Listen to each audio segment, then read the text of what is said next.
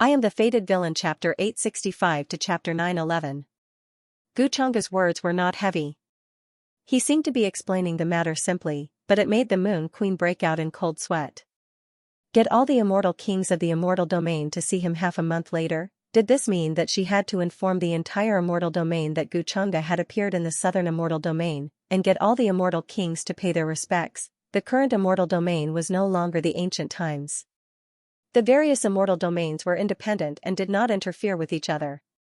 Even when the western immortal domain was invaded and all its territories fell, no one cared about it. Even if she told the other immortal domains that the southern immortal domain had fallen at this time, no one would care. At this moment, she had already predicted that something incredible would happen half a month later. The Moon Queen felt her scalp go numb. However, she still restrained her emotions and replied respectfully, "I'll do my best to spread the news to the current immortal kings of the immortal domain." Guchanga did not say much. He followed her out of this star region and returned to the Moon Prince Manor. Only the Moon Queen lived in the majestic palace. She usually sat here, comprehending the great Tao. Only when she needed to give orders would she inform the servants of the Moon Prince Manor. However, Guchanga's arrival had directly occupied the Moon Prince Manor. No living beings or cultivators were left within 100 million miles. Even the Moon Queen's trusted subordinates were ordered to leave the star region around the Moon Prince Manor. The Moon Queen dared not delay. Then, she wrote down many orders according to Guchanga's instructions. She got her subordinates to send these orders to the other immortal domains. Apart from the Moon Queen, no one in the southern immortal domain knew about Guchanga's arrival. Although her subordinates did not understand the Moon Queen's actions, they still quickly sent these orders over. Guchanga appeared in the Moon Prince Manor, but he did not ask for anything. It was as if he was really waiting for something. However, the Moon Queen was in a dilemma. She was not at peace every day. She could not figure out Guchanga's intentions. She was extremely worried.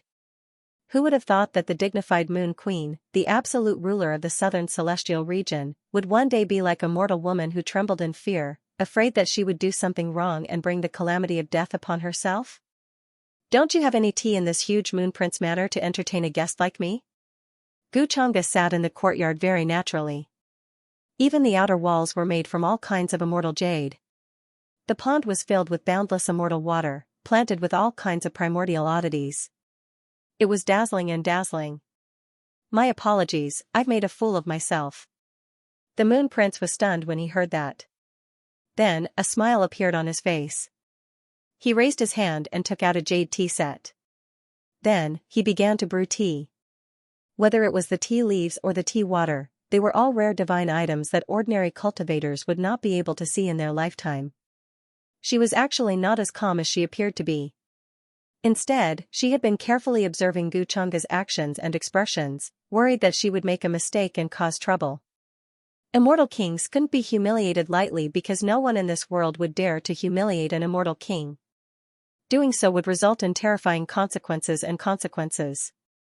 However, in front of this person, celestial kings were no different from ordinary people. "The tea is a little hot." After receiving the tea from the Moon Prince, Guchanga blew on it gently and took a sip. However, his brows furrowed slightly. After that, he said slowly, "I never thought that as an immortal king, you can't even brew a cup of tea properly." When the Moon Prince heard that, her hand that was about to continue pouring tea for him suddenly stopped. Then, her heart tightened, and some nervousness appeared on her flawless face. She had cultivated for tens of millions of years. Including the years before she became an immortal king, it was even longer. She had long forgotten how to brew tea. Moreover, it had always been others who brewed tea for her. She had never thought that there would be a day when she would personally brew tea for someone else. "I've made a fool of myself, my lord." A layer of sweat appeared on the Moon Prince's fair forehead. She tried her best to keep her voice calm and not trembling. "I'll do it myself." Guchanga did not say much about the Moon Prince. He had only said that casually. Then, he took the tea set from the Moon Prince, who was in a daze, and started brewing tea on his own. He appeared very casual and natural, as if he did not treat himself as an outsider at all. On the other hand, the Moon Prince was more like a transparent person who did not know what to do in front of him. The Moon Prince was almost stunned by the scene before her eyes. From what she knew, Guchanga was the main culprit behind the Forbidden Era. He had caused the once incomparably glorious and prosperous immortal palace to be destroyed. He was the greatest terror of all living beings in this world. A while ago, he had appeared in the Western immortal realm and even killed 4 foreign immortal kings, devouring them completely as nourishment. In his eyes, all living beings in this world, even immortal kings who already stood at the peak of the immortal Tao, were merely nourishment. However, such a terrifying existence was actually leisurely brewing tea in front of her today. If the Moon Prince did not know Guchanga's true identity, she would probably think that the scene before her eyes was rather tranquil and natural, transcendent, and even a little beautiful. However, it only made her feel colder, and the fear in her heart thickened. It was precisely this kind of indifference that was true indifference and carefreeness towards all living beings in the world. He directly treated an immortal king before him as an ant. What happened? Why did the Moon Prince give the order that no one is to approach the Moon Prince Manor? The star region around it has been cleared. At this moment, the star region at the border of the southern immortal realm rumbled and trembled. Troops after troops rushed over from afar, riding on immortal light and clouds. They were the Moon Prince City's personal guards. They rode immortal beasts, had powerful auras, and wore immortal armor. Every single one of them had shocking strength. They wielded heavenly blades, battle spears, and other immortal weapons. Now that they had received the Moon Prince's orders, they were hurrying to the other immortal realms to deliver the orders. Since it's the Moon Prince's orders, we'll just do as you say. Why ask so many questions? Among the immortal guards, a very handsome man spoke. His expression was cold, as if he did not have much emotion. He wore silver immortal armor, surrounded by immortal chi. He was like a legendary immortal general. Hearing this, the immortal guards' expressions changed slightly. Clearly, they were very fearful of this handsome man. His name was Bai Chuan, and he was the commander of the Moon Prince's personal guards. He was already half a step into the immortal king realm, and could be called a pseudo-immortal king.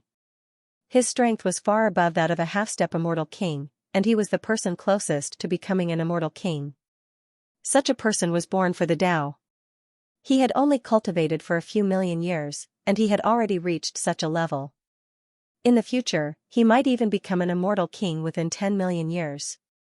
In the current immortal realm, he was an extremely terrifying figure. He was even faster than the cultivation records of many veteran immortal kings. Immortal kings from the other immortal realms had once tried to recruit Bai Chuan, offering him many benefits. However, they were all heartlessly rejected by him. He chose to continue staying in the southern immortal realm and be the Moon Prince's personal guard. It could be said that Bai Chuan contributed greatly to the Moon Prince Manor's current position as the #1 faction in the southern immortal realm. Of course, Bai Chuan had once said that this was to repay the Moon Prince's kindness in teaching him. He did not want to let her down. However, only he knew whether it was true or not. The group of immortal guards were still rather fearful of Bai Chuan. Normally, he had accumulated his might for a long time, and his temperament was extremely cold. It could be said that very few people could deal with him. If I hear you talking about the Moon Prince behind his back again, don't blame me for following the rules. Bai Chuan glanced at the group of immortal guards coldly, urging them to continue on their way and not stop. Time was of the essence. He actually knew the Moon King quite well. No matter what, the two of them had known each other for millions of years. From a certain perspective, the Moon King was more like his master. That was why Bai Chuan knew that the Moon Prince's order this time was to forbid anyone from approaching the Moon Prince Manor. The area within a circumference of 100 million kilometers had been sealed off. It was very sudden, and no one had been notified beforehand. However, the urgency of the situation did not allow her to say anything more.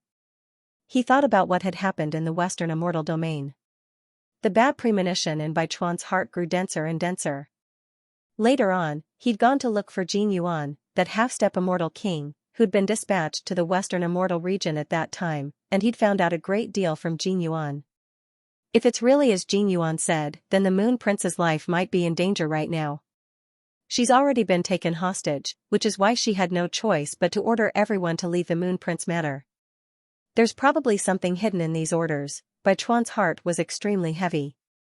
As a quasi-immortal king, he was naturally not an idiot. He could already deduce from the many minute details. Currently, there might be a terrifying existence by the Moon Prince's side that threatened her life. Otherwise, with her personality, she wouldn't have suddenly made such a decision at a time like this. Huff, although it's an order, the Moon Prince might be asking for help. Bai Chuan did not dare to stay for long. He was worried that he'd miss the best opportunity to rescue the Moon Prince. Although he'd once said that he was staying by the Moon Prince's side to repay her kindness in guiding him, he knew that the Moon Prince understood his intentions. However, he knew in his heart that the Moon Prince had definitely understood his intentions long ago. It was just that the two of them had yet to reveal the truth. The Moon Prince is in danger this time. Perhaps it's the key to getting closer to her, Bai Chuan thought to himself. Bai Chuan thought to himself. He looked at the ancient altar in the distance. Through the ancient altar, he could reach the border of the central celestial domain. He only needed to pass through the boundary space and chaotic windstorms to reach the central celestial domain. He was a quasi-immortal king. Even the ancestors of the immortal king clans in the central celestial domain would treat him with respect. No one dared to stop him outside the heaven's gate of the central celestial domain. The central celestial domain was extremely far away. It was originally at the center of the original central celestial domain, but after it was split apart, the various supreme immortal kings worked together to push it to the depths of the distant universe. It was very far away from the other celestial domains.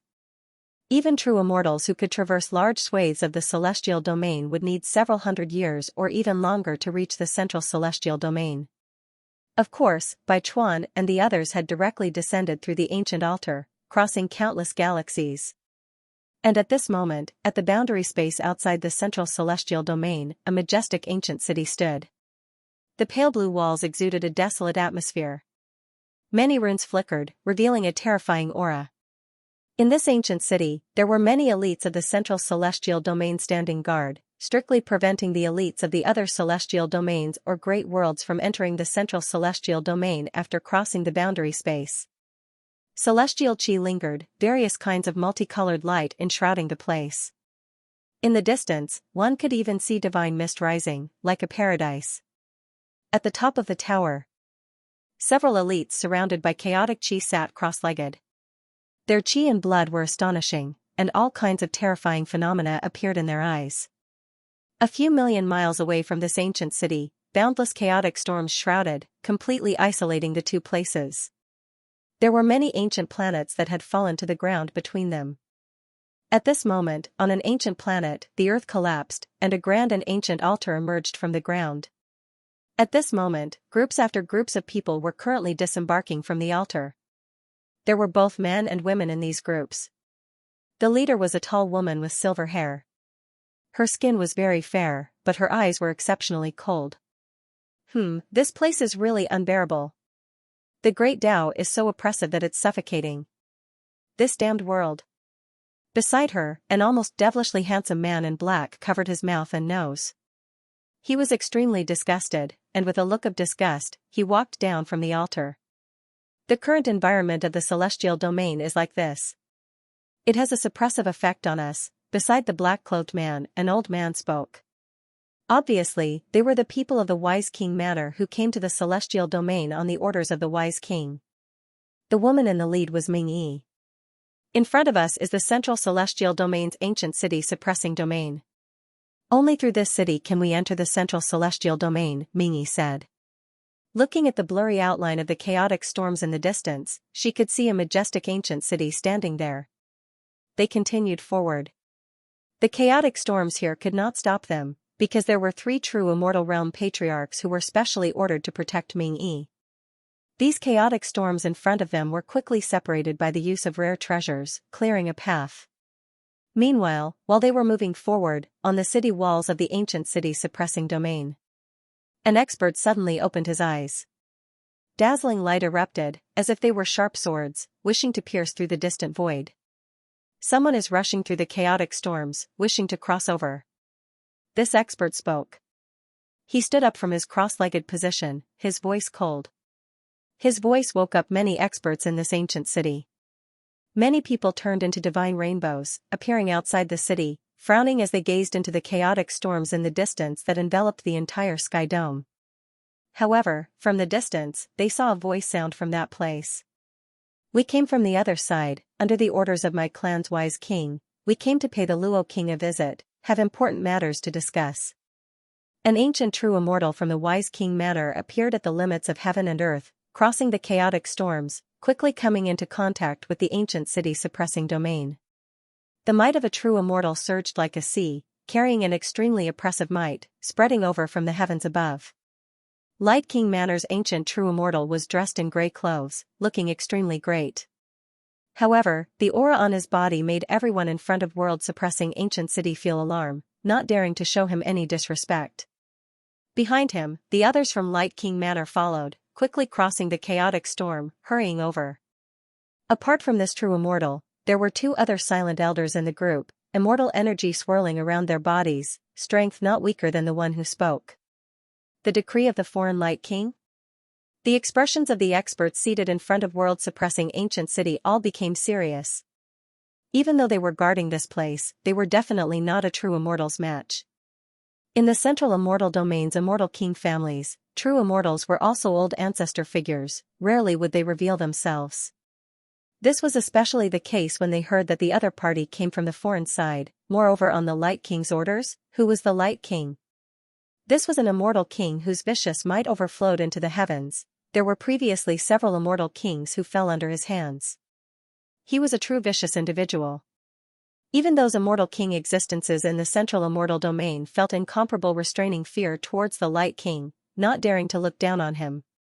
Originally, they wanted to stop these people, but when they heard these words, they didn't dare show any disrespect. They got up, arriving in front of world-suppressing ancient city, welcoming them. "This is my clan's Light King old ancestor's decree." The true immortal in the lead didn't want to waste time here, directly producing that decree. Boundless immortal king might pervaded the air, making the expressions of these experts before them all change greatly, their souls trembling, their skin feeling like it was going to explode. "We will send news to Luo King Manor right now." An expert's expression was serious, ordering for world-suppressing ancient cities' gates to be opened, allowing everyone in, at the same time sending news to Luo King Manor. Even though there were endless conflicts between the foreign side and immortal domain, wars breaking out since the ancient times, in the current era, immortal domain didn't even have enough strength to protect themselves. How could they have the strength to fight against the foreign side? That was why when encountering this type of situation, immortal domain's side would always back off if they could, not choosing to face the foreign side head-on. Moreover, the foreign side was different from immortal domain, not experiencing the Forbidden Great Era's battle. Their peak strength definitely not something the current immortal domain could compare to. "This matter is extremely important, we must personally meet Luo King. We don't have much time to waste," the Ming Mansion's true immortal said. He did not want to waste time reporting this matter. He directly let the people here lead the way and lead them to Luo Wang Manor's territory 797. Ming Yi and the others followed these experts into the ancient city of suppressing world. They had truly stepped into the territory of the central immortal domain. The environment here was indeed different from the outside world. Even when dealing with foreign creatures, there wasn't much pressure. They guessed that this was because there were several immortal kings overseeing the central celestial domain, suppressing the heaven and earth here. "I'll have to trouble all of you to bring us to the teleportation altar of this city. We can't waste any time on the way. This time, what we are going to inform Luo King of is related to the fate of immortal domain and the foreign realm." Ming Yi was tall and slender, with long silver hair like moonlight, gorgeous and dazzling. She was stunningly beautiful. A rare solemn expression appeared on her cold face as she explained to the experts in front of her. She didn't want to waste time because of the tedious process. Moreover, she did not feel that she had said anything wrong. Even Ming King old ancestor personally moved, hurrying to the Emperor clan, wishing to discuss this matter with the Emperor clan ancestor.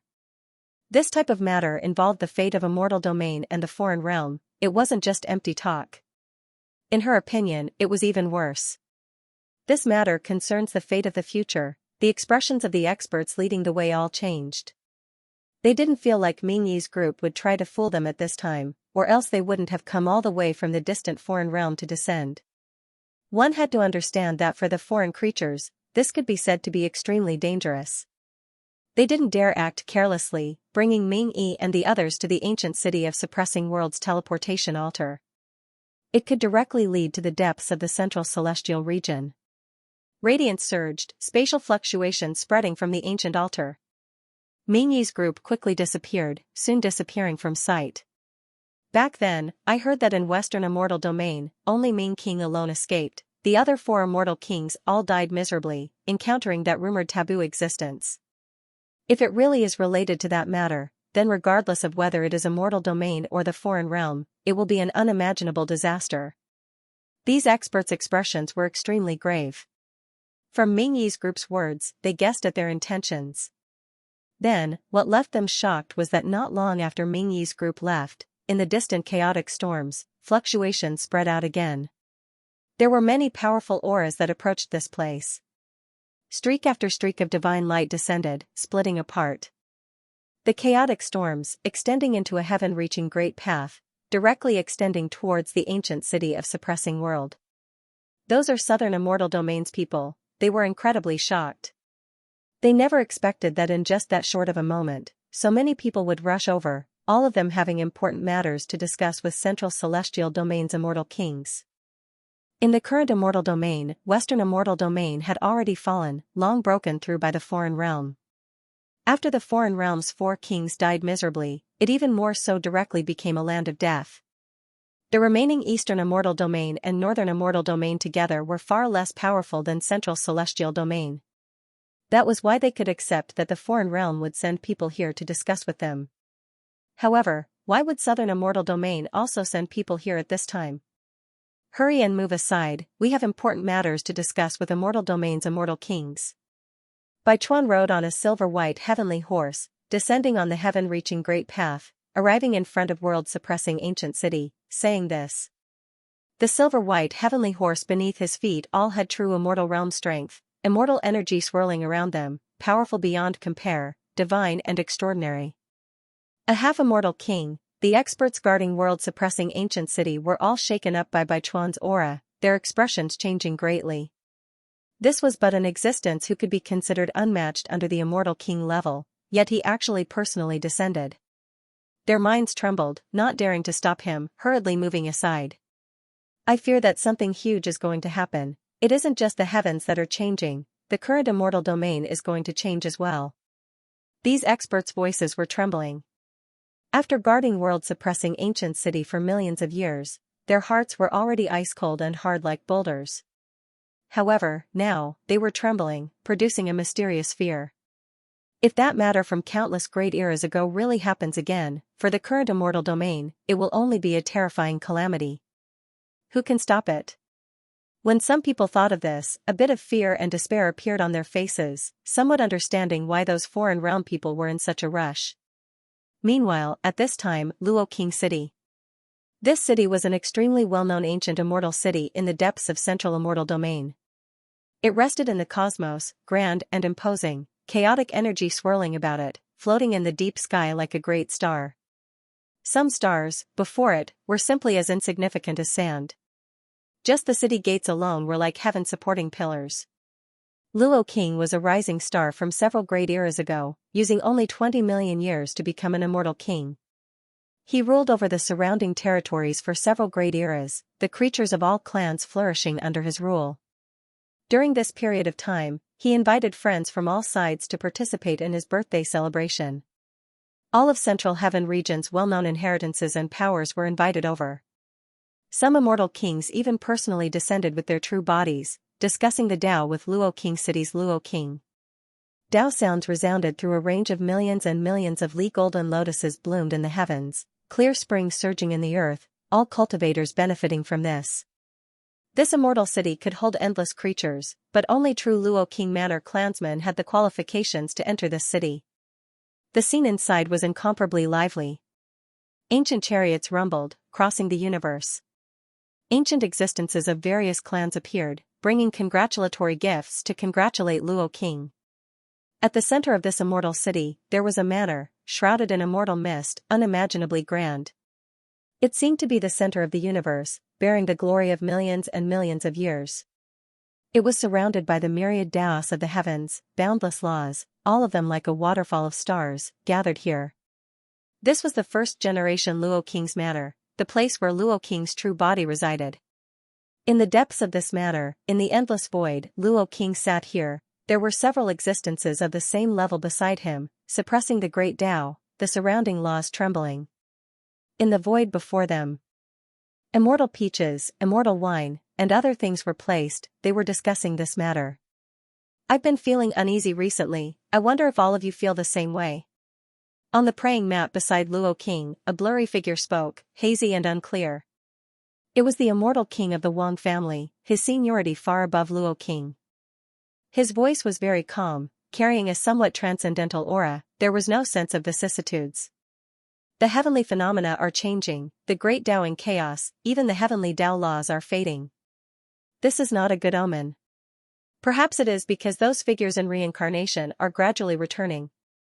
Back then, there was a prophecy that the great tree of Era would reappear, the great Era Tao fruit would mature, the hidden 6 Tao reincarnations would reappear. Another immortal king spoke, looking like a little child, but the great changes in his eyes betrayed him.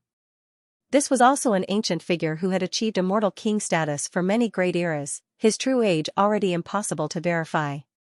A young heavenly talent of my clan suddenly awakened intellect recently, his soul light astonishing. My clan's true immortal tried to investigate, but was almost injured by his soul light. Another immortal king on the praying mat spoke, slowly speaking, recounting another matter that happened in his clan. His words made all of the immortal kings here become silent. Overflowing luck is indeed the sign of a great era. Perhaps for us, it is also a type of opportunity, natural luck, able to advance a step further. In these countless years, there has never been anyone who touched upon a higher cultivation realm. All of them stopped at this step. Those figures who survived from the taboo age have long disappeared without a trace. The path ahead cannot be explored. When they discussed this matter, they were all a bit silent. Although their emotions were different, they were all a bit unwilling, feeling that they were restricted by the world. Otherwise, with their aptitude, they might be able to touch upon a higher cultivation realm. And just as the immortal kings were discussing this matter, outside Luo Wang City, several streaks of divine light descended, tearing through the universe, quickly rushing over. The few people in front of Realm Suppression Ancient City immediately transmitted the news over. Old Master Luo Wang, there is news from Realm Suppression Ancient City. Outside this matter, 2 true immortal level Tao children appeared. They were not young, already achieving true immortal status several great eras ago, Luo Wang's Tao children. They held immortal slips in hand, waiting respectfully at the entrance. Then, Luo Wang waved his hand, receiving this immortal slip. However, after sweeping his gaze over the few words on it, his expression changed, his face that originally would not change, also showing a look of shock and bewilderment. Tao friend, what's wrong? The other immortal kings here were all shocked by Luo Wang's expression. They didn't know what he saw to make his face reveal this type of expression. They were kings who stood at the very peak of immortal domain. Was there anything in this world that could make them reveal this type of expression? Take a look yourselves. Luo Wang's expression changed indeterminately, the depths of his eyes carrying a bit of alarm that even he himself didn't notice. While speaking, he handed this immortal slip to the other immortal kings. What? The expressions of these people who were originally still rather calm and indifferent, after sweeping through the few words on this immortal slip, all of their expressions changed. Some of them even directly stood up with a whoosh, feeling a bit of disbelief. How is this possible? That immortal king who looked like a child even more so muttered, the pupils on his face that was shrouded in primal chaos mist contracted. Didn't Tao friend make a divination last time, saying that within a few hundred years, he wouldn't appear in immortal domain again? The essence of the 4 foreign immortal kings is enough for him to calm down for a period of time. Even though this immortal king was forcing himself to calm down, he still couldn't hide the slight trembling in his voice.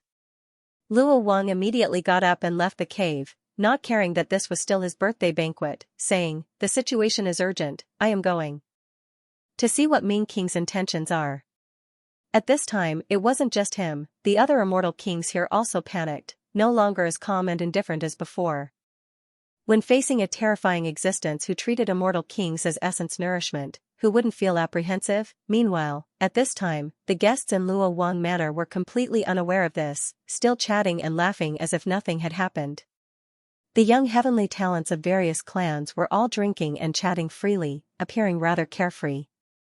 A while ago, Wushang Great One slaughtered all enemies on the boundless battlefield until their expressions changed in fear, displaying the might of my immortal domain. Let me offer a toast to Wushang Great One. Within the vast purple bamboo forest, mist drifted about. A beautiful and moving woman had a faint smile on her face as she raised her cup towards the young man in front of her. He was dressed in white clothes, his appearance handsome, figure tall and straight, eyes carrying a faint golden color, possessing a type of transcendent temperament. When he smiled, he gave off a sense of gentleness, and a mortal chi swirled around him. Everyone, you flatter me. I have to thank Brother Luo Xian for that battle. If not for his assistance, it would have been very difficult for me to kill that person. He had a modest smile on his face as he waved his hand slightly. The figure beside him was slightly taller and sturdier, with a dignified appearance. Faint golden light suffused his body, and even his hair flowed with golden radiance like that of a deity, flowing with golden radiance. It was Luo Wang Manor's leading figure of this generation, Luo Xian, who was expected to become an immortal king in the future. Brother Wang, you flatter me. This time, on the boundless battlefield, it was all thanks to Miss Zijin. If not for her delaying that person who had fallen into the Tao, I'm afraid we wouldn't have been able to deal with the enemy so easily. Hearing this, Luo Xian retracted his gaze, a smile on his face. He had been looking at the woman in white who was drinking alone at a white jade table not far away. This woman in white had an otherworldly charm, bright eyes, white teeth, and jade-like skin. She was extremely beautiful, her appearance making even the heavens jealous. All the immortal Tao forces in the central celestial domain were invited to Luo Wang Manor's birthday banquet. Several immortal kings personally came to congratulate them.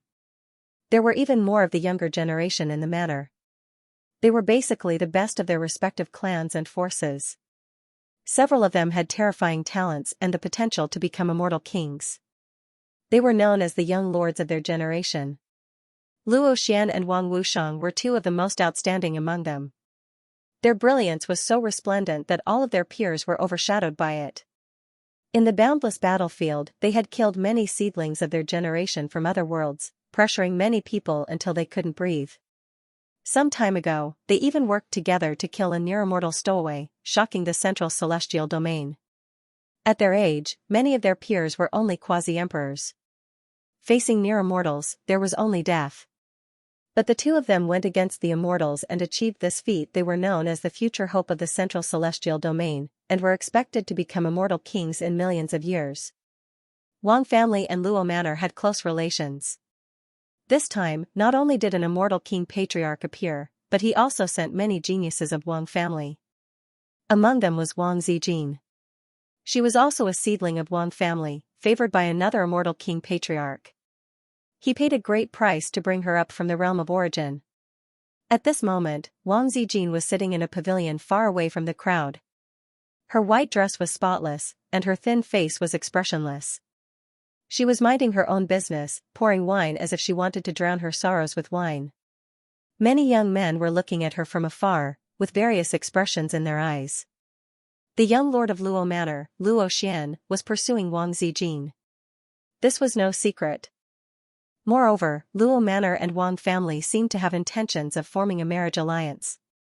They wanted Luo Xian and Wang Zijin to become Tao companions. However, Wang Zijin was very resistant to this. The other immortal king patriarch of Wang family also listened to her and hadn't decided on this matter yet. There were various rumors in the central celestial domain that Wang Zijin was the reincarnation of a peerless female immortal from the ancient era. She was going to be reborn in this life and rebuild her immortal king foundation. She was destined to be a female immortal king in the future. Back in the boundless battlefield, she'd single-handedly delayed the cultivator who'd fallen into darkness, allowing Luo Xian and Wang Wushang to join forces and kill that near-immortal existence.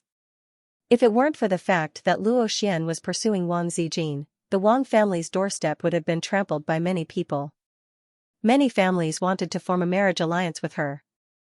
Miss Zijin, if you really want to go to the Western Immortal Domain, I can accompany you. Even if I have to go through fire and water, even if there is a mountain of blades and a sea of flames ahead, I will not hesitate. At this moment, under everyone's gaze, Luo Xian stood up, raised his wine glass, and walked towards Wang Zijin. There was a soft smile on his face. Originally, his figure was rather tall, and his face was cold and upright. His eyes were deep, and he had an awe-inspiring majesty. But now, he revealed such an expression, which made many of the heaven's favorites click their tongues. Many of the heaven's favorites were even more envious. Since ancient times, even heroes have a weakness for beauties. On Luo Xian's side, his expression was even more profound. Even though he was dazzling, looking down on the younger generation of the Middle Immortal Domain, making others tremble in fear in the boundless battlefield, he would still show gentleness to a certain woman, being very patient and gentle. Of course, what he said was even more shocking. Many heaven's favorites, including Wang Wushang, revealed a shocked expression. The Western Immortal Domain was now a land of death. Even true immortals weren't willing to set foot there, fearing that they would encounter a disaster there, a bloodbath. Yet Luo Xian was willing to accompany Wang Zijin there, disregarding his own life and death?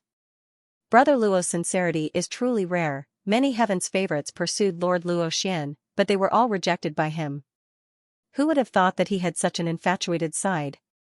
Many young creatures who were enshrouded in divine splendor spoke, sighing in amazement. Wang Wushang was dressed in white, his features elegant and handsome. At this moment, he also smiled. Brother Luo's sincerity, I believe that no one in this world can compare to him. Although he was the young lord of this generation of the Wang clan, if he wanted to lead the Wang clan in the future, he still needed the approval of the other patriarchs. It wasn't that easy. If he facilitated the marriage between Luo Xian and Wang Zijin, then with Luo Xian's help, his words in the clan would be more powerful. The possibility of him leading the Wang clan in the future would also be much higher. Therefore, Wang Wushang naturally wanted to see Luo Xian and Wang Zijin get closer. However, Wang Zijin, who was minding his own business, frowned when he heard Luo Xian's words. He also put down the wine cup in his hand. Luo Xian, I already said that I don't like you. I also don't have any feelings for you. What exactly do you like about me? I'll change, okay? Don't always fly around in front of me like a fly. Don't you know that pretending to be elegant is very greasy? She was frustrated that she couldn't return to the world of origin when she suddenly saw Luo Xian following her like a shadow. He was simply like a maggot in her bones that she couldn't shake off. The anger in Wang Zijin's heart immediately surged. He didn't care that the other party was the host of the Luo residence and the young lord of this generation of the immortal region. He directly frowned and scolded him. Before this, Luo Xian suddenly fell in love with her for some unknown reason. Moreover, he proposed the marriage alliance with the Wang clan. He even wanted Luo Wang to personally propose marriage to the Wang clan. If not for Wang Zijin continuously begging the patriarch of the Wang clan to refuse, she would probably have become Luo Xian's fiancée by now. Although Wang Zijin was sometimes careless and seemed to speak without thinking, she was very careful. She also had many thoughts in her mind. In addition, she was born as a saint and as a transmigrator, she was proud and arrogant. She was actually not interested in these descendants of the immortal region who boasted that they were superior. Moreover, in her opinion, these natives were all the same. For example, Luo Xian, as the young lord of the Luo residence, had the potential to become an immortal king in the future. It sounded very scary, but in Wang Zijin's eyes, he was just a side character. Perhaps one day, he would be stepped on by a guy with a protagonist's halo and trampled on at will. On the contrary, this cheap cousin of hers was a little more complicated in her opinion. He seemed to be easygoing and elegant, but in fact, he was ruthless and not as gentle as he appeared on the surface. This was a little similar to Xianxia, whom she met in the upper realm. However, in Wang Zijin's opinion, Wang Wushang was still far inferior to Xianxia. He was far from being as ruthless, cold, and meticulous as him. This was because Wang Wushang's little tricks could only fool some idiots. In front of a truly smart person, he would be exposed sooner or later. For example, the immortal king patriarch of the Wang clan had seen many of Wang Wushang's actions, but he didn't point it out. She could even see through Wang Zijin, let alone others. Miss Zijin, Luo Xian was only stunned by Wang Zijin's scolding, but his expression was not angry. Instead, he showed a somewhat bitter smile, and said, "Why do you always say that about me? Is there something wrong with what I did? If Miss Zijin hates me in any way, I will definitely change." He had long been used to Wang Zijin's harsh words. In fact, in his opinion, this was very novel, because basically all the favored girls of the middle realm would show a gentle expression when facing him. Even if he had an ordinary relationship with her, she would still smile and act like a virtuous lady. On the contrary, after meeting Wang Zijin, he suddenly realized that there was such a beautiful and refined woman in this world who did not fear him because of his talent and power. Instead, she directly scolded him when she was unhappy with him, and her tone was not at all merciful. Such a strange woman was rare, and even Luo Xian couldn't help but be moved. He originally thought that in this life, he lived for cultivation, and would not be affected by emotions. But everything changed after meeting Wang Zijin. Even when she was scolding him, her appearance was extremely cute. "You really don't have the slightest bit of self-awareness." Wang Zijin's voice was slightly cold. She really couldn't do anything to this Luo Xian. No matter how fiercely she scolded him, he looked like he was enjoying it. Sometimes, even she felt that this was inconceivable. It was like the Mary Sue story she was familiar with in her previous life. Could it be that this Luo Xian had some kind of masochistic tendency and wanted to be scolded like this? The people here had long been used to this scene. They knew that Wang Zijin had always been cold and arrogant, and treated everyone like this. She would not have anything good to say. Even her cousin Wang Wushang had been scolded by her for being a hypocrite. Brother Luo is not only handsome, but also talented. He is destined to be an immortal king in the future. Cousin Zijin, why do you have to do this? Brother Luo is infatuated with you. Is your heart made of stone? Wang Wushang shook his head slightly and walked over. He was still holding a wine cup, but the other hand was placed on Luo Xian's shoulder, indicating that the two of them were very close. Wang Zijin did not have a good impression of Wang Wushang. Hearing this, she said indifferently, "Since cousin Wushang has such a good impression of Luo Xian, why don't you marry him? In the big immortal realm, there are all kinds of strange things. It's not like there are no methods to change one's gender. If it really doesn't work, you can ask an immortal king ancestor for help." When she said this, the smile on Wang Wushang's face froze. His hand moved away from Luo Xian's shoulder as if he had been electrocuted. What? All the geniuses here, including Luo Xian, were shocked. Many of them widened their eyes, unable to believe their ears. Luo Xian's expression was a little awkward, and then he took a step to the side, as if he was really afraid of being misunderstood. "Miss Zijin." He was about to explain. Wang Zijin waved her hand coldly and said, "Cousin Wushang is very concerned about you, Luo Xian. Usually, he says good things about you in front of me. You can consider him.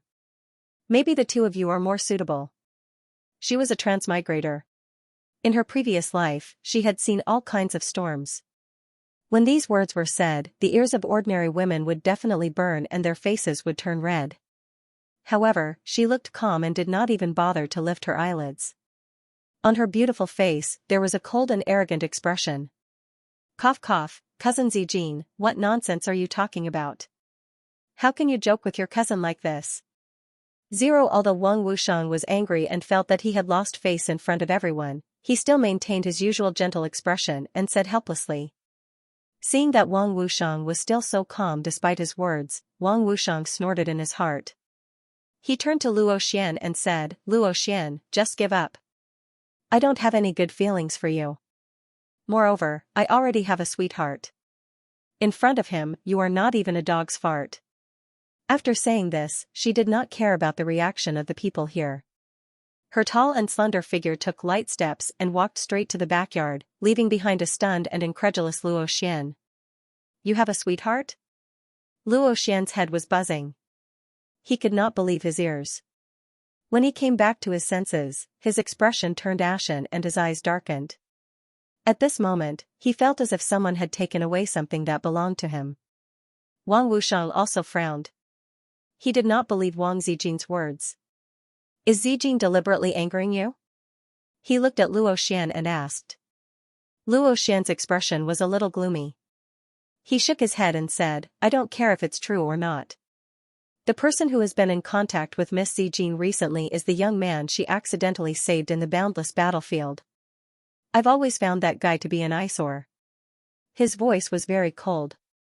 However, while the group of geniuses here was shocked by Wang Zijing's words, a shocking aura suddenly came from the sky above Luo Wang Manor. The world trembled slightly.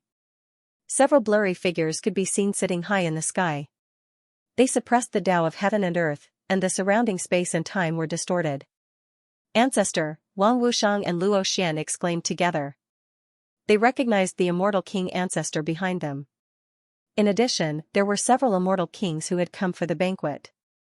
They were very ancient, and their origins could be traced back to hundreds of years ago. All the ancestors have appeared. Did something big happen? Many geniuses here exclaimed. Even the guests in another place were alarmed. The few true immortals were shocked and a little in disbelief. Meanwhile, while everyone was speculating, not knowing what was going on, in the limits of the distant world, there was a mysterious aura that appeared. Then, they could hear the sounds of troops moving through the air, rumbling. There were divine rainbows that tore through the cosmos, descending in this direction. The aura of the foreign side, the expressions of the true immortals here changed, becoming incomparably shocked. They couldn't help but say, why would the foreign side's troops suddenly appear in my immortal domain's territory, no one stopping them along the way? Everyone, including Wang Wushang and Luo Xian, were deeply shocked. They immediately flew out from this bamboo forest, arriving high up in the sky, gazing into the distance. However, there were still some who noticed the seated immortal king ancestors in the depths of the void, immediately reacting. The foreign side's troops might have come for those immortal king ancestors. They shouldn't have come for the sake of starting a war. With immortal kings overseeing this place, no one can act wantonly. Someone said quietly. There are several immortal king old ancestors overseeing this place. Those foreign people definitely didn't come for the sake of starting a war. Moreover, our central immortal domain has remained aloof from worldly affairs for countless years, never asking about the matters between the other side and the other immortal domains, rarely having conflicts with the other side either. Perhaps these foreign creatures came here to discuss matters with the immortal king patriarchs. Inside the purple bamboo forest, mists drifted about. A few strange stones released incomparably rich multicolored light, as if they were flowing. Many cultivators discussed quietly, guessing at the foreign realm's goal. Quite a few figures entered the skies, also gazing into the limits of the cosmos. Heaven and earth rumbled with noise, a mysterious aura spreading from that place, triggering all types of disturbances. Many cultivators found this hard to understand, inwardly becoming vigilant. The current immortal domain was no longer the immortal domain ruled by Immortal Palace. It was split into several pieces, its overall strength far inferior to the foreign realm. Otherwise, they wouldn't have watched as Western immortal domain was occupied by the foreign realm, falling into enemy hands for millions of years. Now, the various immortal domains all carried the intention of protecting themselves, not stirring up trouble, only wishing to stay out of this, not willing to get involved in other matters.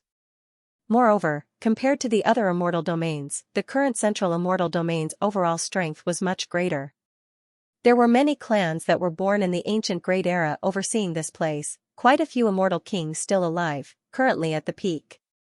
This is the emissary the foreign king sent over, there is no need to worry. Just as all the cultivators and living beings in Luo Wang Manor were worried about the motives of those foreign beings, a voice suddenly rang out. An immortal king in the depths of the void spoke, his voice transmitting over, extremely cold, as if he had never shown any emotions since the ancient times. The other immortal kings all sat there, as if they were sitting above the 9 heavens, coldly gazing into the distant limits of the cosmos, waiting for the foreign king's emissary to arrive. Foreign king? When they heard this, everyone in the purple bamboo forest was shocked. Quite a few ancient true immortals' expressions changed, all of them hearing this immortal king's vicious reputation. There were previously several immortal kings that fell under his hands. This proved that this king was different from normal immortal kings. His strength might not be the most powerful, but he was the one that left others the most fearful. They were both immortal kings, so it was too difficult to determine victory or defeat between them. It would easily take thousands or even tens of thousands of years before victory or defeat could be determined. It was an extremely long period of time. However, ever since the Ming king became a celestial king, he had killed several celestial kings, and it didn't take too long for him to do so. He had an illustrious reputation, and his battle accomplishments were astonishing. Even if they were also celestial kings, they would still feel apprehension towards him. Why would the otherworldly Light King send an emissary here at this time? Wang Wusheng, Luo Xian, and the rest of the younger generation frowned in shock. However, at this time, they didn't dare to ask any questions. All they could do was follow behind the true immortal patriarch and wait quietly.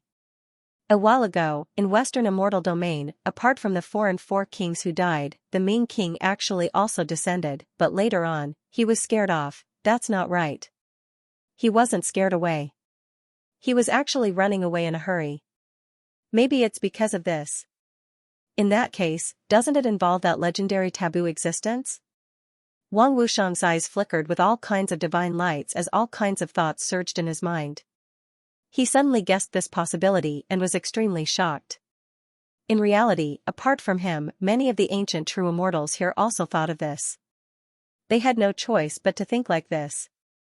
After all, there were some things that were too horrifying, but this was a reality that they had to face. Wang Zijin's figure appeared in the distance from Purple Bamboo Forest, not truly leaving. When the immortal king patriarchs appeared, she looked over in shock. Taboo existence, she muttered these 4 words. The exceptionally intelligent her had long predicted that it was related to this matter. In reality, during this period of time, she had also been using all types of methods to inquire about the realm of origin, in other words, the higher realms, wishing to understand what happened there. However, she only obtained a reply, saying that the higher realms had long entered chaos, the heavenly mysteries in chaos. Not even immortal kings dared to rashly probe. Regardless, the realm of origin was the true source of immortal domain. Many ancient figures were about to awaken, some existences from past reincarnations were also about to return. At that time, even immortal kings didn't dare say that they could stay out of this, let alone ordinary cultivators and creatures. That was why immortal kings all kept this a secret, feeling like the waters there really were too deep. Even if they knew that heaven-connecting ancient city appeared in Western Immortal Domain, connected to the higher realms behind it, they still didn't dare take half a step inside. Moreover, the matter that happened in Western Immortal Domain a while ago shook the entire Immortal Domain, many clans trembling in unease. The foreign realm's 4 immortal kings all died there, killed by the taboo existence who walked out from heaven-connecting ancient city, reduced to nourishment. Wang Zijin also obtained news, saying that the taboo existence wasn't in his previous peak state. That was why he needed to descend into Immortal Domain, hunt immortal kings, use them as nourishment to recover his strength. The central Immortal Domain had an immortal king Tsingdao who was skilled in divination and deduction. That taboo existence wouldn't step foot into Immortal Domain for close to 100 years. During this period of time, he would refine those immortal king essences, thus calming down. However, judging from the reactions of Luo Wang and the others today, things might not be that simple. Several great immortal king families people appeared in the sky, and then hurried outside Luo Wang Manor. Under the orders of the immortal king patriarchs behind them, they waited there for the arrival of Ming King's emissary and the others. Meanwhile, right at this time, the expression of Luo Wang who was seated in the void suddenly changed slightly, receiving a sound transmission from his servant. What? Luo Wang's brows furrowed slightly, revealing a hint of confusion. The other immortal kings looked towards him, communicating with their divine wills, asking, what happened now? Apart from the foreign Ming King's troops, southern immortal domains by Chuan also appeared outside world-suppressing ancient city. He seems to be in an even greater rush, as if something extremely great happened. Luo Wang slowly said. Southern immortal domains by Chuan, they naturally knew about him. This was a half-immortal king, someone who had hopes of breaking through that cultivation realm within these several tens of thousands of years. Previously, there were immortal kings who tried to recruit him, but they were all rejected by him. Bai Chuan actually hurried over as well? The expressions of the immortal kings here changed slightly, But their faces were all surrounded by primal chaos mist, so no one could see clearly. They were indeed shocked inwardly, to the extent where they didn't dare believe this. Bai Chuan insisted on staying in southern immortal domain, staying at Moon King's side, serving her. What kind of intentions were these? Could it be that they still didn't understand? If it wasn't because something extremely urgent and important happened, Bai Chuan most likely wouldn't take half a step out of southern immortal domain. It seems like something unexpected also happened in southern immortal domain. Wang family's immortal king old ancestor's expression was incomparably heavy. The distant cosmos rumbled with noise.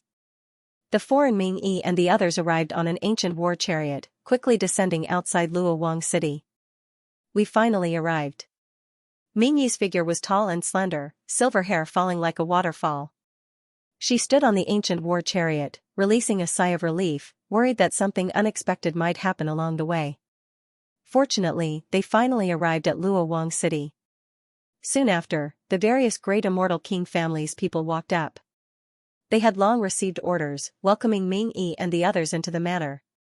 Several immortal king old ancestors sat in the depths of the void, quietly watching this scene.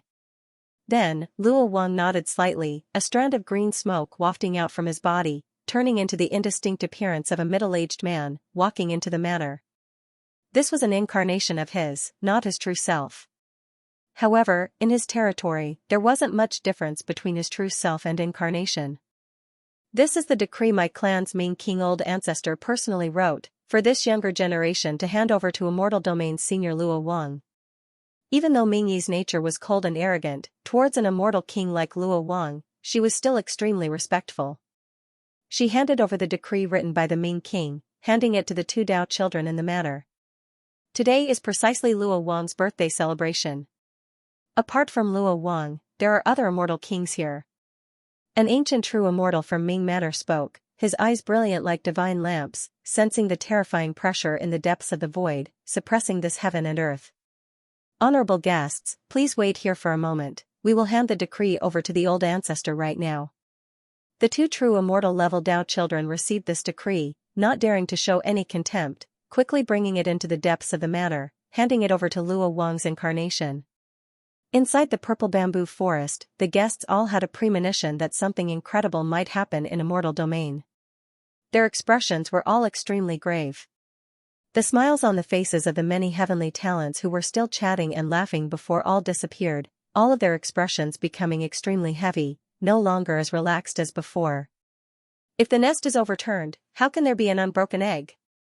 If Immortal Domain encounters another disaster, what should we do? Many people asked themselves this. Meanwhile, right when everyone was waiting for the immortal king old ancestor's words, wishing to know what was going on. In the distant depths of the cosmos, a commotion sounded again. A silver-white heavenly horse hurried over, on top of it a figure dressed in silver battle armor, the surrounding stars all trembling because of his aura. Southern Immortal Domain's half-immortal king Bai Chuan, at this time, he also hurried outside Luowang city. Compared to the foreign side's people, Bai Chuan's identity could be said to be no small matter, calling him Southern Immortal Domain's number 2 wouldn't be excessive at all. Moreover, he was a true half-immortal king, even immortal kings would treat him with respect. This was an existence who towered at the peak of Immortal Domain. Even half-immortal King Bai Chuan personally came, many creatures who were still hesitating before now widened their eyes, full of disbelief. Wang Wusheng, Luo Xian and the others of the younger generation also suddenly realized that things were definitely not normal. Otherwise, there was no way the foreign side's Ming King, as well as Southern Immortal Domain's Bai Chuan half-immortal king would be alarmed one after another. At this time, the few immortal kings seated in the void couldn't sit still anymore. One of them personally revealed a clone, heading over to welcome Bai Chuan. Bai Chuan's appearance was extremely handsome and young, dressed in silver-white battle armor. His entire body seemed to be shining, making it hard to look at him directly. The heavenly horse beneath his feet was a true immortal-level strange beast, its speed extremely fast. In the blink of an eye, it hurried over from the other side of the cosmos, arriving in the cosmos Luo Wang ruled. It is fine as long as everyone is here. I only came here to pass on the decree. Bai Chuan's arrival shocked all of the creatures in Luo Wang city. This immortal city that contained close to 10 billion people was shaken because of him. His expression was grave and stern, standing outside Luo Wang City, not directly entering. The immortal king who originally came to welcome him also frowned slightly because of Bai Chuan's words. He stood there, seeing that he wanted to say something. However, Bai Chuan did not waste his breath. He shook his robes, and a decree filled with dense immortal king might flew out like a mountain. Then, it unfurled in the starry sky. The words on it were as bright as the sun, incomparably dazzling. Apart from immortal kings, no one could look directly at it. Even true immortals hurriedly shifted their gazes away, afraid that they would be injured by the pressure. The Moon Monarch's aura? This is the Moon Monarch's decree? Asked an immortal king with a frown. He had no idea what this meant. What was Bai Chuan's intention for descending with the Moon Monarch's decree at this time? Half a month later, she wants us to go to the Moon Monarch matter. Another immortal king stared at the decree, disbelief appearing on his face. He said, "This is a decree for all the immortal kings in the immortal region. No, this shouldn't be the Moon Monarch's intention. The Moon Monarch doesn't have the right to make us go to the Moon Monarch matter to pay her a visit." They all had some understanding of each other's strength. No matter how arrogant the Moon Monarch was, it was impossible for her to make all the immortal kings in the immortal region go to the Moon Monarch matter to pay her a visit. Bai Chuan, what's going on? Immediately, an immortal king's expression changed as he shouted at Bai Chuan. A terrifying immortal king aura surged, instantly enveloping the sky. The starry sky within hundreds of millions of kilometers trembled as if it was about to explode. The billions of living beings in Luo Wang City trembled under this fluctuation. They could not help but kneel down in fear. When an immortal king was enraged, the world would change color. Even the stars in the sky would shatter. Bai Chuan's expression was cold. He did not show any fear just because the other party was an immortal king. Instead, he said directly, "This is the decree that the Moon Monarch personally passed down from her manor. I don't know the reason either. Apart from the central immortal region, I still have to go to the eastern and northern immortal regions later. Right now, the area within a radius of 1,000,000 kilometers around the Moon Monarch manor has been completely sealed off. Even I can't set foot there." He spoke concisely. Although he guessed that the Moon Monarch was currently in danger, he did not dare to say too much. He only said this to let the immortal kings here understand that this was definitely not the Moon Monarch's intention. All the living beings and cultivators in Luo Wang City were stunned by Bai Chuan's words. They could not believe it. The Moon Monarch wanted everyone to go to the Moon Monarch manor to pay her a visit within half a month. What kind of fantasy was this? Although the Moon Monarch was also a bona fide immortal king, there was more than one immortal king in the central immortal region now. Moreover, there were many clans that had survived since the Forbidden Era. They were unbelievably powerful and ancient. Although some were reclusive, it should be known that even immortal kings did not dare to provoke them. As expected, at this moment, the Luo Wang who had finished reading the Wisdom Monarch's decree appeared in the depths of the void. He was incomparably tall, practically standing shoulder to shoulder with heaven and earth. His gaze was deep, and his entire body was surrounded by boundless chaotic fog and Genesis chi. He said that forbidden existence has already returned to the immortal region. This decree is not the Moon Monarch's idea. It's his idea. He wants all the immortal kings in the immortal region to pay their respects. The true mountain and sea world has indeed changed.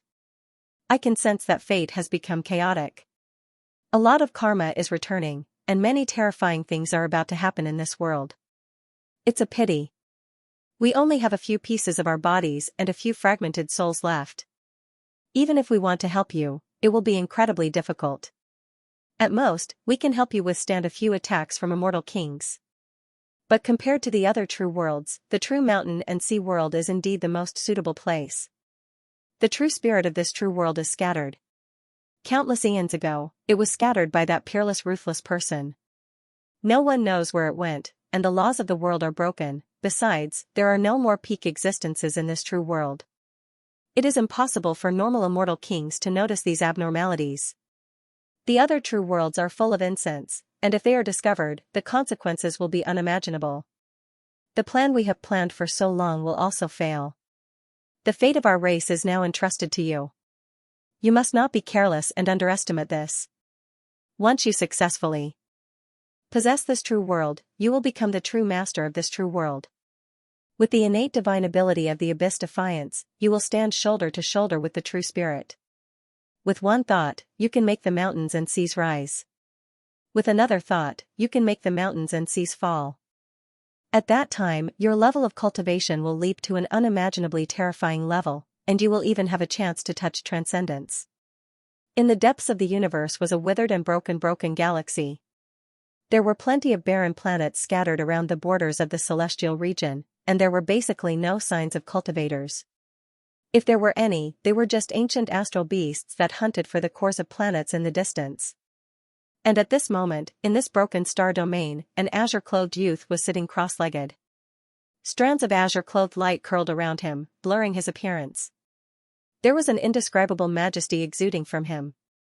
If one were to judge his age, he would be around 15 or 16 years old, but there would occasionally be a hint of age in the depths of his eyes.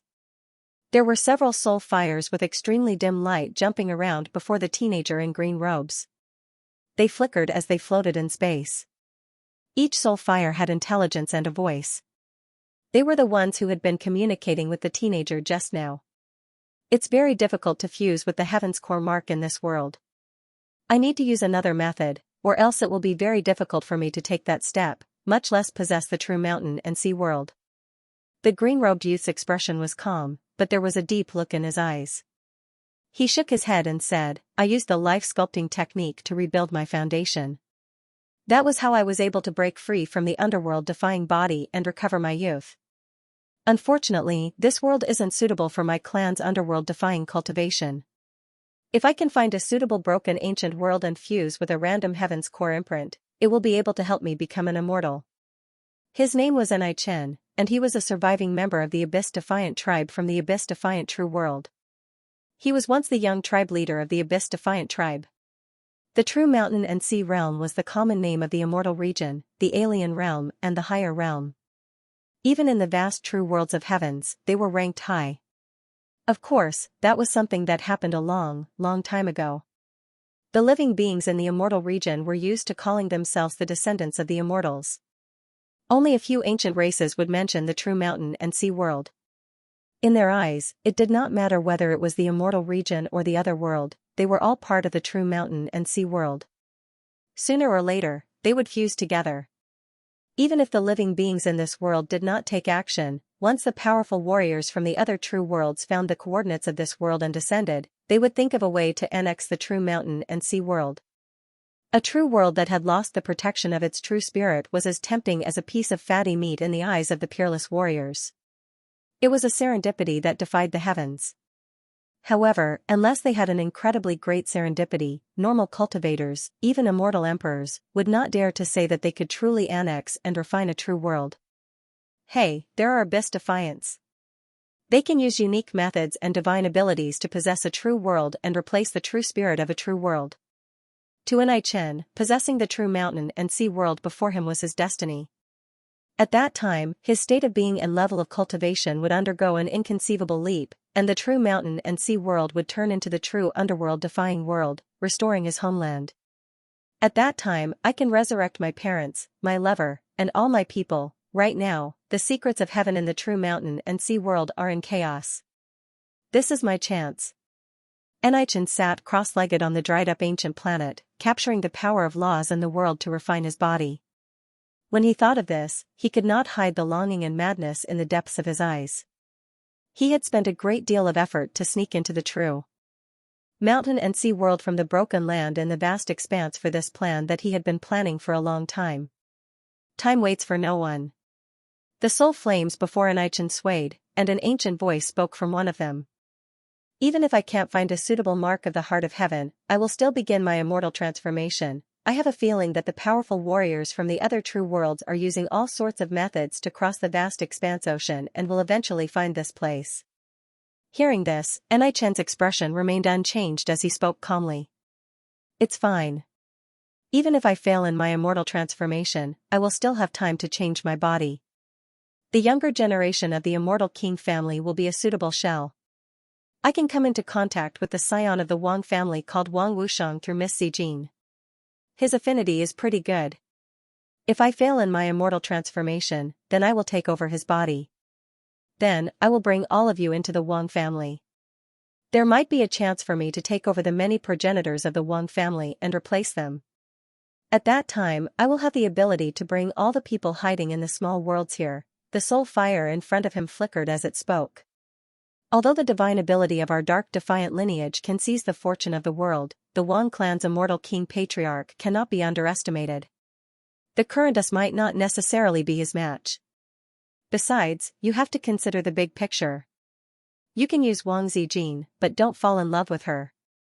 Besides, I can see that she is just someone you met by chance. When Enichen heard this, he fell silent for a moment before he said slowly, I understand. You don't have to worry about it. Next, I will search for a broken ancient world and cross that threshold.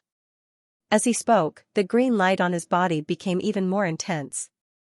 His soul light flashed out from between his eyebrows, and then it suddenly spread out like a vast fog that engulfed the surrounding star domain. Those star beasts with profound cultivation and long lifespans were engulfed the moment they came into contact with this soul fog.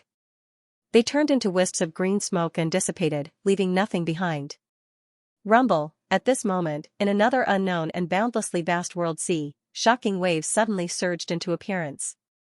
These waves slammed into the layers of ancient worlds in front of them, and they all collapsed and broke apart, turning into fine powder that filled the sky. In this boundless world sea, there was a blurry ship traversing the sea. However, the storm of the great path here was incomparably terrifying. Even the true thunder that struck down had terrifying destructive power. The world was vast, and the fog was heavy. Wisps after wisps of fog lingered everywhere. One could see ancient worlds and great universes rising and falling. And at the place where the sky and earth touched, a layer of blurry mirror appeared.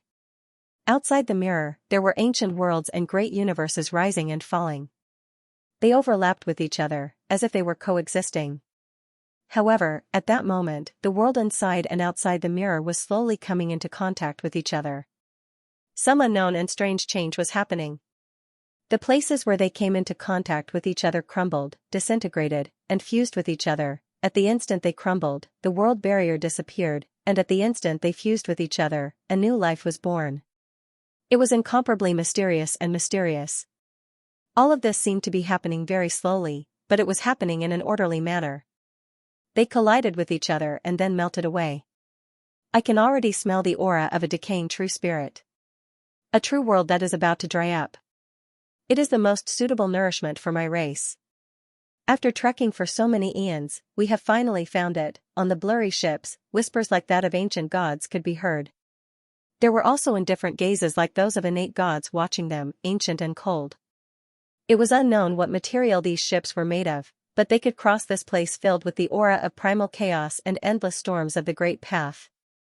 Many of the figures standing on the ships were ancient, as if they had existed before the heavens were created. They did not speak, only looking at the vast expanse in the distance. Guchanga sat cross-legged in a tea pavilion in the Moon Prince mansion in the southern celestial region. He was dressed in white robes and white socks, and there was no dirt on him. His black hair sparkled and shone with a light. His entire person was calm and peaceful, like the gentle breeze and the moon hanging high in the sky. There was a chessboard in front of him.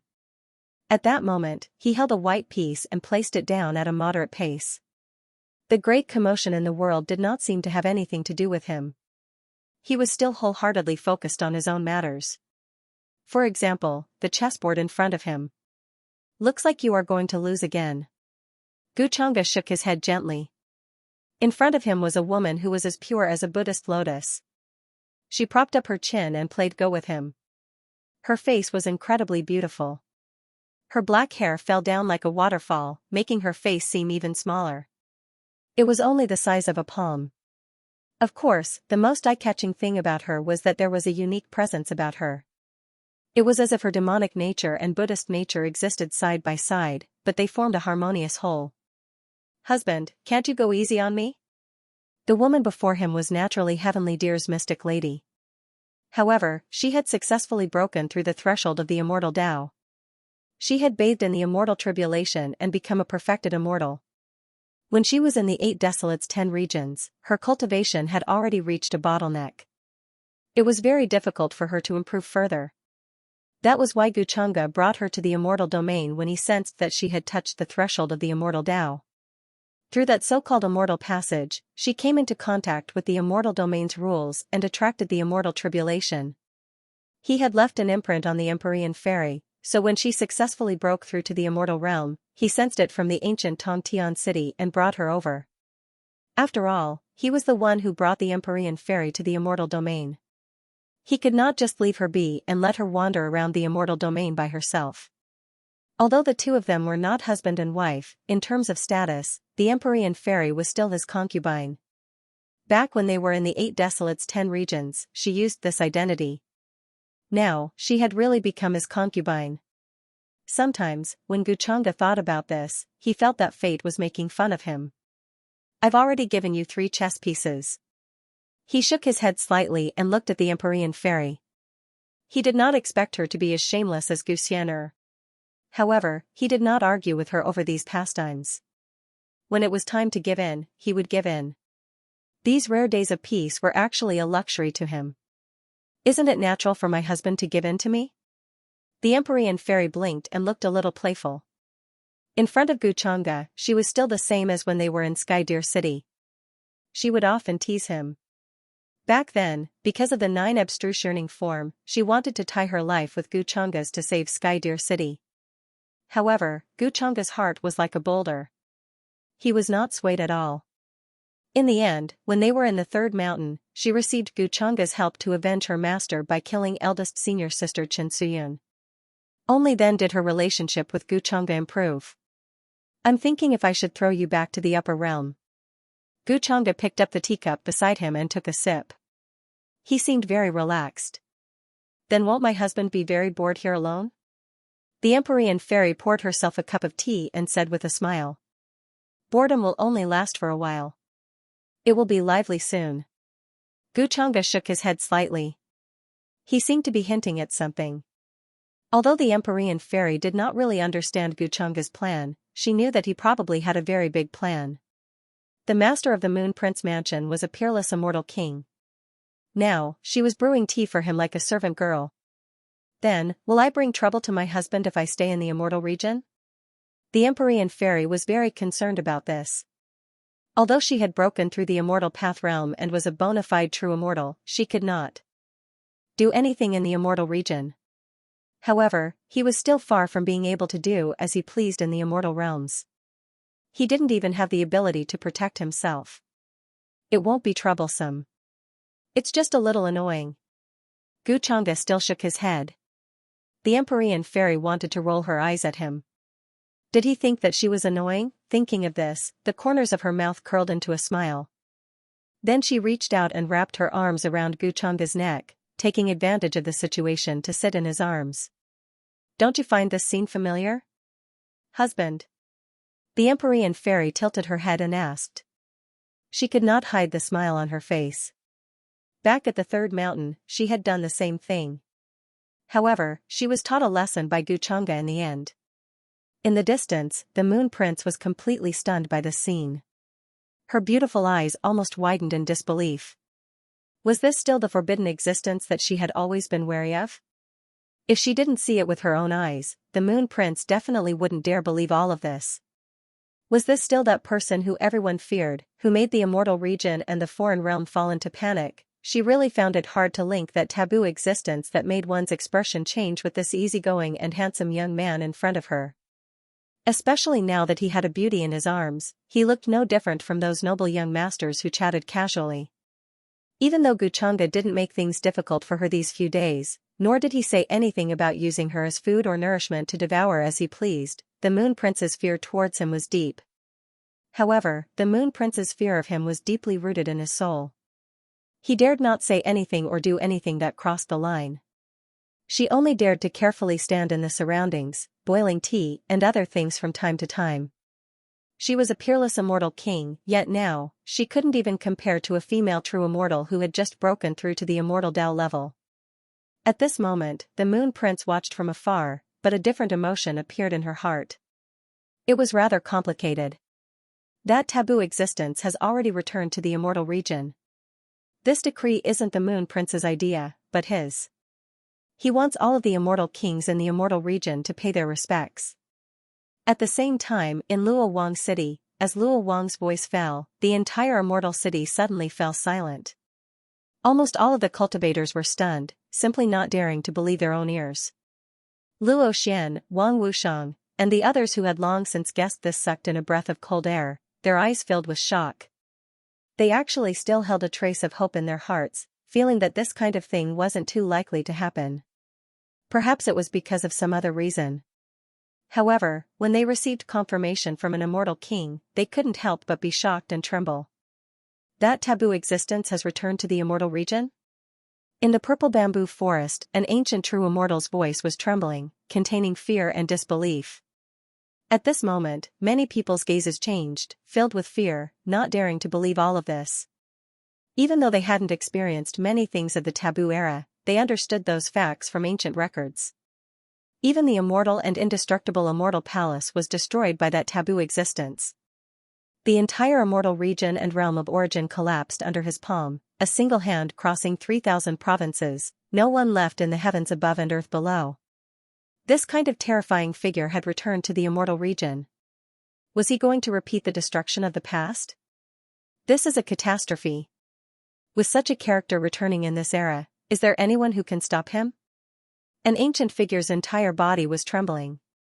His eyes were filled with grief, as if he had already seen the scene of the future. Immortal domain collapsed, smashed into countless fragments, difficult to gather again.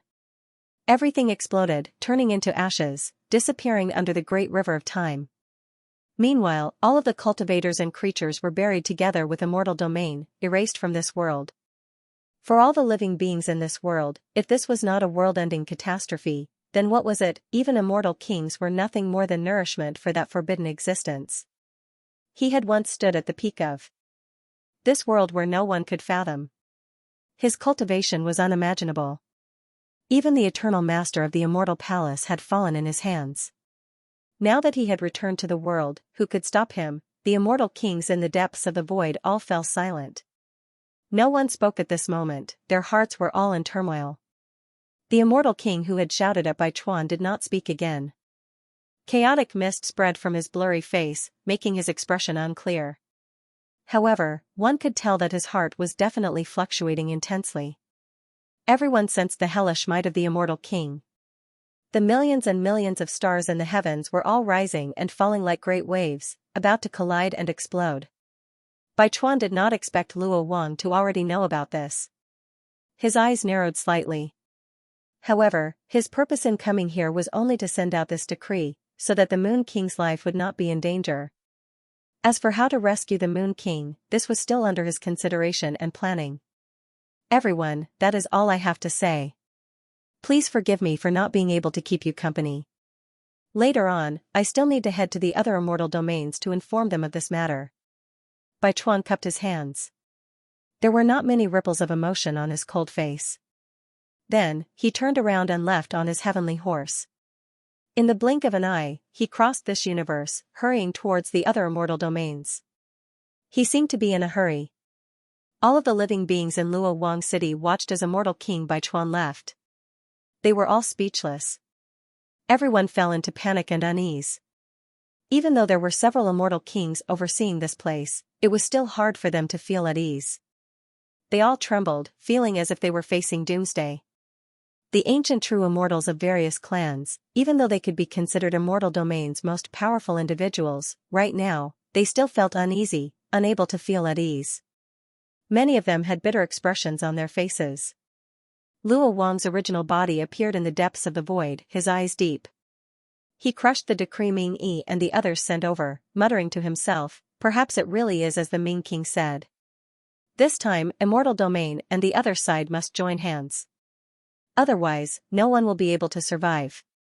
With a wave of his great sleeve, his figure entered the manor. Then, he transmitted sound to inform the other immortal kings of the matters in the decree.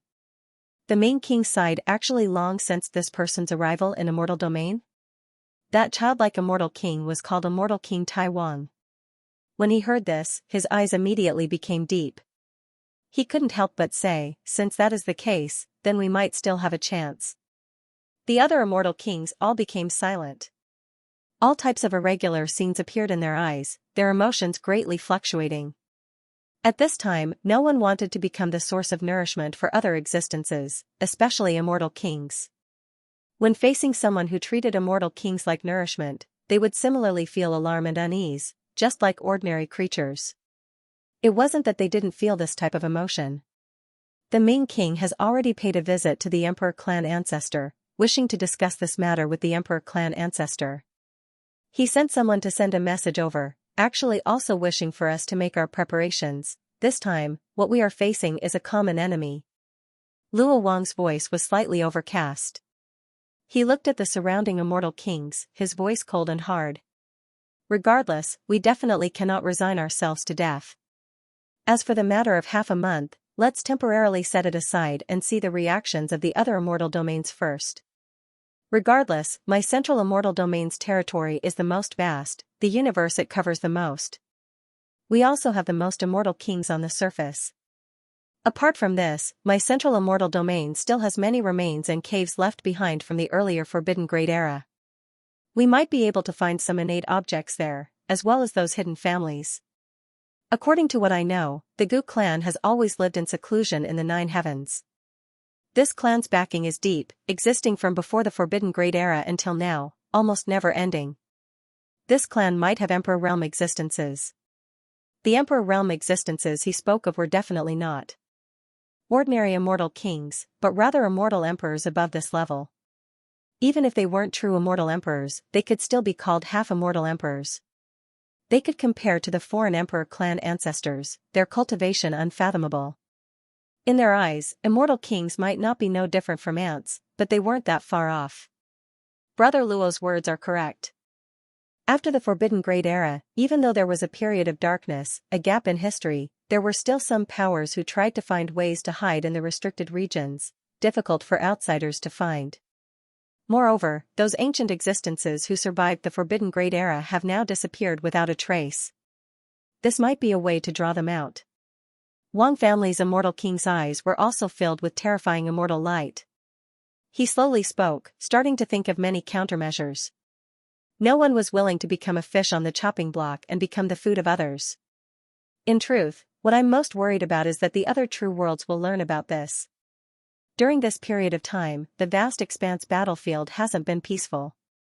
The abyss-defying true world that was once destroyed is showing signs of resurgence and making a comeback. Some time ago, my descendant Luo Xian reported that he met a boy named Chen who seemed to have executed the abyss-defying divine ability of the abyss-defying true world. Luo Wang's gaze was profound, and his tone was calm. At that moment, there was a hint of coldness in his voice. He swept his gaze past Wang family's immortal king progenitor and said, "Brother Wang, I once made a deduction about that boy named Chen, but I only obtained a vague answer. He was saved by your descendant, Wang Zijin, in the vast expanse battlefield. If he is related to the abyss-defying true world, then this karma is definitely related to your Wang family." When he heard this, Wang family's immortal king frowned. He seemed to have learned about this from Wang family's descendant, Wang Wushang. However, he did not pay much attention to it. No matter what, that descendant named Chen was just a young man. As an immortal king, it was impossible for him to be so narrow-minded as to attack a young man. However, Luo Wang's words had alerted him. If the abyss-defying true world was truly involved, then he had to be careful to avoid getting involved in the karma. In ancient times, the abyss-defying true world was a powerful true world that was ranked at the top of the true worlds. It had once seized the title of the strongest true world. Besides, the true mountain and sea world was behind the destruction of the abyss-defying true world. They had more or less obtained the legacy of the abyss-defying true world in order to reach their current level. The abyss-defying true world's abyss-defying true world was very heaven-defying. It was said that the abyss-defying divine ability of the abyss-defying divine ability could reverse reincarnation and reconstruct the netherworld. They could recreate people or things that had manifested in the past. If that's the case, then I'll have Wushang pay more attention to that boy. We can't be certain that the abyss-defying race still has some tricks up their sleeves and are waiting for their return. If that day comes, we will all be dealt with, Wang family's immortal king said slowly. The immortal king of the Wang family said slowly, his tone cold. In the purple bamboo forest, Wang Wushang received the message from the immortal king ancestor of the Wang family. At first, he was astonished, but then his expression turned grave. He glanced at Luo Xian and said, "Brother Luo, I've received the ancestor's message. He wants me to pay attention to that boy named Qin. It seems that there's really something wrong with him. Even the immortal king ancestor has noticed it." Luo Xian's expression was cold. Although the entire immortal region was about to face a terrifying catastrophe, it did not affect his malice toward that boy named Qin. "That's good. I'll have someone find his location." There was no doubt that what happened in Luowang City today had spread throughout the central immortal region at the first instant. It spread rapidly in the universes ruled by the various immortal kings as if it had grown wings. The commotion caused was like a meteorite crashing into the deep sea, stirring up monstrous waves. All the cultivators and living beings were terrified and uneasy. After all, even a quasi-immortal king of the southern immortal region had personally come to pass a message, telling all the immortal kings to visit the Moon Prince Mansion in the southern immortal region half a month later. This type of thing, how could there be any mistakes? Moreover, at this time, the other side even more so sent over an emissary to discuss with Luo Wang and the other immortal kings. It seemed like there was something major happening. In that instant, the entire immortal domain was in an uproar. In the various universes, many immortal king families began to discuss and make decisions. Some ancient restricted regions that had been covered in dust for a long time, never asking about immortal domains matters, also began to release heaven overflowing sounds. In the surrounding millions and millions of starry regions, there was a terrifying pressure that pervaded the air. It was as if some terrifying existence was currently reviving. Nebula scattered, many great stars turning into powder under this type of fluctuation. The current immortal domain, even though it was extremely calm on the surface, was already surging endlessly in secret. Many people felt like a storm was brewing. Under wise King Old Ancestor's orders, we will stay in immortal domain for this period of time.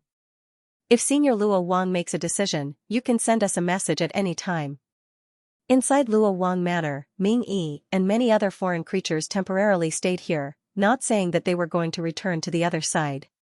During these past few days, they also saw the situation on immortal domain's side. It was more or less the same as when they first received this news. Everyone felt danger, entering a state of panic and unease. It was to the extent where that taboo existence personally gave the order for all immortal kings to pay him a visit half a month later. What was the meaning of this? Was this a trap? Ming Yi and the other foreign creatures, if it was before, when they received this type of news, they would only take joy in others' misfortune. However, now, it was like the fox grieving for the hare. Towards this, they could also feel that terrifying pressure. If the other side's immortal king suddenly received this type of decree, they might also be like immortal domain, entering a state of panic and unease. Regardless of whether it was for the central immortal domain or the other immortal domains, these were definitely days of trembling and unease. Even immortal kings were panicking, discussing countermeasures. Half a month of time wasn't that long, but it wasn't that short either. In the eyes of many immortal Tao creatures, this was just a snap of a finger. Before their hundreds of thousands of years of seclusion, it really was just a blink of an eye. It was different from the central immortal domain that already entered a state of panic and unease, all universes trembling. Right now, the southern immortal domain was exceptionally peaceful. The various clans and inheritances still didn't know about this matter, as if it was the calm before the storm. The Buddhist country located in the depths of the southern immortal domain was even more so filled with boundless Buddhist light. Within the various temples, one could see believers kneeling. Faith force that was as vast as a long silver river surged within the Buddhist country, seemingly endless. It was called a Buddhist country, but in reality, this was a certain damaged ancient cosmos. Only, it was refined by Bodhi King, becoming his Buddhist country. The territory within was vast, all types of great Buddhist sects established in great numbers, it could be said to be cut off from the rest of the world. However, it had already been close to 1,000,000 years since Bodhi King appeared in this world. If not for his Tao still existing in this world, many immortal kings would have wondered if his lifespan had already dried up, unable to make it through celestial decay, already passing away in meditation. Brilliant Buddhist light illuminated the entire sky. This place was filled with a vast aura. The mountains and rivers were majestic, and the sun and moon hung high in the sky. On every life star, there were pagodas and temples. Many monks were cultivating diligently in various places, comprehending Zen techniques and chanting scriptures. This was a country that belonged to Buddhists. The vast power of faith filled every corner. Even some ferocious-looking demonic cultivators were solemn and dignified in this place. Their gazes were gentle, carrying an expression of bemoaning the state of the universe and pitying the fate of mankind. It was as if they had been purified. They were like old monks, silent and profound. Ever since the Bodhi king established the Buddhist country, this place has already become a world that outsiders are unwilling to set foot in. If some true immortals continue to stay here, they might also be contaminated by the Buddhist nature and be purified into the Buddhist country. The Bodhi king might have obtained the inheritance of a Buddhist overlord before the taboo era. He had once fought with a celestial king and won easily, the Moon King explained, leading Guchanga to the universe where the Bodhi king was. She was actually quite wary of the Bodhi king, because she felt that he was very mysterious. She didn't know where his inheritance came from, and the Buddhist techniques he was proficient in were so profound that they could even affect celestial kings. She had once met the Bodhi king, and was affected by his Buddhist techniques. Her mental state was almost shaken. Hence, although the Bodhi king hadn't appeared in the world for a very long time, she was still wary of him. She didn't interfere in the affairs of the Buddhist country, and also very rarely asked about it. 127 inches these years, although the southern celestial realm only had 2 celestial kings on the surface, the other celestial realms didn't come here to compete for fated opportunities. The Bodhi king was even more aloof from worldly affairs. The 6 paths are empty, and the foundation of Buddhism is deep, Guchanga said. He stood at the border of this universe, looking at the scene in the Buddhist country. He planned to see if he could subdue a few suitable celestial king subordinates before the deadline of half a month was up. The Moon King before him was very cautious. As a female celestial king, she didn't have too much competitive spirit. Everything she did was for her own benefit. Although her strength couldn't be considered very strong among celestial kings, she could still order them around. And from her, Guchanga learned that in the Buddhist country, there was another celestial king called the Bodhi king. He established the Buddhist country, isolated from the world. However, after arriving at the outskirts of the Buddha kingdom's territory, Guchanga felt somewhat regretful. He shook his head slightly and said, "The Bodhi king you speak of has long since disappeared from this world. The aura you feel is merely the remnants of his death." The Moon Prince was stunned when he heard that. He found it hard to believe. The Bodhi king had already disappeared. Those immortal kings actually really thought that he was only in the depths of the Buddha nation, comprehending the Buddhist Dharma and not asking about the affairs of the world. Perhaps his true body had already cultivated to an extremely high level. Since Guchanga had already said so, she naturally did not dare to doubt anything. It was just that after the Bodhi king passed away, his Tao still remained in the world, causing many immortal kings to feel that he was still alive and had not dissipated. Perhaps this was the mystery of the Buddhist doctrine. In the end, the Moon Prince could only make such a guess. Although the Tao she cultivated conflicted with the Buddhist Dharma, there were still similarities between them. Guchanga didn't say anything else.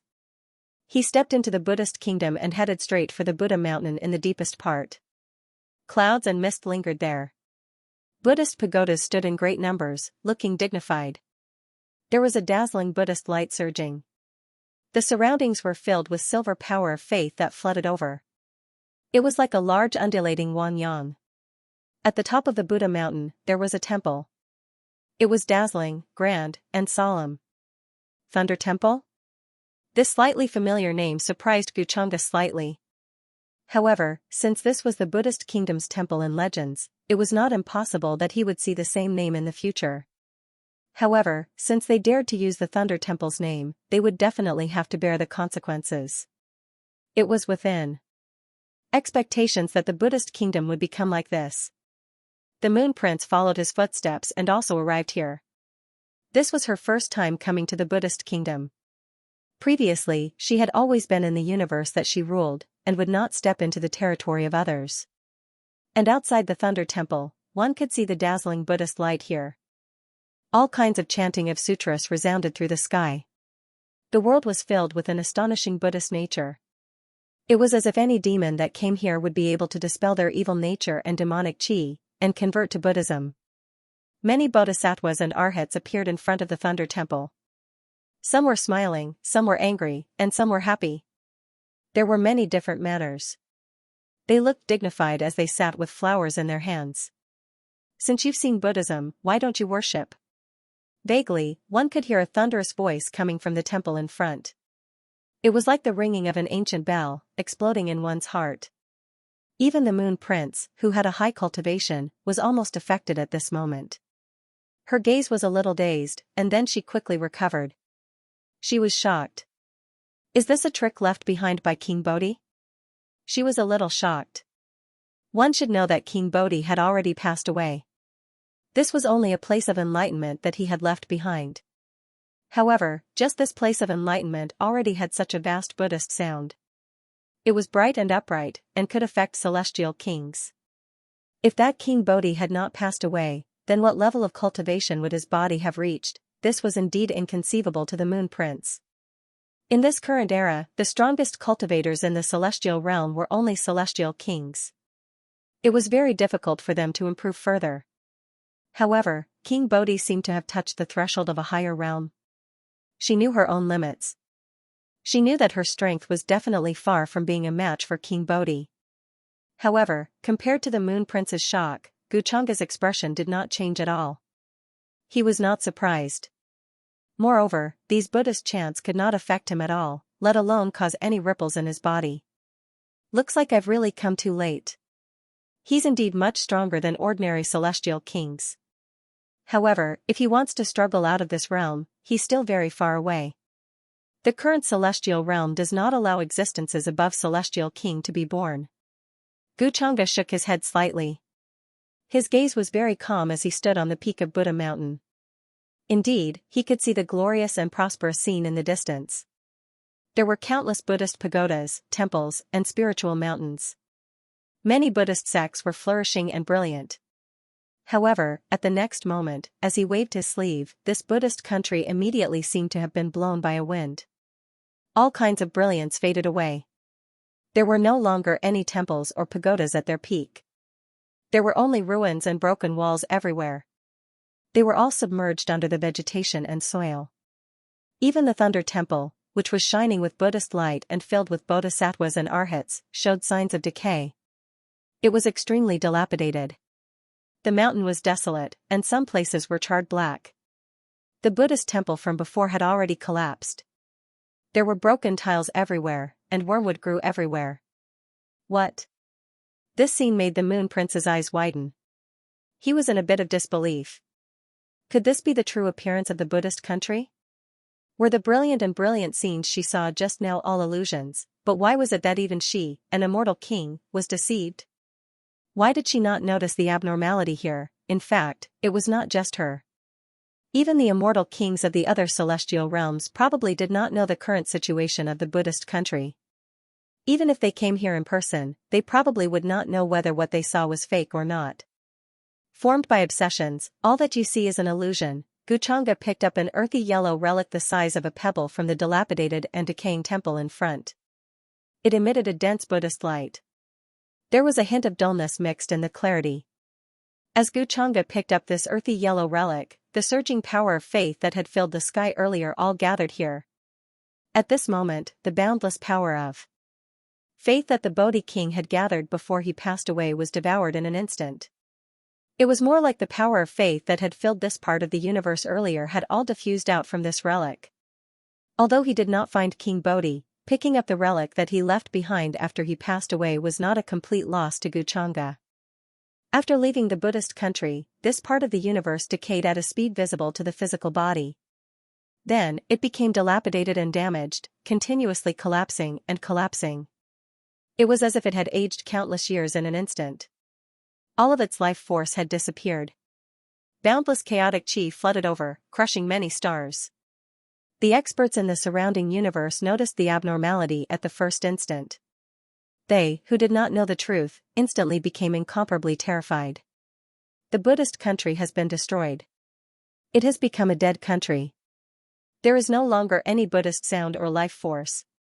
Someone said in a trembling voice. The Buddhist nation was destroyed, and the entire universe was collapsing. The great world that was originally filled with boundless vitality and Buddhist light was destroyed just like that. In the other universes, many experts who sensed this fluctuation were shocked. The Buddhist kingdom, which was at its peak, collapsed in a single day. It was reduced to ruins, and there were no longer any living beings. There was an immortal king overseeing the Buddhist nation, but it was destroyed just like that, disappearing in the long river of history. It's too terrifying. It was definitely that taboo existence who destroyed the Buddhist nation and killed King Bodhi. Many true immortals were terrified. Looking at the direction of the Buddhist nation from afar, their bodies trembled. They didn't know what happened in the Buddhist nation, so they could only guess. Moreover, other than this explanation, they couldn't think of any other possibility. After all, even if an immortal king took action, it was impossible to destroy the Buddhist nation in a short day.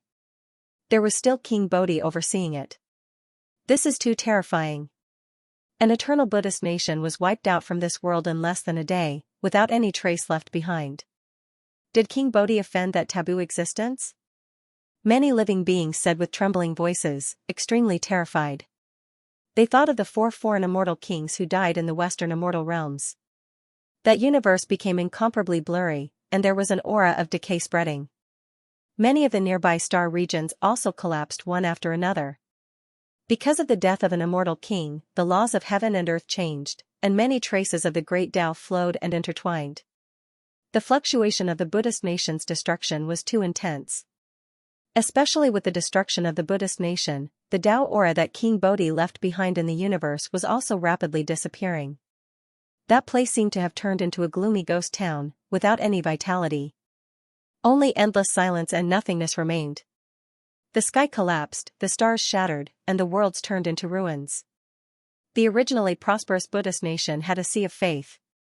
Many Buddhist sects stood in great numbers, and countless believers were everywhere. But now, they were all turned into ashes, buried by the collapsing universe. In the northern immortal realms that were closest to the southern immortal realms, the 3 immortal kings who were overseeing the northern immortal realms in a triangular formation. At this moment, they all sensed the aura of the Buddhist nation's destruction. As immortal kings, they could sense each other. King Bodhi's aura has disappeared. I really didn't expect it. When I saw King Bodhi back then, he had the potential to improve further. What a pity, the white-haired, white-bearded old man sitting under the tree had a profound gaze. At this moment, he got up and let out a long sigh. Naturally, he had also received the order from Baichuan. Previously, he was still considering how he should deal with this. Should he delay it? Or should he say that he was going to attend the banquet in half a month? Although he knew that this was a trap, he had no other choice. At this time, even if those powerful existences from before the Forbidden Era were to return, there would be nothing they could do. This one is definitely the most powerful existence in history. If he insists on destroying the world, who can stop him? The eyes of the white-haired and white-bearded old immortal king were filled with sighs and helplessness, but he didn't feel despair like the other living beings. At his current level, he had lived for countless eras. There were many things that he had already seen through. Since it was fate that couldn't be changed, then no matter how much he struggled, it was useless. The scene of the destruction of the Buddhist kingdom is extremely similar to the scene recorded in the ancient books of the heavens collapsing and the myriad worlds turning into dust. Is he trying to give us a warning by destroying the Buddhist kingdom at this time? The void became blurry. A figure walked out.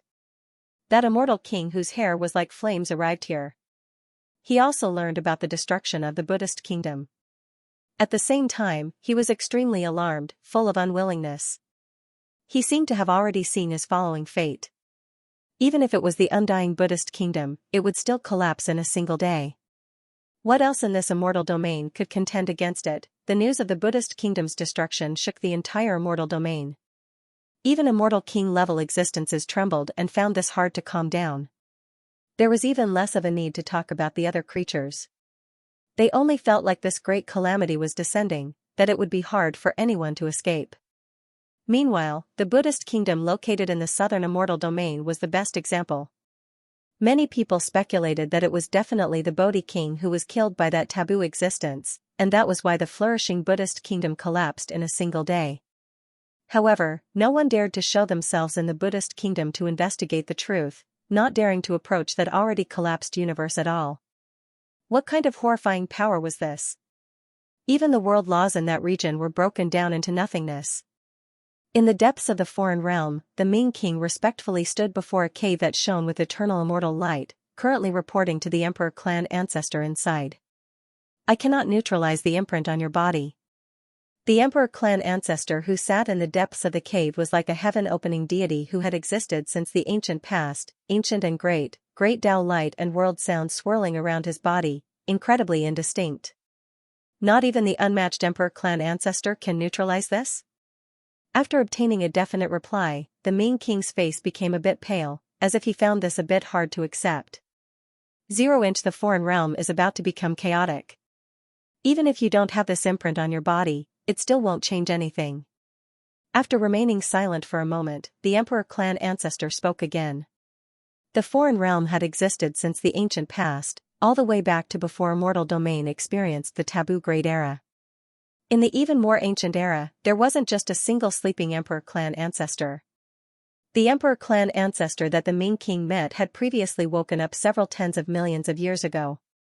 Back then, he had even summoned the Ming king, wishing to exchange for the 8 Desolation demon halberd imitation in his hands. Then we can only wait for death, become his food and nourishment? This type of figure, if he appears in the present world again, there won't be any immortal kings who can be his match. Even though the Ming king was an immortal king existence, vicious and awe-inspiring, before the Emperor clan ancestor, he was still like an ordinary small cultivator, his face carrying an expression of fear.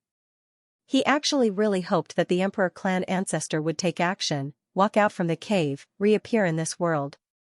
Moreover, the number of sleeping Emperor clan ancestors in the foreign realm wasn't small.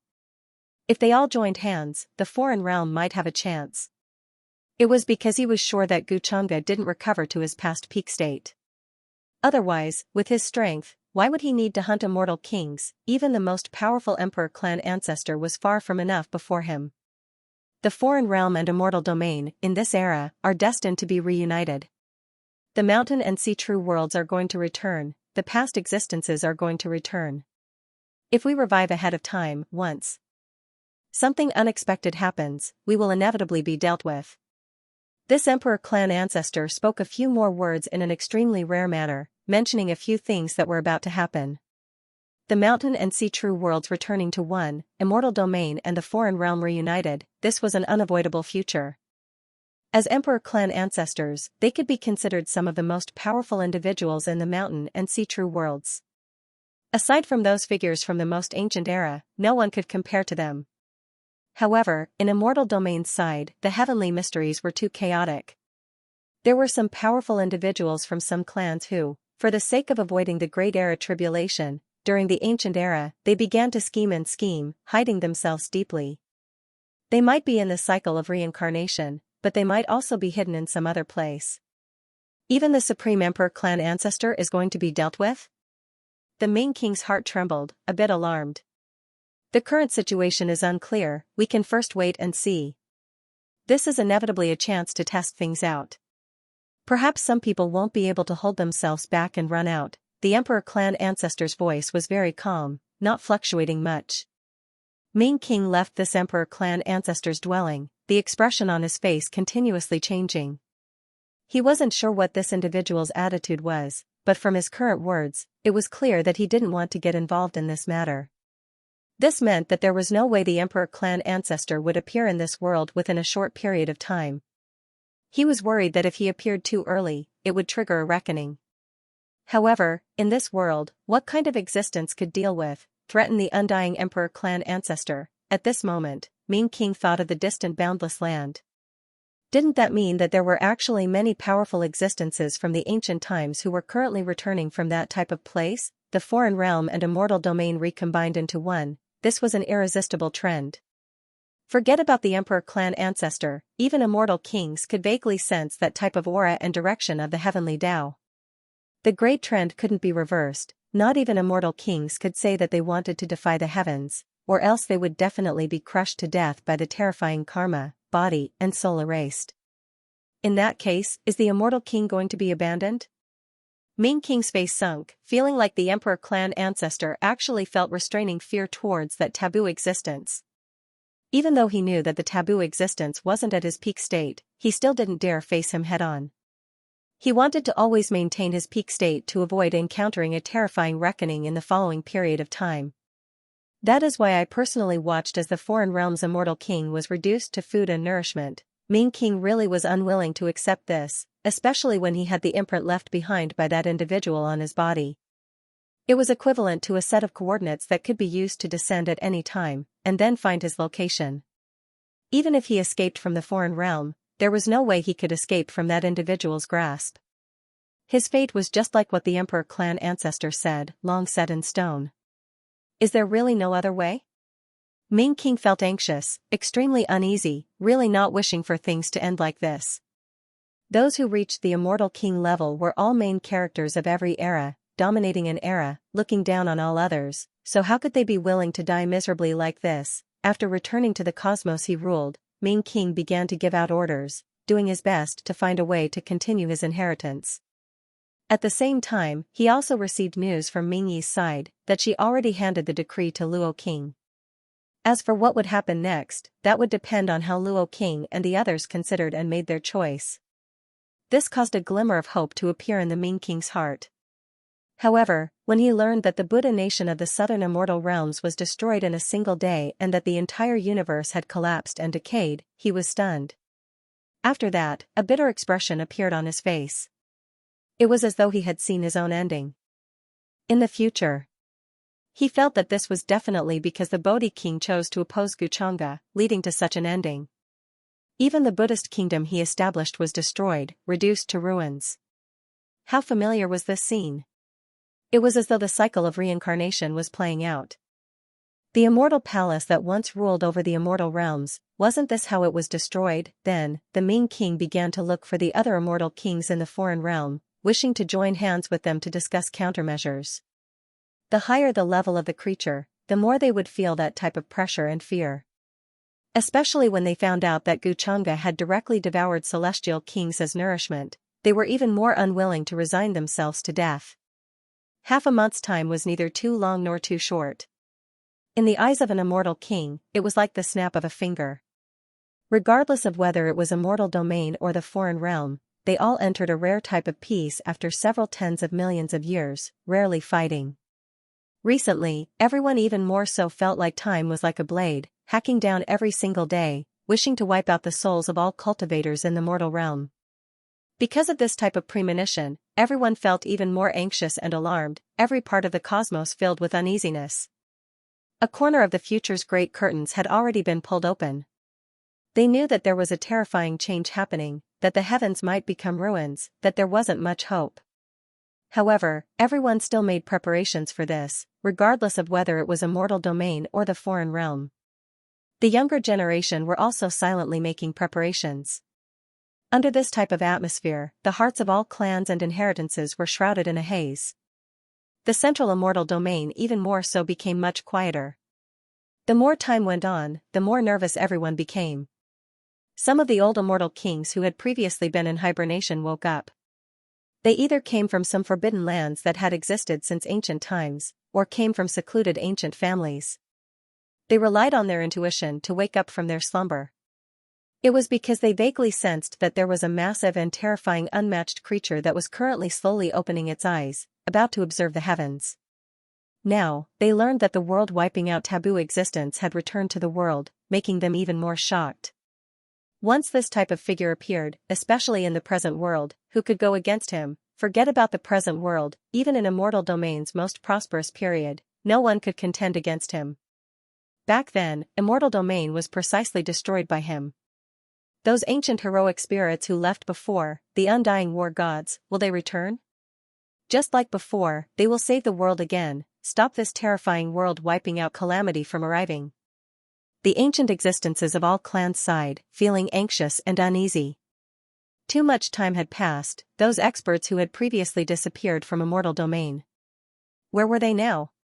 Could they descend into immortal domain, stop this endless disaster? Time is pressing, there are only 3 days until half a month. We have to come up with a countermeasure. Otherwise, we will end up like Buddha country. That individual is destroying Buddha country at this time precisely to show them. Killing the chicken to warn the monkey is nothing more than this. In the cosmos where Wang family was, there was an expanse of immortal mist curling about, like a holy land. Divine mountains, immortal islands, silver waterfalls fell, boundless prosperity. Within the most majestic palace, the 2 surviving immortal kings of Wang family were currently discussing countermeasures. In the central immortal domain, Wang family could be considered one of the clans with the deepest foundations. Their inheritance was extremely ancient, basically never-ending. For other powers, at most, they only needed 1 immortal king to oversee the situation, but Wang family had 2 immortal kings, both of them at the peak. No matter what, our Wang family has to send an immortal king. However, even so, it might not necessarily be safe. Do our best to preserve our foundations and inheritances, have the younger generation. Leave, find a way to find a remote small world to hide in. If a great battle really happens, then our Wang family's seed can still be preserved, won't truly be extinguished. That existence shouldn't bicker with the younger generation and care about these things. In the end, after the 2 discussed, they unanimously decided to have a portion of their clansmen leave with their foundations and inheritances, including this generation's younger generation. They were all Wang family's future hope, especially a few whose talents were extremely outstanding. After cultivating for tens of millions of years, it wasn't necessarily impossible for them to become immortal kings, restoring Wang family's glory. Meanwhile, the 2 of them already made plans to never return, feeling like even if they left behind an immortal king in the family, there wouldn't be many changes. On the contrary, it might anger that existence because of this. Soon after, Wang family's 2 immortal king old ancestors' orders were passed down. All of the clansmen received it, their faces full of grief. A strong feeling of great sorrow spread through Wang family. Who would have thought that an undying immortal king family that had stood tall for countless great eras would one day face a situation of collapse, facing the danger of being wiped out? Of course, this wasn't just a family. This was an entire era, perhaps even the entire immortal domain was facing a great calamity. Perhaps in the endless long river of time, this type of change was as insignificant as a speck of dust. However, in this era, it was a great mountain that could crush everyone to death. Even someone as profound as Wang Wushang remained silent, the fists under his sleeves clenched tightly. He was extremely unwilling. Everything happened too quickly, simply caught him off guard. He didn't even have time to take control of Wang family, stand at the peak of this world. Now, he had to face the problem of how to survive as much as possible under this situation. Even the undying Wang family was trying to figure out how to continue their legacy. Unfortunately, he was only of the younger generation, not truly achieving immortality yet, let alone the unreachable immortal king. Towards this, he didn't have any methods, only endless powerlessness left. As for the other Wang family younger generation members, they all had similar emotions as Wang Wushang, feeling great sorrow and unwillingness. I am going to attend the banquet with the 2 old ancestors. It was Wang Zijin who was exceptionally calm, and then she spoke. She didn't want to hide. Just the thought of that kind of life made her feel fear. If this really was a great calamity, then she might as well be buried together with it, better than hiding like a mouse. Wang Zijin's decision left many Wang family clansmen stunned, extremely confused. She was an immortal king seedling that an immortal king old ancestor personally brought up. As long as she didn't die, she would definitely become an immortal king in the future. With such a great future ahead of her, she was actually planning to die with the 2 immortal king old ancestors at a time like this. Wang Wushang also frowned, somewhat unable to understand Wang Zijin's decision, but he didn't say anything. At a time like this, he couldn't possibly persuade Wang Zijin either. Moreover, she wouldn't listen to him anyway. After that, the other true immortals also decided to follow the two immortal king old ancestors to the Moon Prince mansion. Even though they knew it was a treacherous banquet, they didn't care. They wanted to live and die with the old ancestors. Zijin, why do you have to do this? After knowing Wang Zijin's choice, the immortal king old ancestor's gaze became gentler, but he still shook his head, feeling a little helpless.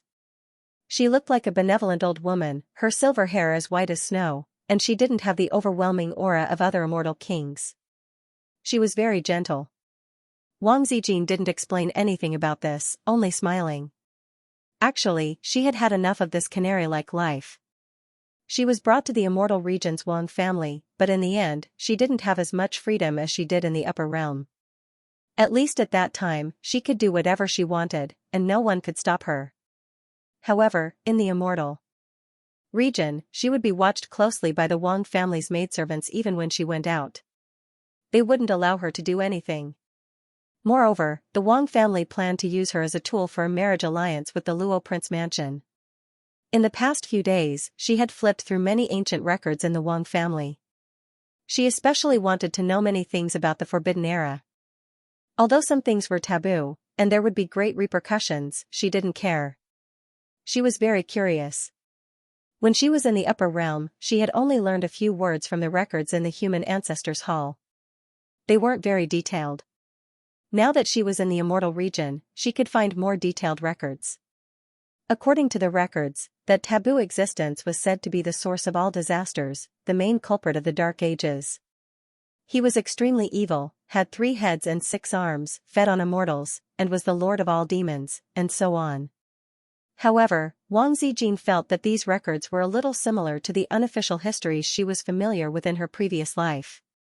However, they were written by the later generations based on various assumptions and guesses. There wasn't much evidence. If they were really as recorded, then how did those who had seen his true appearance write these unofficial histories? This was only Wang Zijin's opinion. She knew that even if she said this, not many people would believe her. There were many people in this world who indeed had conflicting views with her. Towards the various historical records that were passed down, they believed in them quite a bit. This was especially the case when it involved this type of taboo figure. Any random discussion would trigger tremendous karma, so they even more so didn't dare speak recklessly.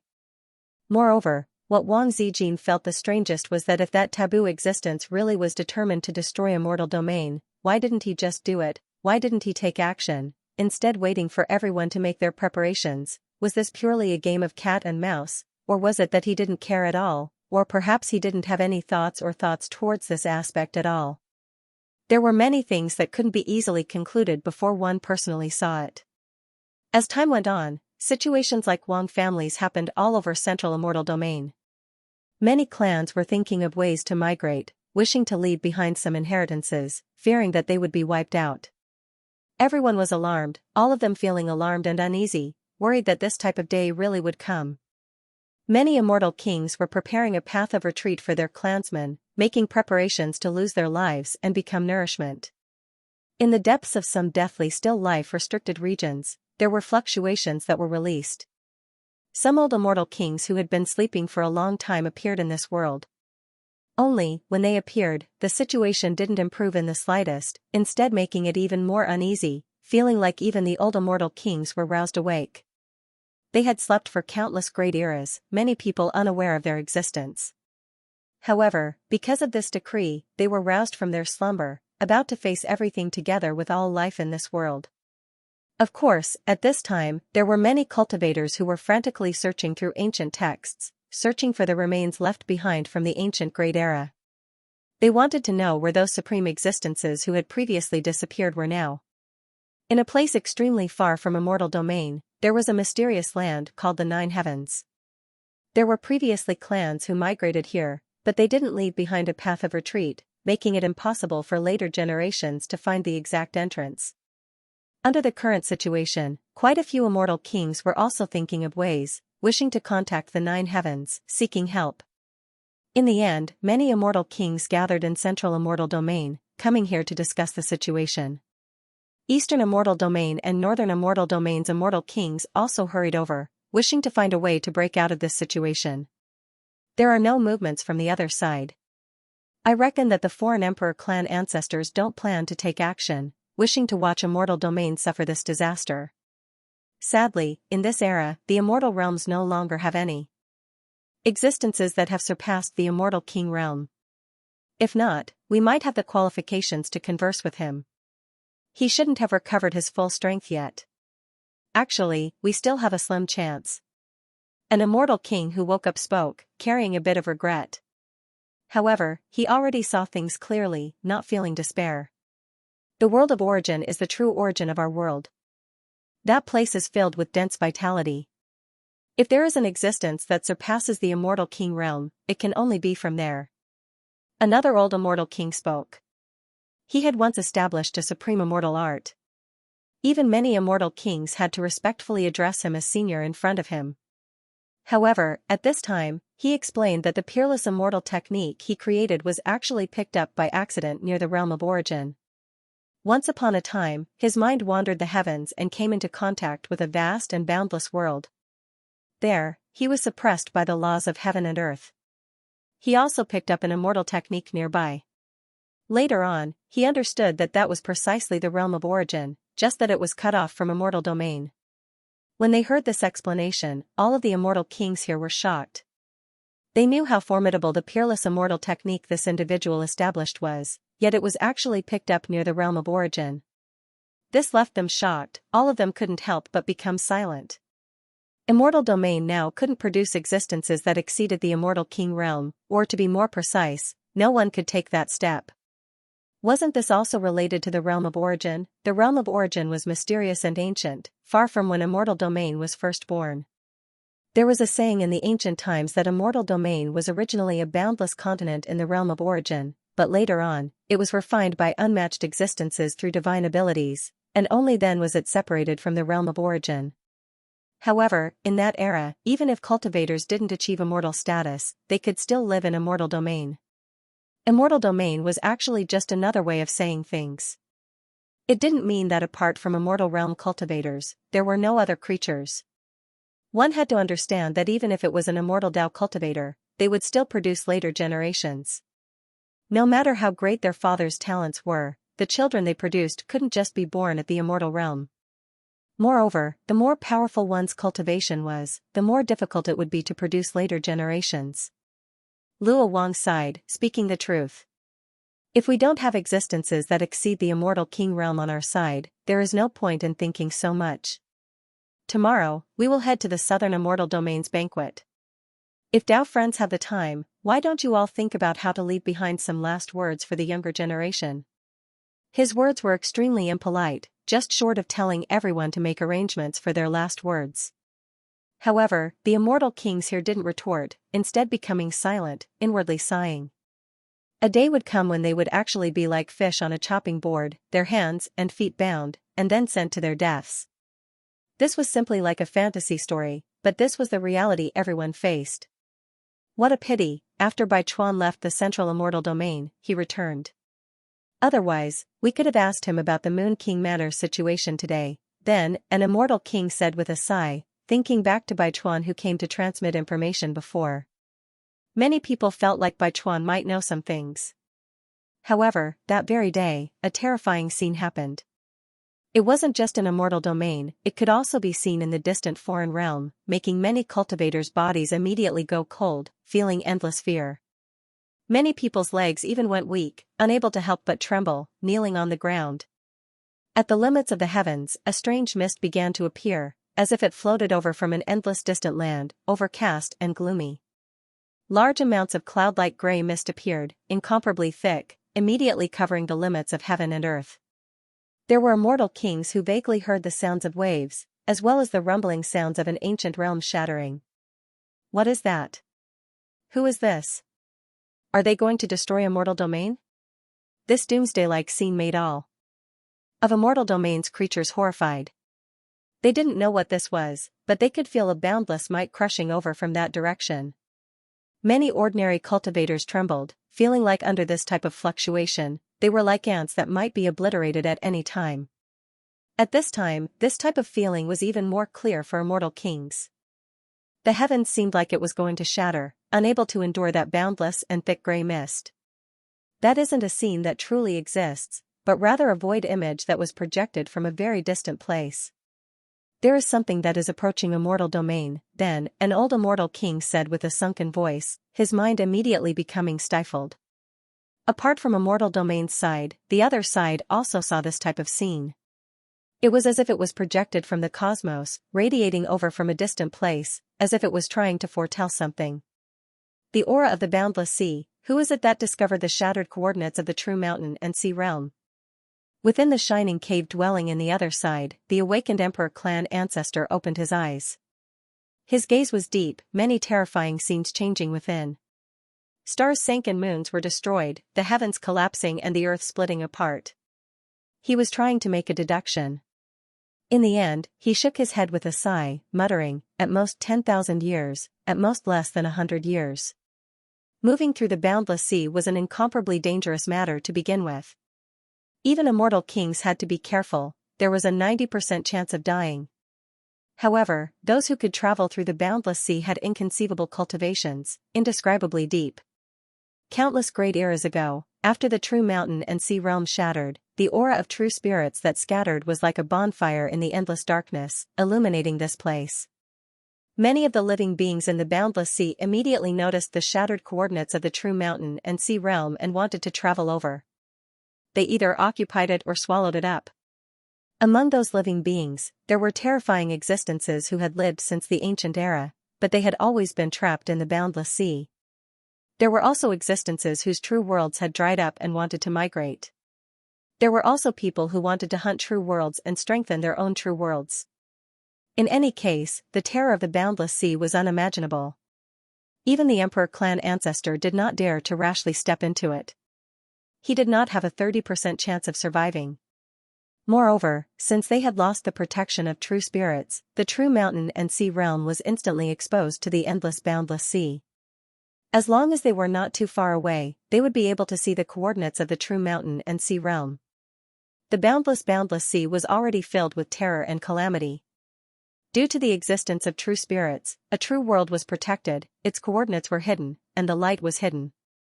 That was why a true world would not be exposed to the boundless sea. That was the source of darkness. Since ancient times, there had been many true worlds that were destroyed because their coordinates were exposed. Truly, misfortune never comes alone. The Emperor clan ancestor sighed. He could not hide the worry in his voice. Due to the sudden appearance of the terrifying abnormality, the immortal region and the other expanse cosmos, which were originally filled with panic and fear, became even more chaotic. Countless cultivators sank into despair. They believed that this was a sign that the universe was about to be destroyed. It was a sign that the apocalypse was about to descend. Xianxia sat cross-legged on a cushion in the Moon Prince mansion in the southern immortal region. At that moment, he looked up. What is that? By his side, the Empyrean deer mystic maiden also looked over in shock. She saw that at the end of the world in the distance, light and shadow seemed to be about to fade away, turning into a substance that looked like bubbles. Something was gradually becoming clearer in the endless distance. Then, it approached the world and continued closing in. In fact, it even gave off a momentum that sounded like waves. Perhaps normal people would not be able to hear it, but the cultivators who stood tall in the immortal Tao would definitely be able to hear that terrifying momentum.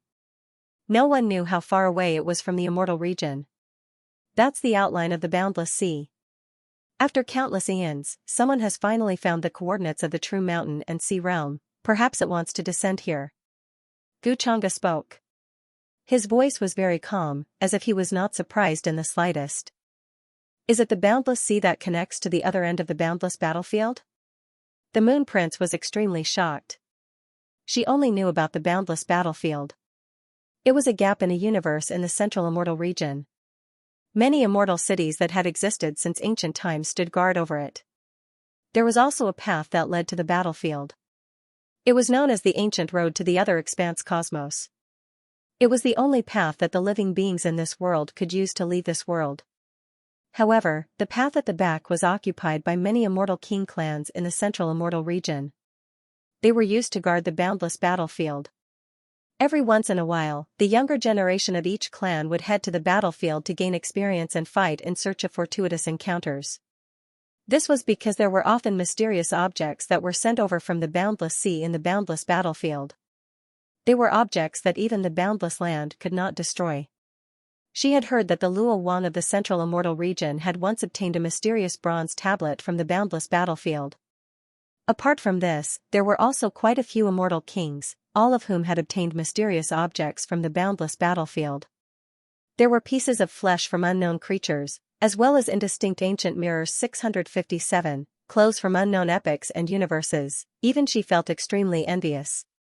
What would happen if the beings from that place descended to this world? The Empyrean dear mystic maiden could not help but ask. After coming to the Central Immortal region, she suddenly understood that this world was far from as peaceful as people thought. There were many secrets hidden here. Great karma was involved at every turn. At this moment, the Moon Prince also looked at Xianxia with her beautiful eyes. She wanted to know the secrets of this matter from him. She could see that Xianxia was not as terrifying and cruel as the outside world thought. Instead, he was very easygoing. She was not as fearful as before. Many things were just rumors. For example, in the past few days, the outside world had been saying that Xianxia had destroyed the Buddha kingdom. However, the truth was not like that. He had only stepped into the Buddha kingdom and did nothing. The destruction and collapse of the Buddhist kingdom was only the reality that was revealed after the facade dissipated. If they descend, they will sacrifice this world so that the true world behind them will descend. Then, they will annex this world. All the living beings in this world, all the things in the world, from ancient times to the present, the universe, will be sacrificed. Xianxia opened her mouth unhurriedly. Her tone was calm, as if she was describing an ordinary matter. What? The Moon Prince was stunned on the spot. Her entire body turned cold, and she found it hard to believe. Sacrifice everything? The Empyrean dear mystic maiden was also shocked. She could not believe her ears. On that day, it was the same in all the worlds. The people in the ancient universe all trembled in fear. They were frightened by the terrifying sight and felt that a shocking change would happen very soon. Although the strange phenomenon didn't last for long and disappeared very quickly, there were all kinds of rumors that spread. Someone is crossing the boundless ocean. In less than a few hundred years, they will arrive in the mountain and sea world. I don't have much time left either. In an incomplete universe, Ni Chen, who was gathering soul fog, opened his eyes. He had also sensed the ripple. His entire body was enveloped in fog, and his presence was continuously changing. The entire universe began to collapse, as if it was being absorbed into his body. This was the terrifying aspect of the Abyss Defiance. They could possess even universes and use them as their bodies. With just a thought, they could control their lives and deaths. At that moment, when he sensed the abnormal sight, his heart sank. He was pressed for time. If he could possess the mountain and sea world before those people arrived and take over the dissipated true spirit in this world, then, he could hide the coordinates and light of this world so that it could escape this disaster. Otherwise, all of his plans would be for naught. The entire immortal region and the foreign realm fell into a state of panic because of the terrifying phenomenon that suddenly appeared at the end of the world. Many ancient cultivators kept flipping through ancient books, trying to find relevant records. Those ancient immortal kings who had awakened from the ancient era were also searching for the reason. In the end, they concluded that those terrifying phenomena were related to the boundless ocean. To ordinary cultivators, the words boundless ocean were extremely unfamiliar.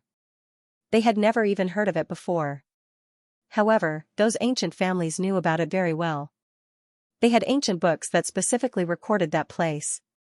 Those who knew about the existence of the boundless ocean trembled in fear. That's a place that immortal kings dare not cross. Under such an atmosphere, the entire immortal region felt even more uneasy, especially when many tribes were planning to migrate. However, compared to the other immortal regions, the southern immortal region was strangely peaceful now. The tribes ruled by the Moon Monarch were not as uneasy as the other orthodoxies. This was because the Moon Monarch had personally appeared and passed down a decree outside the Moon Monarch city, telling the tribes to come and pay their respects 3 days later. Moreover, she told the tribes not to worry. The true master of the southern immortal region was not her, but the new master was tolerant and kind. As long as they were willing to submit, they would not make things difficult for them. With the Moon Monarch's personal guarantee, the tribes of the southern immortal region felt much more at ease. The Buddhist kingdom's destruction was right before their eyes.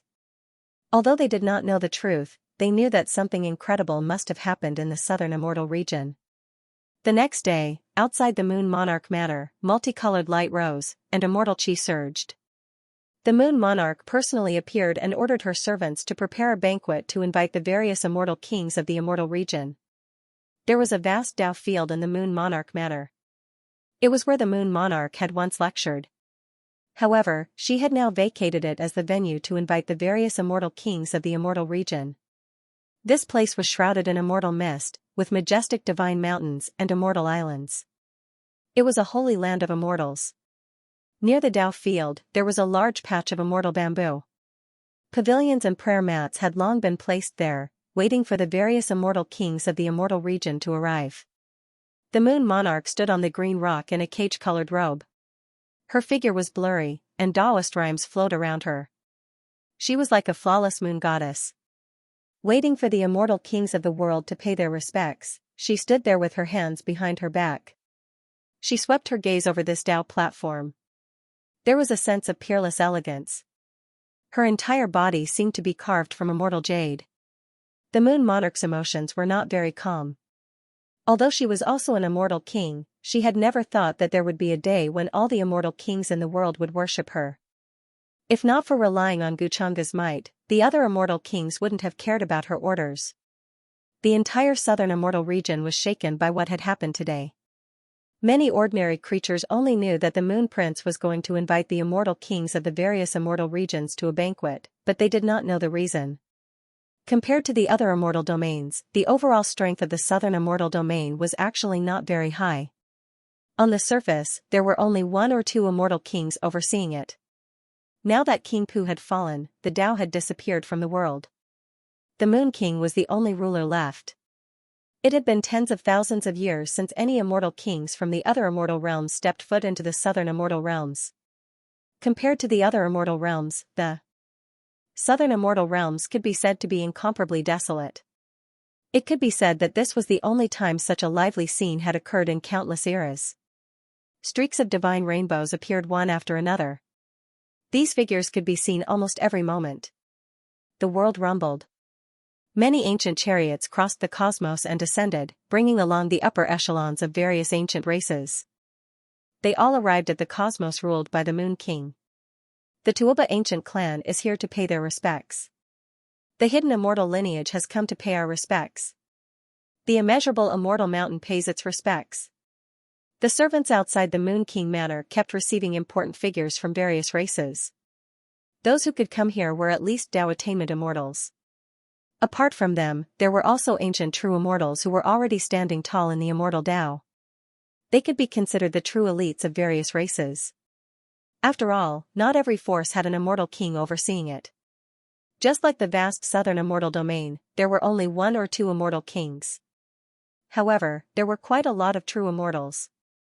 As long as a race had a slightly longer history, they would have the time and resources to produce a true immortal. Currently, those who had arrived outside the Moon King Manor were the various great races of the southern immortal domain. Some true immortal patriarchs brought their juniors over personally. Their attitudes were very respectful, and they did not dare to ask too much. They could only enter the manor. Under the guidance of the Moon King Manor's servants, they arrived at the immortal bamboo forest. Will we really be able to see that legendary taboo existence today? I heard that he's the new master of the southern immortal domain. Even His Majesty, the Moon King, has to listen to his orders. Some young people were very bold. They followed behind their seniors and could not help but look into the depths of the Tao platform curiously. However, there was a vast expanse of chaotic aura surging there. It was like a great fog that covered the surroundings. They could not see the scene inside clearly. They could not even see the Moon King's figure here. There were only the busy servants and maids of the Moon King Manor. When they heard their words, the expressions of the older generation changed slightly. Then, they sternly scolded them to keep quiet and not speak too much. Before this, the Moon King had appeared and said that the new master of the southern immortal domain would not make things difficult for them. However, if they casually offended him, it would only bring unnecessary trouble to their clans. They had only come here to understand that person's attitude. Then, they would be able to make a choice in the upcoming chaotic situation. Just as the guests were speculating, a terrifying pressure as vast as the sea swept over from the horizon in the distance. However, just as it was about to approach, it suddenly withdrew. A middle-aged man who seemed to be in high spirits walked over from the sky. He wore a black robe. He had dragon horns on his head, and his eyes were very deep. Even true immortals did not dare to look him in the eyes. However, there was a sense of space and time distorting around him. It felt like the laws were shattered. It made one tremble in fear and shock. The Eastern Immortal Domain's Immortal King Aod has arrived. As the servants at the entrance of the Moon King Manor reported this person's origins, the guests finally reacted. They were extremely shocked. This was the first time they had seen this Immortal King's true appearance. It was said that Immortal King Aod was related to the true dragon bloodline. He ruled the Eastern Immortal Domain's boundless sea region and had countless water tribes under his command. He was a force that could not be underestimated in the Eastern Immortal Domain. There were a few true immortals behind this Immortal King Aod. They were a few young men and women. That's Princess Ao Ling. It's said that she's an outstanding prodigy of this generation in the Eastern Immortal Domain. She has the potential to become an Immortal King. I didn't expect Immortal King Aod to bring this descendant here. I thought he would move his descendant away like the other forces. Many guests looked at the enchanting young girl with a pair of small and crystalline dragon horns who followed behind Immortal King Aod. She had a faint smile on her face. She wore a light blue flowing dress and had a charming smile on her face. Compared to the solemn and serious people around her, she formed an extremely clear contrast. However, the few clansmen beside her were all protecting her. They followed closely behind Immortal King Aod, not leaving him by more than 3 steps.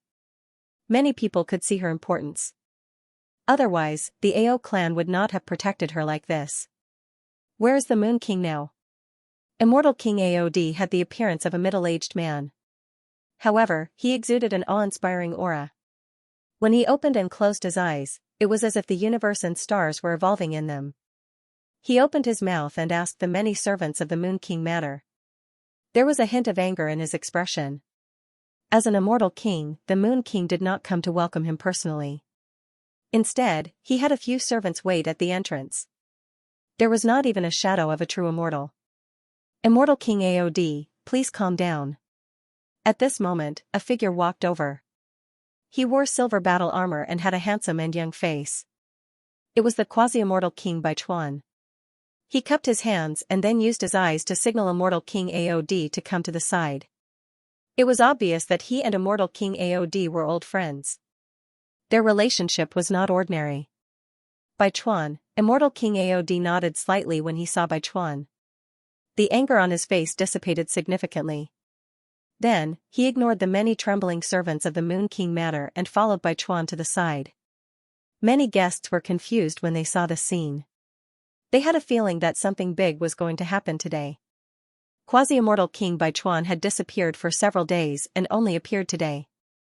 Many people thought that he had left the southern immortal region. It seems like what you said is true. The Moon King is being controlled now. Immortal King Aod and Baichuan conversed at the side. The space around them was blurry. Outsiders could not see them clearly at all. Moreover, they were conversing with their minds. They were not worried that other existences would spy on them. I've been back in the Moon King Manor for several days, but I've only seen the Moon King once. No one can get close to the cave abode where she usually cultivates. Not even I can. Baichuan shook his head. His originally cold face also showed some suspicion and doubt. He had a close relationship with Immortal King Aod. He had become acquainted with Immortal King Aod when he was training in the Eastern Immortal region. They even secretly called each other brothers. I think you don't have to worry too much about the Moon King's safety. Judging from the current situation of the Immortal region, that person should have other motives. It's unlikely that he will destroy the Immortal region so easily. Immortal King Aod knew Bai Chuan's feelings for the Moon King. He could only comfort him. Even so, I'm still worried that he'll use some method to control the Moon King. That's why I'm asking you to help me use the 9 profound divine mirror during this banquet. Bai Chuan sighed slightly. He could not hide his worry in his voice. The 9 profound divine mirror he spoke of was a supreme treasure of the Eastern Immortal region. It was endlessly profound. It was incomparably ancient and could not be investigated. It was said that it was brought over from the outer region. It was once controlled by an immortal king. That supreme treasure could illuminate all demons and see through the void and future. Then, it fell into the hands of the Sea Tribe. Now, that supreme treasure was in immortal King Aod's hands. Therefore, Bai Chuan planned to ask immortal King Aod to help him use the 9 profound divine mirror to see through Guchunga's situation during this banquet. He wanted to know his current condition. Immortal King Aod fell silent for a moment. Then, he nodded and said, "Don't worry, I'll think of a way to help you. Now is not the time to talk. If there's anything, you can talk about it another day."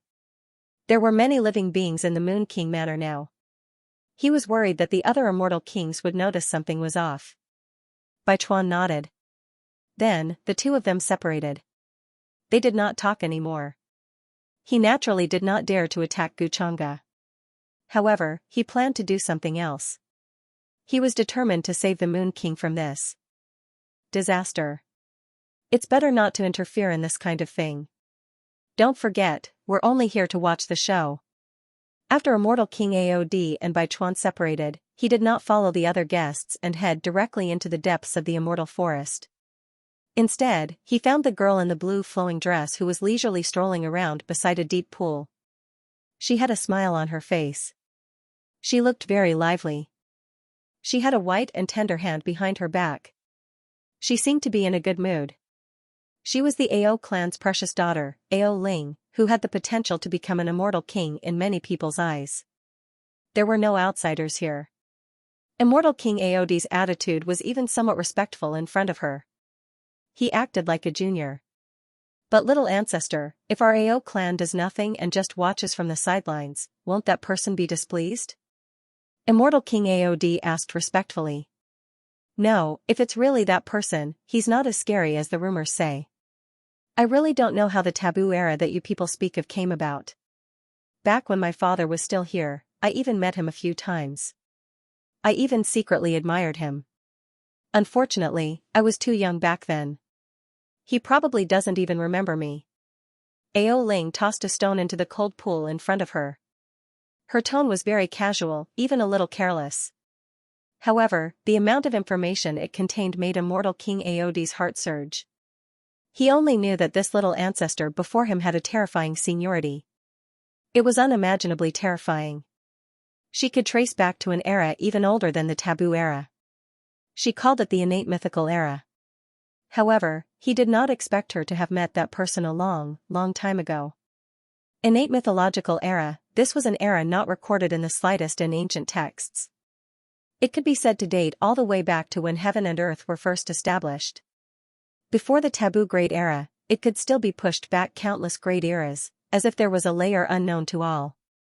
If it wasn't for the young lady before his eyes, Ao Ling, informing immortal King Aod, he wouldn't have known that there was such an ancient era in this world either. Moreover, the young lady before his eyes came precisely from that era, always sealed away. Only in recent times did she awaken from Ao clan's innermost forbidden land. In terms of seniority, it wasn't excessive for immortal King Aod to call her little ancestor, to the extent where it could be said to be his honor. It was because Ao Ling was Dragon Ancestor's child. Dragon Ancestor was known as the ancestor of all dragons. The current Ao clan only had his blood flowing through their veins, not pure dragon race at all. It could be said that even Ao clan's first-generation ancestor, before Ao Ling, had to respectfully call her old ancestor. That was why even though she was an exceptional immortal king, Aod still treated her with incomparable respect, never leaving her side, protecting her safety. Of course, in the eyes of outsiders, this was because he doted on this younger generation greatly. It was because not even his clansmen knew Ao Ling's true identity. "If little ancestor recognizes this one, then I won't have to worry anymore." Immortal King Aod said respectfully.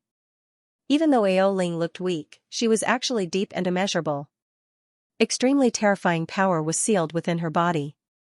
When she displayed it back then, his knees almost weakened, directly kneeling down. Moreover, from the information Ao Ling revealed during this period of time, many creatures from the innate mythological era were about to return. Even though Immortal Domain's current situation was chaotic and uneasy, it wouldn't affect the future greater situation. Outside this world, there were unmatched existences watching everything, currently waiting for a suitable time to descend. I really want to meet this one. All ancient times are empty. In this present era, I can still meet someone from the past. Ao Ling shook her head slightly, clapping her hands. Then, she headed towards the depths of Immortal Bamboo Forest. White mists floated there, pavilions and buildings located there, guests long waiting. However, the depths of the Dao platform were still hazy with radiance, unable to be seen clearly. There was chaotic energy that scattered down, blocking one's line of sight. The Moon Prince had already arranged for the maids and others to prepare tea for the guests. If one ignored the atmosphere here, it would feel a bit like a Dao discussion gathering in the immortal ancient era. Some friends who had not seen each other for many years were reminiscing about old times here. Many true immortals revealed rueful expressions. Who would have thought that there would be a day like this? I heard that even powerful immortal kings would be dealt with. On the contrary, we have a higher chance of survival in this chaos. As for yesterday's heavenly anomaly, I found out through ancient texts that it seemed to involve the distant boundless lands. In the future, the immortal domain might face some major event. However, when they saw Immortal King Aod and Ao Ling walking over from the distance, their expressions changed and they shut their mouths. On the other hand, there were many people who were rather curious. They felt that Immortal King Aod was treating this descendant of his too well.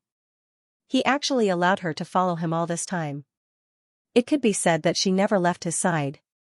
There were also many cultivators sitting cross-legged on top of the various mountains. They were all heroes of their own regions, especially the cultivators of the human Dao domain. They were all outstanding figures of their respective races. It was like those who towered above the immortal Dao domain. They were all closer to the Dao platform ahead. As for Immortal King Aod, he had a pavilion specially for resting. He brought many of his clansmen to wait there. Until now, the guests still hadn't seen the Moon King's figure. Instead, outside the manor, more and more streams of light descended. They were all great figures of the present immortal domain. Among them was an old acquaintance of Immortal King Aod, an old immortal king from the eastern immortal domain called Ancient Mystic Immortal King. Behind Ancient Mystic Immortal King were his two disciples, one male and one female. Their cultivation levels had both reached the true immortal realm. One of them even had half a foot touching the threshold of the Immortal King realm. If he was given enough time, he might be able to reach the Immortal King realm in the future.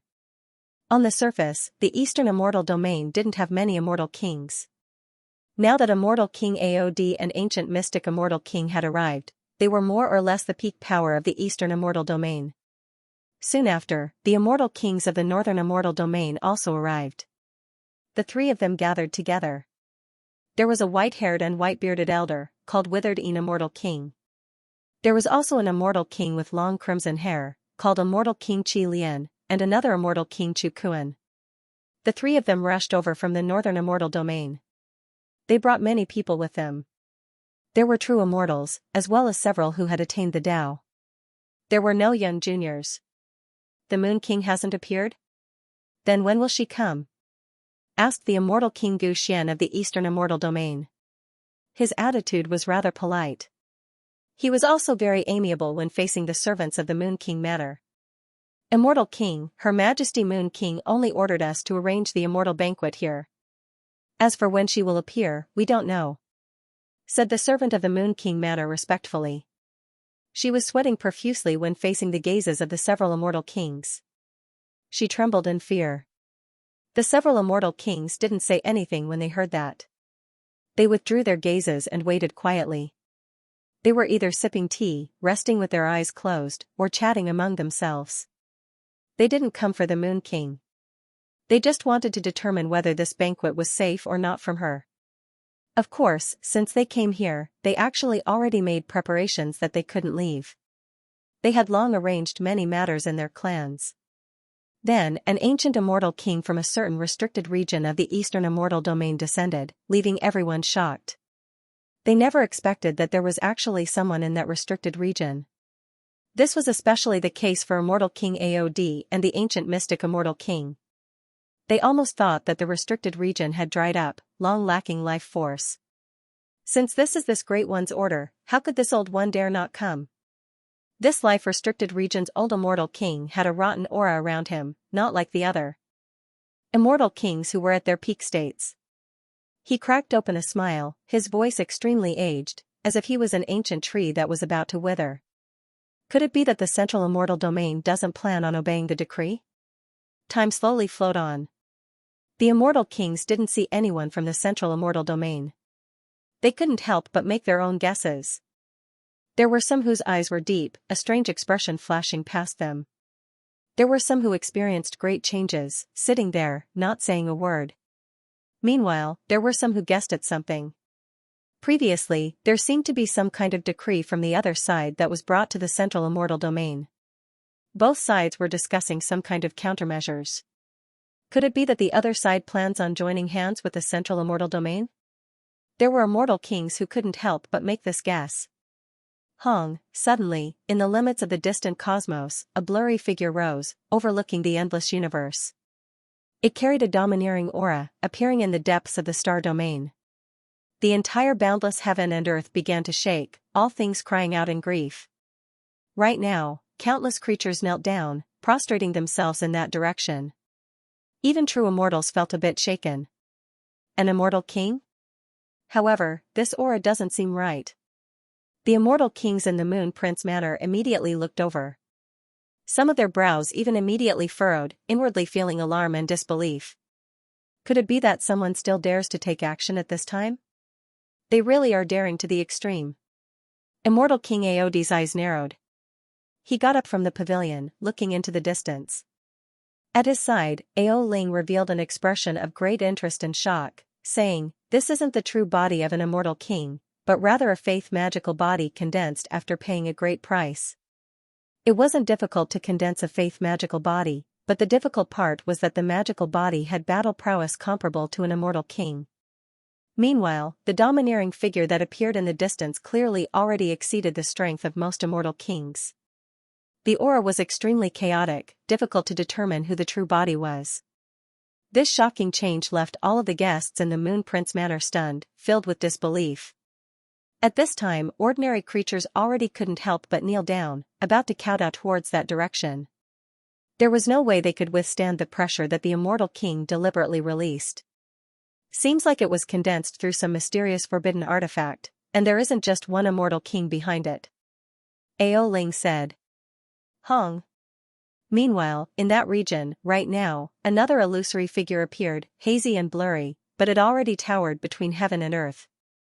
It seemed to have been formed from a magical body, towering in the cosmos, overlooking eternity.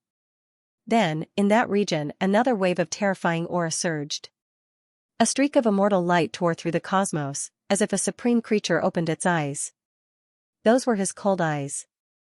A terrifying aura that shook the universe spread, covering heaven and earth. In that instant, millions and millions of star domains trembled. Domineering figures that stood in the universe appeared one after another. Their eyes were cold as they looked down on the ages, as if they had existed since the beginning of time. This world seemed to be unable to contain their auras. Just their eyes were like terrifying blood moons, hanging high in the sky without a trace of emotion. Boom, the entire universe was shaking, and it swept through the entire southern immortal region. This was the unparalleled might of an immortal king. Once they fully awakened, it would be easy for them to sink the world. This was too big of a commotion. The awakening of any immortal king would shake the entire universe. Today, there were immortal king auras that surpassed many immortal kings, completely erupting here. There was no need to think too much. Even ordinary cultivators and life forms knew that something huge had happened. All the guests in the Moon Prince Mansion looked over there in shock. At the end of the universe, brilliant immortal king auras erupted, as if they were going to drown the world. Immortal king silhouettes covered the world one after another. They didn't seem to be their true bodies, and they only descended through some kind of method. However, they were still powerful beyond compare. Even the immortal kings in the Moon Prince mansion couldn't tell who those silhouettes that appeared at the end of the universe were. They're crazy, aren't they afraid of the consequences? In the immortal bamboo forest, an ancient true immortal's voice trembled, filled with fear. There were immortal kings revealing their auras at today's banquet. What were they trying to do? Were they going to attack that person in the Moon Prince mansion? To them, this wasn't enough to describe them as audacious. They were trying to drag everyone in the immortal region down with them. The expressions of the Eastern Immortal region's elder Immortal King Gu Xian and Immortal King Aod also became serious. They didn't say anything as they stared at that place. After they arrived at the Southern Immortal region, they immediately retracted their auras. Otherwise, if they revealed their auras, no one would be able to get close to them other than those of the same level. This was their way of expressing their respect, and they didn't dare to overstep their boundaries. Now, the Immortal King auras that were revealed were extremely powerful. They had just stepped into the Southern Immortal region, and they revealed their bodies there. This was a provocation. Were they going to attack that person? Although they didn't descend with their true bodies, no matter how this battle ends, the Immortal region's situation will be greatly shaken. Are they really not afraid of the consequences? Immortal King Aod narrowed his eyes and said. He had already learned the truth about these avatars from Ao Ling. This was a faith Dharma body condensed from some kind of treasure, and its true strength was comparable to that of an immortal king. However, it was extremely difficult to condense a Dharma body of faith. There was definitely a huge price to pay. From this chaotic aura, it was difficult to determine which immortal king or immortal kings these Dharmakayas of faith came from. Kiki, the central immortal region is truly bold. Even at such a critical juncture, they didn't forget to probe. That immortal king from the life-restricted region released a decaying aura from his entire body. He couldn't help but grin, taking pleasure in this disaster, as if he was watching a play.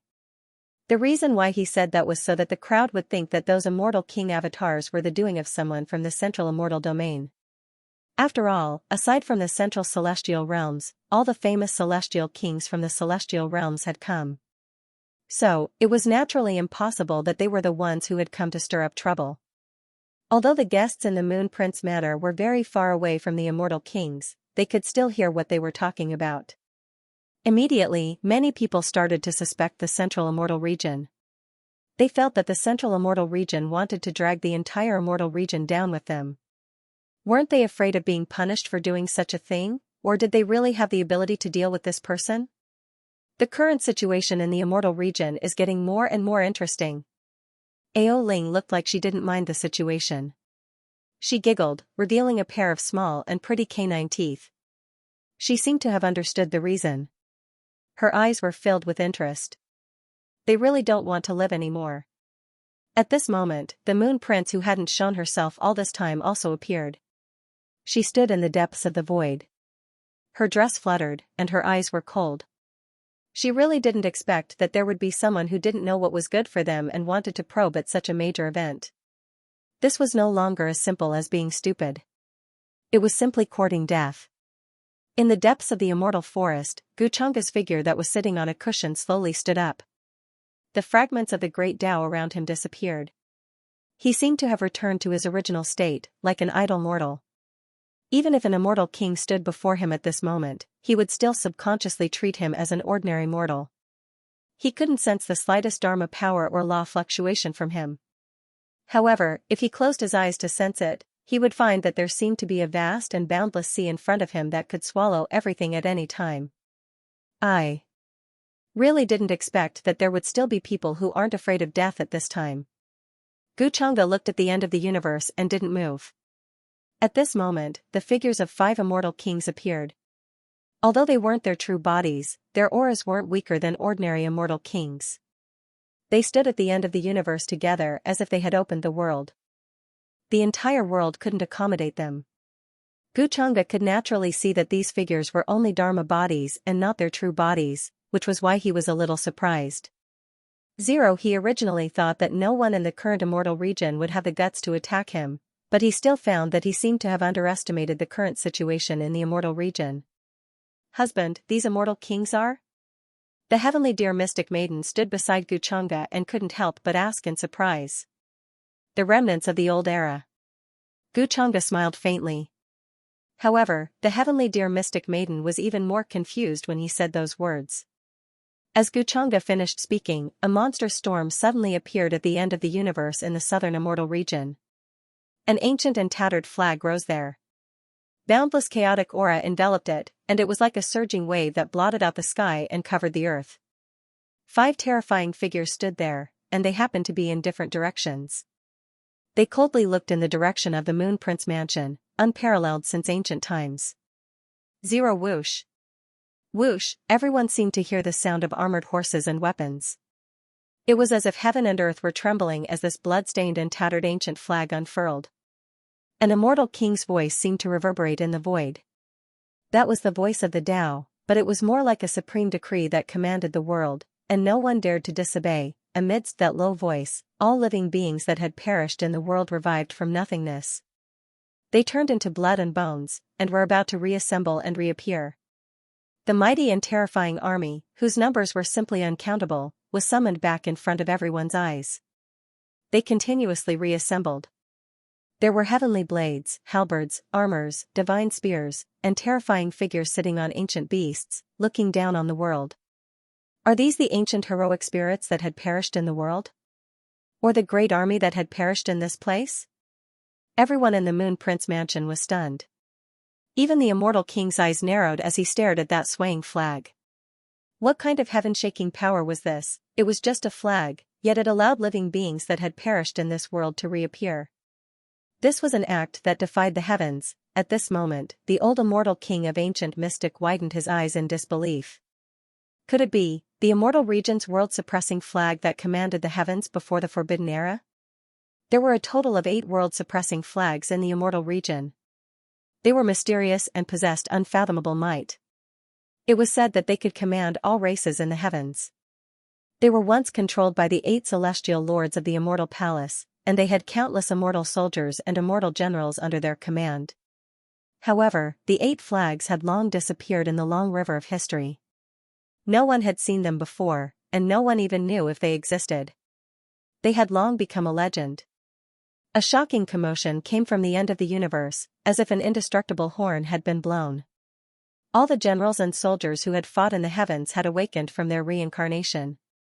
This was a terrifying force that overflowed into the heavens like the boundless Wang Yang.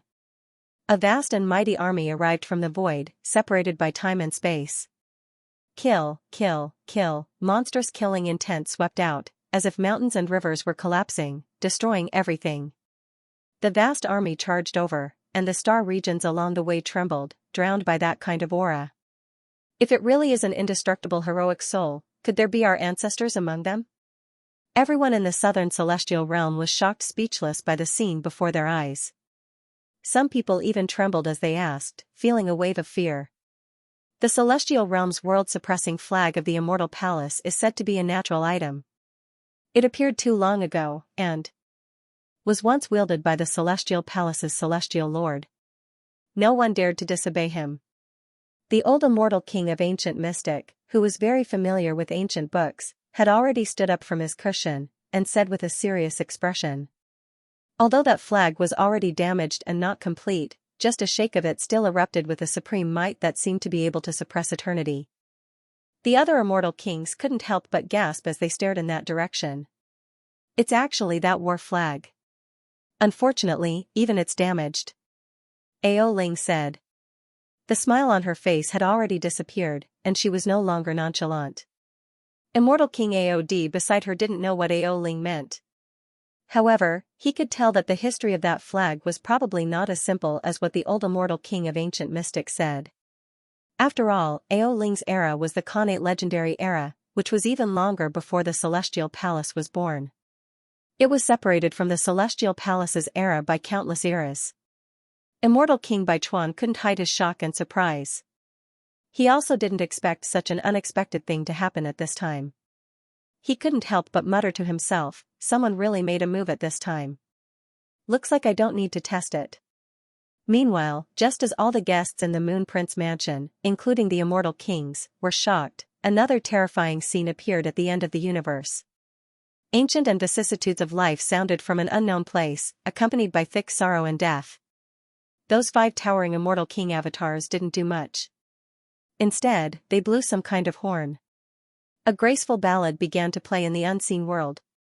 It moved the heartstrings of those who heard it, but it also sounded like they were weeping. It was as if a peerless woman was sobbing softly, grieving for the great era Tao that had been buried in the ancient era. In the depths of heaven and earth, a streak of light appeared. It was just too terrifying, simply as if 2 blazing blood suns covered the sky, connecting to past and present. It gazed into the southern immortal domain, not revealing its true body, but just its eyes alone made many true immortals tremble. However, from the light in its eyes, one could imagine how terrifying and huge this creature was. It was as if the entire universe couldn't contain its true body. What kind of creature is this? The group of immortal kings in the Moon Prince manor also felt their hearts palpitate as they were stared at by that gaze. It was as if all of his secrets had been seen through. It was difficult for him to hide, and his blood seemed to be about to freeze. Boom! It was also at this moment that a terrifying aura spread out from the depths of the Moon Prince mansion. Immortal fog drifted in the immortal bamboo forest. The star region within a radius of billions of miles started to tremble. Almost all of the immortal kings felt their hearts tremble. Their expressions changed drastically as they looked in that direction. Apart from the immortal kings, the other living beings' legs trembled, and their bodies were about to collapse. They couldn't even withstand a trace of the aura that spread out.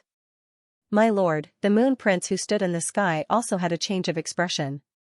Then, he hurriedly bowed respectfully, and the immortal fog dispersed. Everyone saw a figure whose back was facing everyone in the depths of the Tao platform. He looked extremely tall and straight, and his white robes fluttered in the wind. Is that the forbidden existence? The old immortal King Gu Xian, immortal King Aod, immortal King Witherdine, and the others all stared in that direction. They finally saw his true appearance.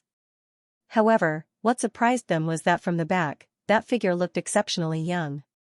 It didn't have the ferocious appearance of 3 heads and 6 arms that was rumored to be terrifying. It's him, beside immortal King Aod, Ao Ling stared without blinking.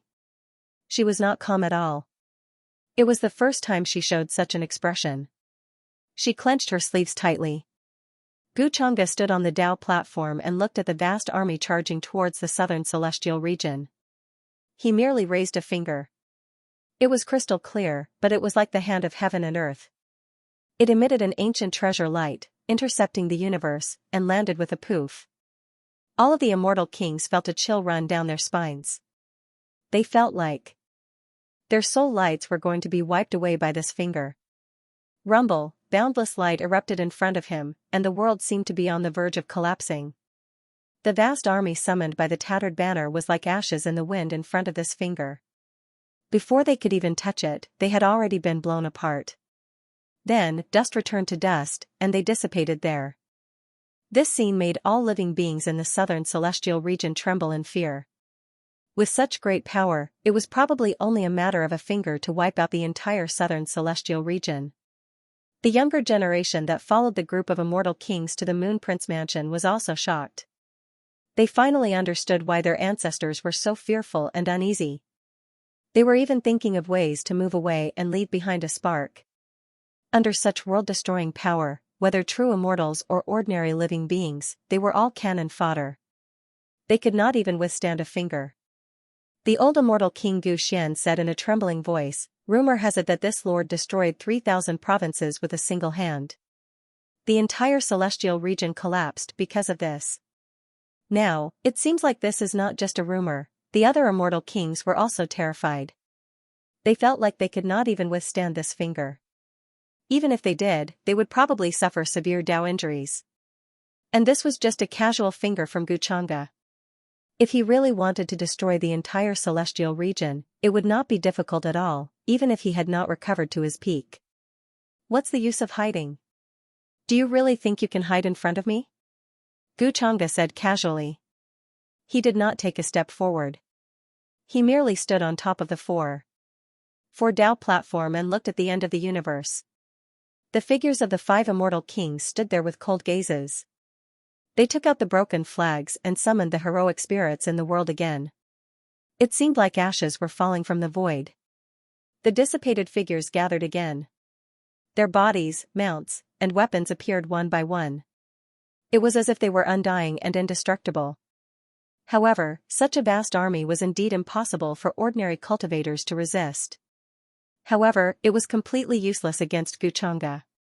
They could not even reach him. He waved his sleeve, and a terrifying Tao sound echoed in the world. It was as if an ancient human immortal was sitting there and chanting the ancient scripture of reincarnation. The army that charged over was swept away by the Tao sound and quickly turned into ashes. It was as if they were purified. But at this time a silver spear, too sharp, and incomparably sudden, directly pierced towards Xianxia. It was terrifying, shattering the sky, obliterating the natural laws. The immortal king in that direction finally made his move. His entire body was blurry, condensed from the power of faith. However, when this silver spear was about to land in front of Xianxia, it was flicked by his finger, and then exploded with a kacha. Without a doubt, this was a very terrifying weapon, forged from all kinds of rare materials. But it still shattered in an instant, unable to get close to Xianxia at all. Dong, dong, dong. At the end of the universe, the immortal king who attacked didn't seem to have any fluctuations in his emotions, not surprised. He continued to attack, a great Tao millstone condensed in his large hand, obliterating the stars like dust. When this palm descended, the star region exploded, turning into countless fragments. Countless spiderwebs appeared in the universe. Although he and Xianxia were separated by several star regions, the distance was incomparably far. But immortal kings themselves had reached the peak with 10 Tao arts. This bit of spatial distance was like nothing to them. The spacetime between the two seemed to have suddenly collapsed at this moment. There was even the phantom of the long river of time appearing. The other 4 immortal king figures also made their move. One of them slashed out a peerless heavenly blade, its light illuminating the universe.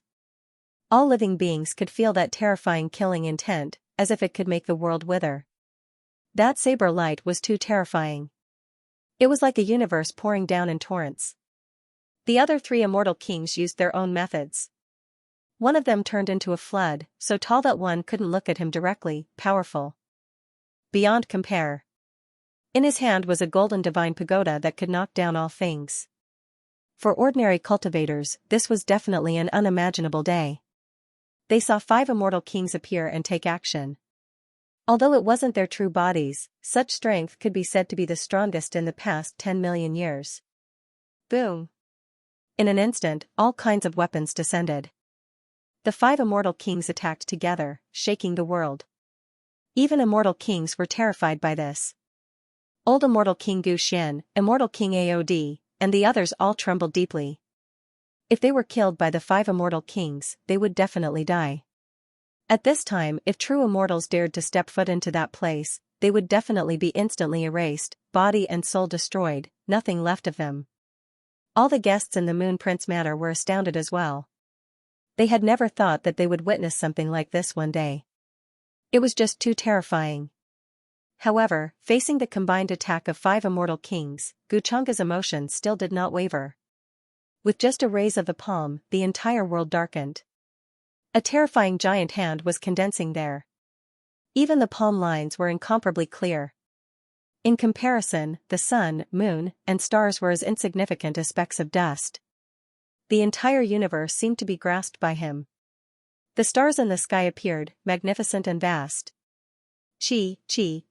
At this time, at the end of the world, one after another, pitch-black arrows suddenly shot over, surrounded by an ominous aura. Half of it had already rotted. Their speed was too fast, even immortal kings couldn't see them clearly. In an instant, they arrived in front of Xianxia. The old immortal King Xian let out a trembling voice again, directly crying out involuntarily, "Immortal vanquishing arrow." He recognized these arrows that were shot over one after another. They were arrows that could kill immortals according to the records. Moreover, they weren't ordinary true immortals, but immortal kings.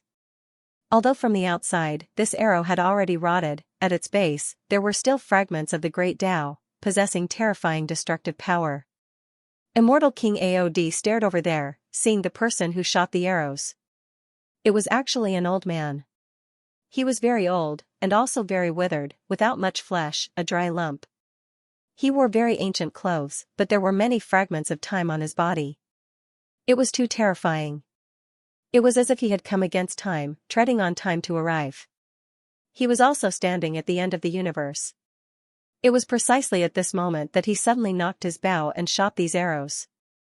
Who on earth is this person? I've never seen him before. The three immortal kings of the northern celestial domain all felt that this was inconceivable. That old man revealed his true appearance, but no one recognized him. And right now, he was standing right beside that terrifying eye. That terrifying creature whose true form couldn't be seen clearly, standing next to him, was practically about to fill up the entire universe. Some immortal kings even noticed that there seemed to be a graceful figure standing on the head of that terrifying figure. It was very blurry, as if there was an entire epoch between them. Did you really think that I wouldn't be able to find you if you didn't reveal your true form? Xianxia stepped out from the void, leaving the Moon Prince matter. He spoke calmly. The instant those immortal vanquishing arrows were about to land, a layer of ripples appeared in front of him. It merely spread out, but it disintegrated them, stopping them. Moreover, these ripples contained a terrifying mysterious power, able to obliterate everything. It directly caused the runes of those immortal vanquishing arrows to dissipate, their immortal nature to dim. The fluctuations from the combined attacks of the five immortal kings were even more so cut apart inch by inch in front of him.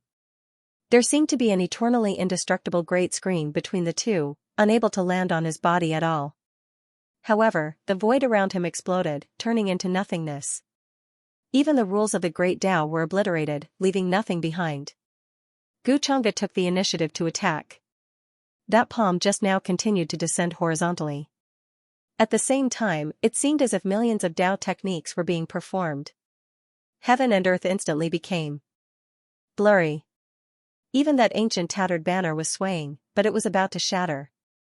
This was an unimaginably terrifying power, causing the old immortal King Xian, immortal King Aod, and the other immortal kings to feel deep fear, and a sense of powerlessness. Boom! In front of them, a great world that was originally in the southern celestial realm was penetrated, and the celestial realm directly exploded again. The giant hand that Xianxia formed reached over, completely enveloping the entire world. It pressed down mercilessly, causing mountains and rivers to collapse, and galaxies to explode. Even those immortal king figures roared furiously as they charged up against the heavens, charging towards Xianxia's giant hand, but it was futile. They had already disintegrated 80 times in midair. They exploded, turning into a rain of light that scattered all over the sky. The great army that was summoned by the ancient banner was quickly disintegrated. This giant black hand only shook, and the universe was about to be obliterated, let alone ordinary living beings. How terrifying. This is the power to destroy the world. Everyone in the Moon Prince mansion was terrified. They felt that under this palm, forget about the world. Even the entire southern celestial realm would be pierced through. It wasn't something that immortal kings could resist. These five figures were only avatars that were condensed, and not their actual bodies. However, the strength that they possessed was not weaker than ordinary immortal kings. In fact, they were even stronger in some aspects. However, in just a short moment, 4 of them disintegrated, and nothing was left. Xianxia looked coldly at the remaining avatar. There was no pity in his eyes, and he was about to obliterate it. Right at this moment, the indifferent and silent avatar suddenly opened its mouth, and its tone carried boundless sorrow and unwillingness. To think that I, the Luo Wang, had attained the immortal king realm many eras ago. I was extremely talented, and I thought that I could break through my shackles and reach a higher realm. However, I didn't expect that I couldn't even block a single attack from you. This is truly pathetic and laughable. However, even if I'm only an avatar and am restricted by the environment, I'll still make you pay the price today. Just as the Dharmakaya finished speaking, an immeasurable amount of light burst out from his body. He chose to destroy everything in his path and resolutely rushed towards Xianxia. For ordinary living beings, this was a day of calamity. The entire southern celestial realm seemed like it was about to be overturned. Countless galaxies exploded here, turning into dust. Even immortal kings felt uneasy, let alone the other cultivators. They wanted nothing more than to leave the southern celestial realm as far as possible to avoid this overwhelming wave. 5 immortal king avatars stood at the end of the world. They were so powerful that they trembled from time to time. However, under that boundless palm, they could only shatter like rain of light. They had no chance of resisting at all. All the immortal kings in the Moon Prince Mansion felt a chill run down their spines. They deeply understood the difference between them. Just like how there was a terrifying and insurmountable gap between a true immortal and an immortal king, there was also a vast and insurmountable gap between Xianxia and them. She could not touch the realm he was in at all. If he wanted to wipe out the immortal kings, he only needed to land a palm. All Tao laws and divine abilities would be shattered and destroyed. However, what shocked them the most was that the remaining immortal king avatar was actually the Luo Wang. It's a pity that I, the Luo Wang, was born in the wrong era. Now, the Luo Wang was burning. He had the determination to destroy everything with him as he charged towards Xianxia. The universe behind him was collapsing, producing a scene of ash. The void was in tatters, endless astral winds mixed with chaotic energy blew over. The central celestial realm is really bold, doing this today will only bury the entire central celestial realm for them. The Luo Wang has gone mad. The immortal kings in the Moon Prince Mansion were all stunned. They felt shocked.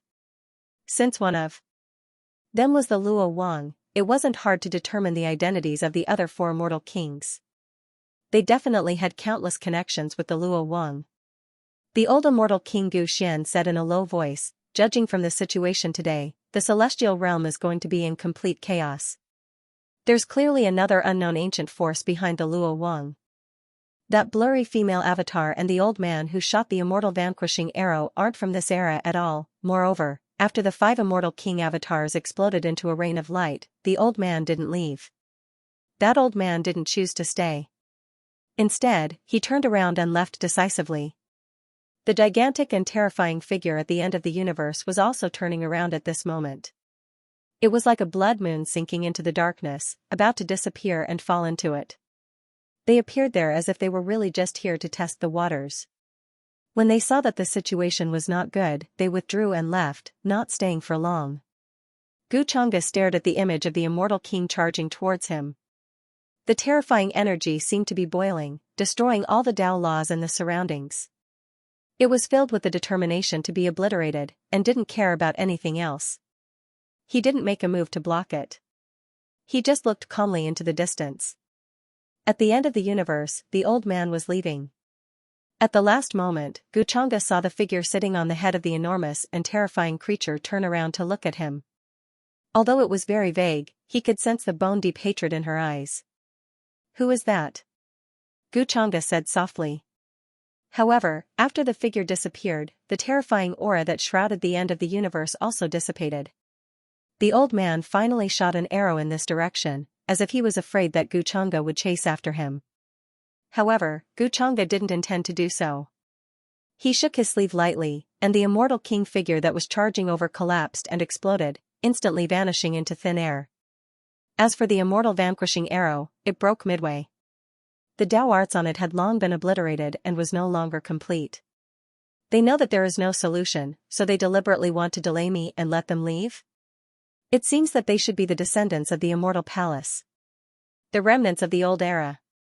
Xianxia waved his hand, and the broken immortal vanquishing arrow landed in his hand. He carefully examined it, and then shook it lightly, causing it to explode into powder that filled the sky. He guessed that these people should be from the descendants of the immortal palace. After all, after the immortal palace was destroyed, there were still descendants left behind. Moreover, back then, the immortal palace was incomparably prosperous, and there were countless peerless powerhouses. Not everyone died in it. Although to the outside world, the immortal palace had long been destroyed and no longer existed, buried in the long river of history. However, the true descendants of the immortal palace couldn't have truly died.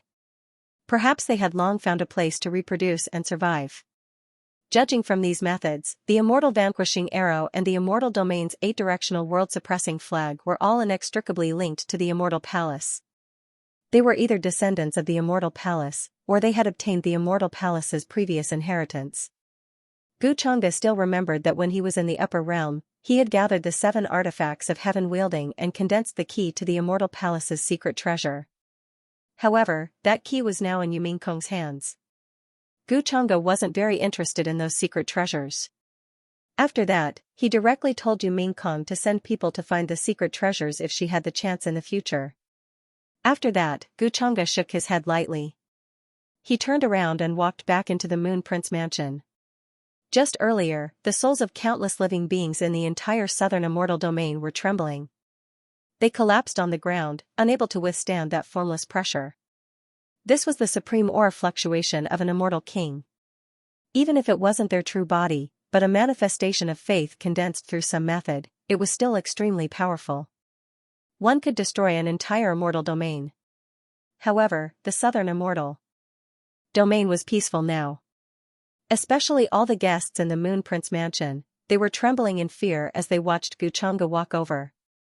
He was very young. His face was incomparably handsome, and his figure was tall and slender. Immortal light flowed through his hair, and his aura was concealed. He didn't look like some terrifying demon that could destroy the world. Instead, he was like a banished immortal that walked the mortal world, aloof and otherworldly. The Moon Prince appeared immediately and said respectfully, "Greetings, my lord." Her attitude caused the expressions of the many immortal kings here to change. Then, they all imitated her and greeted Xianxia. In the distance, quasi-immortal King Baichuan opened his mouth. His eyes were filled with shock and disbelief. At the same time, a terrifying chill ran down his spine. He was still planning to test Xianxia's strength. Just now, he was incomparably overjoyed, thinking that perhaps those figures could test out Xianxia's strength. However, who would have thought that in just an instant, the 5 manifestations of immortal kings would collapse and explode? The difference was really too great. At the same time, he was filled with lingering fear. If he recklessly exposed himself, he would probably end up like those manifestations. Ao Ling followed behind immortal King Aod. When she saw Xianxia walking over, her heart couldn't calm down at all. She opened her small mouth, wanting to say something, but she held it back in. This was because Xianxia's gaze only swept past immortal King Aod, who was beside her. Then, he glanced at her, paused, and shifted his gaze away. Clearly, he didn't remember her. This made Ao Ling feel a little bitter. They had clearly seen each other countless epochs ago. Now that they met again, they didn't know each other. Perhaps back then, Xianxia didn't remember her either. After all, she was just a dragon clan's little princess. After countless epochs, who could remember things from so long ago? Even time was cut off for too long. Not a single trace of that era was left behind. Who would have thought that there would still be someone like her in the later generations? Ao Ling's eyes were a bit dim. She stood at immortal King Aod's side, not going up to meet Xianxia. Moreover, she wasn't too clear on the matters related to the Forbidden Great Era, nor did she know why such a terrifying thing happened. In her memories, this person's personality was extremely easygoing and gentle. Even her father, who didn't respect the heavens, didn't respect the earth, and didn't care about anything, was extremely respectful towards this person. He had previously said that his life's pursuit was precisely to touch upon that cultivation realm. This type of unmatched figure, why would he become the devil that countless creatures feared in the later generations, destroying the heavens, collapsing immortal ancient? Ao Ling thought for a bit, but still decided to watch from the sidelines. Right now, Immortal Domain's situation was a bit hard for her to understand. It was just like those several immortal kings who took action just now. In a situation where they knew they had no chance of winning, they actually still appeared. This was a bit inconceivable to begin with. Or was it to say that their objective was completely to test this person? Great One, the immortal king who took action just now came from the central immortal domain, named Luo Wang. The others might all be related to the central immortal domain. Now, all of the famous immortal kings of the immortal domain have appeared here. However, only the central immortal domain's people haven't come yet. I suspect that those immortal kings who took action all have a great connection to the central immortal domain. Xianxia arrived in the immortal bamboo forest. Moon King said respectfully in front of him. The other immortal kings all stayed relatively far away, not daring to get too close. The many guests in the distance all watched from afar, even more so not daring to get close. They were all shocked and reverent, at the same time feeling a type of pressure. This type of figure could destroy the world they lived in with a raise of his palm, the immortal domain no longer existing. So young, looks like his foundation is even younger than ours, some of the younger generation of the immortal king clans whispered there, their eyes full of shock. A few of the favored daughters of the heavens were even more shocked. This was completely different from what they had understood from the rumors and ancient books. In fact, there was not even the slightest bit of similarity. However, their words were quickly heard by a few of the elders beside them. They glared at them, telling them to keep quiet and not speak nonsense. The atmosphere in the immortal bamboo forest was very oppressive. After the guests saw the scene just now, they were even more fearful. They knew that it was really too easy for this person to destroy the immortal domain. Xianxia swept his eyes over the crowd, taking in all of the changes in their expressions. He sat down in the pavilion. Moon King tactfully poured tea for him in a natural manner, and then stood respectfully at the side. You all don't have to fear me. I don't have as much malice towards you all as you think. Xianxia picked up the tea, and lightly blew the mist on it. With a natural expression, he said, since ancient times, too many things have happened. Some are buried in the passage of time, and some are still left in this world. It's already a rare fortune to be able to achieve such achievements in this life. It's because of my luck. Immortal Emperor Aod, the old immortal Emperor Gu Xian, the withered shade immortal Emperor, and the others were standing nearby with their hands by their sides. Their expressions shifted when they heard the words. Was he telling them that the fact that they were able to live until now and achieve the immortal Emperor realm was already a blessing in itself? However, even though Xianxia had told them that he did not have any ill intentions, they still did not dare to speak nonsense. They did not even dare to ask a single question. Is there still no immortal emperor from the central immortal domain? Xianxia shook his head. He put down the teacup and asked the Moon King. Senior, there isn't a single immortal emperor from the central immortal domain, the Moon King replied with a stern expression. At a time like this, the central immortal domain's actions seemed to be telling the crowd that they would not submit so easily.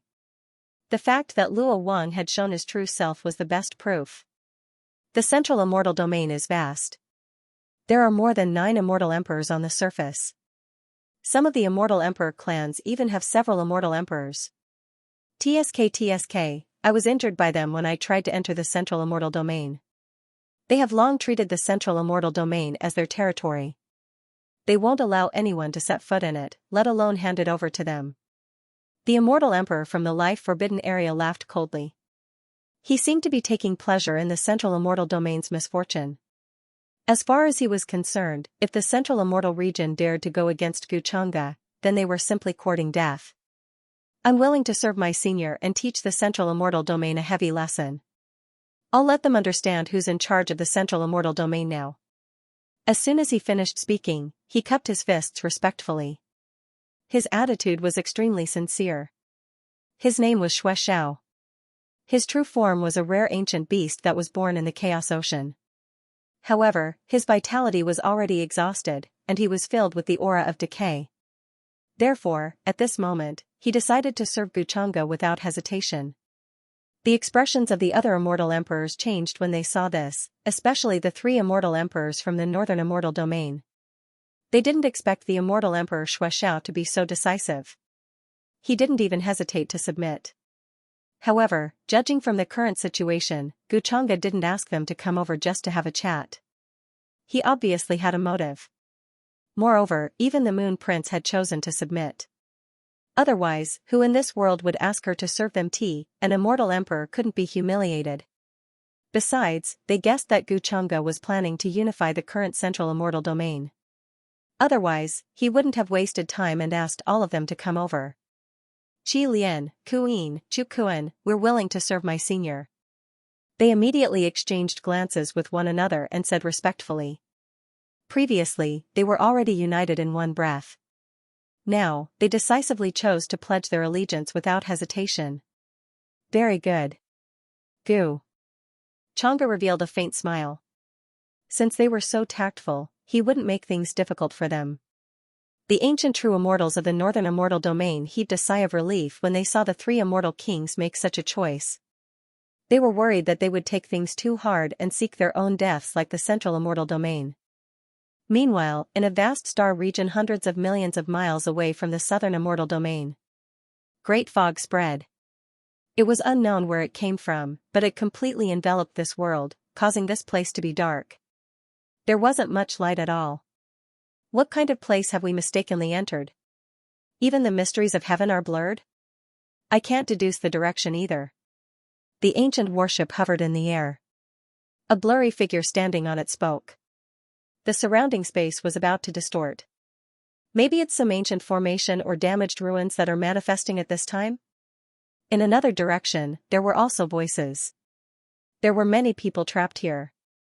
Wang Zijin followed the two immortal kings of the Wang family, as well as many clansmen, here.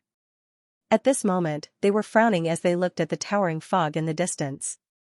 The fog that obscured the mysteries of heaven has dispersed. At this moment, an ancient true immortal spoke with some surprise. After the fog dispersed, this star region also regained its clarity.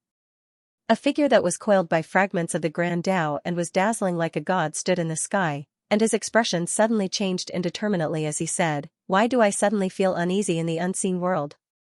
Who is scheming against me?" As an immortal king, how terrifying was his perception. He would feel it even if he said the person's real name. However, there had never been a day like this when he was suddenly enveloped by a terrifying malice. In this star domain, several terrifying figures stood, their bodies exuding a terrifying aura. They were all immortal kings from various clans in the central celestial domain. They had originally brought their clansmen to the southern celestial domain to attend the banquet, but because of this strange fog that suddenly swept over, they were stopped here and had no choice but to stop. Even immortal kings were helpless just now. After deducing for a long time, they still couldn't find the right direction. Someone tried to use magic power to split open this great fog, but the end result was that this great fog became even thicker, as if it spread endlessly, drowning everyone. That immortal king was worried that something unexpected would happen, so he could only stop here and think of another way to escape. However, what made them feel slightly relieved was that this great fog didn't last for long, and it dissipated. The world returned to normal, and the distant star domain could be seen clearly. It doesn't seem like we stepped into some ruins. I suspect that someone set up some kind of great formation, an immortal king spoke, his brows furrowed. He had a feeling that something was wrong. I have the same feeling. If it is a ruin, it is impossible for there to be no spatial fluctuations. In the end, this great fog came and disappeared quickly. I suspect that it is some kind of maze formation from ancient times. Another immortal king also spoke. His eyes were deep, as if a vast scene was evolving within them. There were a total of 7 immortal kings in this place, and they could be said to be the most powerful force in the central celestial domain. Apart from the immortal kings, there were also many true immortals, enough to sweep through any celestial domain. The immortal king who looked like an old woman from the Wan family shook her head, and said, "The most important thing now is to go to the southern celestial domain first. We can't delay any longer." The figure in golden battle armor, who looked extremely majestic and tall, descended from the void. He stood together with the 2 immortal kings of the Wang family, and said with a frown, "I don't know why, but I keep feeling uneasy, as if someone is secretly plotting against me. If Brother Luo has this feeling, then it is definitely not on a whim. It is best to be more careful during this trip to the feast at Hongmen." Hearing this, the other immortal king of the Wang family was stunned, and then he spoke. He had a good personal relationship with the figure in golden battle armor in front of him, who was King Luo. At the same time, it was also his intention to form a marriage alliance with the Luo Wang matter. He wanted Luo Wang's descendant, Luo Xian, to marry Wang Zijin. However, this time, the Luo Wang did not bring that descendant with him. Clearly, he was worried that an accident would occur and the inheritance would be severed. So, he had deliberately ordered many of his clansmen to leave so as to preserve a trace of their kindling. Of course, apart from Wang Zijin, there were not many young people in the Wang family who followed him. They all found small worlds to hide. "There are very few things in this world that can make me feel uneasy," Luo Wang said. His brows were still tightly furrowed. When he tried to perform a divination, he could only see a boundless expanse of fog before him. As an immortal king, he could even traverse the river of time. However, when it came to his own matters, he had no way to deduce it. It was difficult for him to understand just a few words. The past, present, and future were shrouded in fog. After that, the group of immortal kings here continued on their way, heading towards the southern celestial region. The distance between the two places exceeded millions and millions of miles, separated by several universes. In between, there were chaotic streams of chaos and void storms. Even immortal kings who could traverse universes had to be careful when they were hurrying along. Because the dangers contained in those dangerous lands were enough to make immortal kings bleed and face the danger of dying. These dangerous lands that had existed since ancient times had never disappeared because of the various disasters of the celestial region. The group of immortal kings brought their juniors and hurried towards the southern celestial region. However, on the way, before they got close to the universe where the southern celestial region was located, the group of immortal kings were stunned. They could clearly sense the terrifying fluctuations left behind there. Previously, there were definitely existences at the level of immortal kings. The aftermath of the battle here had not dissipated yet. The surrounding universes were all damaged. Some star regions were destroyed. There were traces of destruction everywhere. What happened? Previously, there were at least several immortal kings fighting here, a veteran immortal king of the central celestial region said in a deep voice. His gaze became very deep. They had not yet arrived at the southern celestial region, but they had already seen such a scene. It was really shocking. Many people began to suspect whether an immortal king had been killed here. Otherwise, why would there be such a terrifying aura left behind? This trip is indeed dangerous. When you reach the southern celestial region, you must be careful with your words. Some immortal kings were warning their juniors. Their expressions were grave, their hearts heavy. Zijin, this path is dangerous. Why don't you return to your clan?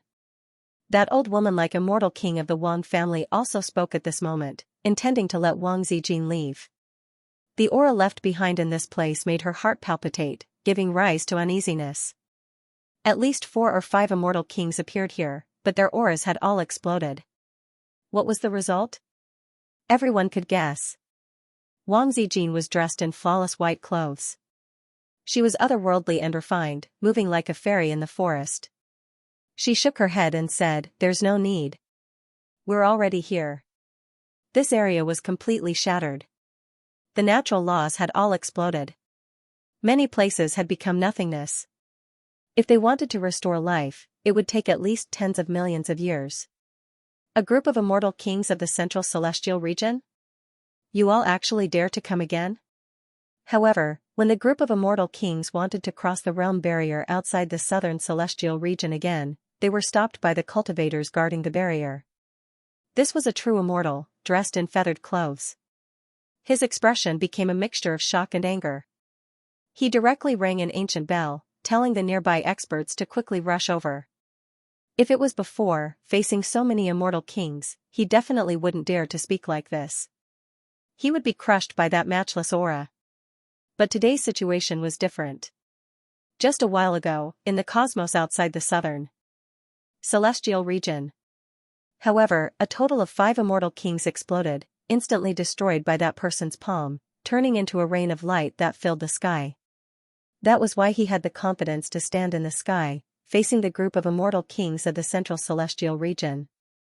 When he spoke like this, his face was filled with shock and anger. After all, it was the group of immortal kings of the central celestial region that almost destroyed the southern celestial region. What's wrong? The group of immortal kings of the central celestial region were first stunned. Then, they were all stunned by the scene before their eyes. They were a bit confused, not knowing what was going on. They even felt that it was very inconceivable and surreal. A true immortal actually dared to speak to a total of 7 immortal kings like this. Was this person really not afraid of death, or did he not want to live anymore? The few old true immortals who followed also stood out. They frowned and asked, "What do you mean by this, fellow Taoist? Could it be that we are not welcome here?" And just as this true immortal of the southern celestial region rang the ancient bell, several other true immortals quickly rushed over. They all stared vigilantly at everyone from the central celestial region who had rushed over. Why are these people so hostile towards us? The group of immortal kings of the central celestial region all frowned. This was the first time they had encountered such a situation.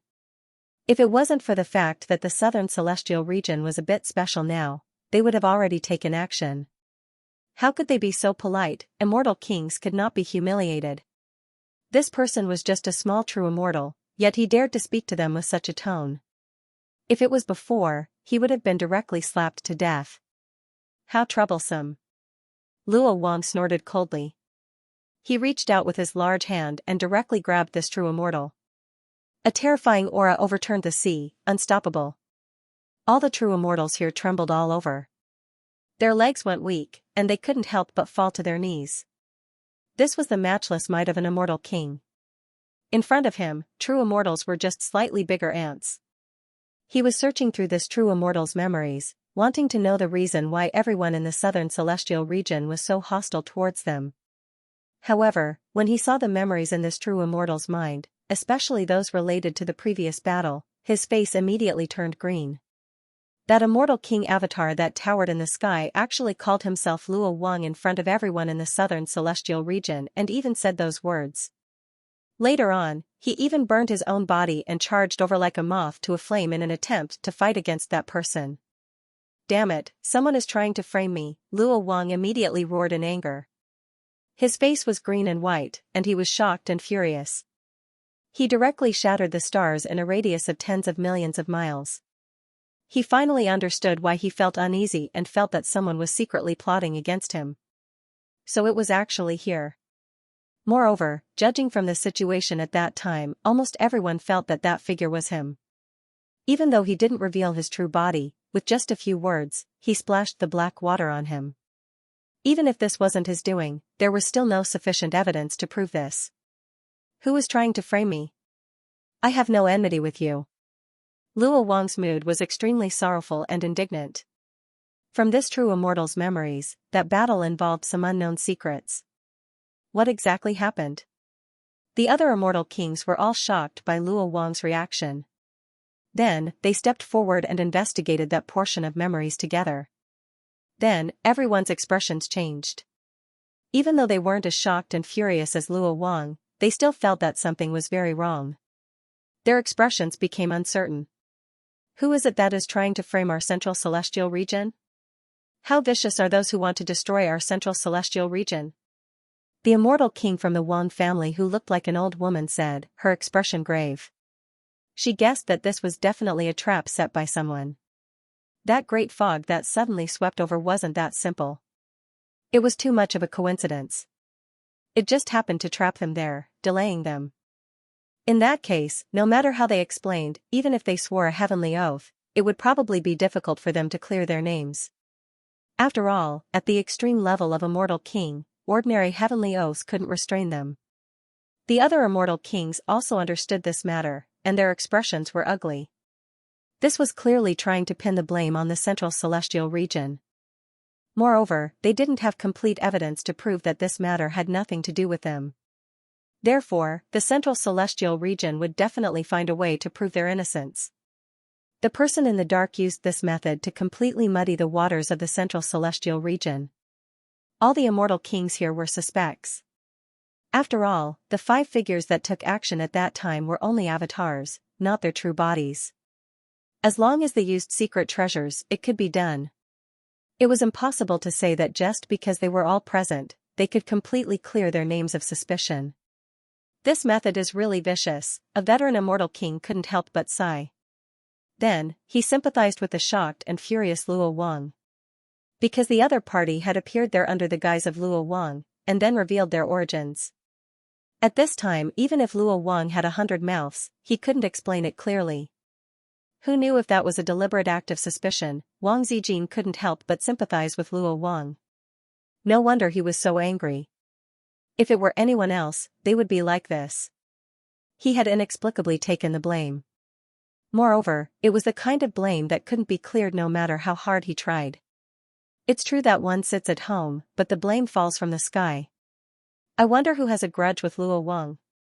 Or could it be that they are related to him in the first place, and are just deliberately setting up a trap to win sympathy and make people less suspicious?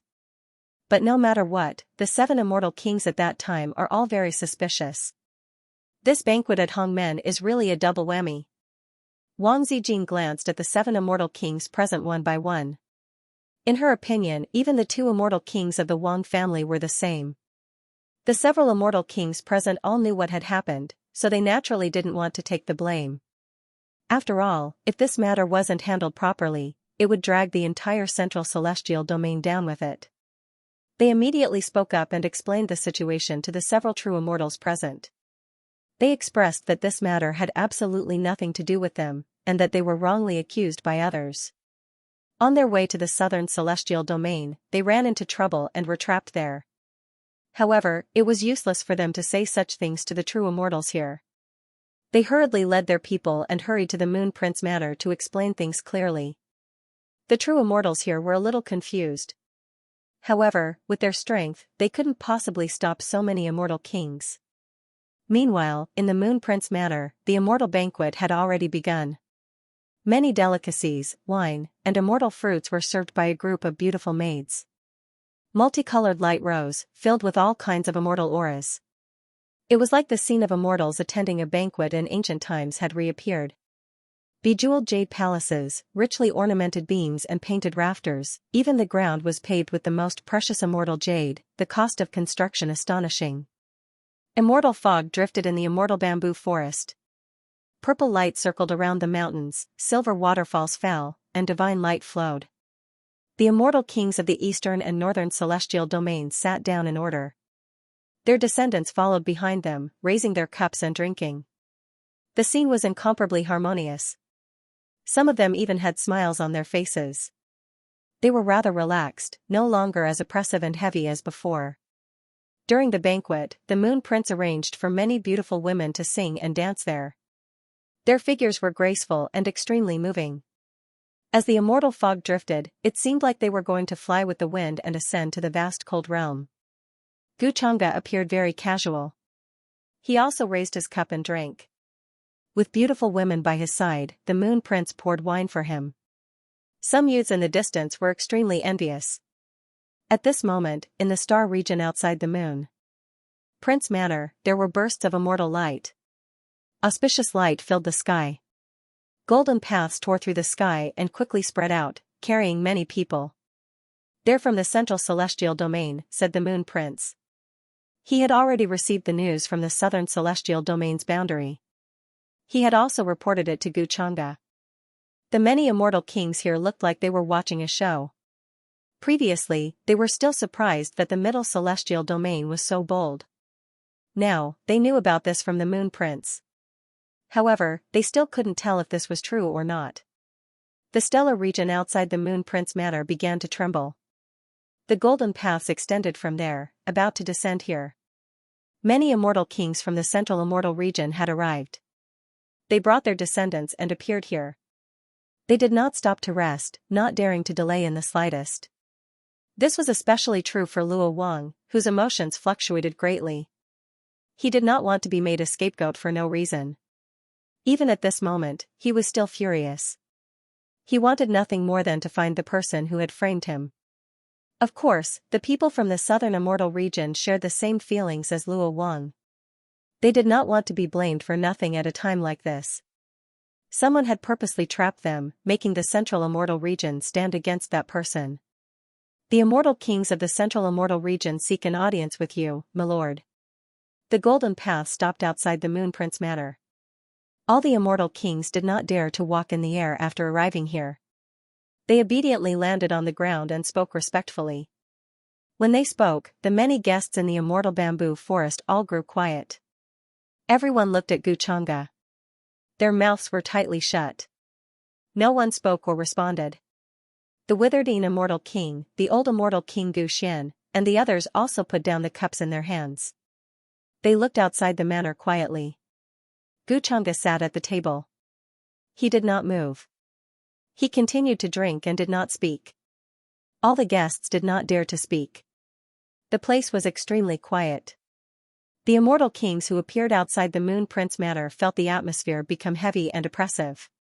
The old immortal king Gu Xian, immortal king Aod, and the others had already heard the news from the southern immortal region's boundary space from the Moon Prince. The immortal kings from the central immortal region all said that they had encountered a fog on their way here. Everyone was trapped inside and could not escape. However, whether this was true or not was not something that could be determined by their words alone. Moreover, Xianxia had not spoken yet. No one could guess his emotions and thoughts. Naturally, no one dared to speak. Let's continue drinking. Xianxia glanced at the crowd and said casually. Then, he waved his sleeve. The entire world seemed to disappear. Then, the group of immortal kings outside the Moon Prince Manor felt the universe tremble. When they reappeared, they were already inside the Moon Prince Manor. At first glance, they saw Xianxia sitting in front of them. Everyone was stunned, and then their expressions became respectful. They could only see a vague outline in the mind of that true immortal from the southern immortal region. They did not know what Xianxia looked like. Now that they saw him, they were all stunned. They never thought that he would be so young. What? Wang Zijin, who was following behind the group of celestial kings and was some distance away from the crowd, was completely stunned at this moment, and his face was filled with disbelief. She was frozen in place like a clay statue. She couldn't believe what she was seeing right now. Her entire being was shrouded in disbelief. How was this possible? Why is he here? Something was not right. He was actually the person that everyone in the immortal region feared, the person who caused the immortal region to fall into a state of panic. Wang Zijin couldn't believe what she was seeing. She felt that all of this was just too surreal. When she was in the upper world, she felt that Xianxia had many tricks up his sleeve. He was not as easygoing and kind as he seemed on the surface. He was hiding many secrets that no one knew. However, she never thought that he would have such an identity. If she hadn't seen it with her own eyes, she really wouldn't have been able to connect all of this. Back then, she was extremely curious. She always wanted to find out more about Xianxia's secrets. When she was in the True Immortal Academy, she even had thoughts about Xianxia many times. However, Xianxia's behavior back then was like a heartless lover. Instead, he seemed to be quite interested in the human ancestor palace's other saintess, Jiangchuchu. To her, Xianxia was a very special person. He was like a fog, filled with many mysteries. Wang Zijin couldn't deny that she did have a good impression of Xianxia. Otherwise, with her personality, she wouldn't have taken the initiative to get close to Xianxia. Of course, some of the things that happened in the 8 Desolates 10 regions later on made her change her opinion of Xianxia. He was very dangerous. He was vicious and merciless. On the surface, he was easygoing and humble, but in reality, he was cold and heartless. He saw people as ants and chess pieces. Even when facing countless living beings in the 8 Desolates 10 regions, he could still kill them without batting an eyelid. However, it was Xianxia with such a personality that Wang Zijin couldn't forget about him. So much so that before she was led away by the immortal king of the Wang family to leave the upper world, she was still thinking about whether she should tell Xianxia. However, at that time was too rushed. Even her family members and many relatives in this life didn't know about this, let alone outsiders. This also became a regret in Wang Zijin's heart. The celestial realm and the upper world were too far apart. It was like one end of the starry sky and the other end of the world. Even if immortal kings wanted to go to the upper world, it was extremely difficult. They would be suppressed by the rules of the world and the will of heaven and earth. If nothing unexpected happened, she would probably never see Xianxia again in this life. However, Wang Zijin never thought that she would see Xianxia at such a special time and place today. Especially now, he appeared here in a different way. Wang Zijin came back to her senses. Her expression was very complicated. She wanted to go forward and greet him, but in the end, she opened her mouth and didn't say anything. She stayed where she was. With her personality, if it was in the past, she wouldn't be so hesitant and dawdling. However, things were different now. Xianxia was still there, but was he still the same as before? How many years had it been since the two of them met? Hundreds of years, or even longer. Was the flow of time in the celestial realm the same as the flow of time in the upper world? At this moment, Wang Zijin thought of the jade pendant she had asked Gu Chang'e for back then. It represented that Gu Chang'e owed her a favor. Gu Chang'e had also promised that he would agree to one of her requests, as long as it wasn't too overboard. As for that jade pendant, it was still carefully kept by her, as if it was very heavy.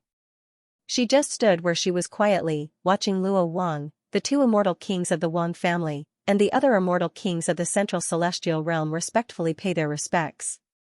They were incomparably fearful.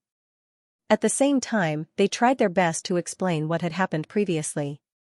Several immortal kings immediately swore a heavenly Dao oath, stating that this matter had nothing to do with them. Luo Wang was even more so. He had long lost the awe-inspiring immortal king of the past. He explained the reason, worried that Gu Chang'e would misunderstand. All the immortal kings of the central celestial realm could be considered the most powerful force in the current celestial realm. They could single-handedly destroy an incomparably ancient great realm or universe. They were inconceivably powerful. But as immortal kings, they were actually so fearful and apprehensive of a young man. Gu Chang'e sat there, drinking his wine unhurriedly. He didn't even look at the people of the central celestial realm. Since you all say that it wasn't you who did it, then how can I believe you? You want to cast all of this aside with a single sentence, a single heavenly Dao oath? He said very casually. He knew that with the courage of these immortal kings, they definitely wouldn't dare to do such a thing. After all, they still had the descendants of their clans behind them, and even the entire central celestial realm.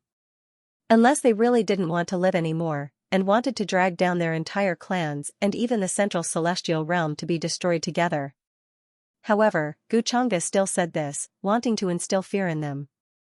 At the same time, he would also ferret out the force that had acted previously. Sir, it really wasn't us. At that time, we were all trapped by that sudden great fog. When we rushed to the southern celestial realm, we understood that such a thing had happened. We definitely didn't mean to offend you. A veteran immortal king of the central celestial realm said in fear. The other immortal kings of the central celestial realm were also trembling in fear. They couldn't understand Gu Chang'e's thoughts. Ever since they had become immortal kings, they had never felt so uneasy. It was as if their fate had already been decided, and they were waiting for the moment of punishment. The group of immortal kings who had rushed here before, such as Immortal King Aod, Immortal King Gu Xian, Immortal King Shueshao, and the others, didn't say anything. They kept a distance from the immortal kings of the central celestial realm, worried that they would be affected. This scene made the hearts of Luo Wang and the others heavy, worried that something unexpected would happen. How can I believe you? Gu Chang'e still asked unhurriedly. His gaze landed on Luo Wang, and it was like a beam of immortal light that exploded at the beginning of chaos, causing Luo Wang's expression to change. He hurriedly took a few steps back, and his face was slightly pale. Cold sweat broke out on his body. He felt that Gu Chang'e's words seemed to be directed at him. At this moment, Luo Wang hated the person who framed him to the core. He wanted nothing more than to cut him into 1,000 pieces to vent the hatred in his heart. My lord, I am willing to find the culprit and prove my innocence. Luo Wang gritted his teeth and said. Under Gu Chang'e's gaze, his heart palpitated. Gu Chang'e smiled faintly and said, What if you can't find him? When Luo Wang heard this, sweat appeared on his forehead. He didn't know how to answer. After all, such a mysterious force had suddenly appeared, and it was suspected that there were many immortal kings overseeing it. Even he felt that it was troublesome. If you can't find him, then I'll kill you. What do you think? I don't know if that guy who called himself Luo Wang was a self-directed act by you. Gu Chang'e didn't give him a chance to continue speaking. He was still smiling faintly. The other immortal kings of the central celestial domain were all shocked by these words. They could feel the terrifying killing intent just now. This wasn't a joke. It was as if he really wanted to kill them. Luo Wang's feeling could be said to be the most obvious. He immediately gritted his teeth and said, My lord, don't worry. I will definitely find the culprit. In the eyes of the world, he was a high and mighty immortal king who looked down on the ancient times. But now, he was a lowly ordinary cultivator. There was no difference. The immortal kings here felt their hearts tremble. At the same time, they felt the same way. Could it be related to the former immortal palace? An immortal king couldn't help but ask. Judging from the broken flag and the immortal vanquishing arrow, that force was very likely related to the immortal palace. Even if it wasn't a descendant of the immortal palace, it should have received the inheritance of the immortal palace. But what was the use of that? When the immortal palace was at its peak, it was also destroyed by this person in front of them. Even if there was still the shadow of the immortal palace in the future, so what? It couldn't change anything. This immortal king's words made many people react. They all felt that it was possible. After all, the immortal palace was once the most powerful force in the immortal realm. Although countless eras had passed since the taboo era, there were still many orthodoxies left behind. And since the immortal palace was so powerful back then, how could there be no news at all? Over the past few eras, the immortal kings had actually searched for some ruins and cave abodes left behind by the immortal palace, but they didn't have many clues. At this moment, Luo Wang also suddenly reacted, and his expression was uncertain. If that force was really a remnant of the immortal palace, then it really made sense. After all, he had once destroyed a group of palaces left behind by the immortal palace, and even said that the former prosperity had already decayed, insulting the immortal palace. Xianxia didn't talk about this topic. Then, he put down the wine cup, swept his gaze across all the immortal kings in front of him, and said indifferently, "In less than 100 years, the living beings of the vast sea will cross over." The living beings of the vast sea? Is it the phenomenon that appeared at the end of the world? Hearing this, the expressions of all the immortal kings here shook. At their level, they naturally knew what the boundless sea meant. The living beings that could cross the vast sea definitely had a cultivation base that far surpassed theirs, and they might even be emperors. Only 100 years? The old immortal king of ancient mystic was shocked. Although he was good at deduction, when it came to the vast sea, he couldn't deduce anything. He was very uneasy in his heart, feeling that it was an ominous sign. Based on the ancient records, those living beings are known as hunters, but they are also known as hunters. They are like the tribes from the Age of Savages. They only care about the law of the dark forest. They search the vast ocean filled with darkness, and their goal is the true world. A true world that has lost the protection of a true spirit will lose its cover, and its aura will be exposed to the vast sea. It will be as bright as a lighthouse, attracting hunters. Another veteran immortal king also spoke. When he mentioned this topic, his heart was especially heavy. They were wary and afraid of Xianxia, worried that he would destroy the immortal region and repeat the previous apocalypse. However, judging from the current situation, Xianxia clearly didn't have such a goal, or else he wouldn't have told them this. What will happen when those hunters descend to this world? Another immortal king couldn't help but ask. Before this, he hadn't truly considered this matter. However, judging from the expressions of the immortal kings here, they clearly understood this matter, and their hearts were heavy.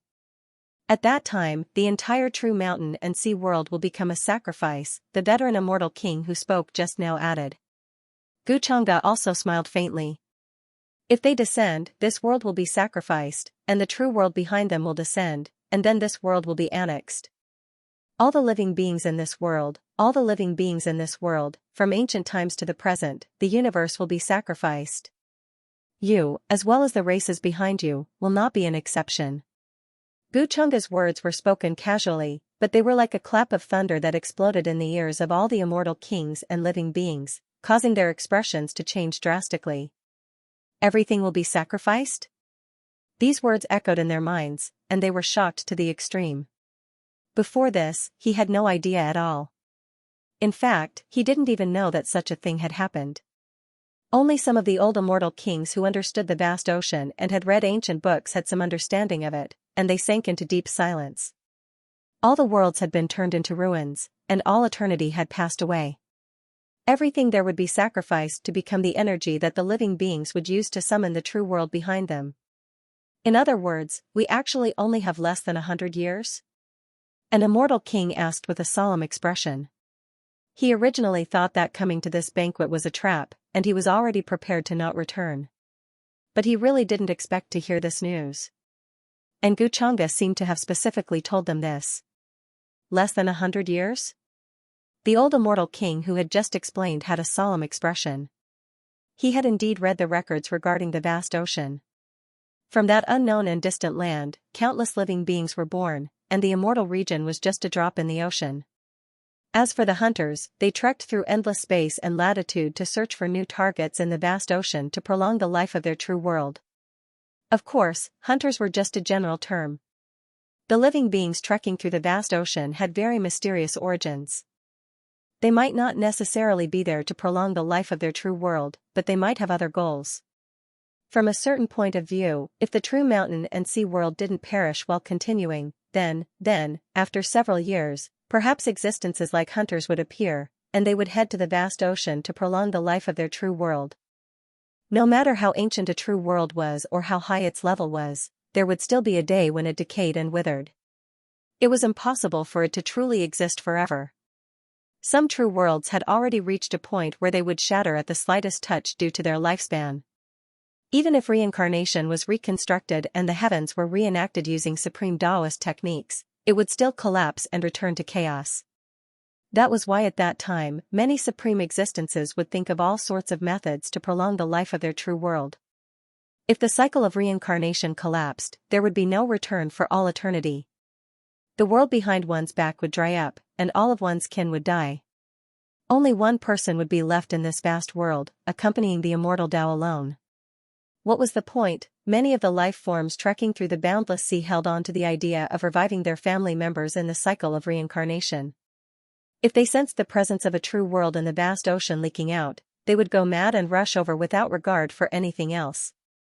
Such a figure had traversed the boundless sea for countless epochs and years, and his cultivation had long since reached an unknown level. He was so strong that he was invincible since ancient times. In their eyes, the true world was no different from the normal ancient worlds they inhabited. Even for immortal kings, trekking in the boundless sea was extremely dangerous. It was impossible for them to travel far. If they were faced with a hunter from the boundless sea, even immortal kings would be helpless. That is to say, we don't have much time left. Within 100 years, chaos may occur. Finally, an immortal king understood the meaning of Xianxia's words. He felt extremely depressed. He originally thought that after becoming an immortal king, he would be able to avoid the 5 decay of the celestial being and become truly immortal.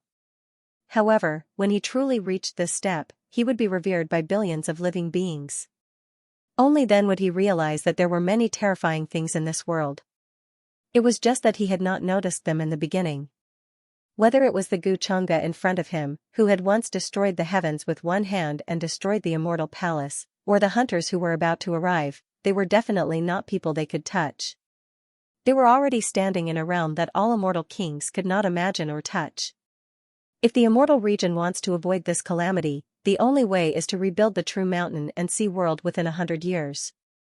The upper realm, the foreign realm, and the immortal region were originally one. However, they have been separated for countless epochs. Now that the great calamity is about to arrive, it is time for the true mountain and sea world to reappear in the world. Xianxia smiled faintly as his gaze swept past the many immortal kings in front of him. His words echoed in the minds of all the immortal kings like a loud bell, causing their expressions to shake. I hope that your excellency can unify the true mountain and sea world and find a way out for us. Immortal King Xianxia was the first to react and hurriedly spoke respectfully. At this moment, it did not matter whether Xianxia's words were just to scare them or to give them a reasonable reason to unify the immortal region. They had to make a choice. Immortal King Xianxia had already expressed his attitude earlier, so after hearing this, he was the first to respond. Immortal King Kuyin, Immortal King Qi Lian, and Immortal King Chu Kun of the Northern Immortal region reacted and also said respectfully like Immortal King Xianxia, within 100 years, the immortal region will definitely face a great calamity. We are powerless to fight against it. I hope that your excellency can unify the true mountain and sea world and protect all living beings. The unification of the true mountain and sea world was an unstoppable trend. If they did not go with the flow at this time, they would definitely be crushed into ashes. Although immortal kings were strong, they were still far from being untainted by karma and had truly transcended the 3 realms and 6 paths, the mortal world, and the past. Although the immortal kings of the central immortal domain had arrived later, judging from the current situation, if they didn't make a choice at this time, they were afraid that Guchanga wouldn't let them leave peacefully. Besides, they were still under suspicion that was difficult to clear. This might be a chance for them to show their attitude and loyalty. Even King Luo did not hesitate for long. Just like immortal King Kuin and the others, he expressed his attitude and was willing to follow Guchanga. The true mountain and sea world will be reunited. The will of the world in this world might leap to its previous peak. For all of you, this is also an opportunity. Guchanga raised his wine cup, and his gaze suddenly became a little distant. I just don't know if all of you can still live until then. It was not that he was exaggerating, but the current situation in the immortal region was very chaotic. Although it seemed calm on the surface, there were surging undercurrents. Immortal kings seemed to be aloof and looked down on millions of living beings. However, in the eyes of those who did not truly enter the scene, they were no different from ordinary living beings. Guchanga personally appeared in the southern immortal region because he wanted to let those behind him enter the scene. However, what surprised him was that those people could really remain calm. Take the descendants of Immortal Palace for example. They knew that their great enemy was right in front of them, but they could still suppress their hatred and retreat. 100 years might sound like a long time, but in the eyes of those who truly lived in the path of immortality, it was just the blink of an eye. That was why the living beings from the vast ocean were already in a hurry to step into the true mountain and sea world. Before that, if those behind the immortal region did not appear to stop them, then there would only be one outcome for the immortal region, and that was to follow in the footsteps of the world-ending cataclysm. They would be reduced to ashes and all worlds would be destroyed. As for the other world, no matter what, they still had the ancestors of the immortal emperors keeping watch over them. They might not truly be called emperors, however, if one looked at it from a certain perspective, with their strength, they could truly stop the living beings from the vast ocean for a short period of time. After trekking through countless eons, they would eventually be exhausted. It was impossible for them to be in peak condition all the time. But, was the true mountain and sea world truly only facing a crisis in the vast ocean? In Guchanga's eyes, that was definitely not the case. When the true mountain and sea world's coordinates in the vast ocean were exposed, the neighboring true worlds would also take action. Besides that, a new round of harvesting was about to begin in the origin world. How many worlds and universes in the vast true worlds would be able to escape the great showdown this time? The banquet did not last for long. Many of the immortal kings present were deeply shaken by Guchanga's words, and huge waves raged in their hearts. They felt that someone like Guchanga had definitely seen some scenes of the future when he stood at a place they could not imagine. That was why he said those words. But they did not know whether they could live until then. Did he mean that even if they became immortal kings, they would only be cannon fodder in the upcoming great chaos in the immortal region? This caused the immortal kings to feel very complicated emotions. In fact, they even felt a little terrified and suffocated. It was as if there was a gaze watching them from somewhere. A certain terrifying creature was waking up, and millions of lives would tremble under its presence. Before they came here, they had already thought of all sorts of possibilities.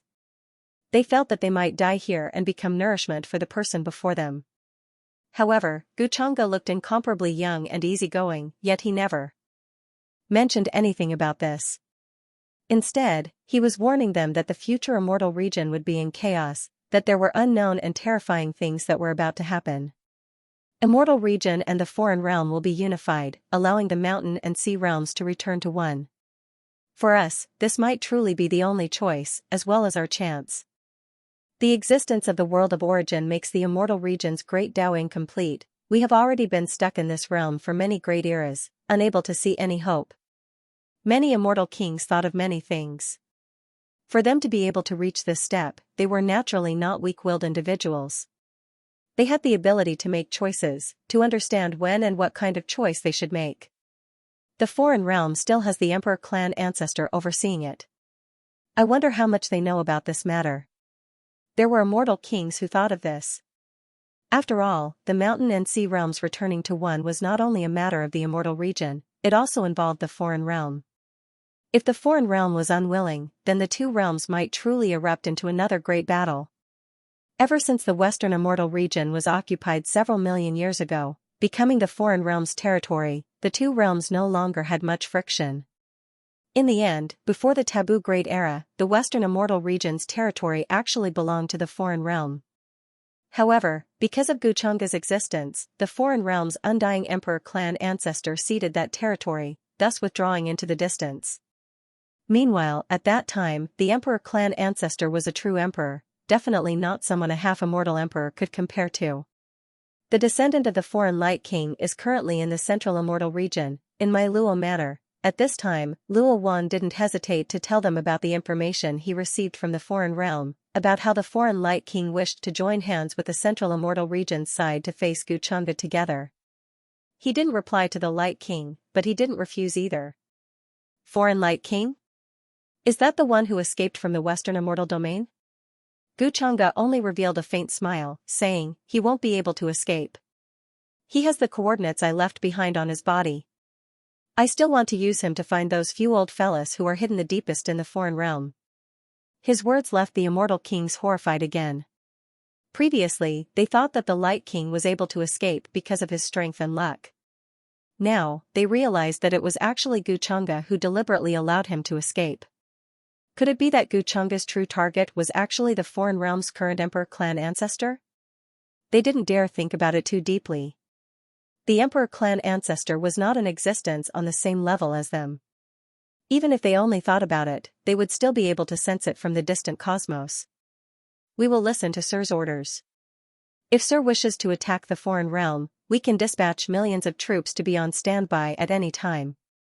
This was a great matter related to the immortal domain and even the future mountain and sea true world. The immortal kings here were all very wise, not playing any tricks at this time. Of course, the most important reason was that Guchunga was here, so they didn't dare to have any other thoughts. Aside from the immortal kings here, there were actually quite a few immortal kings who hadn't shown themselves in the current immortal domain, especially the central immortal domain 5. 8. Luo Wang and the others relaxed. They had already decided that once they returned to the central immortal domain, they would immediately investigate the news regarding the immortal palace descendant.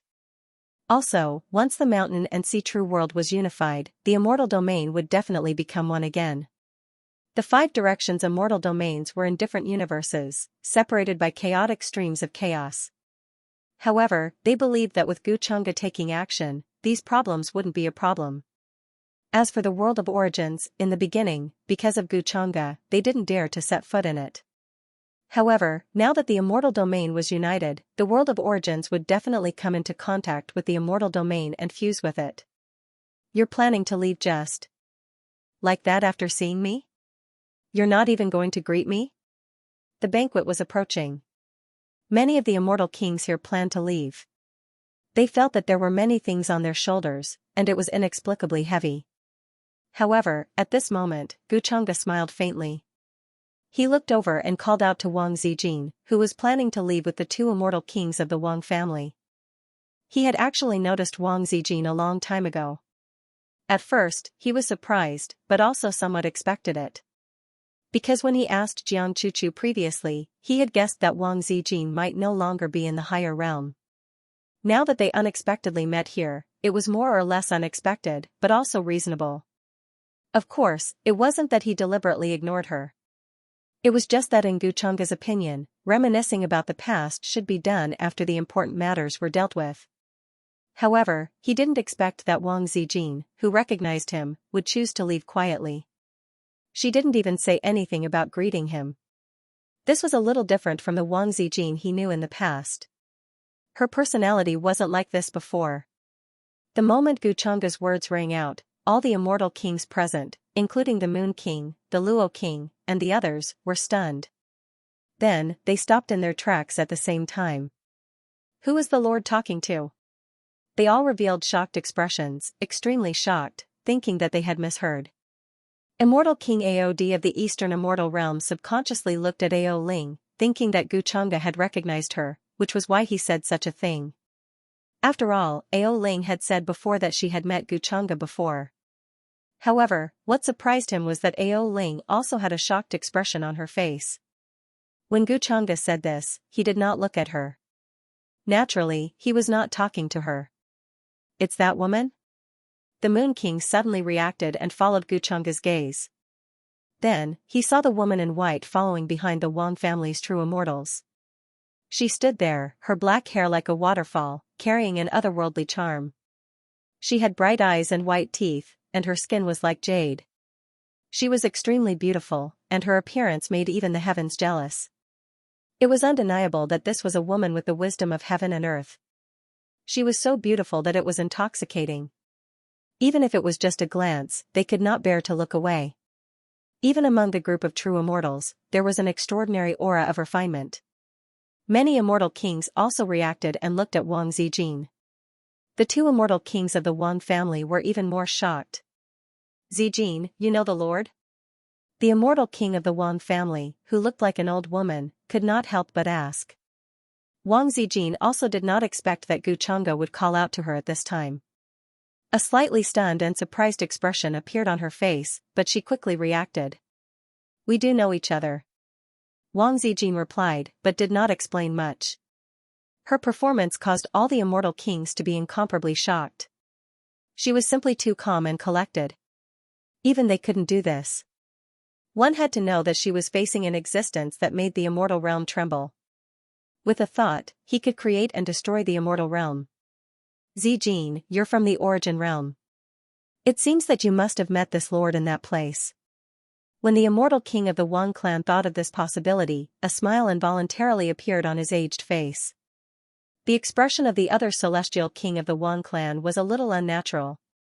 He didn't expect that Wang Zijin actually knew Guchanga. Moreover, her performance was really surprising. She was too calm. If not for Guchanga, no one would have known.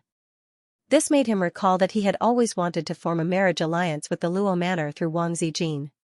If Wang Zijin had a good relationship with Guchanga, would he bear a grudge against him because of this and tell Guchanga about it? When he thought of this, the Wang clan's immortal king couldn't help but feel a little uneasy. The other immortal kings here didn't know Wang Zijin's background. They were just surprised that Guchanga actually knew her. They all guessed Wang Zijin's background. Since you know each other, why are you leaving without even saying hello? Guchanga sat at the head of the table and smiled faintly. With a wave of his hand, all the immortal kings and guests left tactfully. Even the Moon Prince and the others left, not daring to stay for long. From the tone of Guchanga and Wang Zijin's conversation, they guessed that the relationship between the two should not be ordinary. They might even be very familiar with each other. Otherwise, why would Wang Zijin dare to speak to Guchanga with such a cold attitude? However, the immortal kings didn't dare to ask anything at this time. They quickly left with complicated expressions. On the other hand, Ao Ling, who was following beside immortal king Aod, seemed to want to say something but stopped in the end. Soon, only Guchanga and Wang Zijin were left in the immortal bamboo forest. Immortal mist drifted and colorful clouds flowed. It was peaceful and quiet. In the distance, cranes flapped their wings. It was clear and bright. Should I call you young Master Chang'e or Lord Demon Master now? Wang Zijin walked up to Guchanga with light steps, accompanied by a delicate fragrance. It was bright and gorgeous. Her hair danced in the wind, and her exquisite facial features revealed a natural and relaxed expression. However, she didn't feel uneasy or nervous because of Guchanga's current true identity and background. She picked up the wine pot beside her and poured herself a cup of wine. I saw that this immortal wine was not bad. It's a pity that I didn't get to taste it. I'm dying of thirst. The mellow wine was sparkling and translucent. It was far from being enough to describe it as a nectar. Just the smell of the wine was enough to give ordinary cultivators an epiphany and increase their cultivation by a large margin. After all, this was an immortal wine that only immortal kings had the right to enjoy. Ordinary cultivators would never be able to taste it in their entire lives. In front of Guchanga, Wang Zijin didn't hold back.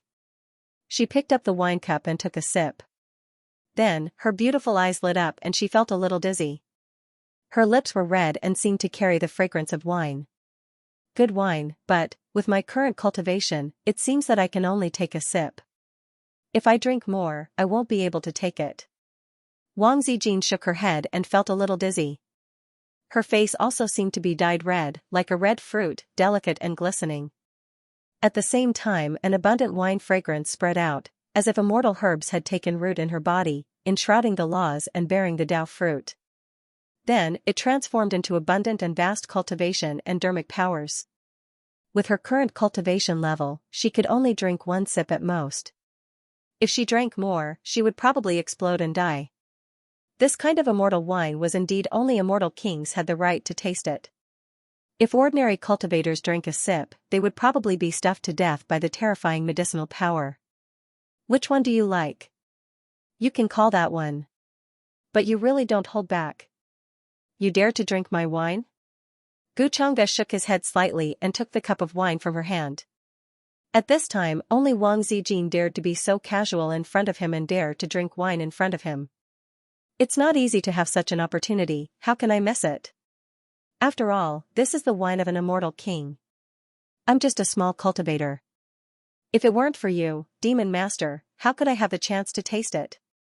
Wang Zijin smiled and leaned lazily on the steps of a pavilion. However, her slightly tipsy appearance made her even more charming. At first, although she was surprised by Guchanga's identity, she was not like the other cultivators who were afraid of Guchanga. After all, when they were in the upper realm, she didn't hesitate to tease Guchanga. At that time, she didn't care, let alone now.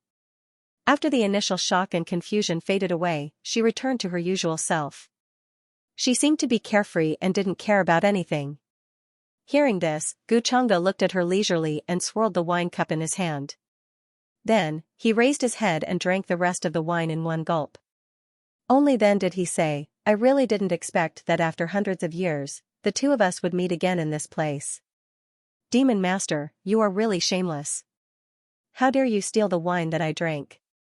If this scene was seen by the people of the immortal region, what would they think of you? Wang Zijin's eyes were curved, and her words were somewhat teasing. However, there was a strong smell of wine in her voice. Although she had only taken a small sip, she felt dizzy now. This immortal wine lived up to its name. She didn't know how long it took to brew. Usually, only the Moon Prince had the right to taste it. However, this time, she took it out and used it to entertain the immortal kings. To be honest, the Moon Prince's heart ached a little. She would only drink this immortal wine when she was in the mood. Guchanga calmly poured himself another cup of wine, and said, if they saw it, they would think of a way to forget it. Moreover, this is my wine, so how can I steal it? You are really as domineering as always. Hearing this, Wang Zijin's eyes were smiling, and she tilted her head to look at him. Her black hair cascaded down like a waterfall, and some of it fluttered in the air. There was a faint glow on her face, and her eyes were a little blurred, as if they were unfocused. She just looked at the man in white sitting in front of her. Guchanga seemed to be smiling at her, but also seemed to be minding his own business and drinking his wine. His eyes were calm. His flawless and perfect appearance was enough to make all the women in the world jealous. However, at this moment, he seemed to be very high and mighty, sitting in the depths of the endless void, looking down on all living beings, cold and emotionless. Wang Zijin didn't know if the scenes she was seeing overlapped, or if she was hallucinating. She stretched out her snow-white wrist, and waved it in the void in front of her, as if she wanted to erase the hallucination. What? You still want to drink? Guchanga didn't know that Wang Zijin was already hallucinating at this moment. Looking at her jade-like hand in front of him, he couldn't help but smile, and handed the wine cup to her. I'm not drinking. If I drink any more, I'll really get drunk. Why are you so annoying? You want to get me drunk? What do you want to do? Wang Zijin pushed away the wine cup that he handed over, and tried to stand up unsteadily, but could only hold on to the pillar of the pavilion beside her. She couldn't help but glare at Guchanga, revealing a fierce look. However, her red lips, which were stained with the smell of alcohol, looked delicate and tender at this moment, like flower petals. She felt more and more that her head was very heavy, and she suddenly felt a little regretful. She shouldn't have been so greedy just now, and drank this immortal wine. Originally, she had a lot of questions to ask Guchanga, and wanted to tell him. However, now that her head was heavy and swollen, she suddenly forgot what she wanted to say, and even her mind was a complete blank. Wang Zijin didn't expect that her reunion with Guchanga after 100 years would be like this. She didn't even say a few words before she was about to pass out drunk. You really haven't changed at all. You're still as outspoken as ever. Xianxia smiled and reached out to support her. However, he didn't know whether Wang Zijin did it on purpose or not, but she took the opportunity to fall into his arms, and then wrapped her jade-like arms around his neck, as if she was hanging on to him. An elegant and pleasant fragrance, mixed with the smell of alcohol, constantly assaulted his senses. Xianxia lowered his head to look, and his eyes suddenly darkened. He didn't expect that his reunion with 693 Wang Zijin, his fellow countryman after 100 years, would be like this. The two of them didn't even exchange a few words, and she passed out peacefully just like that. She was so confident in him. In the past, when he found out that Wang Zijin was a transmigrator, he had once thought of her as a fellow countryman. However, after comprehending many memories, Xianxia finally understood that this so-called transmigrator identity was nothing more than a man-made anomaly. It was also a method that he used to confuse the other two origin progenitors of the origin world. Now that he looked at it, was Wang Zijin a true anomaly, or was it also man-made? Xianxia didn't know the answer. The secret of transmigration was most likely buried deep in Wang Zijin's heart, and she had never told anyone. After accidentally coming to this world, she seemed to be carefree and didn't care about anything, but in reality, she was concealing the loneliness in her heart. It was precisely because she didn't fit in with this world that she was truly carefree, unlike ordinary cultivators who pursued a life of leisure. Did you deliberately get close to me? Or is it that everything is predestined? If you are someone's chess piece or disguise, then shouldn't I kill you now? Xianxia put down his wine cup, and his eyes were deep as he lowered his head to look at the already drunk Wang Zijin, seemingly muttering to himself. He reached out a hand, intending to place it on her head. If Wang Zijin was hiding some big secret, it naturally wouldn't be able to escape his detection at this time. However, Xianxia was silent for a moment. He raised his hand, but in the end, he put it down. He didn't choose to do so. This is the jade pendant I gave her back then? She actually still carries it on her and keeps it close to her body? He saw the jade pendant peeking out from Wang Zijin's lapel, and his expression was a little complicated. Xianxia had almost forgotten about this jade pendant. This was when Wang Zijin and Jiang Chuchu helped him find the source of Yin terminating origin when the Yin Day erupted. He gave it to Wang Zijin, and at that time, he still owed her a favor. Xianxia, suddenly, Xianxia's thoughts were interrupted. He heard Wang Zijin's almost sleep-talking voice, and it was very soft. She seemed to be half asleep and half awake. It seems that you are not completely drunk yet. Xianxia's expression returned to normal, and he planned to get someone to take her to rest. However, Wang Zijin didn't seem to hear what he said, nor did she hear clearly. She still asked sleep-talking, in these hundreds of years, have you ever thought of me? The fairy mist drifted and a cool breeze blew. A delicate fragrance assailed his nostrils. It was a very pleasant smell.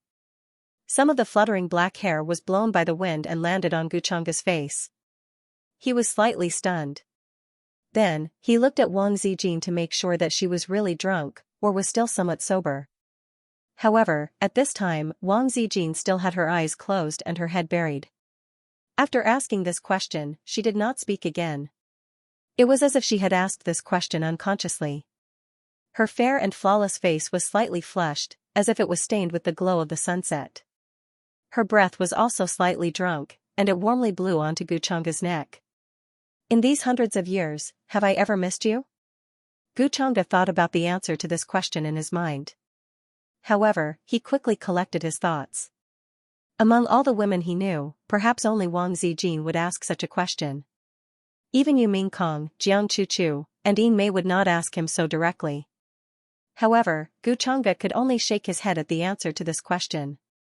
He did ask about Wang Zijin from Jiang Chuchu, but it should not have much to do with the missing question she asked. It was not that Xianxia was really heartless. It was just that he felt that he and Wang Zijin were not that close yet.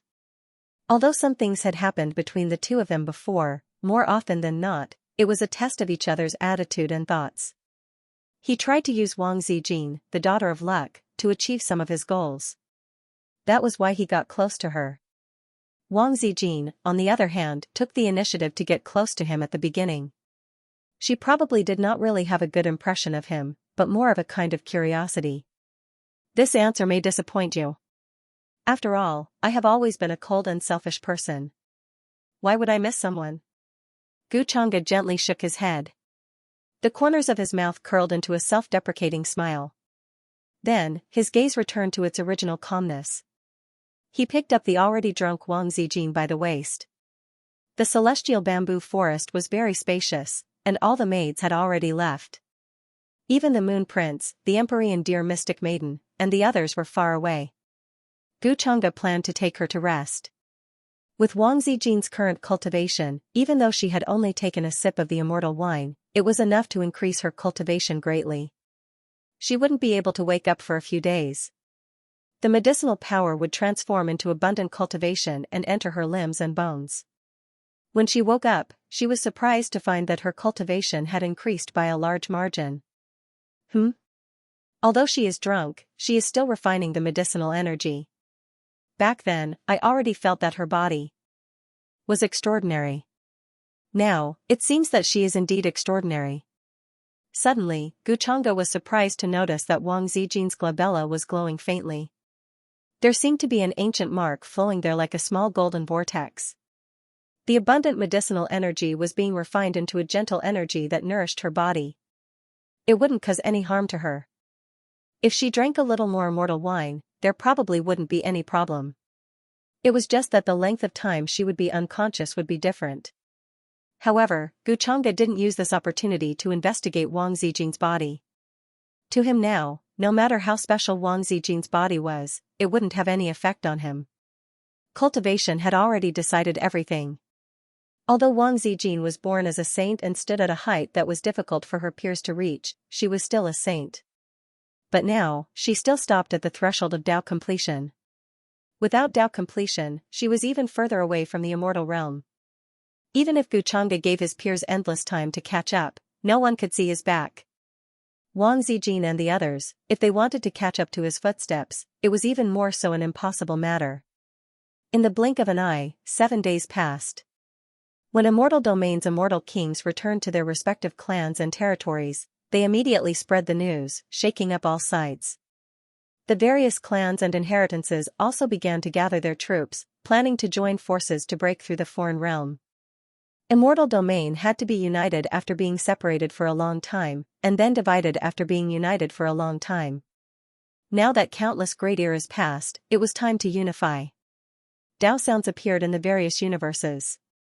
The isolation great formations that were previously set up were also removed. There were even realm-crossing transport formations that began to be constructed between the various immortal domains, allowing the cultivators of various clans to quickly descend to other immortal domains, not having to go through as much trouble as before. Ordinary cultivators and creatures were only shocked by this matter, not knowing what was going on. Only a few higher-level existences understood that this was a sign that something major was about to happen in immortal domain. Perhaps there really was going to be a great battle with the foreign realm. Under the seemingly peaceful surface, there were actually surging undercurrents. A storm was brewing.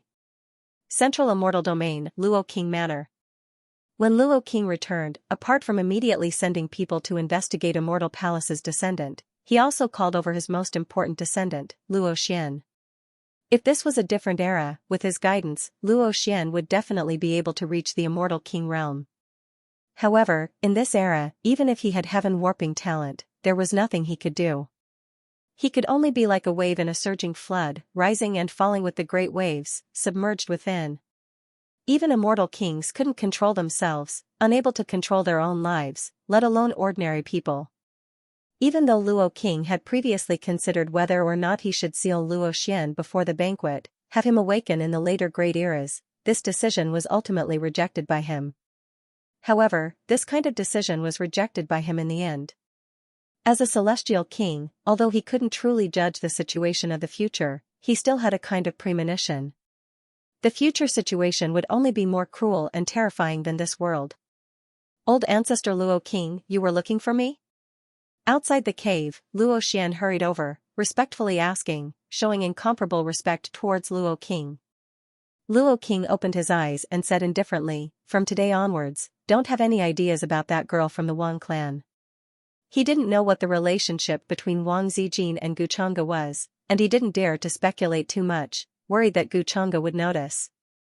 Originally, because he was framed, he was in a bad situation now.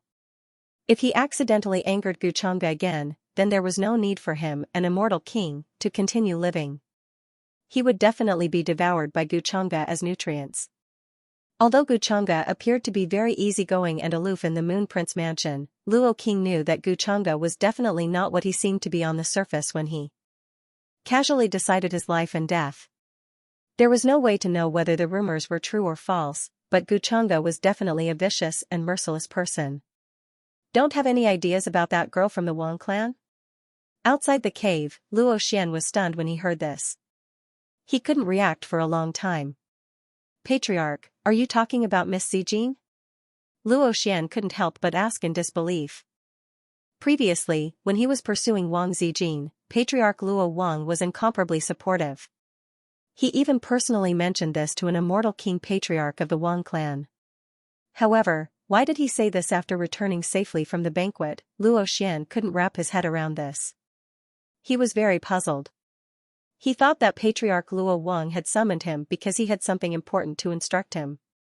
After all, Patriarch Luo Wang had already made up his mind to never return before this banquet. The few true immortals from the clan who went with him all kept their mouths shut about this matter, not daring to speak too much. Luo Xian also tactfully didn't ask too much. Luo Wang frowned. Originally, he thought highly of Luo Xian, but when it came to matters of the heart, he was very dissatisfied with his performance. Don't ask too many questions. There are some things that you can't get involved in. All you need to know is that she's staying by that person's side now. He spoke calmly, his tone somewhat cold. When leaving the Moon Prince mansion, Wang Zijin didn't leave with the rest of the Wang clan. Even the two immortal kings of the Wang clan didn't dare to ask too much. The immortal kings weren't stupid either. They easily determined the relationship between Wang Zijin and Guchanga from the way she treated him. Yes, I understand. Luo Xian's back was drenched in cold sweat. From Luo Wang's cold tone, he knew that his performance earlier had displeased the patriarch. Although he was a little taken aback by this sudden news, he was even unwilling to accept it. However, Luo Xian didn't dare to say anything. Even immortal kings would feel something when they called his name, let alone an existence like the Demon Master. From Patriarch Luo Wang's words, he could only guess that the Demon Master had taken a fancy to Wang Zijin and forced her to stay behind. Luo Xian's heart was filled with strong unwillingness. He could only hate himself for being weak and powerless. At a time like this, there was nothing he could do. Next, something major will happen in the immortal domain. The realm barriers between the various immortal domains will disappear. At a time like this, if you dare to cause trouble for me, even if you are the descendant I value the most, I will personally kill you. Luo Wang seemed to know what Luo Xian was thinking. His voice was cold, containing a bit of chilliness. Hearing this, Luo Xian was immediately alarmed. He knew that the patriarch was truly angered. He hurriedly said, "Patriarch, don't worry. I definitely won't dare to act recklessly. You may leave." Luo Wang opened his eyes, and then closed them again. He calmly deduced the karma of the unseen, wanting to know who was trying to frame him. In this chaotic time, how difficult was it to truly find the remnants of Immortal Palace? After so many eras, there were no traces or signs. Now, trying to find them was no different from finding a needle in a haystack. However, he had no choice but to do this. If he couldn't find them, Guchanga would take action and kill him. The people of the other realm in Luo Wang Manor all felt uneasy at this moment. It was difficult for them to break free from this place. A great battle might erupt between the other realm and the immortal domain soon. During this period of time, the entire immortal domain sank into a strange atmosphere. The various races and orthodoxies were all thinking of ways to gather their clans' lands. The immortal kings who originally ruled the entire universe also gave orders to shrink their clans' lands, shrinking their territories to the size of a galaxy. News about the immortal domain being unified spread everywhere. In some of the incomparably dark and ancient forbidden areas of the central immortal domain, The existences who had woken up before had their eyes shining, thinking about the situation they were going to deal with next. The immortal domain and the world of origins joining together was an irresistible trend. Not even the immortal kings could stop it. The immortal domain is about to be unified. Is this true or false? If it is true, then the laws of the world will be reorganized, and the world of origins, which was previously known, will return. This will allow the immortal domain's level to jump to a terrifying level again. Although it is still far from being comparable to the true mountain and sea world at its peak, it is enough as my current body. This is instead a great opportunity for me. In the depths of the universe in the immortal domain was a withered and broken galaxy. There were many large, barren planets scattered about. They were located at the borders of the immortal domain, and there were basically no signs of cultivators. If there were any, they were just some ancient star beasts that would hunt for the course of stars in the distance. And at this moment, in this broken star domain, an azure-clothed youth was sitting cross-legged. Strands of azure-clothed light curled around him, blurring his appearance. There was an indescribable majesty exuding from him. If one were to judge his age, he would be around 15 or 16 years old, but there would occasionally be a hint of age in the depths of his eyes. In front of the teenager in green robes were a few soul fires with an incredibly dim light. They flickered as they floated in the air. Each soul fire had intelligence and a voice, and they were the ones who had been communicating with the teenager just now. The teenager was Xianxia, a member of the dark-defying true world who had survived. As he spoke, the soul fires in front of him flickered and communicated with him. With your current strength, it is already difficult for you to refine this galaxy into a clone. If you want to annex and possess the immortal domain, you will need a long time to do so. But judging from the current situation in the immortal domain, this is a great opportunity for you. When Xianxia heard this, his eyes sparkled. There was also excitement in them that could not be hidden, and he nodded. Right now, my will has already enveloped this galaxy. I might have failed in shedding my mortal body to become an immortal, but even those who are close to becoming a true immortal, or even those who are truly true immortals, will be suppressed when they enter this place. I already have the strength of a near immortal. This galaxy might seem to be broken, but it had long been occupied by his will. With just a thought, he could rebuild these broken places and restore them to perfect condition. This was also the terrifying part of the dark-defying clan. It might not be suitable for him to cultivate, but it could allow him to leap from his previous strength, which had not yet reached Tao, to possessing the power of a near immortal. This was only the result of him possessing this galaxy. If one looked around, they would see how vast the immortal domain was. As his strength continued to increase, the area he could possess would become larger. At that time, there would be an avalanche-like reaction. There was no need to elaborate on the strength of the Dark Defiance. They could possess any living being in the world. It didn't matter whether they had a physical form or not, they could use anything as their physical body. Otherwise, they wouldn't have been feared by the other true worlds and been destroyed in the long river of history. As for Xianxia, he was known as the strongest prodigy of the Dark Defiant clan in the past. His talent was extraordinary, and he had almost taken the step to surpass the Emperor realm. But in the end, he failed. There wasn't enough time for him to comprehend a higher realm and touch that level. This was because a great calamity had descended upon the entire Dark Defiant true world. Even the powerhouses of the other true worlds had come. That battle had completely shattered the Dark Defiant true world, and it had sunk into the ruins. Even now, Xianxia still remembered his father, who was the last emperor of the Dark Defiance. During that terrifying battle, he had dragged the most powerful enemies into the depths of the vast expanse, wanting to perish together with them. It was because of this that he had been able to survive, leaving behind life and hope for the Dark Defiance. There was still a spark that continued to burn. My state of being has increased. Although I'm still far from reaching the true spirit realm, ordinary immortal path cultivators can't compare to me. The true mountain and sea world, the true world of Xianxia. I will make all my enemies return to me. I will make them pay for all the pain and hatred. Xianxia sat cross-legged in the desolate galaxy, a bone-deep hatred flashing in the depths of his eyes. Sooner or later, this world will become the new land of my race. I will lead you to see the outside world once again. the remaining members of the Nether Defiant clan were all residing in an extremely desolate minor world. Worried that the powerhouses who had once massacred the Dark Defiant True World would find them, Chen had even laid down the Yin-Yang reincarnation array outside the small world. It formed an inextinguishable vortex that could block all deductions and traces. But the 210 square meter small world was about to decay. If he couldn't possess the true mountain and sea world within 100 years and bring his people out, all of them would be destroyed and buried there, returning to the ruins with the small world. Chen looked calm, but he was anxious in his heart. He knew that time was of the essence. 100 years should be enough for me. Don't worry. Father, mother, brothers, we will meet again soon. In next to no time, Chen sorted out his state of mind and recovered his calm, and then he flicked his sleeve and put away the soul flames that were floating before him. These soul fires belonged to the ancestors of the Nether Defiant clan.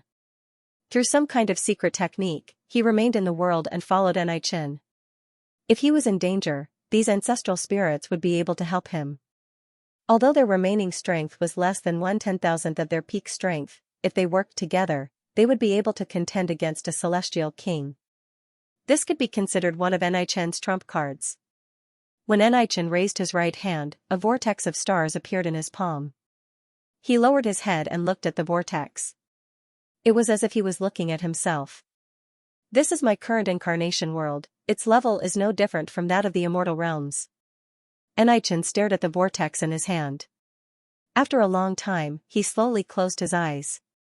When he closed his eyes, his divine will fused into the vortex.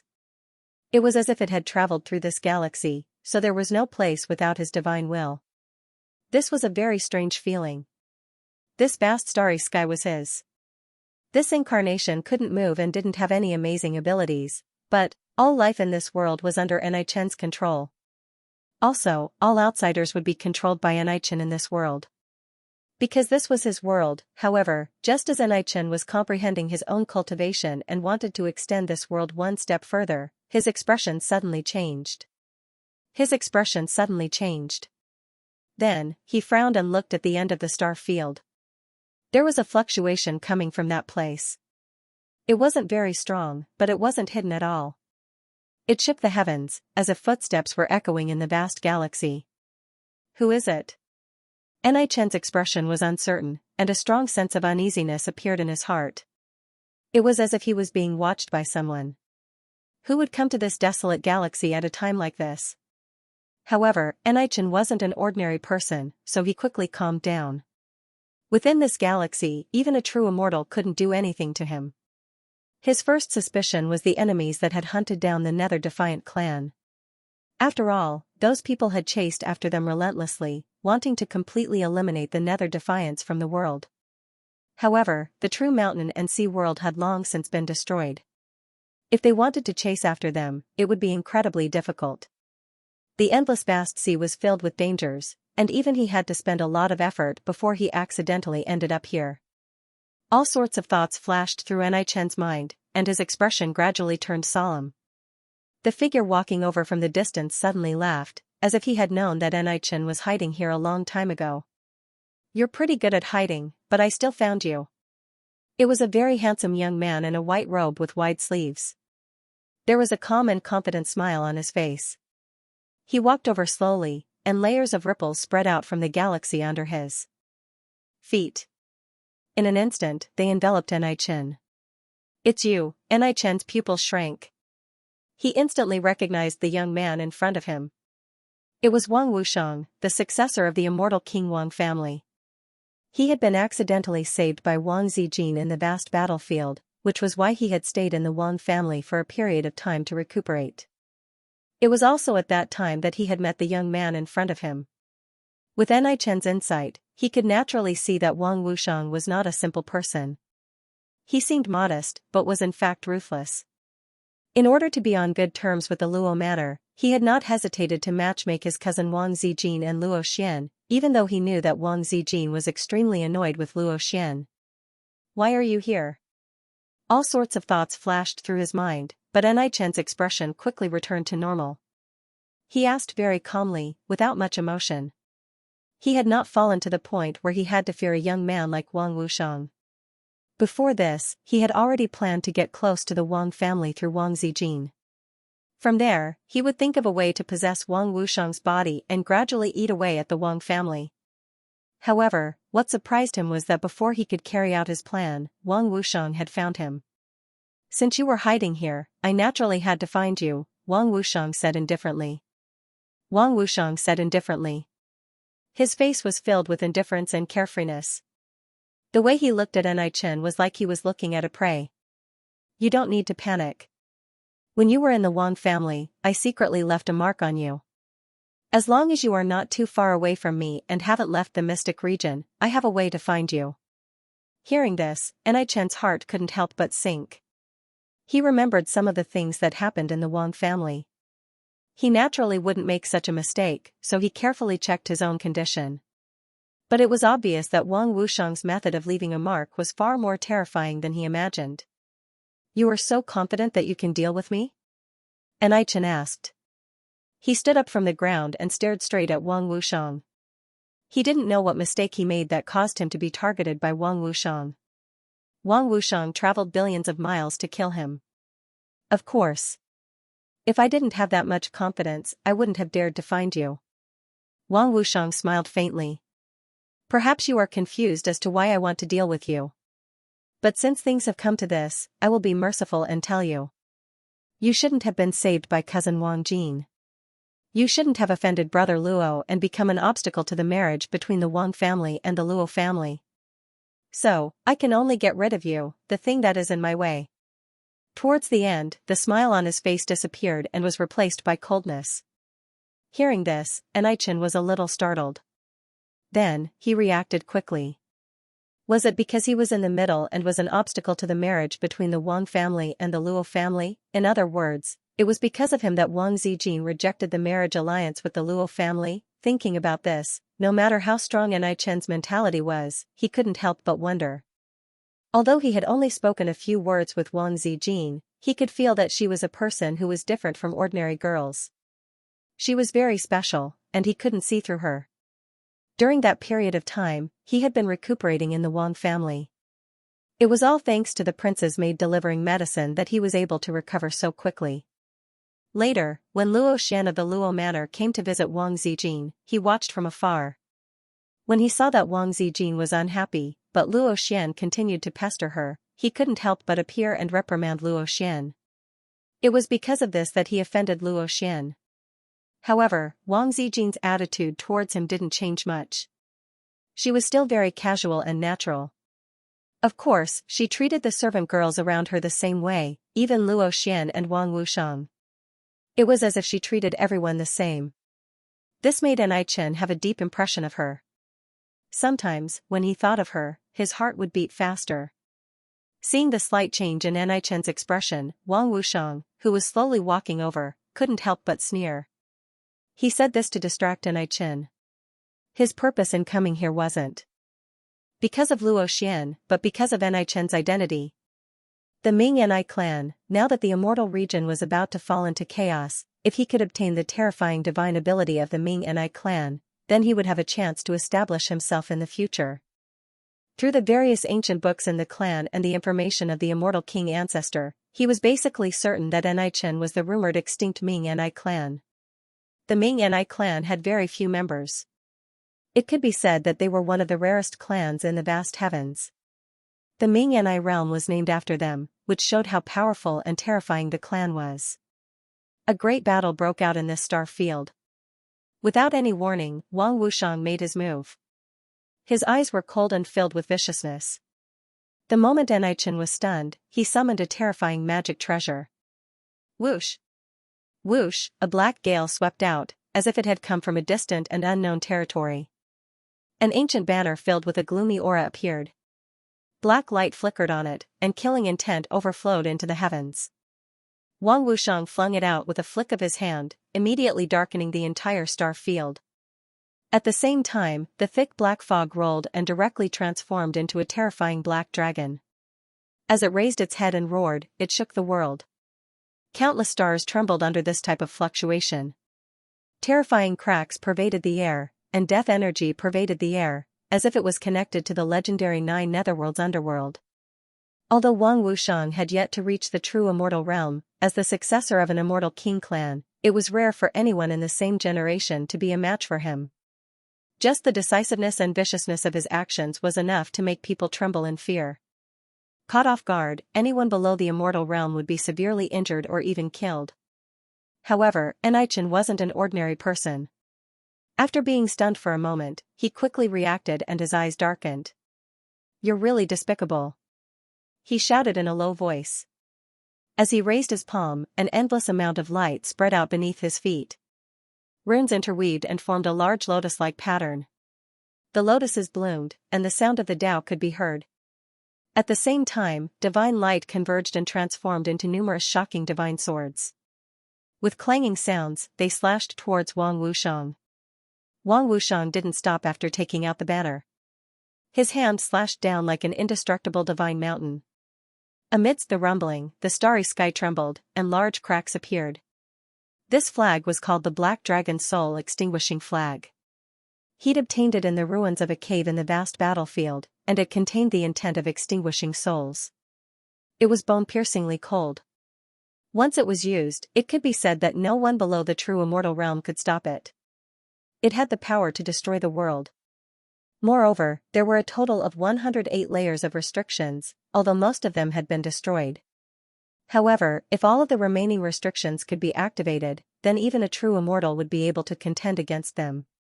And this is merely my most basic technique. How are you going to block me?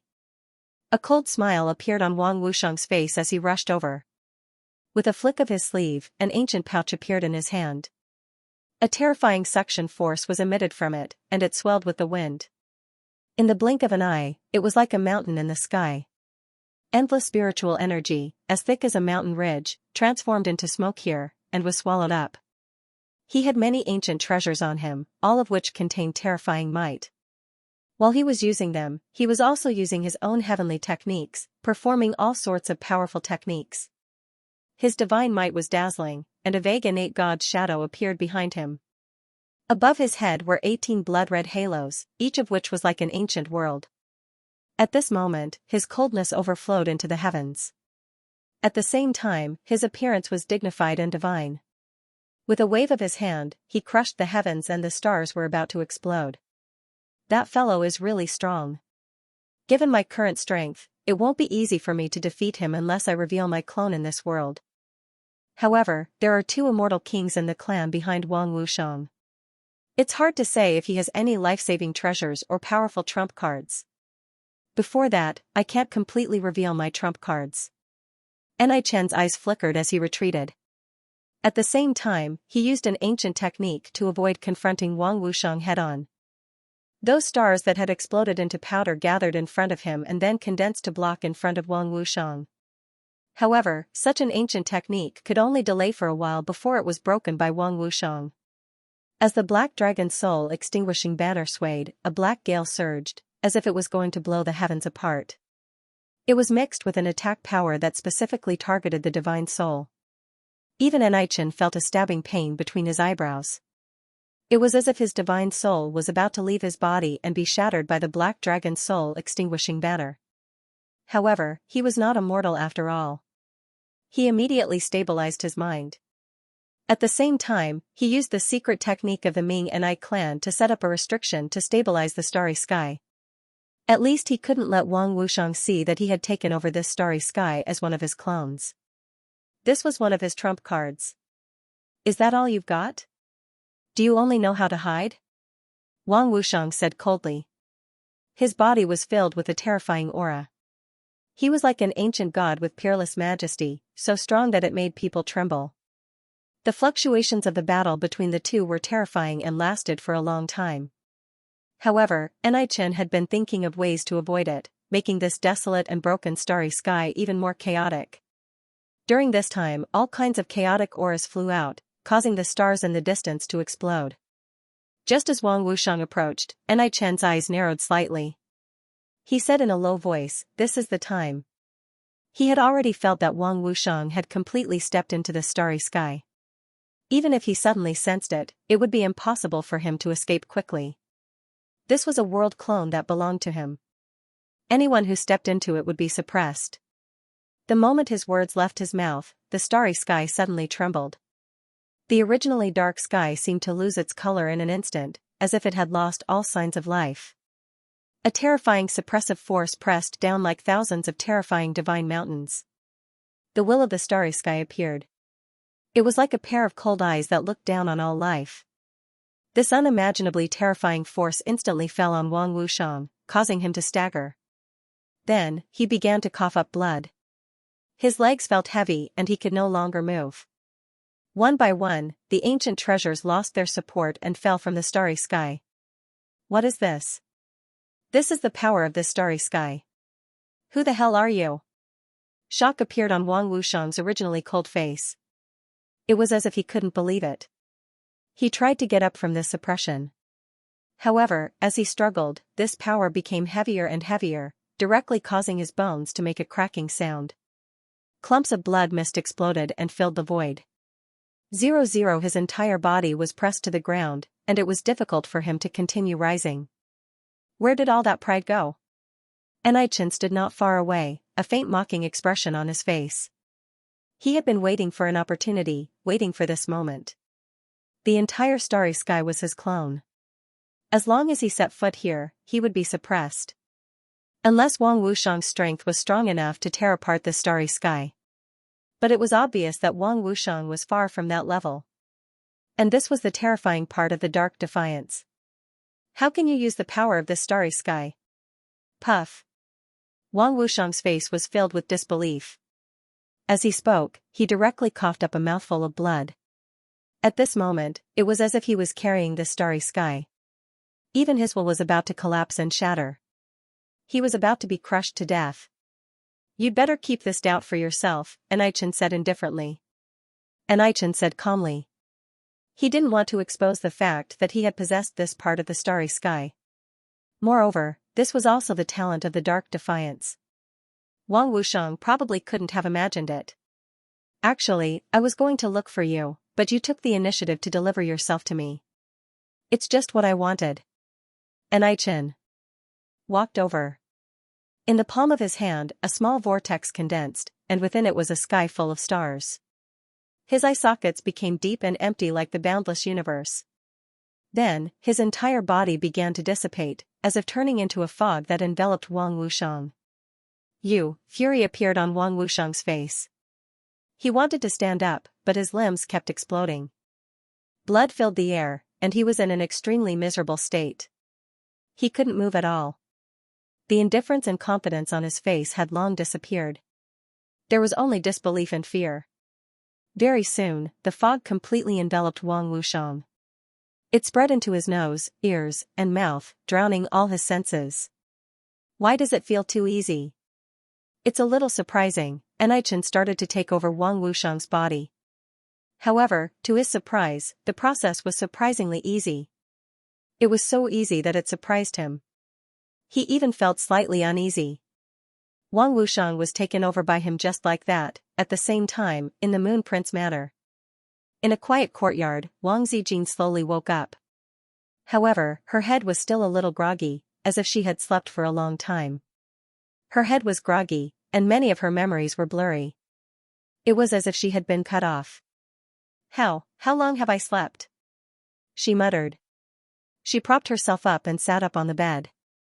Her hair was scattered, and her eyes were still a little hazy. Not very long. You've probably slept for over 10,000 years. At this moment, a voice rang out at the door. Guchanga was holding a cup of hot tea as he leaned on the bed leisurely. Wang Zijin's beautiful eyes suddenly widened when she heard this. Her groggy head immediately became clear. Wang Zijin's beautiful eyes widened. Her expression was blank for a moment. She had not yet recovered from his words. She had only taken a sip of the immortal wine and slept for a full 10,000 years. How was this possible? How could she have been drunk for so long? 10,000 years, Wang Zijin could not help but murmur. She rubbed her somewhat fluffy black hair, then hugged her knees and sat on the bed.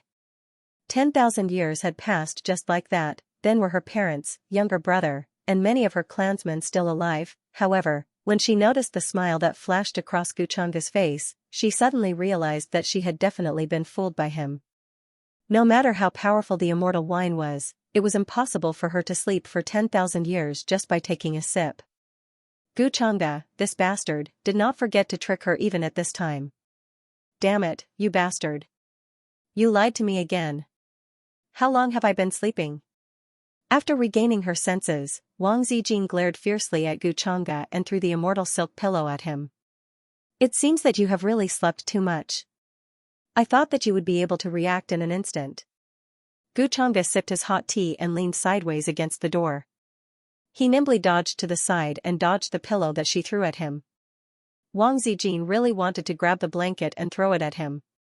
She rolled her eyes and said, "Didn't I trust you very much? Who would have thought that you would actually lie to me?"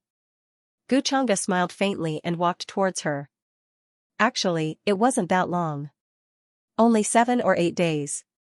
If it was 7 or 8 days, then that's fine. However, when she saw Gu Chang'e walking towards her, Wang Zijin immediately became alert. She said, "Gu Chang'e, what do you want? I'm warning you, stay away from me." With that, she shrank back and hugged her knees. Her whole body was almost curled up to the corner of the bed. A pitiful expression appeared on her delicate face. Gu Chang'e naturally didn't care about her pretense. He smiled faintly and said, "If I wanted to do something, I wouldn't have waited until now. These 7 or 8 days are more than enough." Hearing this, Wang Zijin glared at him and decided not to pretend anymore. He stretched and looked at his clothes. Surprisingly, they hadn't been touched. He's worse than a beast. She couldn't help but mutter. It seems that you are still a little disappointed. Gu Chang'e smiled. Wang Zijin gritted his teeth and ignored his teasing. He stood up and was about to leave. She did not want to stay in this place at all, and she did not want to see Gu Chang'e again. Although her memory of that day was a little fuzzy, she still had some impressions of what happened after that. For example, when she wrapped her arms around Gu Chang'e's neck and rubbed her face against him, he blocked it with his hands, as if he was disgusted. When she thought of this, Wang Zijin's face darkened. She wanted to glare fiercely at Gu Chang'e. She could say that he was a straight man, but he was not one bit of a straight man. When they were in the upper realm, someone as pure and kind as Jiang Chuchu was controlled by him. She knew that Gu Chang'e was a demon who brought chaos to the world, but she still thought of ways to cover for him. As the saintess of the human ancestor temple, she had no intention of eradicating a scourge for the common people. Instead, she followed Gu Chang'e and was at his mercy, helping him to do evil. "Where do you plan to go?" Gu Chang'e leisurely sipped his hot tea and glanced at her as he asked. "I want to go home." Wang Zijin said angrily, "I don't want to see you at all right now. You're so annoying. Are you going back to the Wang family in the immortal domain or the Wang family in the upper realm?"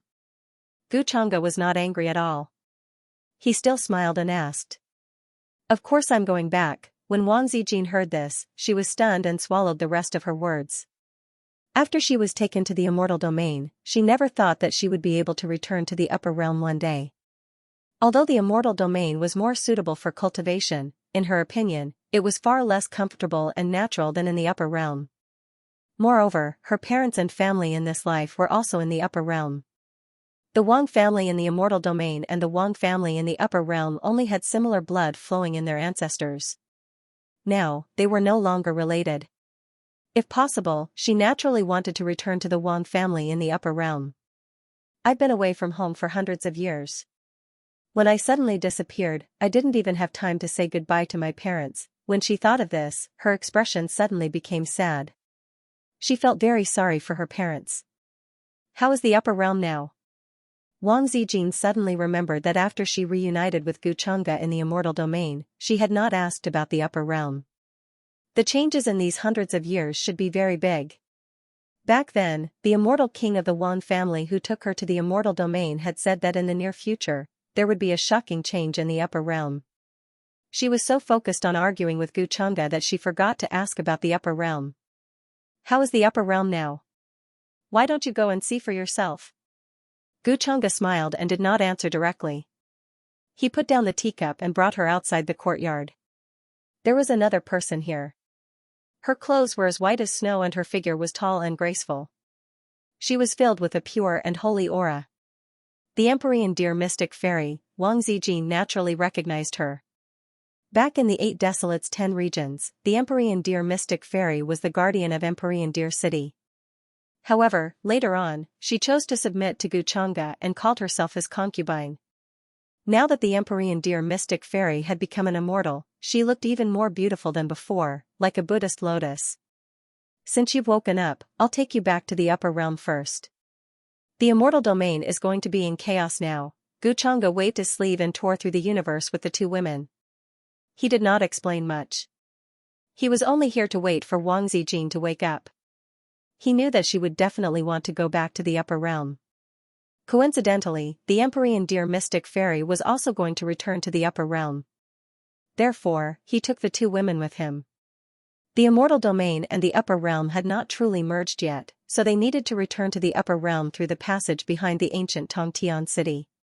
Of course, with Guchanga's current strength, it would be easy for him to tear through the barrier between the 2 realms. However, he did not do so.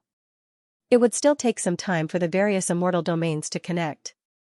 For Guchanga, this time was just enough to lure out the old guys hiding in various parts of the immortal domain. In truth, he was also a little puzzled. After parting ways with him, Guchangi should have come to the immortal domain.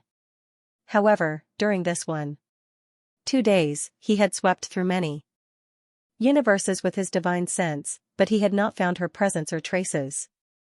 Moreover, the will of the universe in the immortal domain had not given birth to a true will. It was only operating according to established rules. Therefore, it was impossible for Guchangi to disappear. She would not say that she was not worried. However, Guchanga did not think about this for too long. In his plan, if Guchangi was still in the immortal domain, then they could continue the show from countless epochs ago. The 2 of them worked together to reopen the true mountain and sea world and gathered the power of the various eras to counterattack the origin world and start the War of the Heavens. In Guchanga's opinion, this War of the Heavens would definitely sweep through the entire vast origin world. The many origin worlds around it would also be affected and would not be spared. At that time, the origin world would definitely be in turmoil. They would hold the great sacrifice in advance and carry out the great purge. The chess game he had planned for so long would also be pulled in at that time. After returning to the upper realm, Wang Zijin parted ways with Guchanga and rushed to the territory of the longevity Wang family. She missed her family dearly. The changes in the upper realm were too great. In just a few hundred years, many things had happened. On the way back to the upper realm, Guchanga told her some things. However, when she saw it with her own eyes, she was still shocked. The divine nation unified the various worlds in the upper realm. Even many longevity families, immortal orthodoxies, and great clans in the distant universe submitted to it. It could be said that the current divine nation was incomparably prosperous and dazzling. It was like the ancient times when thousands of immortals came to pay homage. As for the fact that Guchanga had already gotten married, she was stunned and felt an inexplicable dryness in her heart. However, she soon smiled and stopped thinking about it. Even if she was not received to the celestial realm, it had nothing to do with this matter. However, when she thought about it, there was an inexplicable regret in her heart. In these few hundred years, the upper realm could be said to have undergone earth-shattering changes. The rules were circulating, and the spiritual energy of heaven and earth was abundant. It was very suitable for cultivators to cultivate. Many prodigy powerhouses were also like a geyser, appearing continuously and displaying astonishing talents in various regions. Some old friends that she was familiar with had also stepped onto the primitive path to fight for the opportunity to achieve Tao. Jiang Chuchu, who was once on par with Wang Zijin in cultivation, had now achieved Tao and surpassed her in cultivation. While Wang Zijin was amazed, she felt that perhaps she should restrain her thoughts and put more of her essence into cultivation. After Guchanga brought the 2 women back to the upper realm, he immediately returned to the divine nation. Yu Mingkong was now in seclusion, trying to break through the threshold of Tao attainment. Therefore, he found Yin Mei and told her about the celestial realm. He asked Yin Mei to make the arrangements. This was because Guchanga would make a move to completely merge the celestial realm and the upper realm. During this period, some things might happen and cause changes, so he had to let Yin Mei prepare in advance.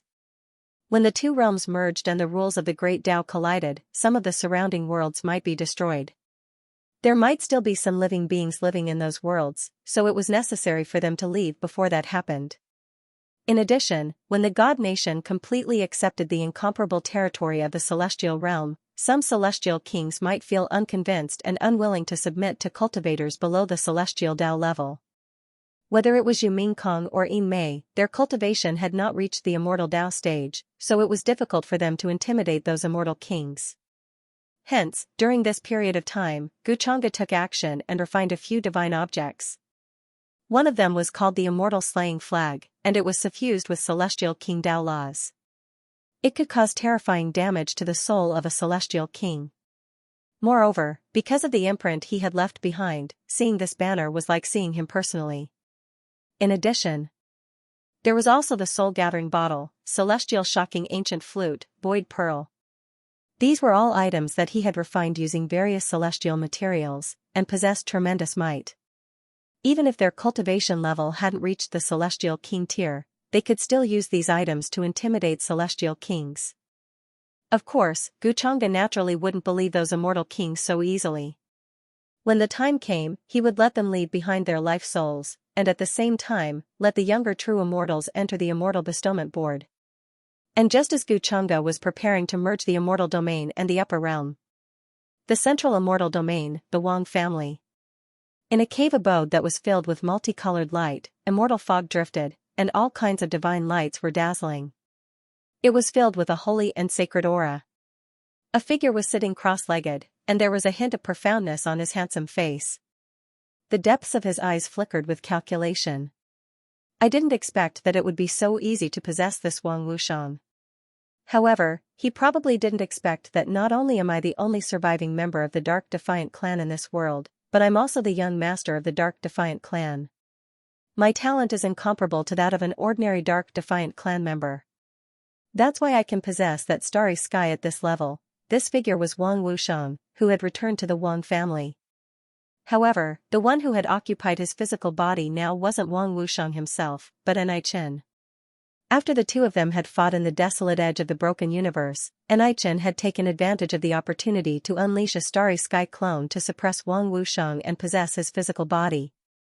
That was why Anai Chen had returned to the Wang family with Wang Wushang's identity, and no one had noticed anything strange. Even the two immortal king progenitors of the Wang family couldn't have noticed anything. Of course, Wang Wushang had yet to appear before the two immortal kings. When they returned from the banquet in the Moon Prince mansion, the two immortal king progenitors entered isolation and did not speak of what had happened in the Moon Prince mansion. However, during the past few days, besides the Wang family, the other immortal king aristocratic families had also been in an uproar. They had begun to gather their territories and make preparations for the unification of the celestial regions. This made Anai Chen start guessing that it might be related to the vast ocean beyond the true mountain and sea world. There had been signs in the past that there were living beings crossing the vast ocean and were about to descend to this world. They would descend in at most 100 years. At that time, not only would the celestial regions face a great calamity, even the other expanse cosmos would face the danger of being destroyed. Speaking of which, I still feel a little uneasy. It would be great if Wang Wushang died just like that. I'm just worried that he might have left behind some sort of backup plan that I don't know about. Anai Chen's eyes sparkled. He left his cave abode, intending to head to the Wang family's treasure trove to choose some divine items to assist his cultivation. Right then, he was the leader of the younger generation in the Wang family. In the future, he would definitely become an immortal king. Wherever he went, his family members would treat him with incomparable respect. He intended to first completely control Wang Wushang's physical body, then gradually devour the members of the Wang family around him so that he could refine all of them into his clones. At that time, he could even scheme against the two immortal king progenitors. He would not even need 100 years to attempt possession of the true mountain and sea world. This could greatly shorten the time he needed to complete his plan. But based on Wang Wushang's memories, Miss Zijin followed the two immortal king progenitors to the banquet in the South Immortal region. Why hasn't she returned yet? On the way to the Wang family's treasure trove, Anai Chen suddenly thought of this. He came to a halt, and his expression flickered with various emotions. Wang Zijin had saved his life. During the time he was recuperating in the Wang family, Wang Zijin had ordered the maidservant beside her to take care of him, which was why he was able to recover quickly and leave the Wang family safely. Of course, Enichen was not a person who cared about personal relationships. In the current situation, he shouldered the heavy responsibility of reviving his family members and restoring the glory of the Dark Defiance clan. He could not be distracted by other things. However, he also couldn't deny that he did have some complicated feelings towards that mesmerizing woman who was like an epiphyllum flower. Enichen immediately changed his direction and went to the palace where the true immortal progenitors were. He wanted to ask what was going on. He was somewhat worried. "Progenitor Wang Ming, I want to know why cousin Zijin didn't come back with you. Luo Xian seems to have gotten wind of something, but I haven't seen him come over recently. Based on his personality, if there is no other reason, it is impossible for him to give up on pursuing cousin Zijin." Enichen went to the cave abode of one of the true immortal progenitors and asked. Wang Wushang's identity was special. Even the true immortals of the family were very polite to him and did not treat him as a junior. The true immortal named Wang Ming was sitting cross-legged on a futon, breathing in the light, and his body was seething with chaotic qi. Hearing this, he opened his eyes and looked at Enichen, who was occupying Wang Wushang's body, with a complicated expression. He did not notice anything strange and shook his head. "The two progenitors have instructed me not to speak casually about this matter.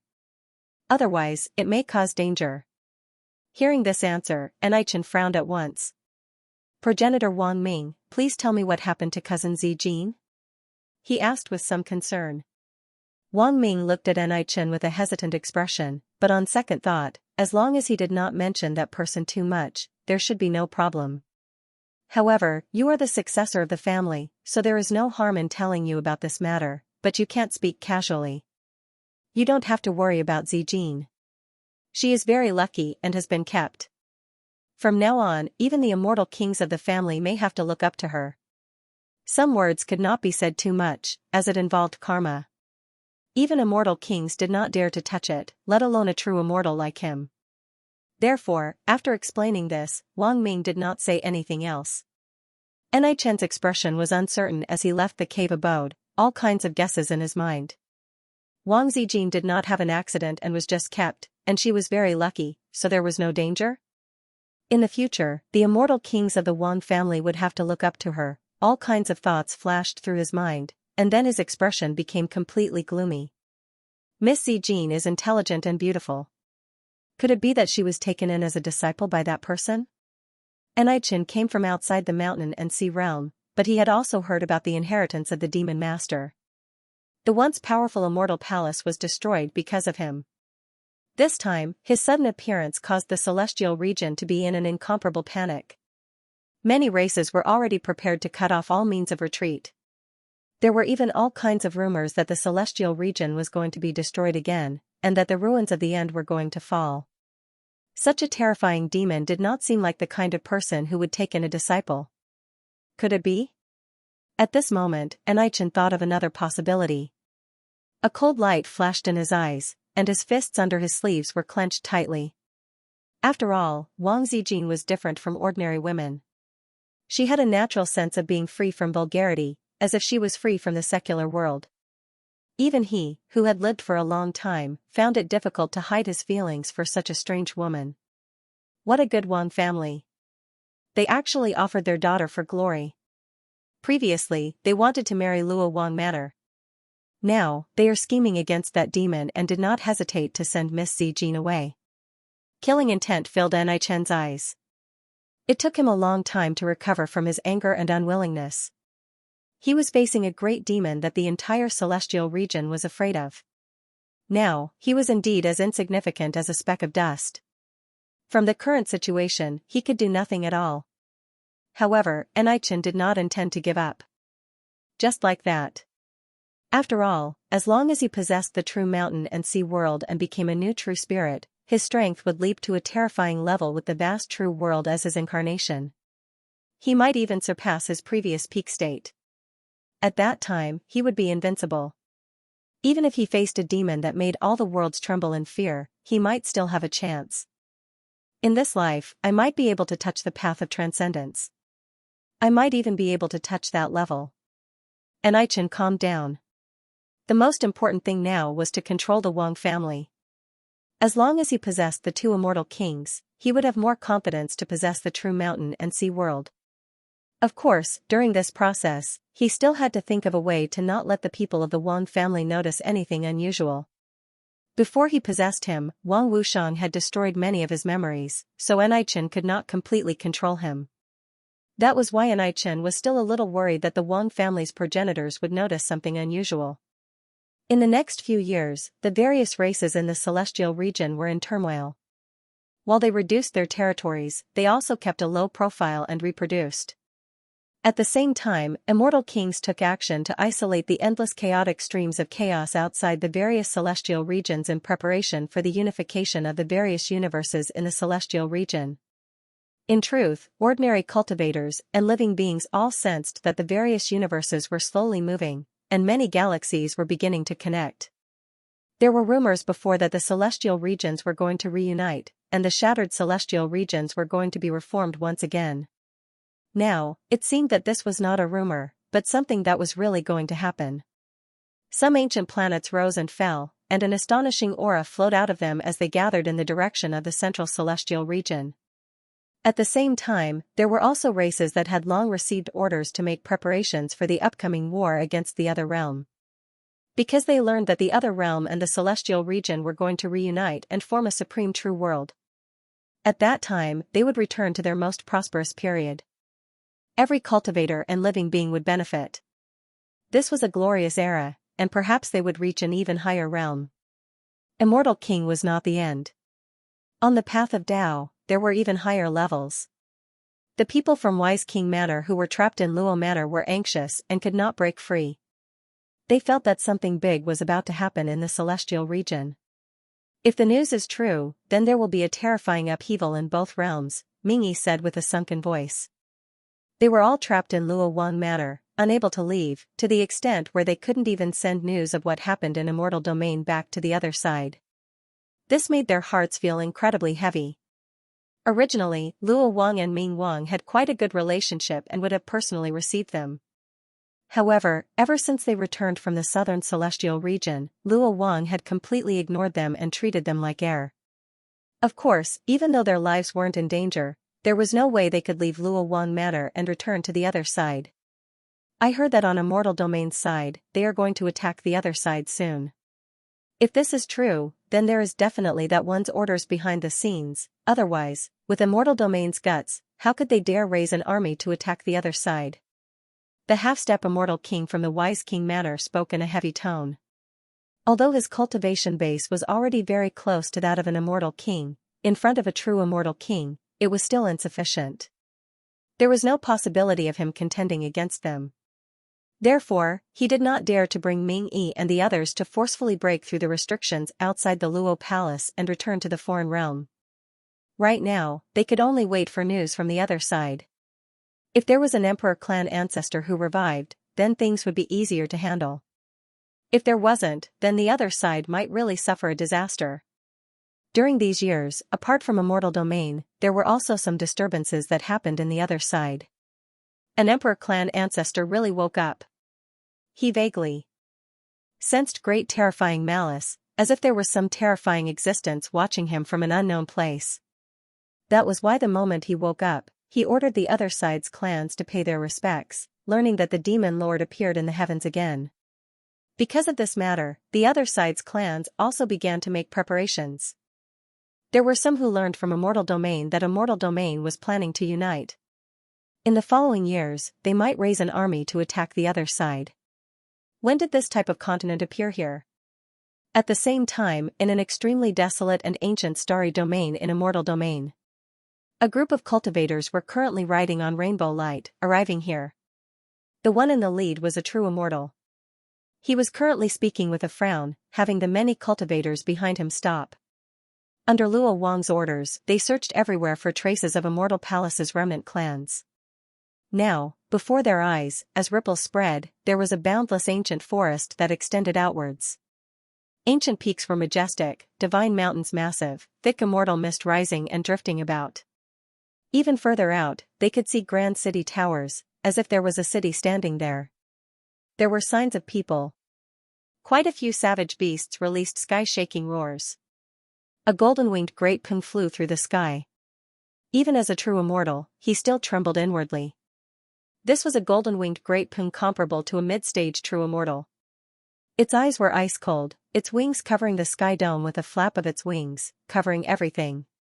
However, that golden-winged great pung only gave them a look, and then rushed in another direction, immediately entering the depths of this great continent.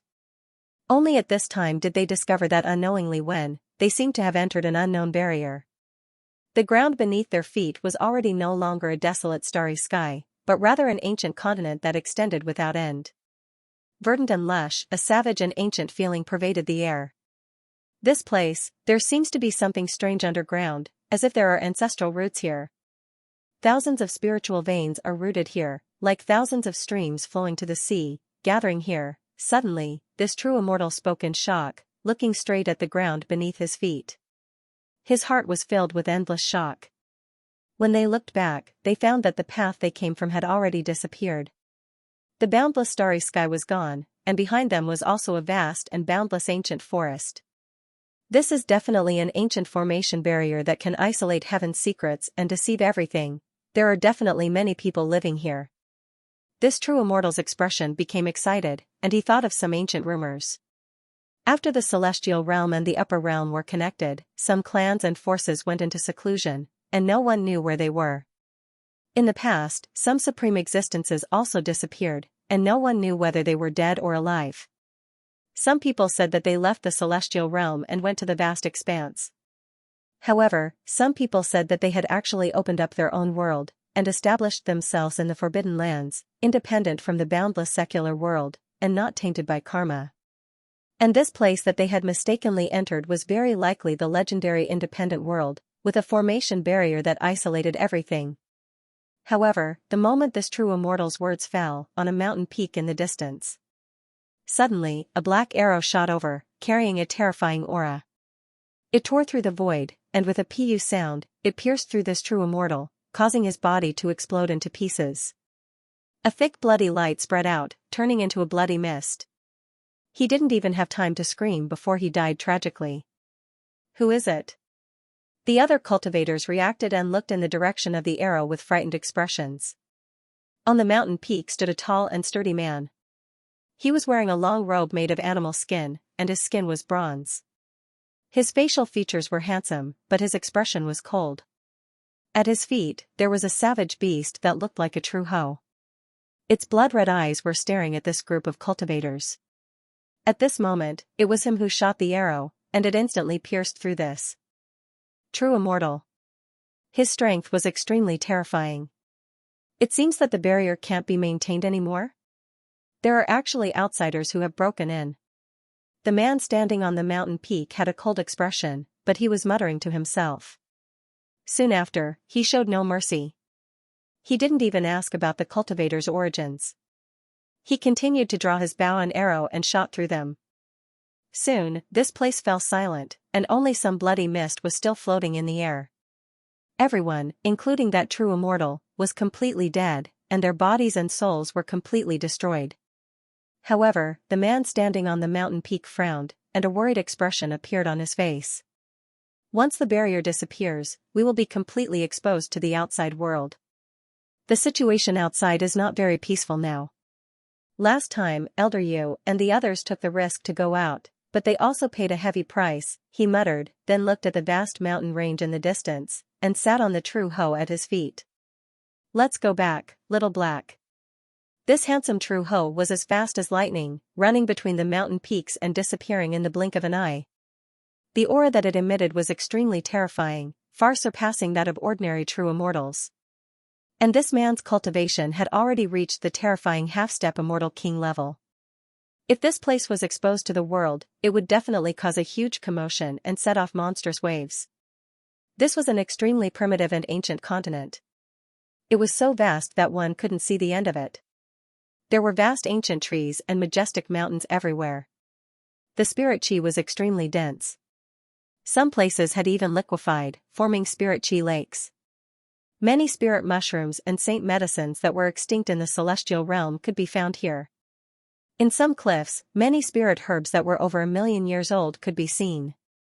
In the mountains in the distance, many savage beasts could be seen. There were mutated beasts from the primordial era. Their figures covered the sky, and their chi and blood surged like furnaces. It was extremely terrifying. In this place, ancient savage beasts that were as large as mountains could be seen everywhere. Even the golden-winged great pung, whose cultivation had reached the true immortal realm, seemed small in front of these savage beasts. The man riding on the true Ho turned into a ray of divine light and quickly flashed between the mountains. Like a comet, he quickly disappeared into the ravines of the mountains. Many ancient savage beasts raised their heads to look at the man, then lowered their heads again, ignoring him. They were very peaceful. The mountains rose and fell, majestic and vast. Further away, one could see the shadow of a city. There were more and more cultivators and creatures there. Its Lord Qing Feng, there were many patrolling cultivators around the city. When they saw the man coming from afar, they couldn't help but reveal excited and respectful expressions.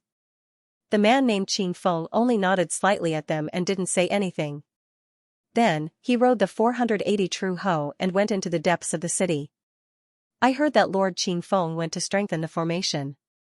These days, many cracks have appeared in many places, and many creatures from the outside world have entered. In addition to Lord Qing Feng, the few great commanders of the hunting team have also gone to various places to prevent people from entering at this time. If it weren't for them, we wouldn't be able to live so peacefully now. After seeing Qing Feng leave, the patrolling cultivators couldn't help but whisper to each other. The Qing Feng they were talking about was one of the famous experts in this ancient land. He was already half a step into the immortal king realm. At the same time, he was also one of the juniors that the elders thought the most highly of. The other great commanders had also reached the true immortal realm.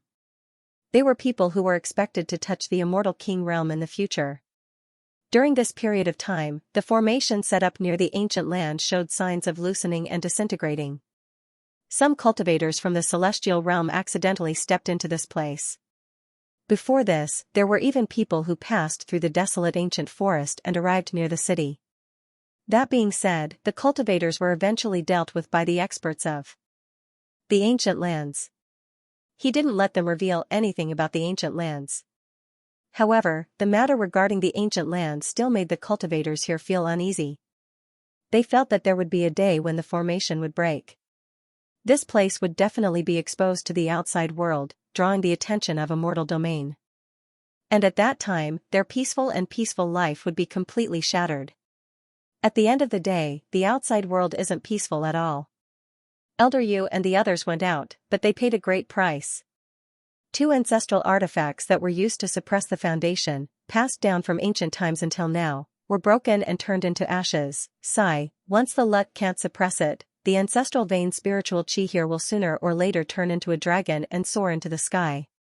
It can be said that the reason why we were able to improve so quickly in the past few years has a lot to do with the ancestral vein. These patrolling cultivators couldn't hide the worry on their faces. This ancient lands had always been like a paradise, undisturbed by the outside world. The savage beasts here lived with them, not interfering with each other. Some tribes in the depths of the desolate ancient lands were also on good terms with them.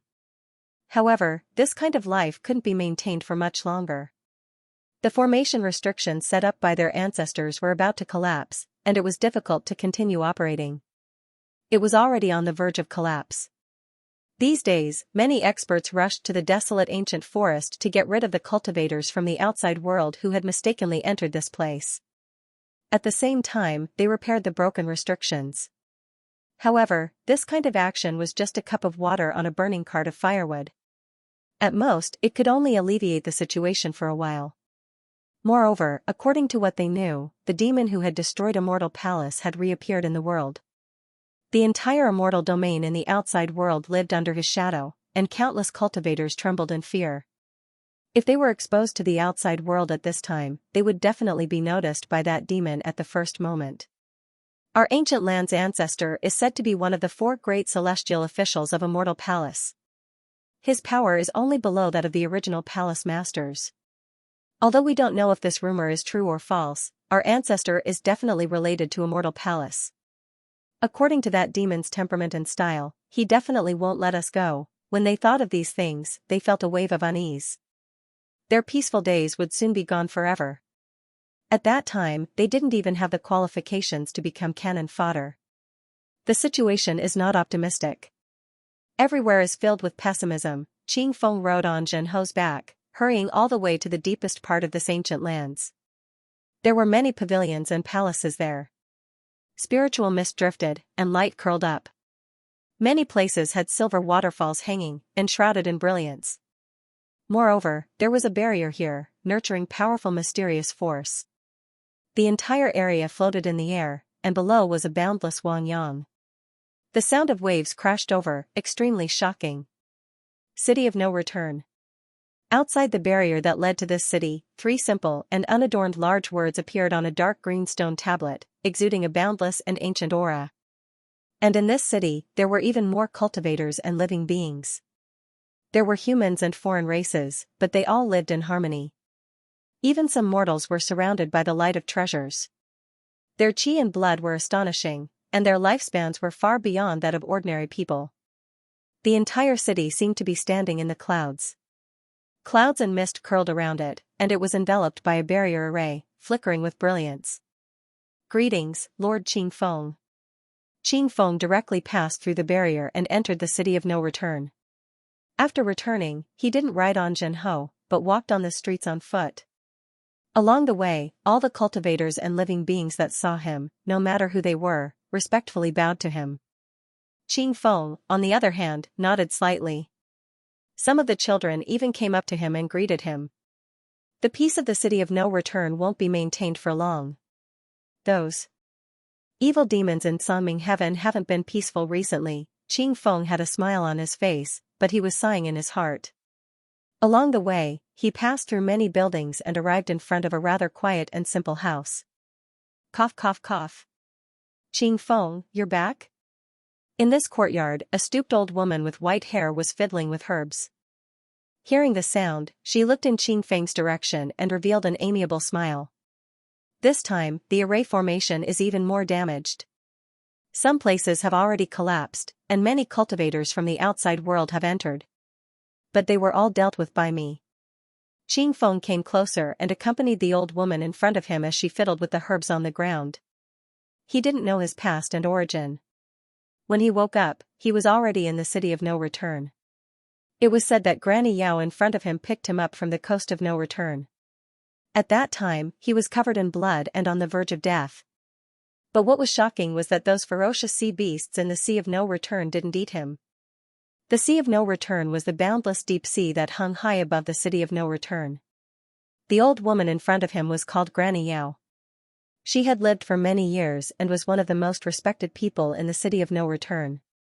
No matter who it was, what kind of illness they had, or how serious their injuries were, she could cure them all. The City of No Return was built countless years ago. It was said that it was closely related to the Immortal Palace. The ancient land they were in now was actually called the Jamba Realm. It was one of the 9 wonderful realms of the Immortal Domain. However, after the Immortal Domain shattered and the Immortal Palace was destroyed, it was taken away by an exceptional expert with a great ability. It was then separated into its own realm. In essence, the Floating Flame Realm was not an independent small world. Instead, it was a realm that existed between illusion and reality. It was not fixed in one place. No one was able to find the 9 wonderful realms by relying on the memories or ancient records. They could only enter this place by chance. Of course, the Jamba realm was not always moving. It would stay in a certain place for a period of time. Then, after a period of time, it would drift into the distance. The living beings and cultivators living in the Jamba realm did not know about this. They only treated this place as a place for them to reproduce. There were living beings here who yearned for the outside world. After leaving, they never returned. It was impossible for them to find the true way back. The reason why the City of No Return was named that way was actually because of this. It meant that after leaving the city, it was impossible to return. Of course, it was the same for the Sea of No Return. It seems that the spirit formation left behind by the ancestor will not last much longer. I have discussed with the elders. If there is no other way, we will activate the core of the spirit formation in the City of No Return and leave the immortal domain as soon as possible. Hearing Qing Feng's words, Granny Yao, who was flipping through the herbs, could not help but sigh. A worried expression appeared on her face. But if we do that, it means that many living beings living outside the City of No Return will be left here. If we do that, wouldn't it be equivalent to giving up on them and leaving them to fend for themselves? Is this the decision of the elders? Hearing that, Qing Feng stopped what he was doing. After a moment of silence, he could not help but ask. His voice was very calm. The reason why the City of No Return was able to stay high above the Sea of No Return and not be invaded by the sea beasts could be attributed to the spirit formation core in the City of No Return. Although it was said to be the spirit formation core, it was actually the core source left behind by the ancestor who created the City of No Return. It was formed from an unknown material and supported the enormous spirit formation of the Jamba realm. It could be said that the reason why the Jamba realm could not be discovered by the outside world and was isolated by the spirit formation core was all due to the spirit formation core. Now that the restrictions of the formation had withered and shattered, it was also because the core of the formation was about to be exhausted. This time, Old Man Yu took the risk to leave the floating flame realm and head to the immortal domain to spy on the Devil Master. In truth, it had also consumed a lot of the core source energy, causing some of the spirit formations to be damaged. As a result, many cultivators from the outside world had accidentally stumbled upon this place during this period of time. If that moment really comes, then we can only make a choice. Either everyone stays in the floating flame territory, or the rest of us leave with the City of No Return. Granny Yao sighed. She was also very helpless about this, as she had no way to deal with it. Although the floating flame realm had existed for a long period of time, the various races had prospered, living in peace and harmony. However, it was still impossible for him to rely on the power of this cultivation level to contend against the entire immortal region, and even that terrifying devil. I got it. If that day really comes, Qing Feng nodded. His expression was heavy as he gazed outside of the City of No Return. He thought about the many cities in the outside world and the gazes of reverence and worship those creatures had when they looked at him. All of a sudden, he felt that his shoulders had become much heavier. Compared to the creatures that had lived in the City of No Return for generations, he was actually just an outsider. No one knew his origins. They only knew that he was picked up by Granny Yao on the coast of No Return. To him, the City of No Return was actually equivalent to his home. Now that this home was facing a calamity and was showing signs of falling apart, how could he not feel heavy in his heart? Where did Xianxia go? Qing Feng collected his thoughts and asked as he recalled something else. Xianxia brought people to the serene Jade Land to kill demons, Granny Yao said. She also knows that time is of the essence. She wants to use this opportunity to kill more demons and collect more demon cores. All things in this world were about the coexistence of yin and yang, and they depended on each other for survival. This was why the City of No Return was able to exist for so many eras. Other than the core source left behind by their ancestors, a large portion of the resources came from the demon cores left behind by the Blue Sea Realm demons after they died. Some of the elders in the City of No Return were actually guessing that the core source left behind by their ancestors was the core source left behind by the Blue Sea Realm demons. It actually came from an incomparably terrifying demon within the Blue Sea Realm. However, there was no way to prove this guess. The Blue Sea Realm was filled with endless demonic qi. Only demons could survive there. Once other cultivators and living beings stepped into it, they would be corroded by the demonic qi and their strength would be reduced to less than 10%. If they stayed there for a longer period of time, they might even be turned into demons and become terrifying creatures that only knew how to kill. Over the years, some demons in the Blue Sea Realm would also enter the Fuyan Realm through the Kraken massacre. The demons in the Blue Sea Realm viewed the living beings in the Fuyan Realm as food, and the demon cores left behind by the demons in the Fuyan Realm were resources. The two of them depended on each other and coexisted in a cycle that had lasted for countless years. This time, Xianxia and Elder Yu went to the outside world and saw that legendary demon. After returning, she fell into a state of stubbornness, she even plans to enter the Blue Sea realm through the crack and massacre demons. If you see her, you must think of a way to persuade her. This is not a responsibility that she was born to bear. It is too heavy and will overwhelm her. Granny Yao shook her head and continued. I understand. I will go and see Master now. Zero Qingfeng nodded and then left the place. He felt a little disappointed, but more than that, he had a bitter smile. The Tsin Shuang he spoke of was the granddaughter of the old city lord of no return. She could be considered his junior sister. When he was saved by Granny Yao, he realized that he had forgotten his past. Although he had strength, he could not use it. Therefore, the old city lord of no return took him in as a disciple and taught him how to use his magic power and skills. The old city lord had a granddaughter who had been sealed by the source of God for a long time. She was only born in this era. However, the old city lord was not in good condition now. His vitality was depleted and he was not at his peak. No one knew how long he could live. Every time Qingfeng went to see him, the old city lord would lie on the bed very weakly. He had not opened his eyes for a long time and had to decide many things in the city of no return through his ears. The old city lord was also regarded as the wisest old man in the city of no return. He was highly respected. Even Granny Yao and a few elders could not compare to him. Soon, Qingfeng was led by a few guards of the city of no return to a very majestic but quiet palace. Layers of curtains hung in the innermost area, drifting like fog. The air was filled with the smell of herbs. A very thin old man draped in a soft brocade robe was lying there. A withered hand that was like a branch fell outside the curtains. His breath was very weak.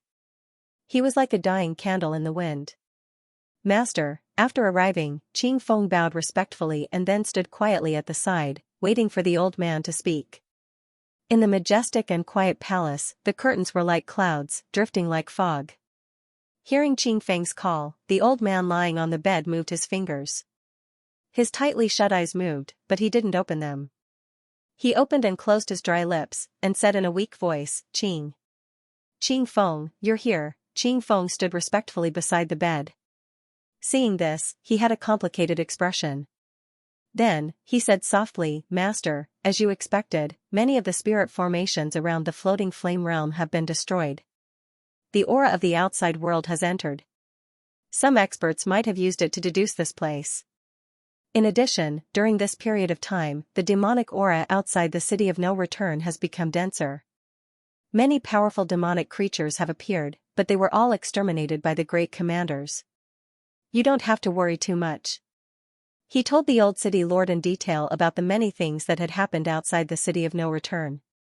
Qingfeng also understood that the old city lord was gradually handing over all the affairs of the city of no return to him, intending to let him completely take over the city of no return. The old city lord didn't have much time left. He didn't know when he would pass away. Facing such a situation, even Grandma Yao was helpless. She could only shake her head and sigh.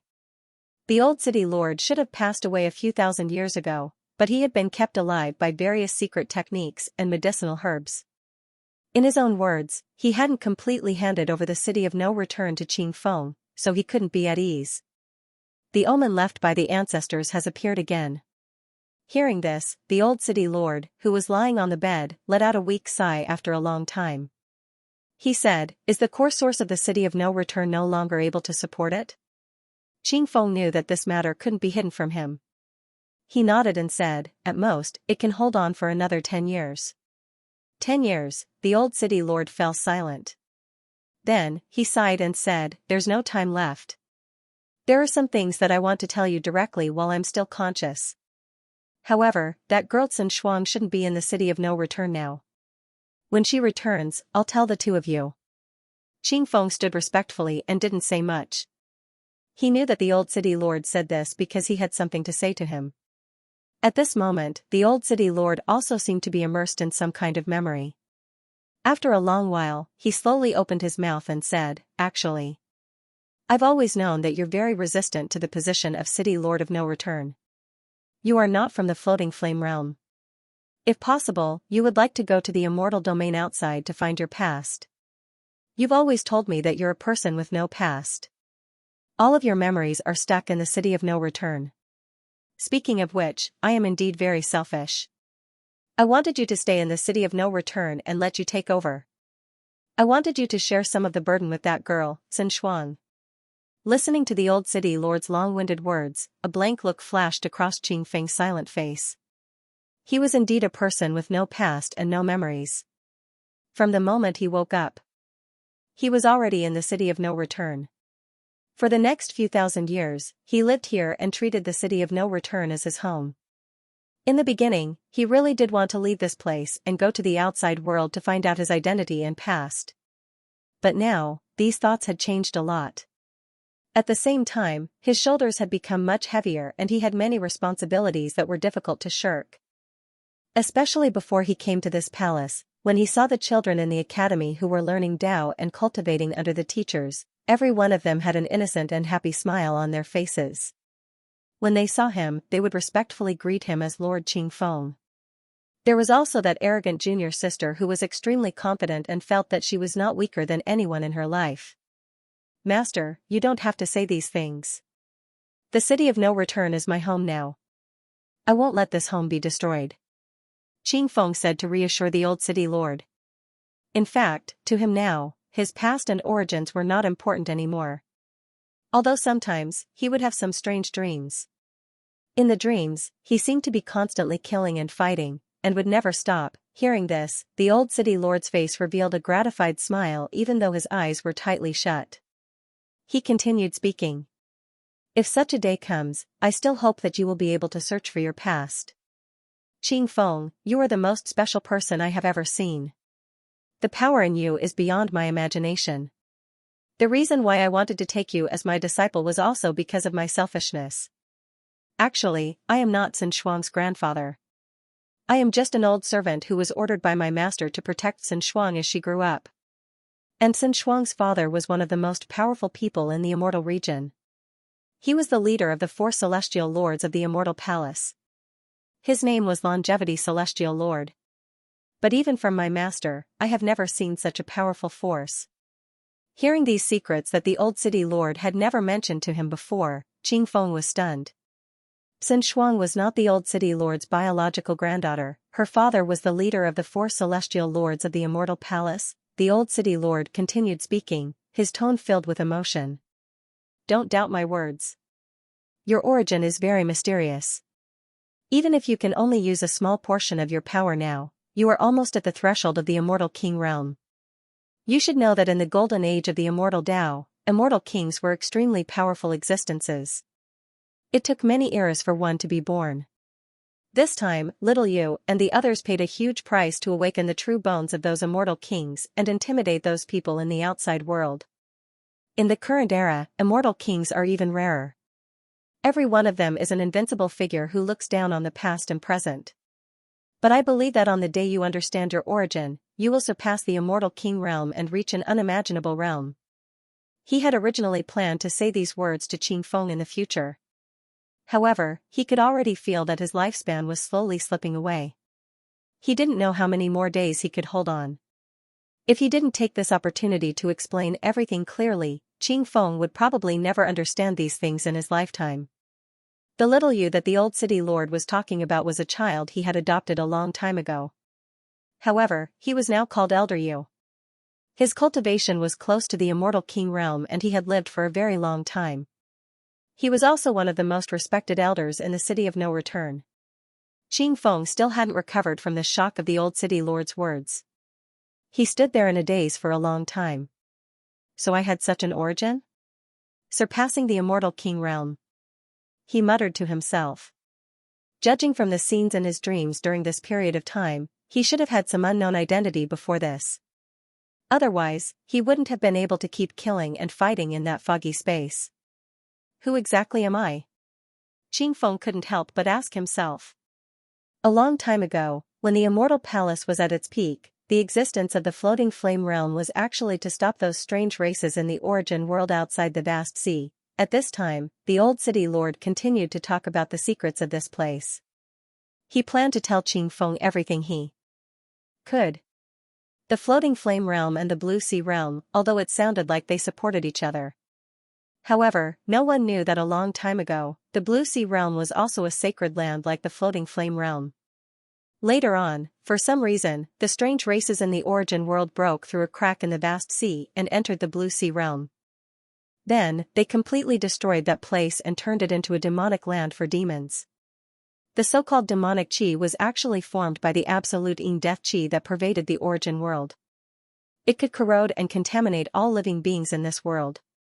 Over the years, all living beings in the Floating Flame Realm had been fighting against the demons that came through the crack in the Blue Sea Realm, but not many people knew these secrets.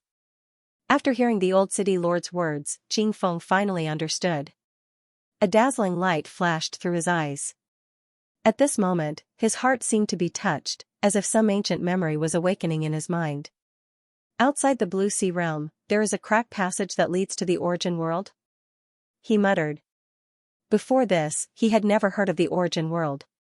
However, there was a memory that was engraved in his mind that couldn't be erased and constantly reminded him. This monstrous hatred couldn't be erased with time. Sooner or later, I will step into the origin world and destroy the strange depths there. I will quell all the darkness that has existed since ancient times. Qing Feng muttered to himself in his heart. This thought had never wavered. Even if he didn't know what it meant, he knew that this was probably what he would do in the future. When Sun Shuang comes back later, why don't the two of you set the engagement? I can see that you've always liked Sun Shuang. Even though I'm not her real grandfather, I've watched her grow up. If it were up to me, Sun Shuang would probably agree. I can see that she has always loved and respected you as her senior brother, even if she would often say some impulsive things. At this moment, the old city lord spoke again. His voice was weak, but he couldn't hide his smile. He planned to tie the knot between the two of them at the end of his life. When he heard this, even the usually calm Qing Feng was stunned. When he reacted, his expression quickly became uneasy. He hurriedly waved his hand and said, "Master, don't joke around. Sun Shuang only treats me as her senior brother, and I have always treated her as my junior sister. I have never thought of anything else." However, the old city lord lying on the bed only smiled and didn't say anything else. His expression was as if he had completely seen through Qing Feng. Boom! At this moment, the heavens and earth suddenly trembled violently. There seemed to be a terrifying aura coming from a faraway place. It caused the endless sea below the city of no return to churn up monstrous waves, as if it was going to drown the heavens. The entire city of no return was trembling as if there was a huge earthquake. Many cultivators and living beings looked outside in shock, not knowing what was happening. Some even flew up into the sky, but they were affected by the tremors and almost fell down. The laws of heaven and earth in the outside world are colliding. This is the Tao of the two worlds trying to merge. After countless eras, is the immortal domain going to merge with the world that was once separated? Although the old city lord's eyes were closed, he could sense everything. Qing Feng, who was originally a little uneasy, had a heavy expression on his face as he looked at the horizon. In the Fu Yan realm, they couldn't see the changes in the outside world, but they could sense the changes in the laws of the immortal domain. Master, are you saying that the immortal domain outside is merging with the origin realm that was once separated? Qing Feng asked. In their words, the origin realm was the upper realm. There wasn't much difference between the two. At this moment, a valiant and tall figure rushed over with a blood-stained spear. Behind her was a grey ancient beast that looked like a giant wolf. She quickly rushed over to the palace. All the guards who saw her didn't dare to stop her.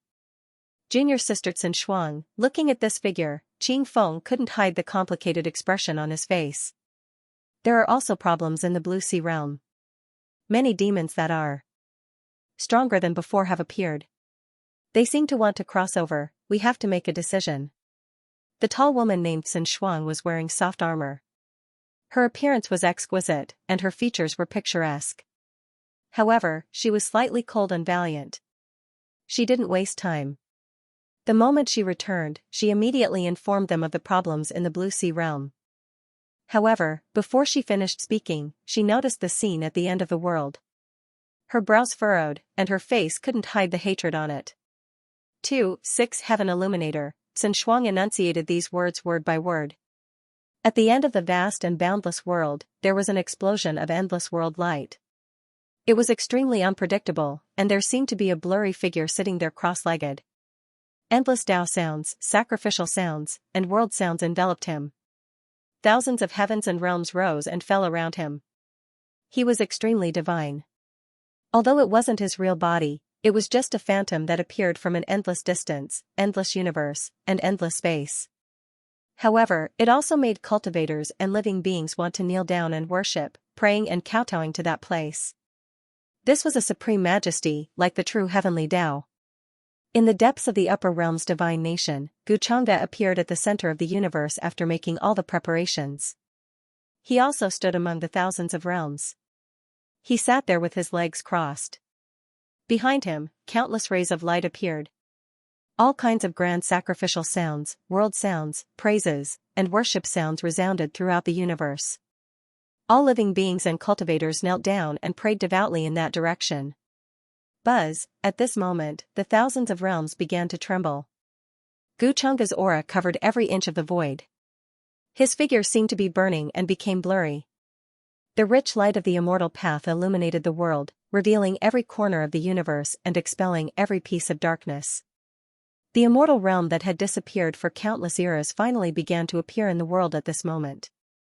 A vast light and shadow appeared in the sky. Countless orthodoxies, races, and cultivators in the upper realm watched all this in shock and excitement. They could feel the rich spirit chi of heaven and earth pouring in. The two ancient and boundless universes overlapped with each other. Celestial domain and the higher realm, after countless epochs, manifested and collided once more. The great Tao of the two worlds contained majestic and heavy power, reflecting and interweaving between heaven and earth. At this moment, countless creatures of the higher realm saw a boundless light appear in the depths of the heavens. All kinds of strange phenomena surged. That was a shining ancient world, immortal light surging. All kinds of immortal matter pervaded the air, about to scatter into every corner of the higher realm.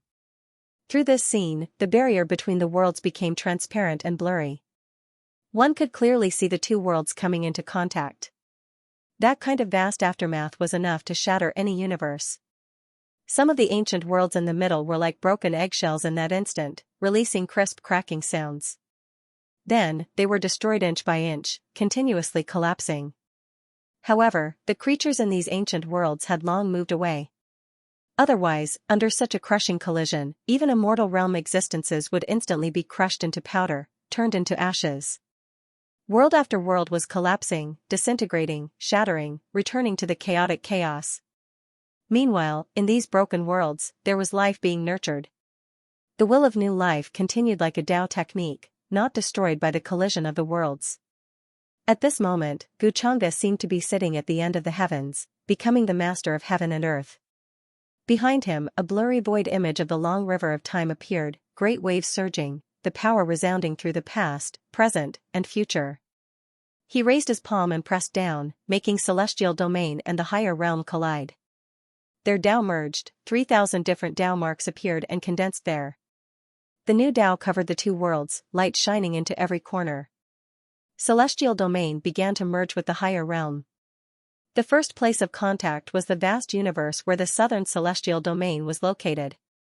It immediately collapsed, unable to endure this type of new chaotic power.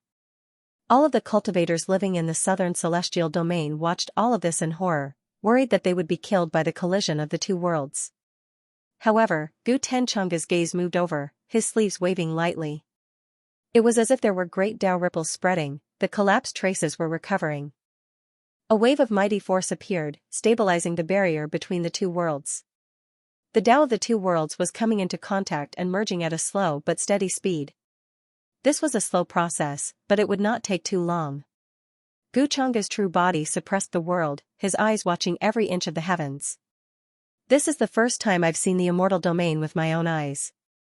I originally thought that he would break through the passageway between the immortal region and the upper realm, but I didn't expect that he would merge the two realms into one. Are they planning to recreate the glory of the ancient times and restore the world to its peak?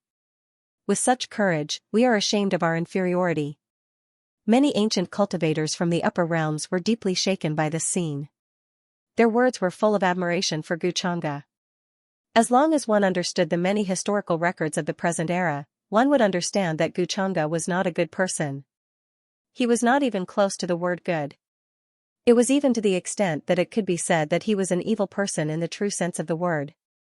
He was ruthless and indifferent, and he relied on his amiable and aloof image to deceive the world. Since his birth, what he had done had long been dug out by the various clans. Although they did not dare to mention it, everyone knew about it. It could be said that the establishment of the divine nation and its rapid development had the most direct relationship with Guchanga. If they were not afraid of his ferocious power, why would the various clans and orthodoxies choose to submit so easily?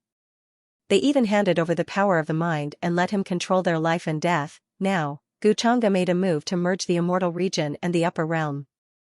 It could be said that this was the first magnificent feat since the Forbidden Era. At this moment, thousands of realms resonated.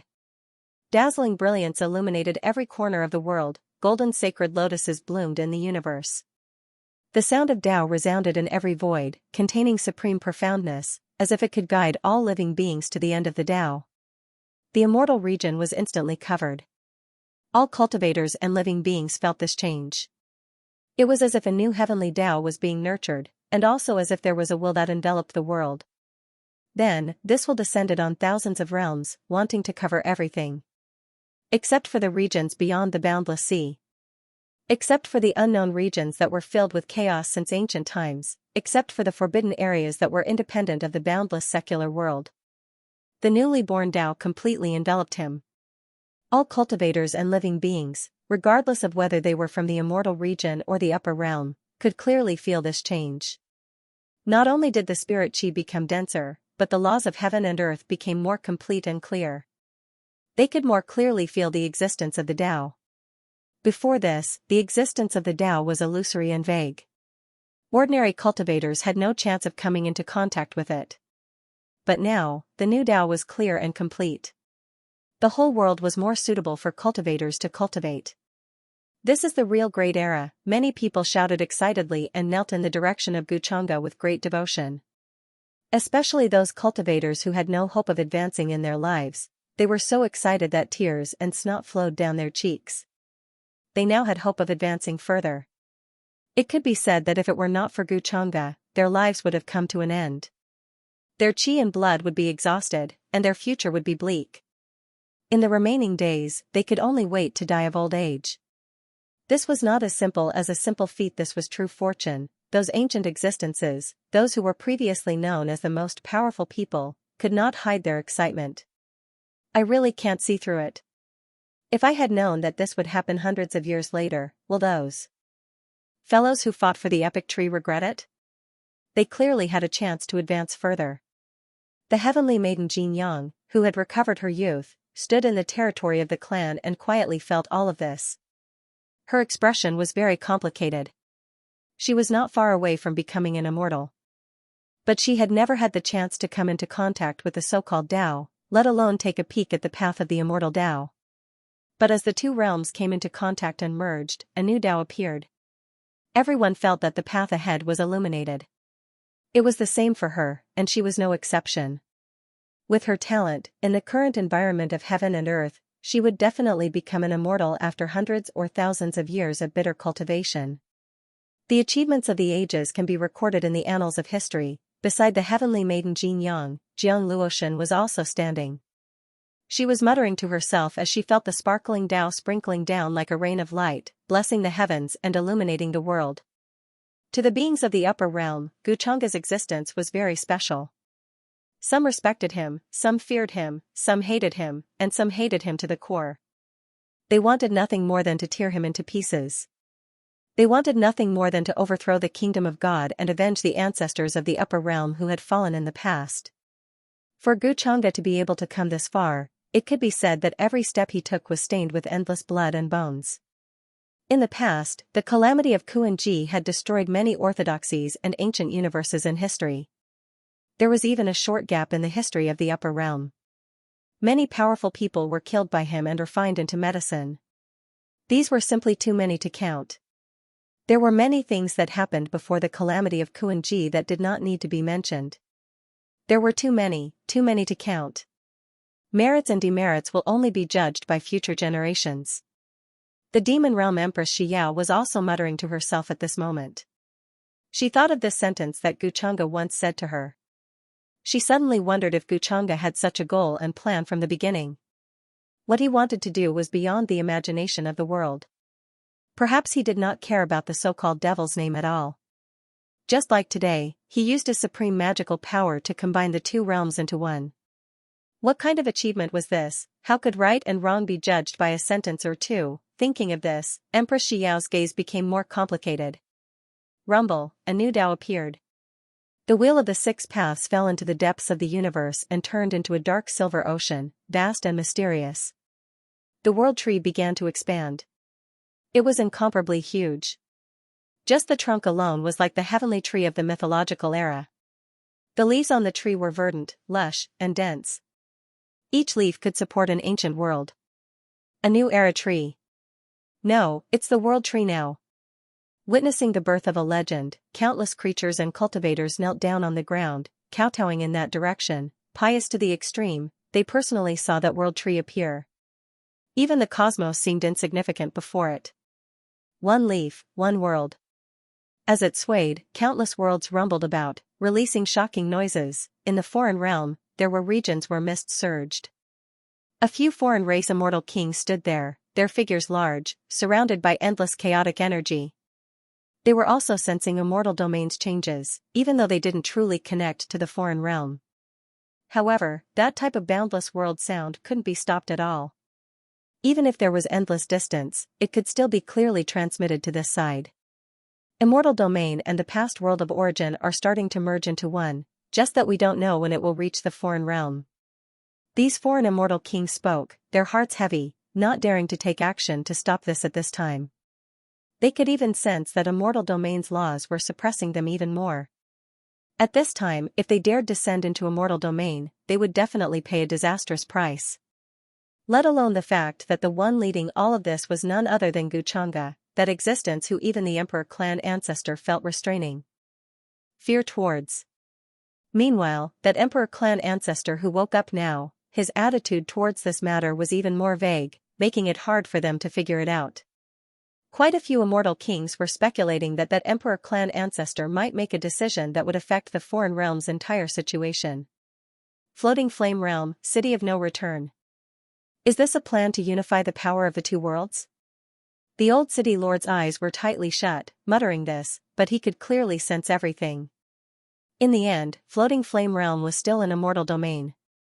Everything that happened in immortal domain could naturally be reflected in this place. Many creatures in floating flame realm could actually be affected as well. After all, this was a great matter that brought blessings to the common people of the heavens, an immeasurable amount of creatures. If the heavenly Tao appeared, bestowing merit, this would be immeasurable power of merit. Immortal domain's environment has become more suitable for cultivation. For ordinary creatures, this is indeed a type of good fortune, an unmatched achievement. Qing Feng also spoke with a slightly complicated expression on his face. Under the influence of the eyes and ears in the city of no return, he naturally didn't have a good impression of that world-destroying demon. However, when he saw this scene, his emotions were still rather complicated. No matter what, it doesn't change the fact that he is my irreconcilable enemy. I originally thought that he was buried in that era, but since he reappeared in this era, I will make him pay the price for his past actions. Sun Shuang's eyes were filled with hatred, almost gnashing her teeth as she spoke. Her father, as one of the four most powerful celestial lords of Immortal Palace, the Longevity Celestial Lord, died in the hands of this demon. This hatred was something she would never forget. When Qing Feng heard this, he couldn't help but sigh. Sun Shuang wanted to rely on her own strength to take revenge, this hope was too slim.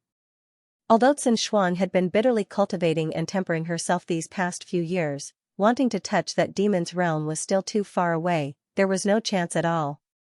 Senior brother Qing Feng, before taking revenge for my father, I have no plans to marry.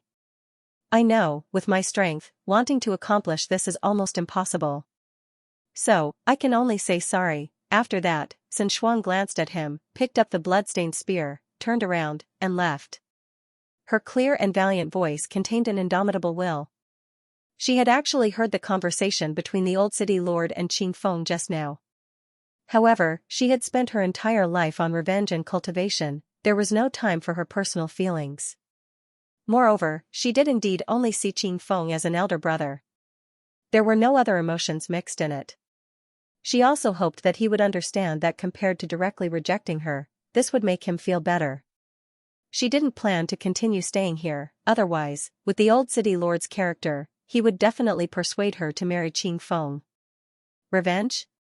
I may be able to help you in this. Seeing that Sun Shuang was heading towards the serene Jade Land to continue killing demons, Qing Feng couldn't help but mutter to himself. The old city lord, who was lying on the bed, couldn't help but sigh at Sun Shuang's reaction. Then he instructed her on another very important matter. It seems that time waits for no one, Qing Feng. Next, you have to think of a way to see if you can find the other 7 wonderful realms. Back then, there were many peerless powerhouses who brought their juniors to hide in there. Many of them were once members of the Immortal Palace. If you can find the location of the 9 heavens, perhaps you can change something. The 9 heavens is an illusory land of legends. However, it is actually a historical site that existed before the creation of the heavens. There are some families whose origins are even more ancient than the era of the innate mythological era. They could even be from the extraterritorial lands, born before the creation of the heavens. For ordinary beings of the immortal domain, the 9 heavens were not unfamiliar with this legendary place. There were even records of the 9 heavens in many ancient books and histories. It was a mystical place, rumored to have immortal origins. There were also immortal kings of the immortal domain who wanted to find the 9 heavens, wanting to pay them a visit and seek the path of immortality. However, no one really found the 9 heavens. This was unknown, and no one had truly seen the 9 heavens. Many people felt that this was just a rumor, a yearning for a higher realm of immortality. After leaving the city of no return, head east.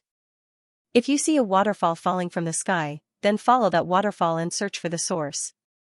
There might be a crossing to the 9 heavens there. The old city lord continued, his words complicated. He also didn't know if Qing Feng could truly find the 9 heavens. He only heard this from his master.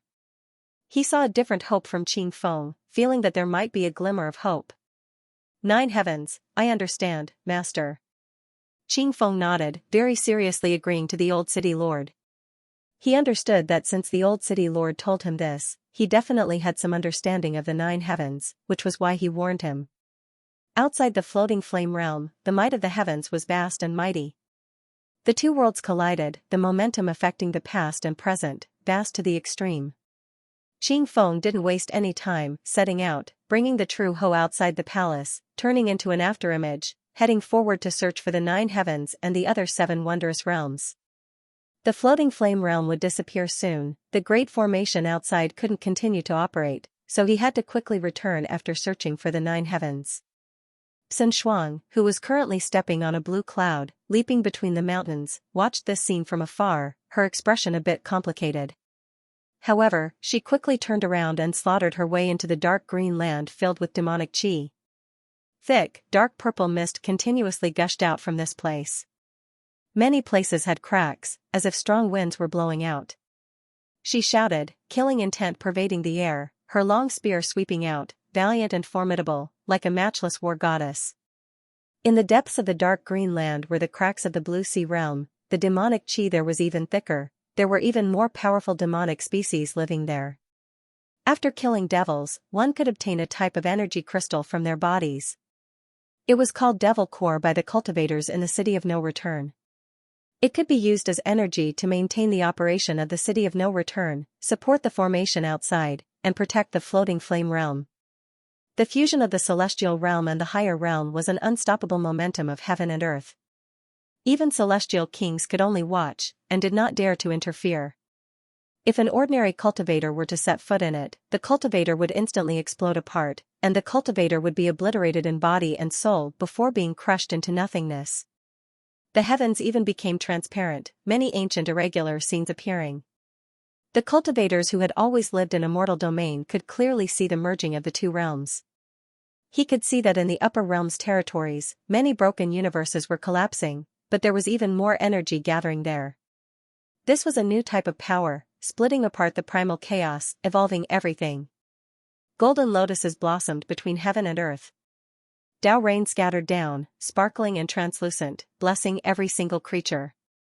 Every cultivator felt as if they were being protected by the heavens and earth. Those who had been stuck in a bottleneck felt as if their minds were clear and the bottleneck loosened. There were even some who directly comprehended on the spot, their entire bodies shining, entering an indescribable wondrous state. Even for ordinary people without cultivation, many of their illnesses disappeared, their lifespans forcibly increasing by quite a bit.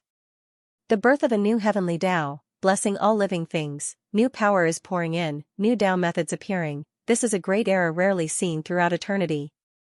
Many cultivators and creatures were discussing, their voices full of excitement and excitement. Endless immortal light radiated, enveloping the heavens and myriad regions. The new Tao completely replaced the damaged natural laws of the past. Immortal domain and the higher realm finally merged into one. Even though they still needed a period of time to get used to it, everyone could afford to wait. It's going even more smoothly than I imagined. The other side is also quietly watching, many old fellas from immortal domain aren't willing to show themselves either. Are they all scared? Or is it to say that they are actually waiting for something? Guchunga's figure appeared in divine country, his eyes carrying a bit of contemplation. Young master, it seems like divine country needs to expand its territory several times. These past few days, I've already come into contact with those immortal kings from immortal domain. I'm thinking about how to decide the positions of the many long life families and undying inheritances in the higher realm. There are quite a few true immortals in immortal domain, while in the higher realm, there are very few true immortals. The most powerful are only individuals with deep foundations, not reaching true immortal level. I fear that when the time comes to divide the roles, it will lead to conflict between some clans of the two realms. Moreover, there are still immortal kings in immortal domain, there is no way they will listen to the orders of some human Tao existences. Only when facing people like us, who are close to young master, will they show respect. Yimei spoke, not knowing what Guchunga was thinking about, instead discussing divine country's future development, carrying a bit of distress. After immortal domain and the higher realm completely merged into one, the divine country that ruled immortal domain had to expand its territory, make the scattered immortal domain complete. Therefore, divine country had to make many forces in immortal domain submit. I've considered this matter before. The merging of immortal domain and the higher realm can only be considered the first step, and divine country is only the initial embryonic form. Moreover, I will set the rules. Immortal domain and higher realm are clearly separated, so the rules are natural. Immortal domain, human master upper realm, immortal Tao beings cannot interfere in the lower realm. Guchunga retracted his thoughts and told Yimei his plan. At that time, establishing divine country was only to coordinate the higher realm for future plans. As for how divine country would prosper or decline, it was not in his consideration. For divine country to be so prosperous and strong now, it was really beyond Guchunga's expectations. Of course, the most important credit was to the people around him, Yimei, Xianxia, Bai Lian and the others. After all, although he was the master of divine country, he was in a state of being a hands-off boss, basically not asking about things. Immortal domain? Human master upper realm? Yimei nodded. She indeed had such thoughts. Otherwise, if immortal Tao beings descended to the upper realm, it would definitely be a terrible disaster for the upper realm. It was like in ancient times, when immortal domain and upper realm coexisted, but there was no clear boundary between the two realms. Therefore, many immortal Tao beings fled to the upper realm, wantonly killing, and chaos for a time. In the following time, Guchunga set the rules of the New Testament while working with the Moon King, Immortal King Aod, Immortal King Gu Xian, and the others to rebuild immortal domain with great magic power. The universe in his palm shook, bringing the broken universes back into immortal domain. Many broken lands and universes were pulled from the chaos, reassembled, and reassembled. Chaotic chi surged, divine light overflowed, light illuminating the sky, and a new universe was being opened. Such a method was not difficult for immortal kings, but it would take a long time. Southern immortal domain, northern immortal domain, these split immortal domains, after countless years, once again collided. Immortal domain was finally restored. At the same time that immortal domain was restored, Guchunga also set the rules of the New Testament. Immortal Tao beings could not descend to the lower realm. If they forced themselves to descend, they would be restrained by the heavenly Tao, and their strength would be reduced to less than 1%. New Testament rules appeared, and traces of the great Tao appeared between the two realms, imprinting these rules. The group of immortal kings was shocked. This was equivalent to a true law, changing the heavenly Tao rules. They could not imagine such great power at all, nor did they dare to imagine. The following days, compared to before, were very stable and calm. Many beings who felt that immortal domain was facing a great disaster found it unbelievable. Of course, ordinary beings, even true immortals, did not know what would happen in immortal domain. The level of immortal king was too far away from them. They could not touch it at all. However, now that the environment of the two realms was stable, many immortal domain geniuses would choose to descend to the lower realm to train and fight with the upper realm geniuses. Such a great era indeed meant a supreme opportunity for the younger generation, making many of the older generation envious. The two realms developed rapidly, and many dazzling figures also appeared one after another, blooming with dazzling brilliance. And it was after 3 years like this that a voice was heard in immortal domain. The immortal kings took the initiative to ask for Xianxia to unify immortal domain, rebuild immortal palace, and restore ancient glory. Such a voice quickly spread, immediately causing all kinds of commotion, and people of all clans and orthodoxies were discussing. Since the immortal domain existed for countless years, except for the former immortal palace, no one had ruled and unified this vast territory. Because no one had that kind of strength, it was difficult to make all the forces submit. After all, compared to submitting to others, wasn't it better to monopolize a universe and dominate it? Why should he live under someone else? Such news naturally caused many cultivators to be shocked, and they were guessing whether it was true or not. Of course, whether the immortal kings took the initiative to ask for it was impossible to judge whether it was true or not. However, from the many signs, the unification of the immortal realms was inevitable. Just like the unification of the upper realm, it was only a matter of time. The name of Immortal Palace has already decayed. From today onwards, Immortal Domain will have the name of Heavenly Court. In the majestic palace, many immortal kings of Immortal Domain were present. They all had serious expressions, and they did not dare to say anything. Apart from those who attended the banquet at the Moon Prince Mansion, a few other immortal kings also appeared. At this point, unless they really wanted to oppose Xianxia, they could only choose to submit. This was inevitable. Xianxia stood in the palace. The moment he finished speaking, the dull sound of thunder echoed in the world, and an extremely terrifying scene rose in the distance. Strange crimson lightning struck down in the universe, and there seemed to be shadows of mountains of corpses and seas of blood. Someone was roaring and killing, and the murderous aura seemed to be coming from an endless distance away. Even the immortal kings felt a chill run down their backs, and they were a little frightened, as if they were suddenly targeted by some indescribable existence. This is great karma. The old immortal King Xian's expression was very heavy. He knew what Xianxia meant when he said Heavenly Court. Why didn't the immortal palace in the past be called Heavenly Court or Immortal Court? It was because it could not bear such a huge karma. It would suffer a backlash sooner or later, and collapse and decay. A force like the Immortal Palace, to the Immortal Domain, could be said to have been in its embryonic form since the birth of the Immortal Domain. It even affected many supreme existences in the later generations. In the ancient times, there were Divine Court, Demon Court, Holy Court, Immortal Court, and many other existences. Unfortunately, they did not exist for long before they collapsed in the long river of time. If one wanted to establish such a force, they would have to bear unimaginable karma. They would have to have supreme courage and the heart to rule over thousands of realms. Of course, this was just a saying. The many immortal kings here understood this better than ordinary people. They understood that a large part of this huge karma came from the curse.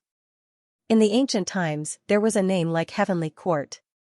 At that time, there were even many mythical existences.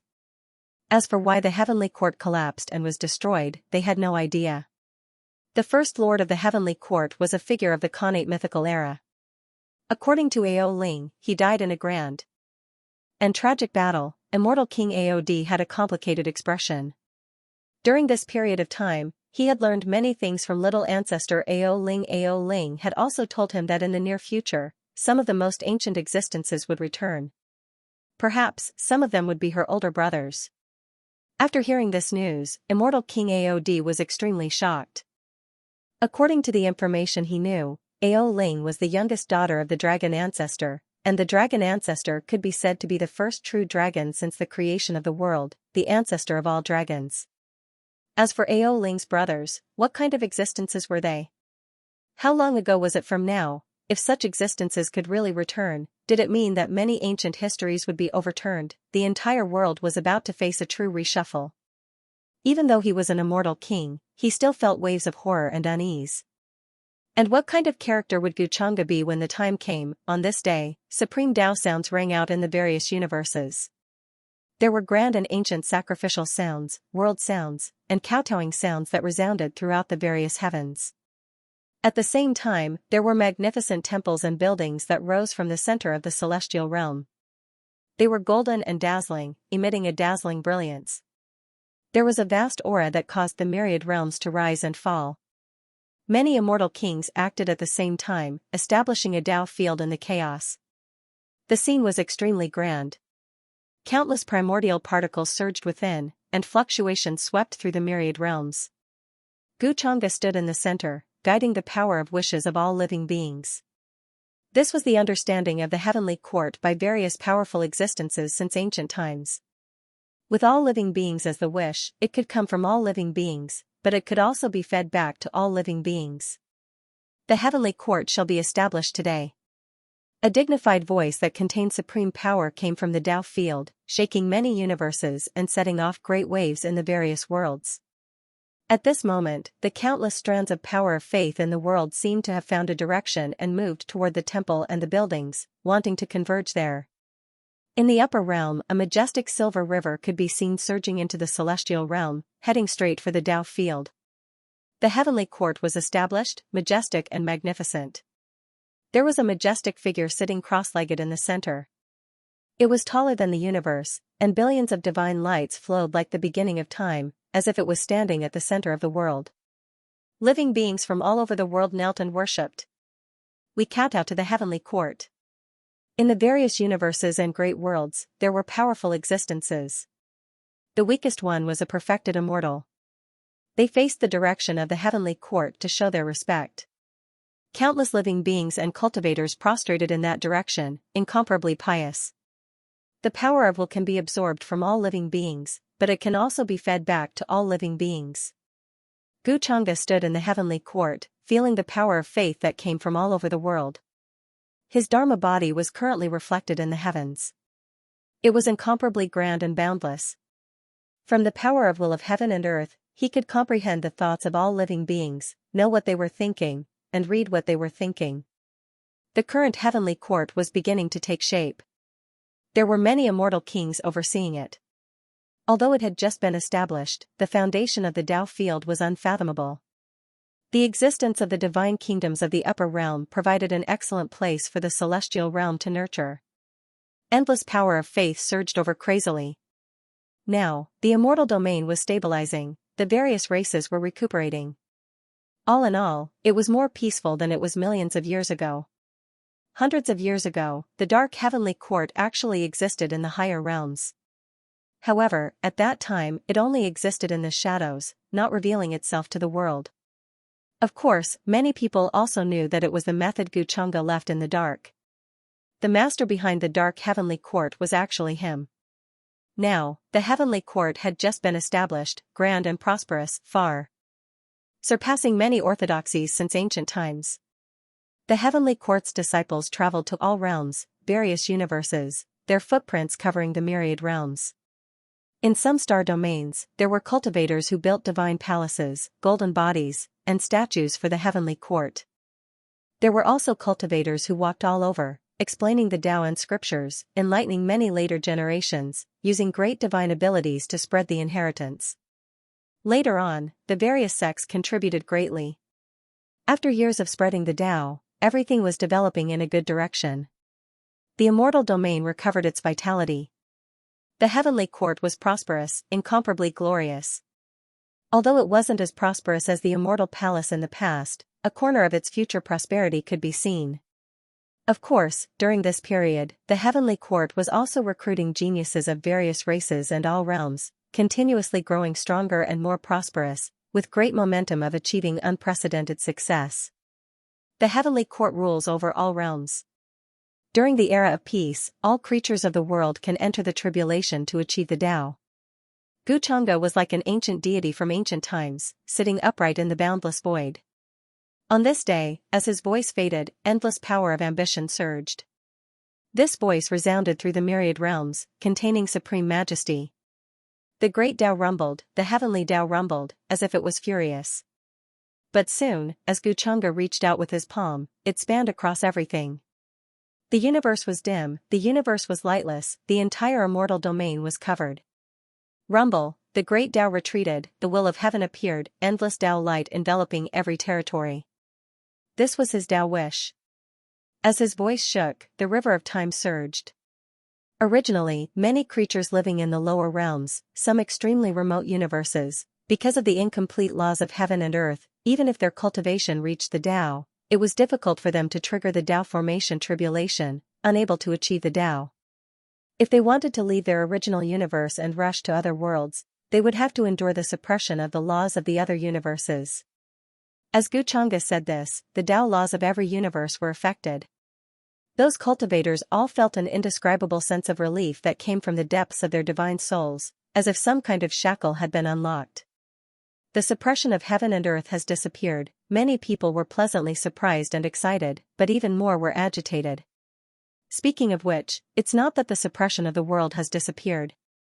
Instead, it's that in the boundless heavens where we 950 are, there's a peerless figure who broke through the shackles of the realm of heaven and earth, forcing the heavenly Tao to retreat. Everyone has been blessed. In the following days, we will welcome a great change in our cultivation. More experts collected their thoughts and began to breathe heavily, as they realized that this was a great opportunity for them. Perhaps it would allow them to follow in the footsteps of those supreme experts and have a chance to touch the pinnacle of the Tao. What great courage! Are they planning to give everyone in the world a chance to attain the Tao? Many ancient restricted regions' existences were moved, feeling that this was inconceivable. Guchanga's expression was very calm. After doing all this, he only looked in the direction of the foreign realm in the distance. Perhaps in the eyes of all living beings in the world, this was him bringing blessings to the common people, wanting the immortal domain to return to its ancient heyday. However, Guchanga's goal was not this. He only planned to raise the overall strength of the immortal domain, so that the various universes could produce supreme experts in the shortest time possible. Only by raising the overall strength of the immortal domain would it be beneficial to his next plan. In the following years, under the influence of the blessings of heaven and earth, many geniuses were born in the various universes. Some ancient figures who had been sealed for a long time also appeared one after another. This was a dazzling era. The geniuses were as dazzling as the stars. Especially the geniuses of the various orthodoxies in the upper realm and the immortal domain, they were the most dazzling, stirring up a storm in all directions. Monsters with the title of young immortal were even more endless. Fate was overflowing, and the great world was illuminated. Even compared to those ancient eras, they were not inferior. Compared to the uneasiness and fear of several years ago, now, the various races were harmonious and peaceful, no longer worried that Guchanga would reappear in those dark times of the great eras. That era that made the heavens fall into ruin seemed to have become past history. There were different debates about whether it was true or false. Many people felt that Guchanga was definitely not as terrifying as the rumors said. It was impossible to say that he truly ate immortal kings as food, cruel and ruthless, viewing all life as dogs. After all, ever since he established the heavenly court, the various universes were thriving, flourishing to the extreme, even the foreign realm quieting down. They retreated from the borders of the immortal domain, separated by several universes, no longer daring to be as arrogant and domineering as before. Moreover, Guchanga brought blessings to the common people. All cultivators and creatures were affected by him, receiving great benefits, their cultivation advancing extremely quickly. However, there were still creatures who viewed Guchanga with incomparable hatred, feeling that even though he contributed greatly to the heavens, it couldn't cover up the evil things he had done in the past. As long as it was a creature living in the higher realms, they all understood what kind of existence Xianxia was, how many inheritances and creatures were wiped out because of him. The number of creatures who died directly or indirectly at his hands couldn't just be described as immeasurable. Just the universe that collapsed during the Qianji calamity, the immeasurable killing calamity it created, could already be described as ghastly. However, ordinary cultivators couldn't come into contact with Xianxia either. Only the immortal king existences of various clans, when they had important matters, had the qualifications to meet him. Otherwise, normally, when they had matters to attend to, they could only meet with his wives and concubines. Xianxia's previous peers, there were also some who wanted to touch upon the Nirvana Tao realm, preparing to achieve the Tao. This type of great era indeed created opportunities for everyone. All types of opportunities appeared, the entire Great Era's fate was experiencing a geyser eruption of changes. At the same time, in an eternally still world. In the dark void, there was not the slightest bit of sound. The silence was somewhat terrifying. In the depths of the sky, there was a fluttering scarlet brilliance that sprinkled down like a strange substance. As far as the eye could see, there was a boundless gray world. Ancient and vicissitudes were its theme. Here, it would make cultivators feel the bleak taste of the autumn wind. This was the precipitation of vicissitudes and desolation, as if it was filled with an indescribable regret and sadness. The gray and bleak world was enough to affect one's temperament. At this moment, a woman in a red dress appeared in this dark void. She stared blankly at the fire snake-like creatures in front of her. They were crying there, containing endless sorrow. In front of these fire snake-like creatures, there was a tattered futon, as if someone had sat on it before. Are these all fire spirits?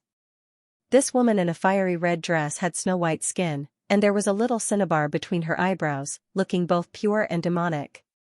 If Xianxia appeared here, he would be able to tell that she was Yanji. When she was in the lower realm, she was brought to the upper realm by him. However, he had not seen her for hundreds of years. Although Yanji called him young master, Xianxia had never restricted her freedom. It could even be said that he rarely interfered with her affairs. The world was bright and full of opportunities. When Xianxia was still in the lower realm, Yanji was already in the great sage realm. After all these years, she had already stood at the level of a quasi-emperor, only one step away. What kind of place is this? Why did it attract me here? Yanji frowned and stared at this area. This place was too quiet, and there was endless sorrow. Those legendary fire spirits clearly contained endless danger. However, in her eyes, they were very gentle and even somewhat intimate. Suddenly, Yanji saw a blurry figure appear on the tattered futon. It was very tall, and its eyes were scorching and dazzling, like a fire that could burn the heavens. My name is Zhurong, I am an innate fire god. Yanji found that she could not move, and endless roars suddenly sounded in her ears. She could vaguely see a giant as tall as heaven and earth, whose entire body was enveloped in flames. Every wisp of fire seemed to be able to burn the universe, so powerful that it made people tremble. This terrifying existence named Zhurong was fighting with some living creature, and with a raise of his hand, he could destroy a star field and collapse the universe. That kind of battlefield was too terrifying, and even made Yanji feel that even immortal kings could only become cannon fodder. This was a scene left behind from an unknown era. Even after endless years, it made her tremble, and she could not remain calm. Yanji did not know why, but tears were already streaming down her face, and her eyes were full of tears. Is this my ancestor? She murmured, and involuntarily walked toward the tattered futon. There were hundreds of fire spirits on both sides, and they all looked at her and then made way for her. A kind of choking sound came from their mouths, and also like the sound of worship. The world began to change. Many cultivators and creatures discovered some ancient remains during this period of time.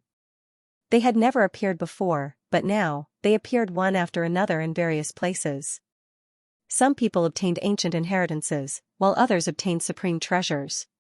Some found the truth of the ancient past, while others startled the ancient creatures.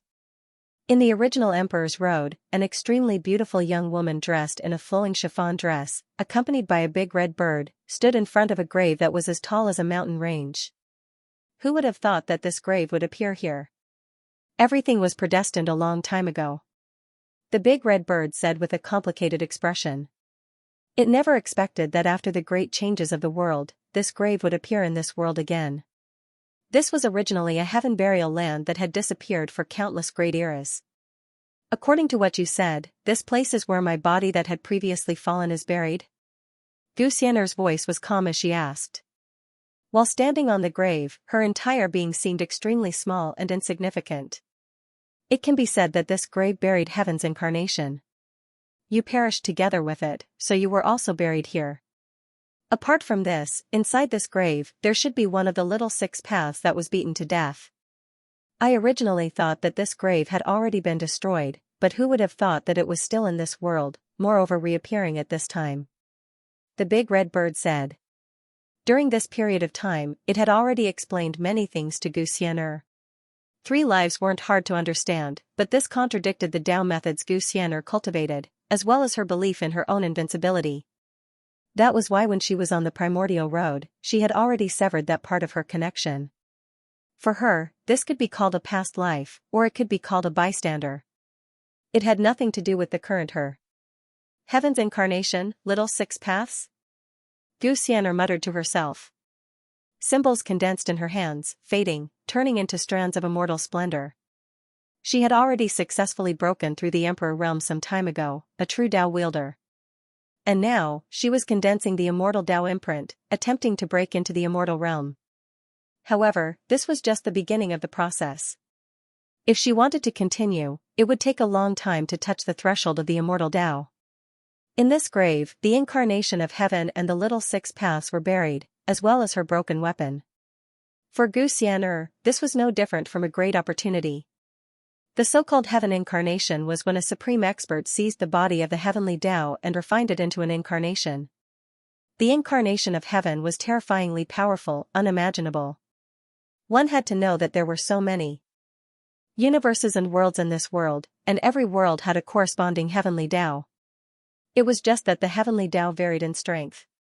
From what the big red bird said, the incarnation of heaven buried here could destroy all life with a single thought. Even immortal kings could only be reduced to cannon fodder and ants. Clearly, this incarnation of heaven was of a very high level. Apart from that, the little 6 paths buried here wasn't simple at all. It was one of the 6 paths of reincarnation that was once created by this world. However, just like the incarnation of heaven, the 6 paths of reincarnation was condensed from the laws of order, and actually came from the same source as the heavenly Tao. Even the heavenly Tao could be possessed by a supreme expert with a single thought, let alone the 6 paths of reincarnation. The little 6 paths was the reflection of the true reincarnation, and had the characteristics of reincarnation, but it wasn't the only one. Are you sure you want to go in? The big red bird flapped its wings, and its face didn't have the usual playful expression. It looked very serious. Gu Xian'er looked at the grave that looked as tall as a mountain and fell silent. A light breeze blew, and Liu Xian's long dress fluttered. Her black hair covered half of her face. Under her dress, a section of her white calf appeared even more translucent and fair. At this moment, she didn't say a word. She was like a flawless fairy, refined and cold. She knew what was in this grave. It was very likely that once she stepped in, it would be a path of no return. It was also very likely that after that, she would no longer be her. Let's go in. I feel that if we don't go in now, we won't be able to catch up to him. He's already very, very far away from me. Gu Xian'er lightly shook her head, and resolutely stepped forward. Her figure was like a ray of light, and she disappeared into the grave.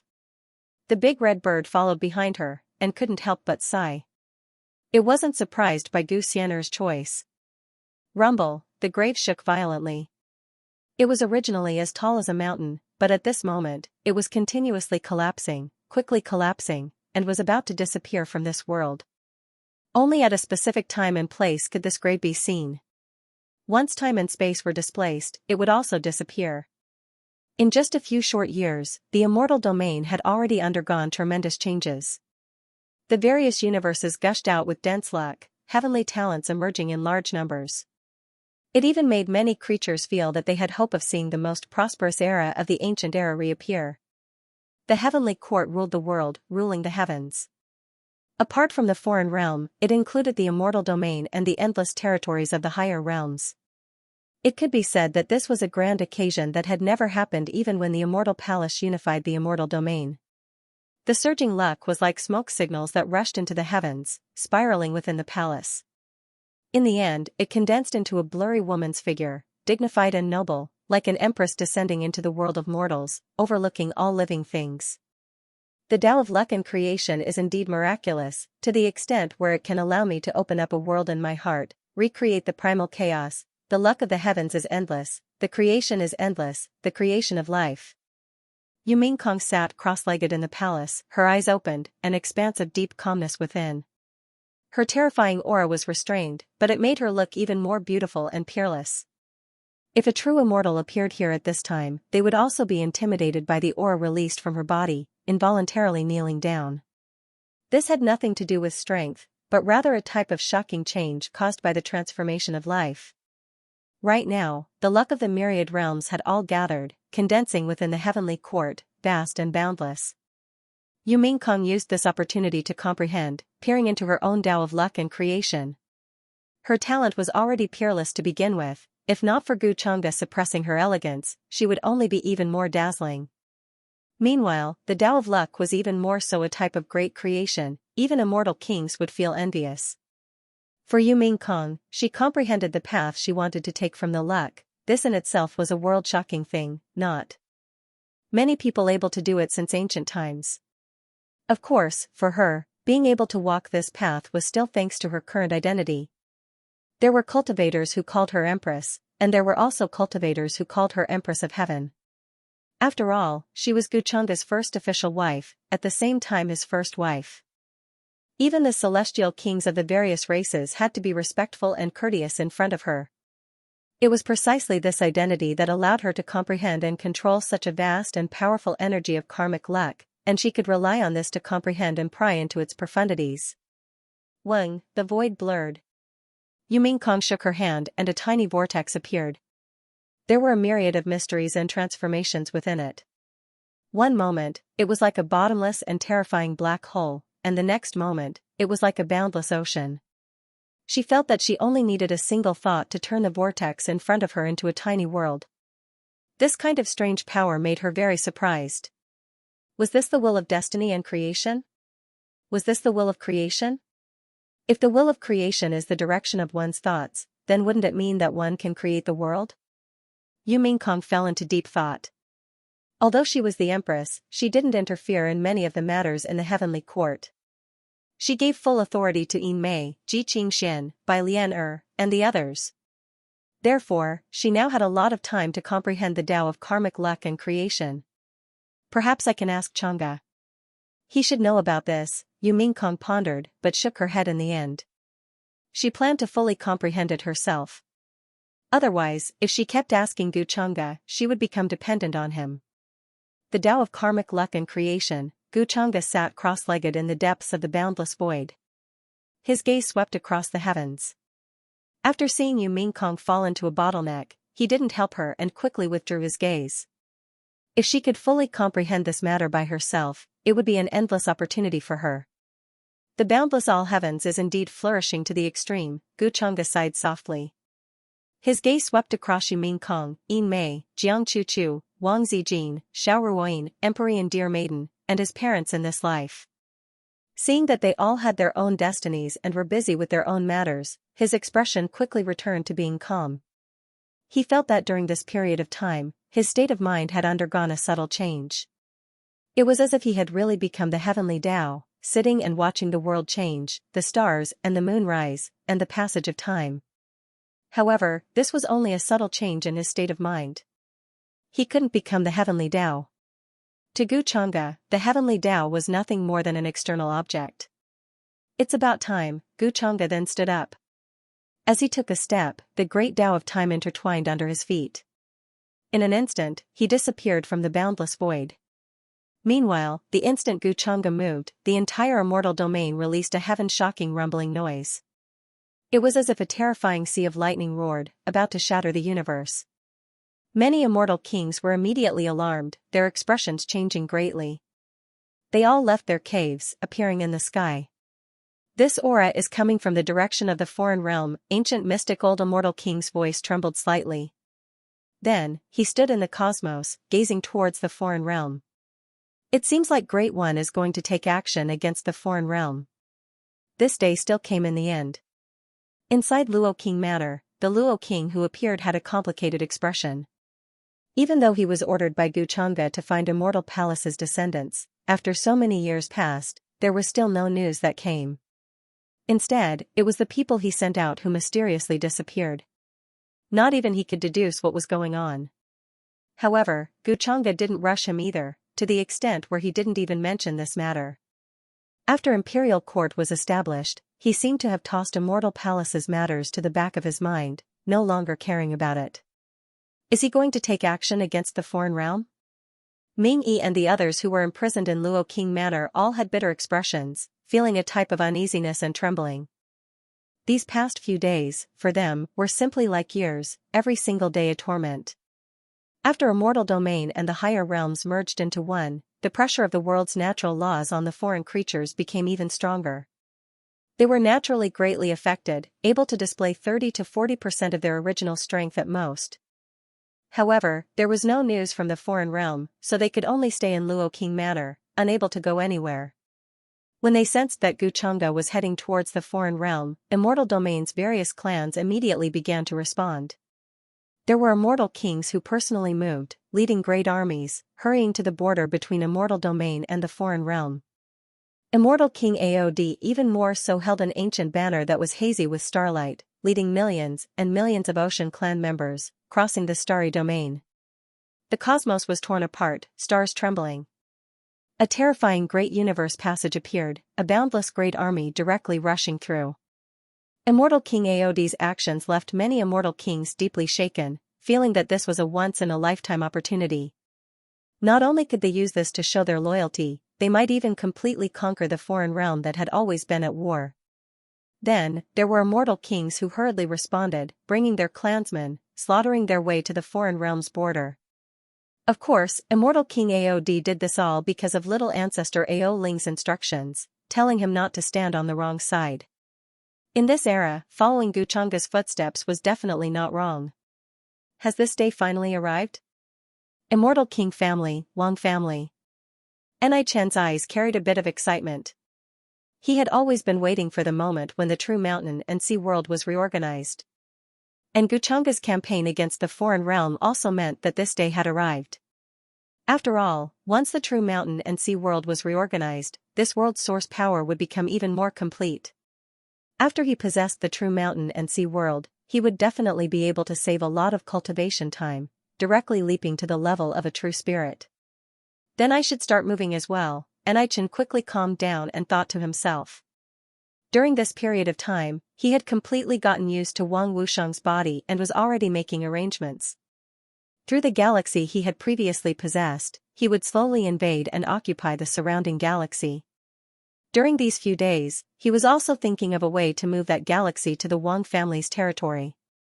Moreover, with the help of the remnant souls of the previous heroic spirits, he possessed the body of a true immortal patriarch of the Wang family and refined it into a clone for him to move around outside. Under such a detailed and flawless plan, the two immortal king patriarchs of the Wang family didn't see any abnormalities. Ni Chen was confident that within 10 years, he would completely control the Wang family and also possess the bodies of the two immortal king patriarchs. When he moved that clone to the Wang family's territory, it would be time for him to show his claws and fangs.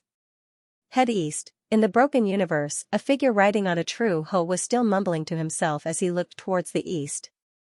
After trekking for several years, he had passed through many worlds and universes. His gaze was resolute, and he didn't feel lost because of the years of trekking. Instead, he became more determined to find the 9 heavens. This person was Qing Feng, who had left the floating flame realm to search for the 9 heavens. During this process, he encountered many dangers.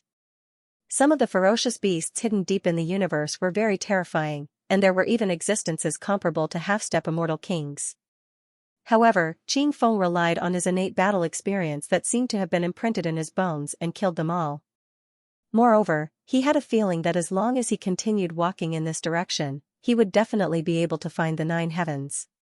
Suddenly, Qing Feng heard a deafening sound in front of him. It was as if a huge river was surging towards him from an invisible place. Could the 9 heavens be right in front of me? Excitement and joy appeared in Qing Feng's eyes. Even someone as determined as him couldn't hide this expression. After passing through this place, he could feel the vastness and profoundness of this world more and more. The stars were like clouds, and ancient trees covered the sky. They grew in the universe and absorbed the essence of heaven and earth. Every branch and leaf seemed to be able to hold up the world. The river of stars was incomparably thick, and it was surrounded by a monstrous chaotic chi as it fell in front of him. Zero rumble, the waves splashed, creating terrifying ripples in the universe. Every wave was like the convergence of countless small worlds. That kind of huge momentum was like a piece of the sky falling down, straight into the deepest darkness. Qing Feng took a few steps forward and stopped in front of this huge waterfall of stars. The entire universe seemed to be isolated. Stars bobbed up and down in the river of stars. The sun and moon revolved around them like dust. Once this kind of river of stars surged into the starry sky, it could instantly drown countless small worlds. If I follow this waterfall of stars, will I reach the 9 heavens? Qing Feng muttered to himself as he came to this shocking place. Along the way, he had experienced many battles. Although his cultivation hadn't increased at all, his strength had increased by a lot. However, in this place, he still felt a kind of majestic pressure. It was like a blade of the great Tao that suddenly crushed in front of him, causing his bones and cells to emit a light trembling sound. This was the path to the 9 heavens that he believed in. According to the old city lord, one had to use a Qingyun immortal boat to cross the 9 heavens. But in the vast universe, where could he find a Qingyun immortal boat? Fellow Taoist, do you want to go up? Suddenly, an ancient voice sounded. It was difficult to find and appeared out of thin air. If ordinary people heard this voice, they would definitely be shocked. After all, there were no traces of living beings here. Even perfected immortals couldn't go deep into such a place. However, Qing Feng was very calm. He didn't feel surprised at all, as if he had come to this place before. He stared at the river of stars in front of him. The voice came from inside. Fellow Taoist, why don't you show yourself and hide here? Qing Feng asked. In the next moment, a huge and terrifying momentum came from ahead. Whoosh, the thick and boundless river of stars fell from the top of the universe, but at this moment, it was separated into an incomparably huge gap. A majestic aura slowly appeared. Dragon head, tortoise body, snake tail, this was a black tortoise with an incomparably huge body. It was as if it was millions of miles long.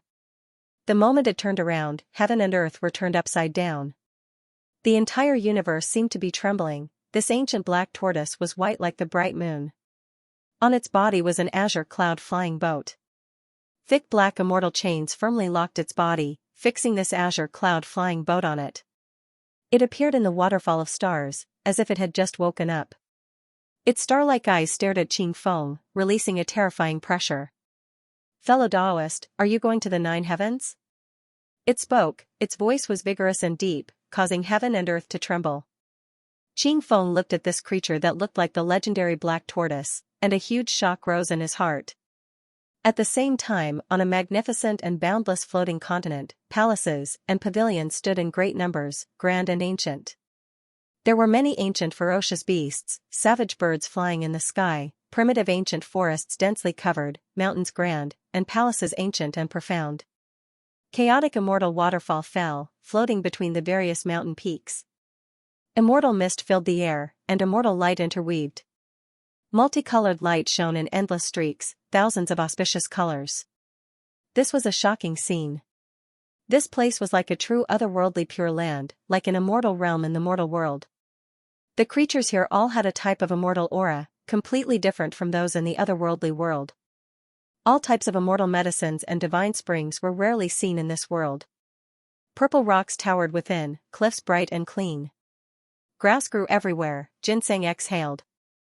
A qilin rested alone under a blue stone, silver chains falling, mists rising, spiritual birds flying about, old medicines releasing fragrance. Master, the old tortoise seems to have brought a guest here. How many great eras has it been since a creature stepped foot here? I never expected to see a living person again. Next to an ancient cliff, a white-clothed middle-aged man sat quietly, a board of chess placed in front of him. His expression was tranquil, giving off an otherworldly feeling. A type of mysterious aura swirled about his body, as if there were millions and millions of stars revolving around him, rising and falling continuously, producing boundless immortal intent. He looked just like a true ancient immortal who achieved the Tao. Right now, the one who spoke was a little child in Taoist robes who sat across from the white-clothed middle-aged man. He was born with red lips and white teeth, delicate features. However, his actual age was actually very ancient, and he had existed for countless eras. "Oh, what year is it today?" The middle-aged man seemed to be immersed in the chessboard in front of him, not moving at all since ancient times. He only reacted when he heard this. "Master, it is now the 98 millionth era of the 9 heavens, before the third calamity begins. The sky-shrouding sect is under the control of the eternal Tao Lord. I don't know the exact time." Hearing this, the little child replied respectfully. "The visitor is a guest. Go and welcome him." The middle-aged man nodded slightly, but most of his attention was still on the chessboard in front of him, as if he had been focused on it for countless years. To the outside world, the 9 heavens had always represented mystery and legend. Since ancient times, how many living beings had seen the 9 heavens? Qing Feng actually thought that it would take him a long time to find the 9 heavens. Of course, this was the first time he saw an ancient living being so close to the black tortoise god. But in front of this waterfall, it was just a tool to carry the cloud boat, which shocked him even more. Qing Feng didn't know why he felt a sense of familiarity, as if he had been to this place before. Then, Qing Feng's figure moved, riding the true hoe, stepping onto the back of the old white tortoise, and landed on the azure cloud boat. The boundless river of stars cascaded down, emitting a monstrous momentum that made one's heart palpitate. "Fellow Taoist, sit tight." The old white tortoise's voice was deep and ancient. Then, it slowly walked into the waterfall of stars. The azure cloud boat was very simple, and a layer of immortal mist appeared on its surface. It isolated everything and went against the waterfall. It was incomparably steady, like an ancient boulder. Under this terrifying force, the old white tortoise didn't move at all, which showed how powerful its physical body was. Qing Feng sat cross-legged and didn't move, looking at the ancient stars that spun away under his feet. He couldn't help but sigh at the legendary 9 heavens. This azure cloud boat had a magnificent nebula as the cover, immortal gold and ancient wood as the beam, supreme immortal gold as the body, and 9-colored immortal light as the oars. It was vast and ancient. He even felt a sense of vicissitudes, as if he was struggling to cross the river of time. "The legendary 9 heavens, what kind of place is it, Master? Xin Shuang, you all have to wait for me." Qing Feng muttered to himself, looking straight at the vast land at the end of the waterfall, and a huge shock arose in his heart. This scene was like shuttling through ancient universes, the river of time passing under his feet, crossing the ancient and modern lands. "Fellow Taoist, what kind of place is the 9 heavens?" Qing Feng calmed down with difficulty, and couldn't help but ask the old tortoise in front of him. Hearing his question, the old white tortoise under his feet only let out a cold laugh, but also a sigh. "If you want to go to the 9 heavens, won't you find out when the time comes?" The people of the world all said that the 9 heavens were mysterious, the source of immortals, and even more so the root of all things. There were countless opportunities and mysteries. However, to the living beings and races living in the 9 heavens, the 9 heavens were actually more like a prison, a cage. Day after day, year after year, the cycle of reincarnation, life after life, trapped here forever. 9 heavens, why were they called the 9 heavens? In fact, it was because the 9 heavens were formed by the 9 heavens. Within each layer of the heavens, there was an endless amount of hidden history. Even the old white tortoise didn't know what was in the 9 heavens. Sky grave, or could it be that every heaven buried a former heaven, at the same time, at the border between immortal domain and the foreign realm? Heaven and earth surged, and the long river of time trembled. Even the entire universe seemed to be on the verge of collapse. Even the boundless star regions could not bear such a terrifying aura. It was as if the entire world was going to shatter. Guchanga's figure appeared here, as if he towered at the limits of heaven and earth, overlooking the boundless foreign realm before him. At the border between the foreign realm and immortal domain, there were actually many damaged universes. When the two realms fought, they were already damaged, no longer existing. There weren't many creatures still alive within them, all of them damaged and deathly still, reduced to buffer zones during the great battle between the two realms. However, following Guchunga's appearance, Immortal Domain's realm barrier released a rumbling noise. Even in the skies above the foreign realm, there was a terrifying wave of power. Heaven and earth collapsed, wiping out everything. In the distance, several immortal kings who followed from Immortal Domain stood. Immortal King Aod and Immortal King Blood Owl were there, all of them trembling. Ordinary cultivators couldn't see the scenes of this place at all. They only felt like the entire immortal domain was trembling. Countless great stars were trembling, as if they were going to fall from outer space. Who is the current ruler of the foreign realm? Immediately afterwards, Guchunga spoke up, asking coldly. Endless chaotic immortal light surged from his body, resplendent and dazzling. A wave of unmatched aura rose from the foreign realm's heavens, as if a matchless immortal ancestor was reviving. The pressure crushed down in all directions, the cosmos and universe in turmoil. Large amounts of damaged ancient universes seemed like they were going to break apart, turn into powder. This type of power was too terrifying, even immortal kings' expressions changing. They all bowed down here, kneeling on the ground. It is the aura of that day. In the foreign realm's damaged cosmos, there were still quite a few supreme beings who had long entered the immortal Tao domain before the ancient Great Era. At this time, even their souls couldn't help but tremble, unable to help but want to kneel down. They were shocked to the extreme. This is definitely the aura of the Emperor clan ancestor level, to the extent where it might be even higher. Their voices were trembling. At this moment, they only felt alarm. Could it be that one who previously destroyed Immortal Palace? He descended here, wishing to carry out a great showdown? The great showdown has begun? They trembled, unable to help but speculate. In reality, many years ago, after the foreign four kings fell, all types of speculations were transmitted over. Many foreign immortal kings couldn't sit still, all of them feeling danger, worried that the foreign realm would suffer a disaster. In the present age, who could contend against this type of existence? Even the Ming king they feared found a place to hide, extremely far from the Emperor clan ancestors' cave. Moreover, during this period of time, Immortal Domain and the higher realms merged into one. That type of power even transmitted to the foreign realm through endless distance. Many foreign creatures sensed that type of fluctuation. Once they approached Immortal Domain's side, they would suffer great Tao suppression, far more severe than before.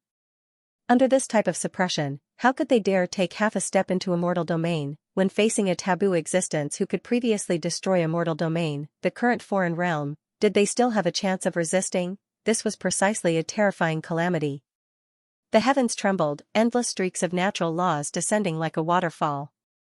The great Tao was rumbling with noise, the world before the foreign realm was collapsing, a terrifying aura spreading. It was as if a great earth was crashing down, covering everything, casting down endless shadows. Guchunga took action, a great hand moving through the sky, tearing apart the world before him. The foreign realm's world barrier was torn apart. Like a curtain. The creatures of the cosmos before him only felt as if the world immediately darkened. A great hand whose limits couldn't be seen slapped down from above. Great stars swirled about in the surroundings, as if they were fine specks of dust, just too insignificant. My clan's immortal king has long fled. At this time, even immortal kings can only throw their lives away. These foreign creatures who entered the immortal Tao level were all shivering in fear. Under this type of world-destroying aura, they could only tremble in fear, kneel down. Fortunately, Guchunga didn't have any intentions of harming them. He collapsed the foreign realm's heavens, his great hand reaching over. Countless territories collapsed, directly striking towards the cave of a foreign immortal king. However, this cave was long empty, nothing left behind. That immortal king had long fled Yao Yao, no longer caring about his own people and territory. Guchunga didn't say anything else, his eyes cold and deep. He took a step forward, directly arriving in the foreign realm. Endless great Tao shackles extended over, taking form in the void, descending from above, wishing to bind him. However, his body shone, the heavenly sun far less resplendent. Every single cell was boundless like an ancient universe. His flesh that was tempered to the extreme, after refining the drop of true blood left behind by the demon lord's body, long reached an inconceivable level. Now, it was even more so imperishable and imperishable, difficult for heaven and earth to bury. Gotcha! In that instant, the endless great Tao shackles snapped, unable to bind Guchunga in the slightest. His true body descended into the foreign realm, towering between heaven and earth, the cosmos seemingly unable to support him. Millions and millions of foreign creatures watched all of this in horror, sinking into despair. No immortal kings came to meet me? Guchunga said calmly and coldly, his eyes sweeping through these universes one after another. His voice was extremely cold, spreading through the various universes, making countless foreign creatures shiver in fear. He raised his palm, it descended, a boundless and terrifying aura swept out again. Guchunga took action again, a bone-piercing and cold aura appearing in the various universes, containing unmatched killing intent. The heaven and earth here seemed to have been split apart by some type of terrifying power, difficult to heal. At this time, even if it was immortal domain's immortal kings, they could still safely descend, not suffering the suppression and restriction of the foreign realm's heaven and earth laws. Immortal King Aod, Xianxia old Immortal King and the others were in the distance, watching all of this, shocked to the extreme. They also stepped foot into the foreign realm's territory, the great army behind them, even though the momentum was astonishing. However, in this type of situation, they seemed incomparably insignificant. If a true battle truly erupted between the foreign realm and immortal domain, the number of universes and lives involved could definitely be described as immeasurable. The creatures that died, their corpses could fill the entire universe. Ice-cold killing intent blossomed in the boundless darkness, becoming absolute eternity. Expanse after expanse of universes were wiped out, forever losing color, becoming an eternal deathly stillness. Tao friend, what is the meaning of this? The 10,000 regions of the heavens were all trembling, a deathly stillness engulfing the heavens above and earth below. All of the creatures were alarmed. At this time, a foreign unmatched existence finally descended. He released a long sigh, looking at Guchunga. He was extremely powerful, endless time fragments swirling around his body, far from what immortal kings could compare to. It was to the extent where immortal kings and this existence were already on completely different levels. This was the aura of a half-immortal emperor, deep and dark, sweeping through expanse after expanse of universes, terrifying to the extreme. This type of existence, when fully awakened, the commotion it created was definitely vast to the point of being boundless. Behind this unmatched existence, the Ming King and many other foreign immortal kings also appeared, taking him as their leader, all of them trembling in fear as they watched all of this. From the moment Guchunga blasted open the foreign realm's heavenly gate to the moment he passed through the many universes between the two realms, descending here, it was only a few breaths of time. Moreover, the foreign realm's heaven and earth natural laws couldn't restrict Guchunga in the slightest. The moment they made contact with his body, they immediately collapsed and split apart. This type of strength was long not something immortal kings could speculate about. You are the foreign realm's emperor clan ancestor who has now awakened? What a pity, you are only at the half-immortal emperor realm, not immortal emperor yet. After countless great eras passed, is the foreign realm's emperor clan ancestor already something a half-immortal emperor can become? Guchunga stood in the depths of the dark cosmos, his voice calm, not carrying the slightest bit of fluctuation. He looked at this half-immortal emperor who appeared, inwardly feeling a bit of regret. When the foreign realm was at its peak, the emperor clan ancestors were all at the immortal emperor realm, to the extent where there were some who walked far beyond this realm, starting to touch upon the threshold of transcendence. However now, even the foreign realm was affected. A half-immortal emperor could become an emperor clan ancestor. Guchunga didn't know if it was because the true emperor clan ancestor went into hiding, not daring to show himself, or if it was to say that he really already fell to this extent. His actions today were so domineering, directly descending into the foreign realm, not hesitating to destroy the many universes adjacent to immortal domain. However, the foreign realm endured silently, not making any movements, only now did this emperor clan ancestor appear. This more or less made Guchunga feel a bit of regret. This one is the emperor, greetings Tao friend. When he heard Guchunga's words, the expression of this emperor clan ancestor who appeared changed slightly. He was the foreign realm's true ruler, standing at the half-immortal emperor realm. Even immortal kings were wiped out with a flick of his finger. He was known as the eternal and undying emperor clan ancestor, possessing endless believers and people. However, today, he was looked down on by Xianxia. Even though he knew that Xianxia was extremely powerful, a legendary figure. However, an emperor clan ancestor couldn't be humiliated lightly. Now, even half-immortal emperors can call themselves emperors?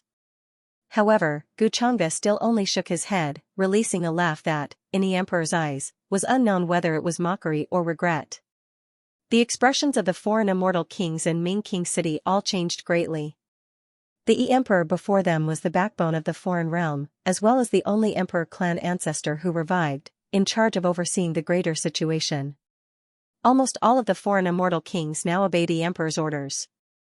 The current world has already changed. Dao friend, could it be that you still believe that it is the past era, that you can do as you please? The emperor's expression sunk slightly. However, as a half-immortal emperor, his control over his emotions had long reached an inconceivable level. Even though he was angry, he didn't let this affect his mental state. He actually also wanted to give it a try, wishing to know just how strong Xianxia, this past devil who brought chaos to the heavens, the main culprit behind Immortal Palace's collapse, was now. The times have indeed changed. Who would have thought that someone who isn't even an immortal emperor would dare act impudently before me? The faint smile on Xianxia's face vanished. He didn't say too much, only reaching forward with a palm. Heaven and earth in the territory once again collapsed, as if they had been blasted from one part of the universe to another. The large black hand was boundless, shattering the universe. Even the stars were insignificant like dust. At this level, every move contained heavenly reasoning, containing inconceivable Tao and laws. Even if it was just a casual palm, it contained heaven-destroying earth-wiping power. The entire heavens were crying out in grief, as if they were going to explode.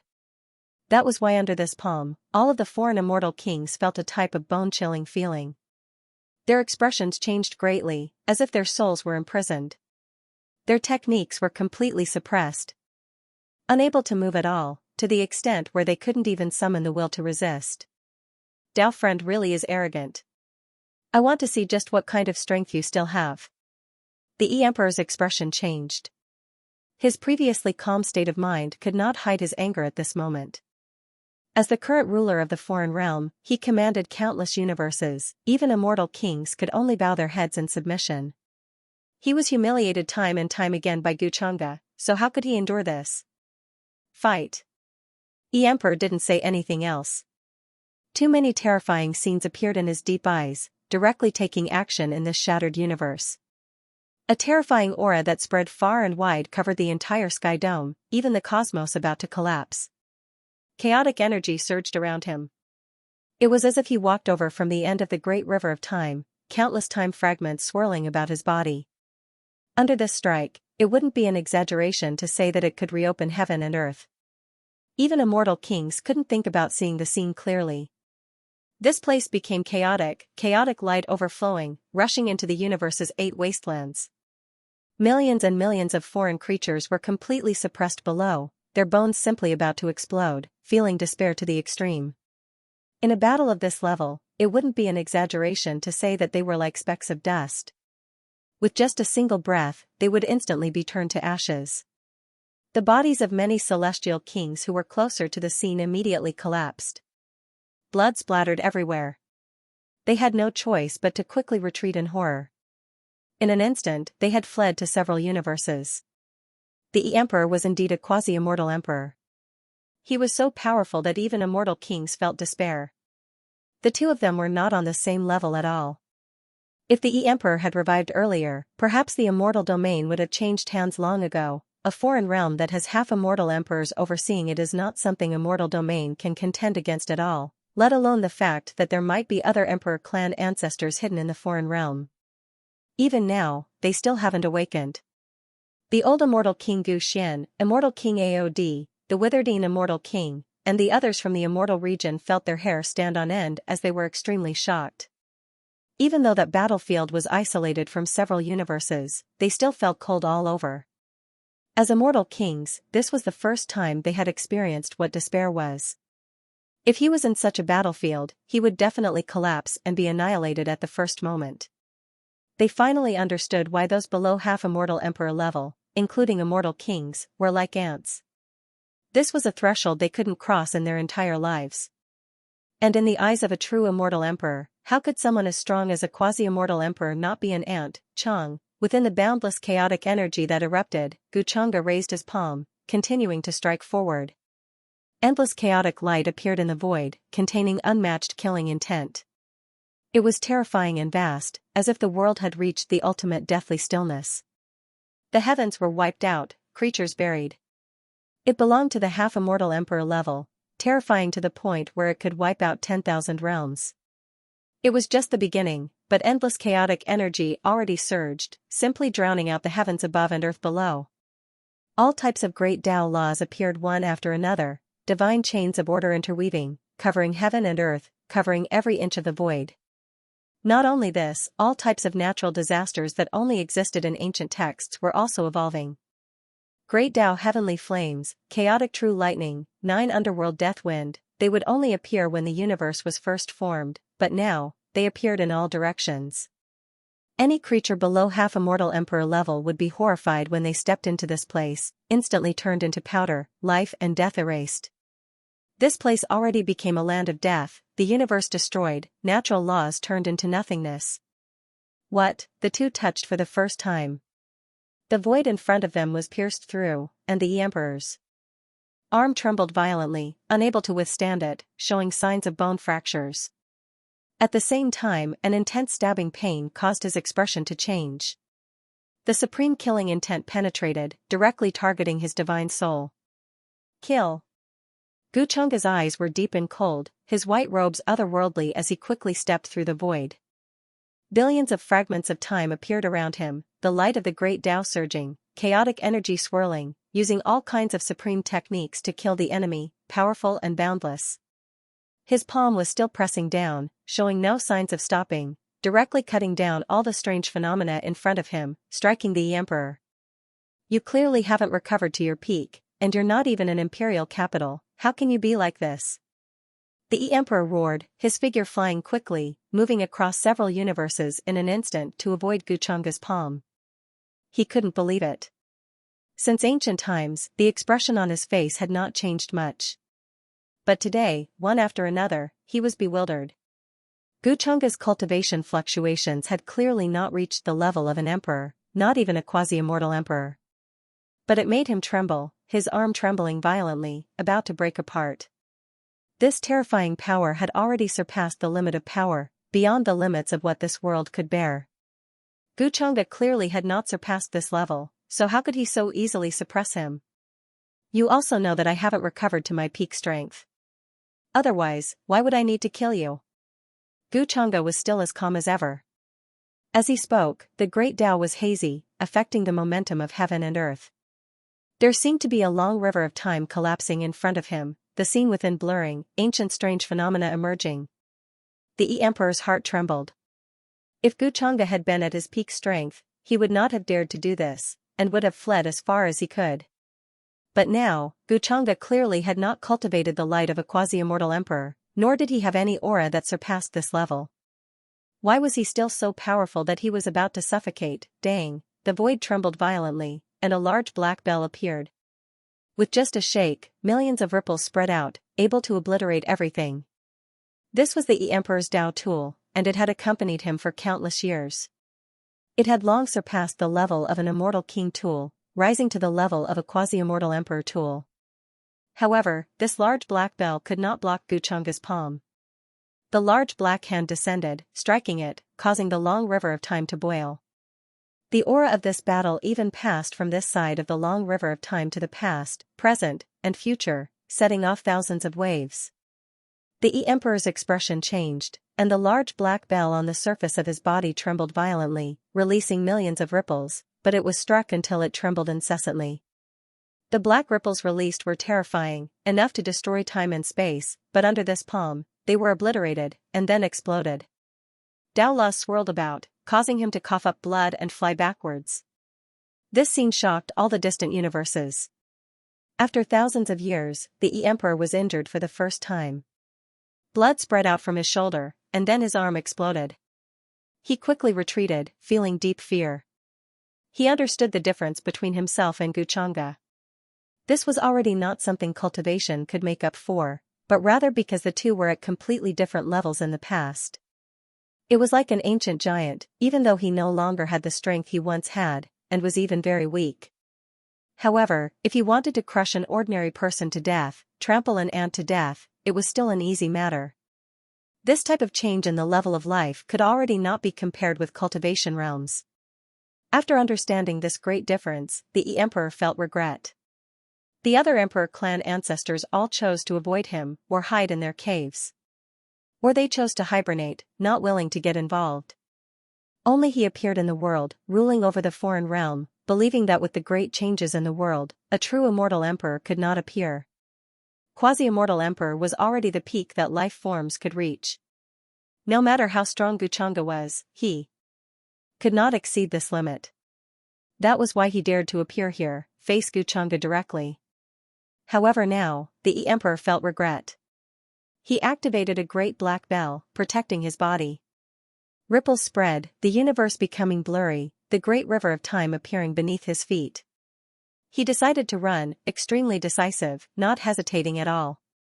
He was worried that he would be seriously injured by Xianxia, that his life and foundation wouldn't be able to protect. Emperor saw that the situation was bad, about to run, to the extent where he planned to escape into the great river of time, flee to another era. The foreign immortal kings were all completely stupefied, simply not daring to believe their eyes. Just now, Emperor wasn't like this, his aura devouring endless time, intimidating the world, making them all feel subservient. However, in the blink of an eye, he was injured after facing Xianxia, and now he was already planning to run. He was but an Emperor clan ancestor who overlooked the entire foreign realm. From past until now, he was a true unmatched being. Even in the future, there was no way they could say that another existence like this could be born. It was like this after all. Grand Emperor chose to withdraw, not willing to appear in the world, precisely because of this. He knew a long time ago that he couldn't stop anything. The main king's entire body went cold. He thought that he found a backer, that he could release a sigh of relief. However, now that he saw this scene, he only felt fear and despair. The Emperor clan ancestor he first reported to was named Grand Emperor, but in the end, he was directly told that this was a great trend that couldn't be changed, impossible to reverse. He couldn't do anything either. Then, he entered a deep sleep, no longer caring about the present world. Later on, it was the Emperor who suddenly revived, grasping the present world. All of the foreign immortal kings respected him, obeying his orders. However, in the blink of an eye, the Emperor already planned to run, not caring about the foreign realm's life or death. Was there anything more horrifying and despairing than this? Before me, do you feel like you can escape? When he saw the Emperor about to step into the great river of time, thus leaving the present world, Xianxia revealed a faint smile. Boundless grey great mists carried an aura of nirvana and darkness, as if they drifted over from an unknown place, directly surrounding this entire world. The great river of time was blurry, collapsing beneath the Emperor's feet. Waves were extinguished one after another, quickly fading away, cutting off his path of retreat. Dao friend wishes to threaten me with your life? The Emperor's expression changed greatly. He never expected his path of retreat to be blocked off by Xianxia. His eyes immediately erupted with endless divine light, horrifying to the extreme. Even though he feared Xianxia, this didn't mean he didn't have a temper. Running for his life in this type of humiliation was already an inconceivable thing for him. However now, even the great river of time was stopped by Xianxia? Was he sincerely trying to keep him here? Was he truly trying to cut off his path of retreat? Threaten me with your life? You don't have the qualifications. Xianxia only shook his head, releasing a light laugh. The Emperor understood that Xianxia truly wanted to kill him. He immediately released an angry roar, his body surpassing this world, as if he was an ancient deity standing at the limits of the cosmos. A world-shocking great battle erupted once again.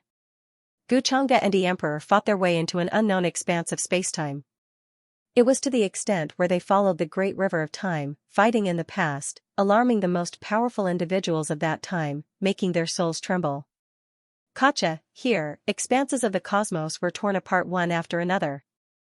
Ripples appeared between their palms and fingers, tearing apart this heaven and earth, producing unimaginably terrifying shockwaves. Moreover, the ripples continuously surged, hacking outwards along the great cracks. Hong Long Long, as a result, the primal chaos was hacked apart, clear energy rising, turbid energy falling. Moreover, there were specks that shone, continuously flickering about. A new cosmos was established in the blink of an eye. It was simply inconceivable. These methods were terrifying to an unimaginable degree. This type of terrifying great battle, since the ancient times, who could see it, at the very least, in immortal domain, the foreign realm, and other places, no one had ever seen it before. Not even immortal kings could see through it, only able to use great divine abilities to create blurry void images, difficult to truly see. Right now, the great river of time surged, time ruthlessly crushing down. This place became chaotic. Their true bodies and magical bodies weaved about, treading on the great river of time, fighting intensely. At this level, all types of inconceivable divine abilities exceeded the imaginations of immortal kings. It was to the extent where they could fight into a world that didn't belong to this era. In the end, a body exploded, flying out from within, all of it damaged, filled with endless bloody radiance. The Emperor was in an incomparably miserable state, his entire body covered in injuries, his arm completely blasted apart. This scene made even the distant cosmos tremble in horror, just too terrifying. Peng, Xianxia took a step forward, a palm smashing over. The Emperor exploded, his primordial spirit grabbed in his palm. There is no way you can kill me. My magical body not only exists in the present world, it also covers every expanse of spacetime and the great river of time. Even if you can destroy this body of mine, as long as someone can call out my true name, I can still return. Even though the Emperor was seriously injured, especially his primordial spirit, his injuries extremely serious, he still released a low roar, not willing to die just like that. This was precisely the power of a half-immortal emperor. Even if existences of the same level fought, it was still almost impossible to kill the other party. If they wanted to decide victory or defeat, it would take many great eras. Wang. Is that so? Xianxia only shook his head, a smile on his face. An expanse of light erupted from his palm. At first glance, it was extremely hazy. Then, it looked gray, but there were black and white interweaving within, like threads, innumerable, incomparably strange. The Emperor's primordial spirit was drawn out by him. This expanse of light burned like flames, a rich great Tao fragrance pervading the air, vaguely forming the appearance of a stalk of heavenly medicine, rich and fragrant. He was refined into an exceptional heavenly medicine. The immortal kings in the distance trembled in horror, their entire bodies going cold, their hairs standing on end. The Emperor's true spirit still hadn't scattered. Right now, when he saw himself being refined like this, he only felt fear, couldn't help but roar out, wishing to struggle free. However, Xianxia's palm instead seemed to have formed a world of its own, the Tao natural, the Tao emotionless, hacking down like a guillotine. Waves of light burst forth. This palm turned into a world of heaven and earth, cutting down the Emperor's cultivation, directly scattering his primordial spirit, turning it into a rain of light that scattered down. A rich aura of the great Tao filled this world, as if it had turned into a land of ascension. Heaven and earth wailed, one could see streaks of terrifying blood-colored mountain ridges flashing through the depths of the universe. This was the shocking phenomenon of the Emperor's death. Xianxia raised his palm and retracted it. The scorching light dissipated, putting away this heavenly medicine refined from a quasi-immortal emperor's essence. He opened his mouth and inhaled. A boundless and terrifying devouring force spread out, as if even the laws of the great Tao would be devoured. The rain of light that filled the sky gathered, in the end condensing in front of Xianxia, and was swallowed by him in one gulp. This was a shocking scene. The entire world seemed to have fallen into eternal darkness. A bone-piercing cold swept through all the immortal kings in the distance, making them tremble in fear. Personally witnessing an invincible immortal emperor fall like this, his essence scattering into a heavenly medicine, and being swallowed so easily, it really made their hair stand on end. Many immortal kings even felt a sense of empathy, their scalps going numb. In an instant, the entire universe fell into a deathly silence. Within the boundless foreign territories, millions upon millions of foreign creatures looked at that terrifying figure. In alarm and unease, they all knelt on the ground, not daring to move in the slightest. All the foreign immortal kings also didn't dare to move, worried that they would die miserably here like the emperor. After a long time, Xianxia released a sound that was unknown, whether it was a sigh or a sigh. He looked around, his gaze sweeping across the shattered universe. How much longer do you want to hide? Or do you think that I can't find you? Xianxia asked unhurriedly. Hearing this, the foreign immortal kings were all stunned, not knowing what Xianxia meant. Could it be that there were other immortal kings here besides them? And the moment Xianxia's voice fell, ripples spread out in the surrounding broken universe, followed by chaos fog that filled the air. Four terrifying figures that seemed to have existed since the beginning of time stood there. Time fragments wrapped around them, their entire bodies as if they were in the past and the past. 4 pairs of eyes with different expressions fell on this part of the universe. At this moment, all of the creatures in the foreign realm, including those immortal king existences, felt a type of heart-palpitating feeling, simply wanting to bow down in submission in that direction. This type of feeling was terrifying and deep, engulfing the world, to the extent where even the great river of time was shaking. Realms were born, realms were destroyed, light fading. Emperor's aura? What's going on? Apart from the Emperor, could it be that there are other emperors in the Outlands? In the distant universe, the old immortal King Gu Xian and immortal King Aod of the immortal realm were trembling. One had to know that they were all immortal kings. At this moment, they all felt like their souls were trembling. This could only mean that the 4 terrifying figures that suddenly appeared were all quasi-immortal emperors or even more terrifying immortal emperors. However, they didn't dare believe this. Could it be that another 4 emperor clan ancestors woke up? When did this happen? They actually didn't sense anything at all. Or could it be that when the emperor and Xianxia fought just now, these emperor clan ancestors were startled? Perhaps these emperors aren't people of the present world. All of them might be even stronger than the emperor. Gu Xian, old immortal king's eyes stared fixedly in that direction. He suddenly discovered something, his voice even trembling a bit. Not people of the present world? Immortal King Aod, Blood All Immortal King, and the others were immediately stunned. Could it be that they came from the other end of the great river of time, from the other world to the present, startled by the energy fluctuations of the battle just now? Even immortal kings could go against the great river of time to a certain extent, interfere with the past, present, and future.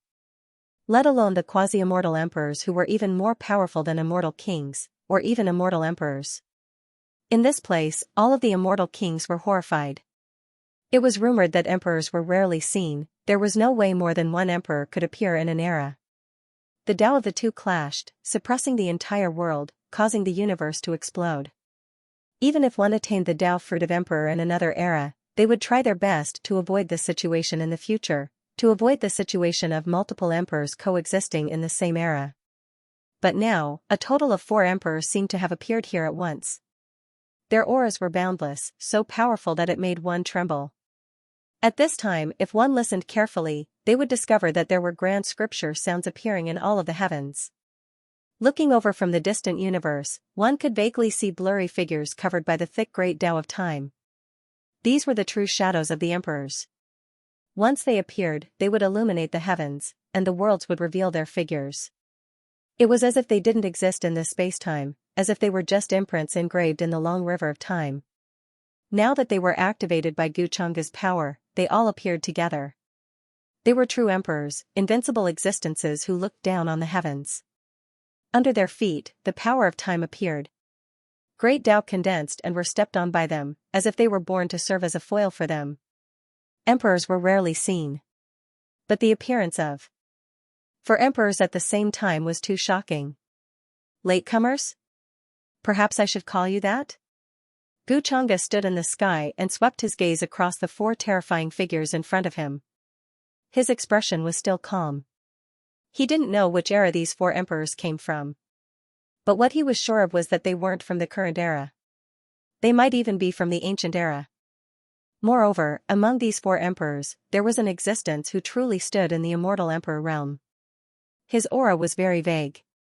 In Guchunga's opinion, this person seemed to be wrapped in a thick aura of time from the future. Although the auras of the other 3 were infinitely close to the immortal emperor realm, they had not reached it yet. Terrifying light figures were transforming, and even the heavens and earth had to submit to their feet. Rumble, myriad Tao rumbled, and the universe shook. They were hidden in the thick fog. Their eyes were deep and vast, as if there was an endless universe. At this moment, they were staring at Guchunga as if they wanted to see through Guchunga. Billions of years ago, I've heard of your name. One of the emperors spoke. His appearance was completely different from that of a human. He had 8 heads and 6 arms, and each head had an aura that could crush the heavens. His age was so ancient that it was indescribable. Even though he had crossed eras and time and appeared in the current era, he was not afraid of karma and spoke clearly. The moment he spoke, thousands of true lightning struck down from the depths of the void, directly turning into a sea of lightning that drowned him. But his true body did not move. No matter how the true lightning smashed down, he did not move in the slightest. One had to know that any strand of this true lightning could make an immortal king explode, destroying his body and soul. But when it landed on his body, it couldn't even create a ripple. Oh? Billions of years ago, when was that? Before the first mountain ocean tribulation? Guchunga only smiled faintly when he heard this. There was no emotion in his eyes. I am the 8-headed emperor. When the mountain ocean tribulation was at the heavenly tomb, I killed little 6 paths. The emperor was speaking.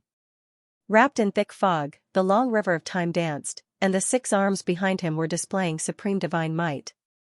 The appearance of the 6 paths represented the 6 paths, or even the initial embryonic form of the 6 paths, containing the most mysterious power of reincarnation in the heavens. Do you want to attack me? Guchunga raised his eyebrows and smiled. This was obviously an afterimage left behind by that era. For some reason, it was imprinted in the long river of time. Because of his battle with the emperor, it was revealed. The real 8-headed emperor had probably perished in the previous cataclysm. However, since the other party had the intention to attack, how could Guchunga not do anything? As he waved his sleeve, the power of time spread out. The time and space in front of him distorted as if a spatial passage had appeared. His expression was calm as he directly stepped into it. Rumble, the passage of time was collapsing. Separated by endless time and space, Guchunga fought with the emperor. He took the initiative and was strong. The thick fog of time spread out. Then, Guchunga pointed. A terrifying sword light seemed to tear apart the universe, destroying everything as it slashed along the passage. The eyes of the immortal emperor with 8 heads and 6 arms trembled slightly. 6 doors appeared behind him, representing the 6 paths of reincarnation. The sparkling silver waves contained a terrifying secret power that involved the most mysterious places in the world. The 2 of them affected different spaces and universes, so much so that the long river of time flowing between the heavens was shattered into pieces and evaporated in various places. This was an existence that was infinitely close to the immortal emperor. Compared to the emperor, who knew how much stronger he was. Even if it was just a Tao Law battle body or an afterimage, it was still terrifying. With a raise of his palm, the heavens swayed and were about to fall together. Guchunga's eyes were deep. For the first time, he verified the strength of his current body. It surpassed a quasi-immortal emperor, but had not reached the level of an immortal emperor. However, this was on the premise that he did not use any other means. When he completely refined the emperor's origin, his strength would leap another step.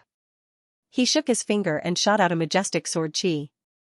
This sword chi was sharp and peerless, as if all the stars in the heavens had transformed into sword chi. It was so thick that it covered and suppressed everything. Clang, clang, clang, the space barrier instantly turned into dust. Billions of universes withered and died. The 8-headed emperor controlled the power of reincarnation, and it was the most primitive reincarnation path. His divine might was so strong that the heavens trembled and swept through the endless river. In the end, the battle ended quickly. The phantom of the 8-headed 6-arms immortal emperor was split apart by Guchunga's palm. The laws close to the immortal emperor intertwined, causing his figure to become blurry. His eyes were full of shock. Guchanga's eyes were deep. Across space and time, his palm once again pressed down, colliding with the eight-headed emperor's palm. In an instant, the heavens trembled. Ancient universes collapsed one after another. In countless spacetimes, powerful beings had sensed this battle and were shocked and terrified. This kind of fluctuation spread to different spacetimes. It even spread from one end of the long river of time to the other end. To them, it could come from before the ancient times, or it could come from after the ancient times. This kind of existence could easily change spacetime. The long river of time was like a toy in their hands. They could change everything with a wave of their hand. Only a battle of this kind of existence could instantly affect the ancient spacetime. You are really very, very strong, even in this era. In the end, the eight-headed emperor's phantom faded. He admitted, having no choice but to accept this situation. His original body was long unknown. Even the phantom could not sense the location of his original body. The strength he displayed now was the peak state of the eight-headed emperor, but he was still no match for Guchanga. One of the four emperor's phantoms completely faded and disappeared just like that. The other three emperors had been paying attention to this battle. Their figures were also blurry, drowned by the fog of different times.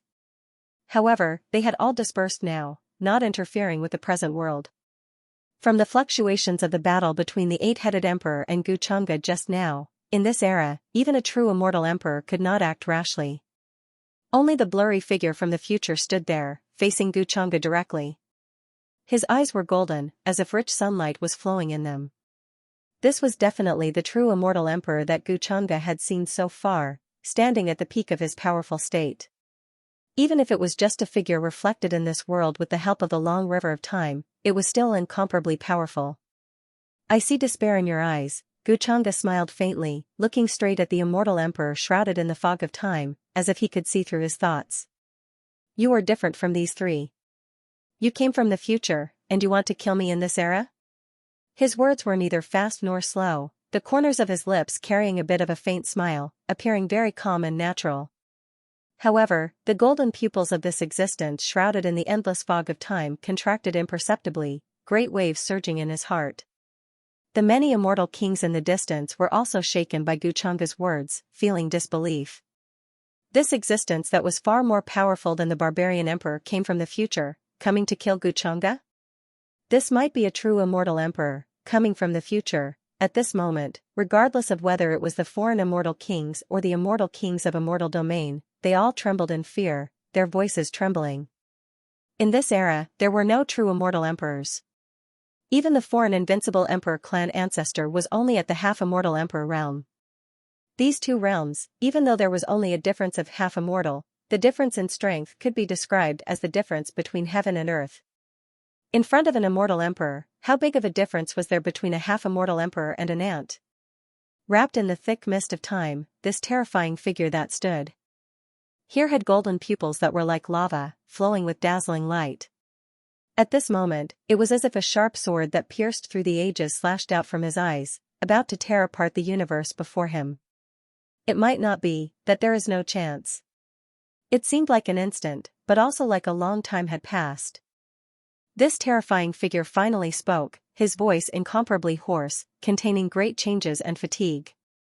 Meanwhile, the instant he spoke, an even more shocking and terrifying irregular scene than when the eight-headed emperor spoke appeared in this world. Blood-red thick lightning, simply as if it wanted to stretch across the entire universe, directly hacking down towards him. Streak after streak, supporting heaven and earth, tearing apart the universe, powerful to the point of making one tremble, instantly turning this place into a vast sea of lightning. It was as if any matter or existence, under this type of fluctuating aura, would instantly explode, turning into endless powder. This was destruction in the truest sense. The entire foreign universe, under this type of aura, was as weak as a small boat, torn full of holes. Countless foreign creatures knelt on the ground, continuously trembling, even their souls about to be crushed.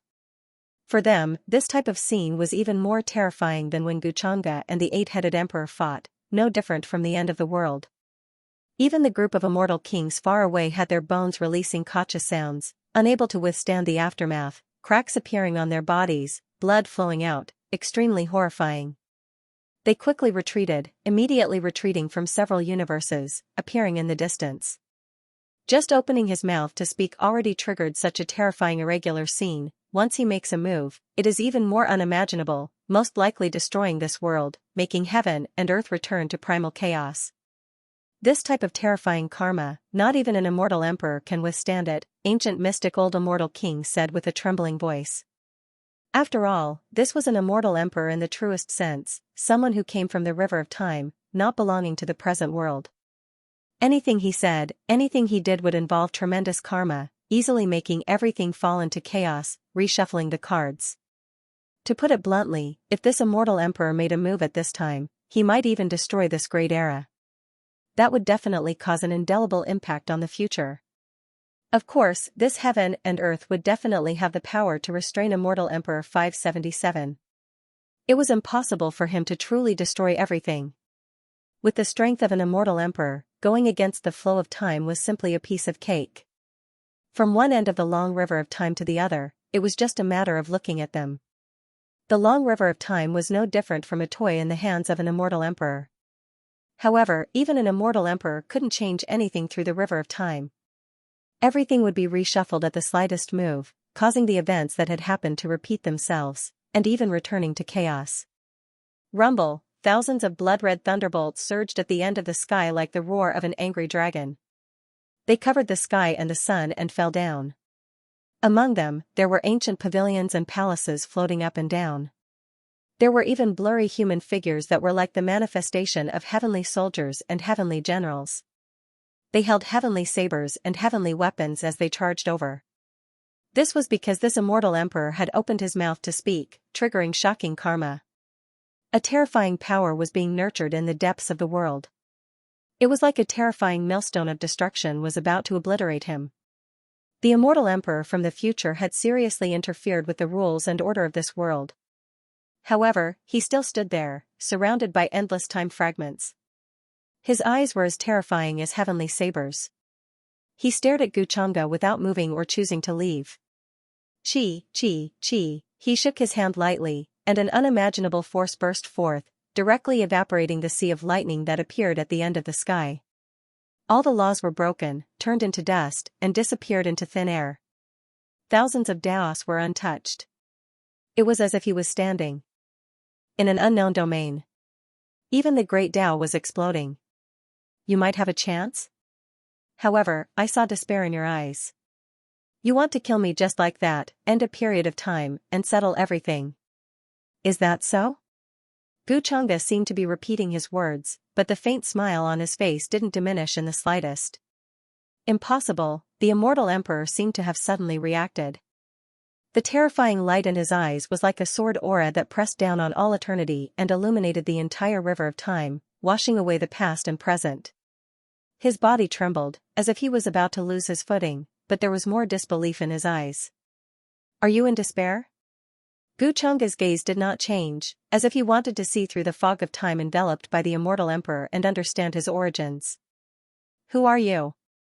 The immortal emperor could not hide the tremor in his voice, as if he had realized something. His golden pupils continued shrinking, and all sorts of terrifying abnormalities appeared in them. The universe was collapsing, and the river of time was being destroyed. Who I am is not important. What's important is that I want to know who you are. Xianxia smiled faintly. Why did you want to kill me in the present? An immortal emperor stepped on the river of time and came from the future to kill him in the present. This made Xianxia think about the true mountain and sea world's third calamity. He still did not know when the third calamity would descend. However, if the river of time in the true mountain and sea world did not collapse and continued to exist, then it meant that the true mountain and sea world still existed in the future. If that was the case, then why did an immortal emperor from the future step on the river of time to kill him? What was his goal? Logically speaking, with the true mountain and sea world's foundation, it should have been impossible for them to survive the first calamity. However, during the first calamity, Xianxia had turned into the demon lord and led the true mountain and sea world to escape with his identity as the heaven destroyer. Because of this, the true mountain and sea world had suffered great losses. Many of their most powerful warriors had died during that calamity. Some people fell into deep slumber, while others used other methods to create the cycle of reincarnation and waited for the future to reappear in the world. During the second calamity, due to Qingyi and Guchang's discussion, they had devised a clever plan to deceive the entire universe and avoided that calamity. It could be said that they had delayed the lives of the true mountain and sea world for a long period of time to recuperate. However, they might not be so lucky during the third calamity. Besides, Guchanga had another plan in mind. Once the third calamity descended, it would definitely bring about destruction to the entire true mountain and sea world. No one would be able to escape from this reckoning. However, if the true mountain and sea world did not survive the third calamity, then from which future time did this immortal emperor come? Or perhaps he came from another future time of another true world. If that was the case, then the immortal emperor before him was actually a main character from the future, a child of Kismet. Guchanga was slightly interested, but he could only guess. After all, the vast river of time stretched across the boundless true worlds. The river of time in the true mountain and sea world was just one of the many branches. It is indeed as you said. Only by killing you can everything be settled. There is no other choice. But, who are you? Why can't I see you in the past or the future? The immortal emperor's emotions fluctuated greatly. He was clearly enveloped by the fog of endless time. However, his face was about to crumble and scatter, about to no longer exist in the current world. His words touched upon a great deal of karma. His body was about to be destroyed. There were signs of it cracking, and it was about to crumble and explode. This was also the reason why he felt suffocated, disbelief, and even despair. Guchanga had clearly not reached the level of immortal emperor when he was in the current world. To Guchanga, he was still weak. But why couldn't he sense the aura of other spacetime, other times, or any fluctuations of existence from Guchanga? It was as if Guchanga had truly gathered all the figures in the timeline. The endless space and time had become one, and he was the only one.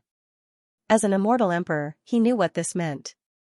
That was why he found it hard to believe, and even despair. He stood tall in the current world, but he could not find Guchanga's figure in the past. It was as if he did not exist in the past, nor did he exist in the future. He only existed in the current world where he was. Therefore, as an immortal emperor, it was impossible for him to understand Guchanga's past in the long river of time. He could not know Guchanga's origin, did not know his future, and did not even know such a person. It was as if Guchanga had appeared out of thin air. It was such a creepy thing to do. Logically speaking, as an immortal emperor, he came from the future and killed Guchanga when he was still weak. Although this could lead to monstrous karma, rewriting the entire history of the future, reversing the river of time, and causing the future to flip. However, in his opinion, this was the only chance and hope. However, when he really came to the current world, he suddenly felt despair. He found that everything was completely different from what he thought. Guchanga's weakness was just a facade. Even the current Guchanga might be just a facade. He had an even scarier guess. The real Guchanga was not in front of him. This could even be a reflection of her body. The real Guchanga had already reached a level that he could not imagine or guess. After reaching the immortal emperor realm, he knew that there was actually a path called transcendence. Only by transcendence could one be truly free and unfettered for eternity, and condense the Daluo fruit. Daluo, which was very wide, meant infinite. Luo, which was a net, meant encompassing everything. Daluo, which was limitless, meant containing everything. Dao was originally boundless, but Daluo, which was limitless, had a limit. In a sense, Daluo had already transcended eternity, condensing one's own Dao, and was the only one in the world, restraining all timelines. No matter which era or epoch it was, as long as one had a body, it was one's true self, and did not exist in another self. Guchanga had clearly shattered his transcendence body before the Forbidden Era. Otherwise, it was impossible for him to enter the cycle of reincarnation and cultivate again. After all, if his transcendence body was not shattered, why did he need to cultivate again? Every life was his true self, past, future, and present. It was all like this. However, why could he not find Guchanga's figure in the current world? The Guchanga in front of him was not even an immortal emperor. It seems that you really seem to know me very well. Or rather, you have studied me before, and you came fully prepared? You came to the current world before, and you knew everything in advance? Gu Chang'e had been watching the changes in the immortal emperor's expression. At this moment, he could not help but smile lightly, and his tone was still casual. He had already roughly guessed the origin of this immortal emperor. I miscalculated. I didn't expect the big black hand from the ancient times to have a background that is beyond my imagination. The immortal emperor's eyes shot out a terrifying chaotic light, and the time around his true body began to distort, breaking inch by inch, and collapsing.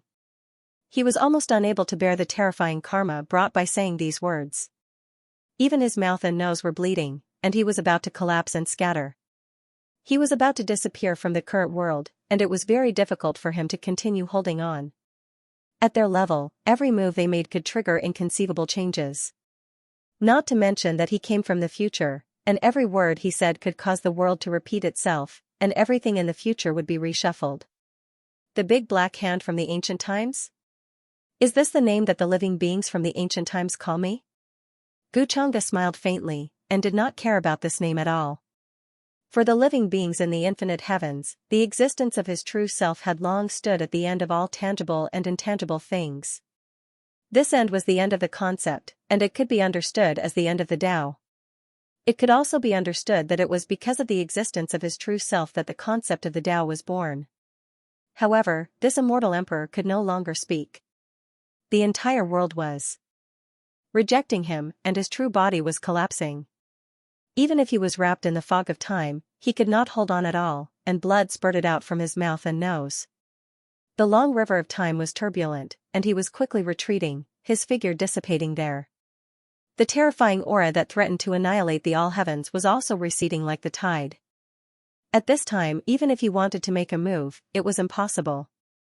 Saying those words meant that he had to bear an extremely terrifying karma backlash. Gu Chang'e did not make a move, and he just watched the immortal emperor's figure disappear. The broken fragments of time seemed to still be in place, but the true body had long disappeared. The years in the future? Gu Chang'e's gaze was a little deep, but in the long river of time he saw, there was no immortal emperor born in the future. Which spacetime did the immortal emperor who appeared just now come from? It was not realistic for Gu Chang'e to deduce the origin of an immortal emperor. Especially when he felt that this immortal emperor did not seem to come from the spacetime where the mountain and sea world was located. In the vast and endless spacetime, the river of time spread everywhere. The river of time that Gu Chang'e and the others were in now only spread across the mountain and sea world. One had to know that in this world, there were other true worlds besides the mountain and sea world. Some of them were even more ancient than the mountain and sea world.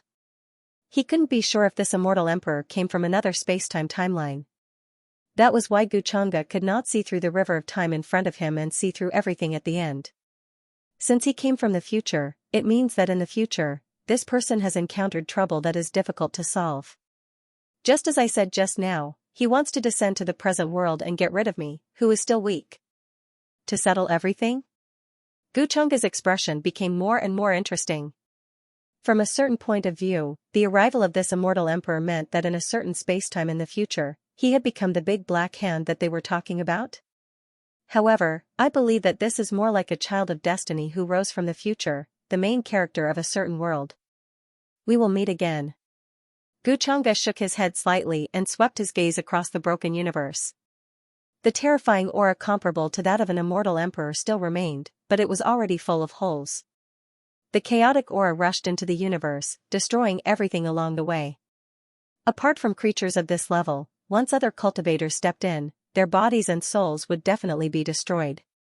Rumble, as he waved his sleeve, the broken universe was recovering. The collapsed starry sky was reforming, and the shattered stars were condensing. The collapsed mountains, rivers, and cities were recovering. The collapsed Tao laws were condensing, filling the air with a dazzling brilliance. This was a shocking scene, as if time and space were flowing backward. The scene before the battle was reproduced. The remaining immortal emperor aura was quickly eliminated and scattered between heaven and earth. In the distance, the immortal kings of the foreign realm watched all of this in shock and bewilderment. For a moment, they did not know what to do. Immortal Realms Gu Xian Immortal King, Aod Immortal King, and the others also watched from afar, not daring to rashly step into this universe. What they saw today was simply too shocking. Even they felt that it was inconceivable. The four emperors had all arrived. Among them, there was even a real immortal emperor from the future. This type of figure crushed through endless time. Even if it was an emperor clan ancestor, before him, they would still have to bow their heads and bend their backs. Between heaven and earth, there was an expanse of scarlet red, the entire cosmos becoming scarlet red, hazy and bleak. This was the wail of the great Tao, carrying a desolate and sorrowful feeling. This was originally the Emperor's territory.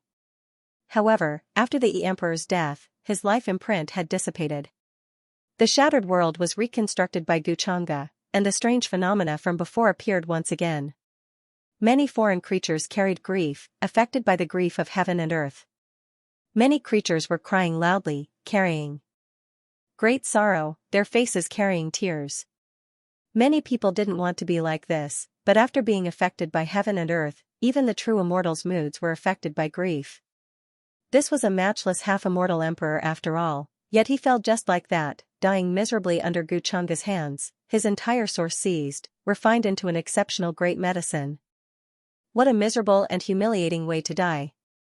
The foreign great Tao even resonated with it because of this. Blood-colored radiance illuminated heaven and earth in an expanse of red.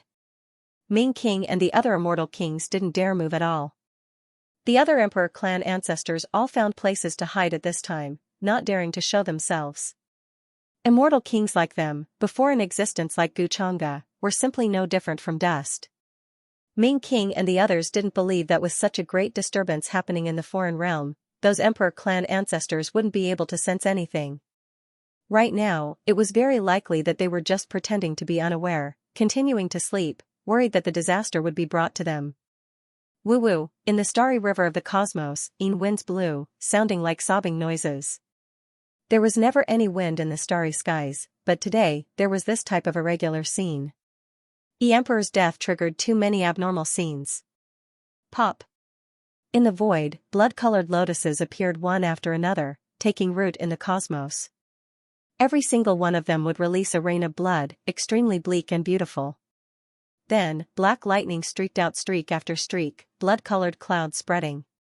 In the foreign realms, many territories and cosmos, sinister scenes appeared everywhere. Xianxia walked out, his figure descending from the cosmos, arriving at the cave where the Emperor was before.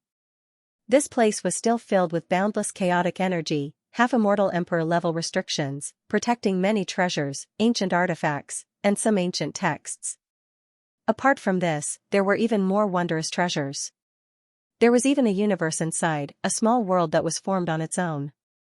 With a flick of his sleeve, he collected everything the Emperor had accumulated over the countless years. Now that Heavenly Court has just been established, all resources are lacking. Xianxia lightly shook his head. It wasn't that he needed it, but rather the people behind him, such as Yu Mingkong, Jiang Chuchu, and the others, needed it. In addition, Heavenly Court had just been established. Even though there were several immortal kings overseeing it, there weren't many true treasures. He couldn't say that he would directly plunder the many immortal kings of Immortal Domain. The originally slightly stable situation would probably be stirred up again. Now that the Emperor was dead, these resources were naturally taken away by him. When they heard Xianxia's words, Ming Wang and the other foreign realm immortal kings in the distance trembled. Someone boldly spoke up, expressing that they were willing to hand over the treasures they had accumulated over many eras, willing to submit to Heavenly Court. No one was willing to lose their lives at this time. Previously, wasn't Immortal Domain at odds with Xianxia like fire and water? In the end, weren't they fine now? When they should be obedient, they should be obedient. Otherwise, they would only lose their lives for nothing. With a foreign realm immortal king taking the lead, soon after, the other immortal kings also expressed that they were willing to submit to Heavenly Court, serve Xianxia, follow him wherever he went. However, Xianxia didn't care about what they thought, directly having them hand over a strand of their life soul, allowing him to control their life and death at any time. Even though the immortal kings were unwilling, right now, they didn't dare say anything, nor did they dare refuse. They were worried that Xianxia would go back on his word, all of them handing over a strand of life soul. It was Ming Wang who let out a long sigh of relief, his entire person relaxing quite a bit. During this period of time, he had always been on edge, worried that one day, Xianxia would descend to the foreign realm through his coordinates. Now that he handed over his life's soul, even though he lost his freedom, it also meant that he didn't need to be as worried and anxious as before. After leaving the Emperor's cave, Xianxia released a vast divine will, engulfing the entire foreign realm. Heaven and earth rumbled. Right now, even the great Tao was retreating, all of the laws dissipating, not daring to stop Xianxia's footsteps. He was searching for the foreign realm's other emperor clan ancestors. After this type of thing happened, Xianxia didn't believe that they would still dare to continue staying in the cave. Perhaps they would think of a way to temporarily leave the foreign realm, abandon their homeland. From the current situation, I still need a few half-immortal emperor sources. When they heard Xianxia's light laughter, the Ming Wang and the others who followed behind him almost had their souls scared out of their bodies. The foreign realm had just lost a single emperor. Now, could it be that Xianxia was planning to deal with the other emperor clan ancestors? Right now, they more or less rejoiced that they were only immortal kings, still far from half-immortal emperor level. There was no way they would be targeted by Xianxia. They still didn't have that qualification. Even Grand Emperor fled. In the end, even Ming Wang was deeply shocked, to the extent where he widened his eyes. The emperor clan ancestor he previously relied on was precisely Grand Emperor. Grand Emperor had previously planned to exchange for the 8 Desolation demonic halberd replica, but now, he actually long disappeared from his homeland. In the spacious cave, there was long no one left, only a magical body left behind. Following Xianxia's arrival, this magical body also quickly collapsed, disappearing like a great mist, thus disappearing. Previously, Grand Emperor had a calm expression, telling him to let nature take its course, but in the end, this was his let nature take its course. Ming Wang smiled bitterly inside. Apart from Grand Emperor, there were several other extremely famous foreign emperor clans, yet they actually long disappeared without anyone noticing, unknown where they went. The foreign immortal kings who suddenly discovered the truth were all stunned in place, unable to snap back to their senses for a long time. Turns out the various emperor clan ancestors had long anticipated this type of result, which was why they were trying to find a way out for themselves from the very start. Zero as half-immortal emperors, how could they not anticipate this type of thing? In a situation where they knew they weren't a match, they still wanted to stake it all? Only immortal kings like them would foolishly believe that there would be a true emperor clan ancestor who revived, leading them to face Xianxia. Perhaps the emperor was also schemed against by the other emperor clan ancestors, becoming a pitiful chess piece. Perhaps when the emperor and this person fought, the various emperor clan ancestors were already alarmed, long thinking of a way to withdraw from the foreign realm. The immortal kings looked at each other, all of them seeing bitter smiles in each other's eyes. Half-immortal emperors crossed the boundless sea much more easily than immortal kings. Even though it was similarly full of dangers, it was over 10,000 times better than staying in the foreign realm, becoming source nourishment. Immortal domains creatures originally thought that there would be a terrifying great battle with the foreign realm, that countless creatures would be swept up. However, all of this ended too quickly. The foreign realm surrendered, the immortal kings all submitting to Xianxia. A foreign emperor clan ancestor had fallen, the other emperor clan ancestors all brought their clansmen away, long disappearing without a trace. Right now, the foreign realm was like an ownerless land. Of course, many things related to this battle were still spread through the mouths of immortal domain's immortal kings, triggering great waves in immortal domain. For everyone, Xianxia's strength was absolute, powerful to the point where it left others in despair. The fluctuations of a half-immortal emperor swept through 10,000 regions, affecting the long river of time. In the end, it even startled a future immortal emperor. This type of news could be said to be shocking.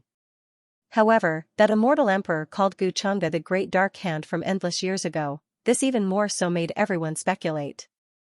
Just what exactly was going to happen after endless years? A half-immortal emperor fell just like that, even immortal domain sensed this. Terrifying blood-colored lightning appeared between heaven and earth, hacking down in all directions. A rain of blood blew over, making one tremble. In the following years, Xianxia was also thinking about how immortal domain was going to recombine with the foreign realm, make the mountain sea true world become one again. Only, immortal domain and the foreign realm had been separated for too long. The two realms' heaven and earth laws mutually rejected each other, even more severe than the 8 Desolates' 10 Regents' rejection of the higher realms. That was why this matter couldn't be overdone. During this period of time, Guchanga also noticed some things. The other immortal kings of Immortal Domain, such as Luo Wang and the others, were also reporting this matter to him. Many subordinates mysteriously disappeared? Even you all can't deduce the direction, suspecting that these subordinates have mistakenly entered a certain place? Guchanga nodded slightly. He immediately thought of the Immortal Palace's remnant clan that he had Luo Wang investigate. Luo Wang also had the same thoughts as Guchanga at this moment. He said respectfully, yes, in fact, this kind of thing happened a few years ago. It's just that we didn't think too much about it back then, but recently, the situation has become more and more serious. I and a few other immortal kings worked together to deduce, and in the end, we still found some clues. The auras of those subordinates who mysteriously disappeared in the end were still within the boundaries of Immortal Domain. It's just that there should be some kind of formation or restriction that hid the heavenly secrets and auras. Even immortal kings couldn't see through it. That's why we guessed that there are small worlds existing in some parts of Immortal Domain. Perhaps it's the legendary 9 heavens. 9 heavens? There was a strange look in Guchanga's eyes. He thought of a child of destiny called Qin Wuya that he had once met.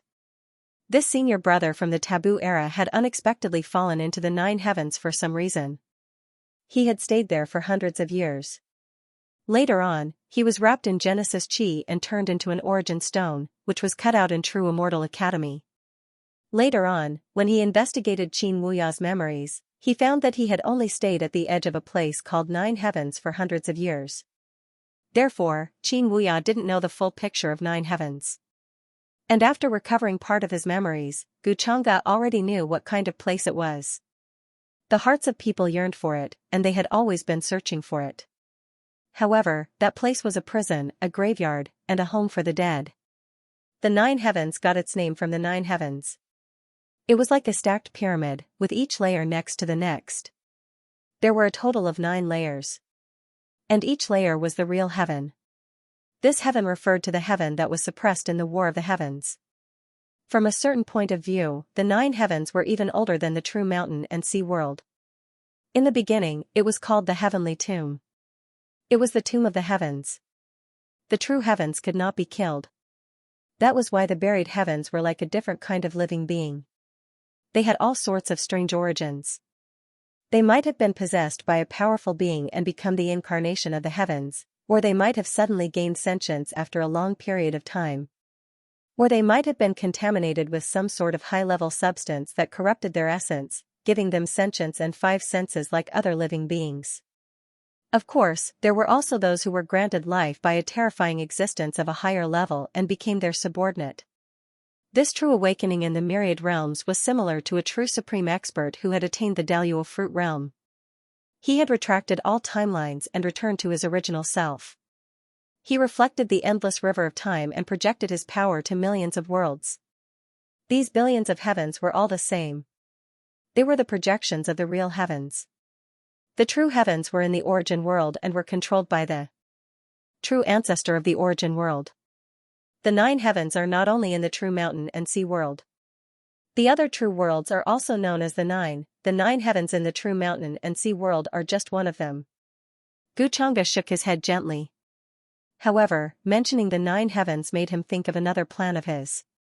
However, this plan had been laid out for too long and involved too many people. Even the true mountain and sea world seemed insignificant before it. Since we can't be sure of the location of the Immortal Palace's descendants, then we'll find all the suspicious places. After that, Guchanga gave the order. The matter of the Immortal Palace's descendants was not important. He just wanted to find Qingyi.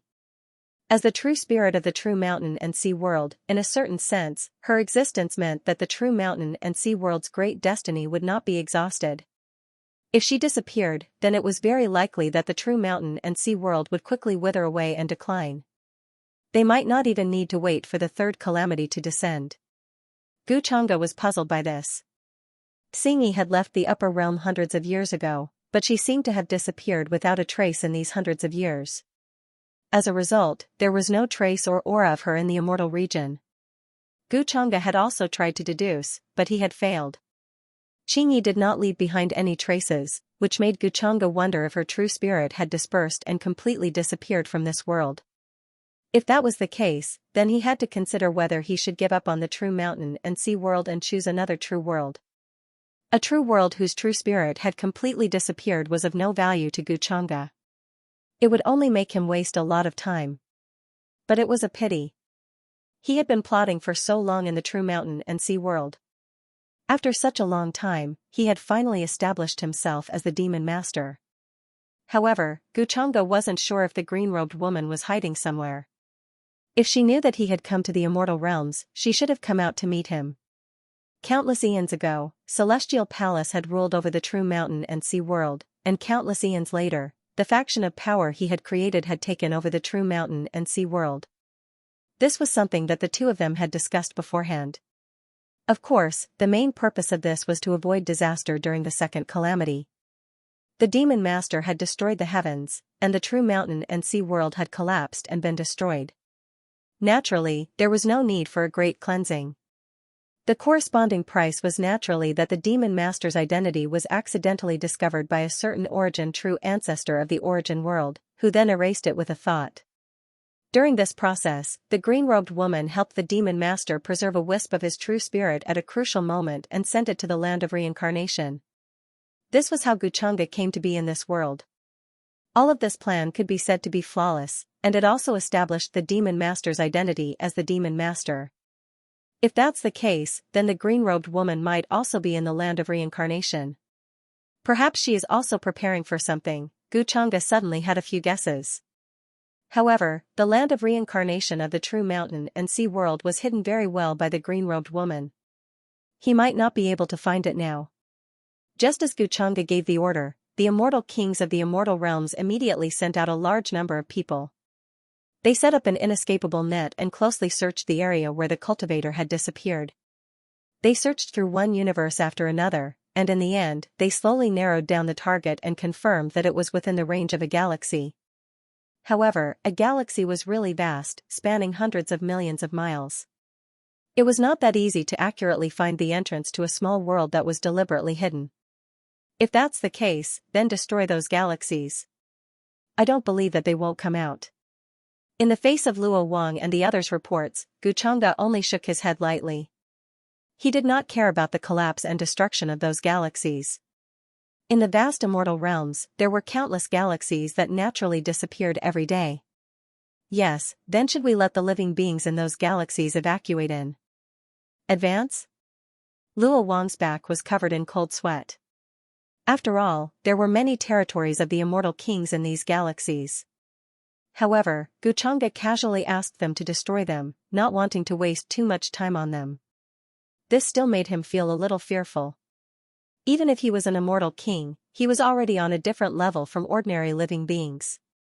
However, it still could not be said that he could easily decide the life and death of a galaxy.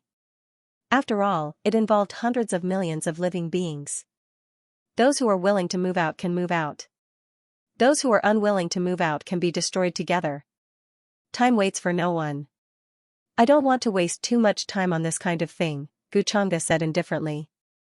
If he still could not find the Immortal Palace's remnant clan, then he would directly put the land of reincarnation on the agenda. Within the floating flame realm, the tall woman standing on the platform of the City of No Return was looking at the light screen in the distance that was getting dimmer and dimmer. She was valiant, and her figure was extremely tall. Her fiery red battle robe fluttered in the wind, making her look even more heroic. However, her brows were tightly furrowed, and she could not hide the worry on her face. When the light screen was completely extinguished, the City of No Return would be completely exposed to the immortal realms. At that time, this place would not only face the many immortal kings of the immortal realms, but also the great demon that made everyone tremble in fear. Although the City of No Return could evacuate before the light screen was extinguished, the living beings of the entire floating flame realm would not be able to escape. Although the City of No Return was big, it could not hold so many living beings. Therefore, Sun Shuang, the old city lord, and the many elders discussed for a long time. In the end, they unanimously decided to stay within the floating flame realm and live or die with this place. If even they abandoned the floating flame realm, then this place that they had lived in for generations would eventually become a fiery hell. The light screen will be extinguished in at most half a year. Now, there are already many living beings of the immortal realms searching everywhere. The immortal kings of the immortal realms should have already sensed the existence of the floating flame realm. Besides Xianxia, an old man in a long gray robe with a face like a turtle and many scales appeared. He was also looking at the light screen in the distance. His emotions were very complicated, but more than that, there was a kind of sigh and helplessness. Is that what old turtle thinks too? Is the floating flame realm going to be destroyed? Xianxia retracted her gaze and looked at the old man beside her. As one of the elders of the City of No Return, the old man before her was a bona fide immortal king. A while ago, they relied on a few pieces of true bones passed down from the ancient times to produce several immortal king magical bodies, heading to the Moon Prince Manor in an attempt to defeat Xianxia. Back then, it was Old Turtle who was in charge of the altar formation in the distance, not showing himself. However, right after that, several pieces of true bones also shattered. These were the trump cards left behind from the past. Every single piece was used. For the City of No Return, it was an irreparable loss. Even an Emperor clan ancestor from the other side died. What kind of power does Floating Flame Realm have left to stop all of this? Old Turtle only shook his head, a bitter smile on his face, feeling a deep sense of powerlessness. Xianxia also immediately became quiet. Even though she had awakened in the present world, always diligently cultivating. However, there was still an extremely great distance between her and the immortal king level. However, even if she became an immortal king before the great light was extinguished, it was still useless, impossible to change anything. Could it be that we have to use the things father left behind? However, what can this change? Xianxia couldn't help but feel a bit of despair. During this period of time, there were shocking changes in the Blue Sea realm. Many demonic creatures appeared, flocking over. The several great commanders in the City of No Return were still in the Jade Green Serene Land, fighting against the demonic creatures. Some strange mist spread out from those rifts. Those with weaker cultivations might be corroded once they came in contact with it, their souls occupied, turning them into demonic creatures that only knew how to kill. Didn't Qing Feng leave the City of No Return and head to the outside world? Perhaps he can find a way. I remember that the City Lord gave Qing Feng many things. The previous Immortal Palace Remnant clan wasn't just us. Old Turtle had his hands behind his back, appearing more and more stooped. He sighed, his face full of helplessness. Hearing this, Xianxia's eyes couldn't help but reveal a hint of hope. After all, the old City Lord had also said that Qing Feng's origins were extremely special, perhaps having a tremendous background. The Sea of No Return beneath their feet was home to many ancient vicious beasts, some of which even immortal kings weren't their opponents, possibly becoming food. As for what exactly was at the end of the Sea of No Return, no one knew. When he first found Qing Feng at the coast of No Return, he wasn't injured at all. He had drifted from the other end of the Sea of No Return for an unknown number of years, drifting here and forgetting all of his past. However, his battle instincts seemed to be innate. He could learn and master any divine ability or spell with just a glance. The old City Lord had once said that in his long life, he had never seen such a genius. Yes, perhaps senior brother Qing Feng will bring us hope. Let's wait for the day he returns. Xianxia nodded, her eyes filled with anticipation. Rumble. However, at that moment, at the far end of the horizon, the dim screen suddenly shook, as if a terrifying earthquake had occurred in the outside world. The originally dim light became even dimmer, as if the light within it was about to disappear. All the living beings in the Fuyan realm felt the sky tremble, and they couldn't help but look over. What's happening? Old Turtle and Xianxia's expressions changed drastically. They both leaped into the air, leaving the high platform of the City of No Return and looking into the distance. The sky shook as if a terrifying force was crashing down from afar, trying to destroy this place. Layers of ripples spread out like water waves. However, they contained an incomparably terrifying power that was enough to destroy all living things. Even though they were separated by a curtain, they could still see the shocking scene. Crimson flames fell from the depths of the universe like meteors. Great stars fell one after another, ignited into blazing flames. It was as if the entire heavens were withering, as if the entire universe was collapsing. All the living beings in this universe would be buried in the ultimate, buried together with it. Such a terrifying giant star directly smashed into the array outside the floating flaming realm, causing endless ripples and cracks to appear in some places. The array outside the floating flame territory was already very thin and could dim at any time. Now, it became more and more unstable. Cracking sounds came continuously, like a mirror that was about to shatter. The entire floating flame territory shook, shaking many times. The mountains shook, and dust rose into the sky. Many ancient trees were also shattered by this shockwave. Many ancient savage beasts further away looked up in fear. The majestic divine mountain beside them collapsed with a boom and turned into smoke and dust that filled the sky. What's happening? Is there an invasion? All the cultivators and creatures in the city of no return reacted immediately. They wanted to rush into the sky. But the entire floating flame territory was shaking, causing many people to fall from the sky. They couldn't even fly steadily. This was a vast and terrifying force. As the sky shook, it kept seeping in, and even started to spread below. Many ancient beings who had always lived in the floating flame realm were startled awake. They raised their enormous heads and looked into the sky. Shriek, a golden-winged rock that covered the sky flew over and landed on a majestic ancient mountain. It was also looking at the outside world. This was a powerful creature close to the immortal king realm. Its bloodline was pure. A dragon-like ancestral alligator lifted its ferocious head, looking at the sky from a vast swamp far away. Terrifying fluctuations at the level of an immortal king swept through this area. All beasts went into hibernation, trembling in fear. The heavens and earth outside the Fuyan realm have undergone a huge change. It might be destroyed, a golden Paisho appeared. Surrounded by a sea of lightning, it appeared in this region. It spoke human language, and its golden eyes were filled with vicissitudes of life. Is the floating flame realm going to be destroyed as well? On the divine mountain, the golden-winged great Pung bird also spoke. Although they were far apart, they could clearly hear the words of this golden Paisho. Let's go to the city of no return and discuss with them. The ancestral alligator was also walking. Its massive body gave people a suffocating and intimidating pressure. Its body was covered in scales as if it was made of countless ancient divine swords. The entire screen was now like a layer of transparent glass, allowing one to clearly see the scene outside. The sky was collapsing, and the entire world was dimming. Terrifying gales kept blowing in from those cracks, as if they were going to destroy the world. Flowing flames wrapped around the falling stars. It was even more terrifying than the might of a true immortal. It contained the law of destruction, obliterating everything. Rumble, the heavens and earth in the outside world seemed to be returning to chaos. Endless cracks spread, swallowing the entire world. All living beings and cultivators in the city of no return had received orders to quickly rush to the main city in the middle. The ancient bell that would only ring when a large number of demons invaded was also rung at this moment. The sound spread everywhere. Not good. In the distant serene Jade Land, the soldiers and commanders of the city of no return were fighting with many demons. Their expressions changed drastically as they rushed to the city of no return.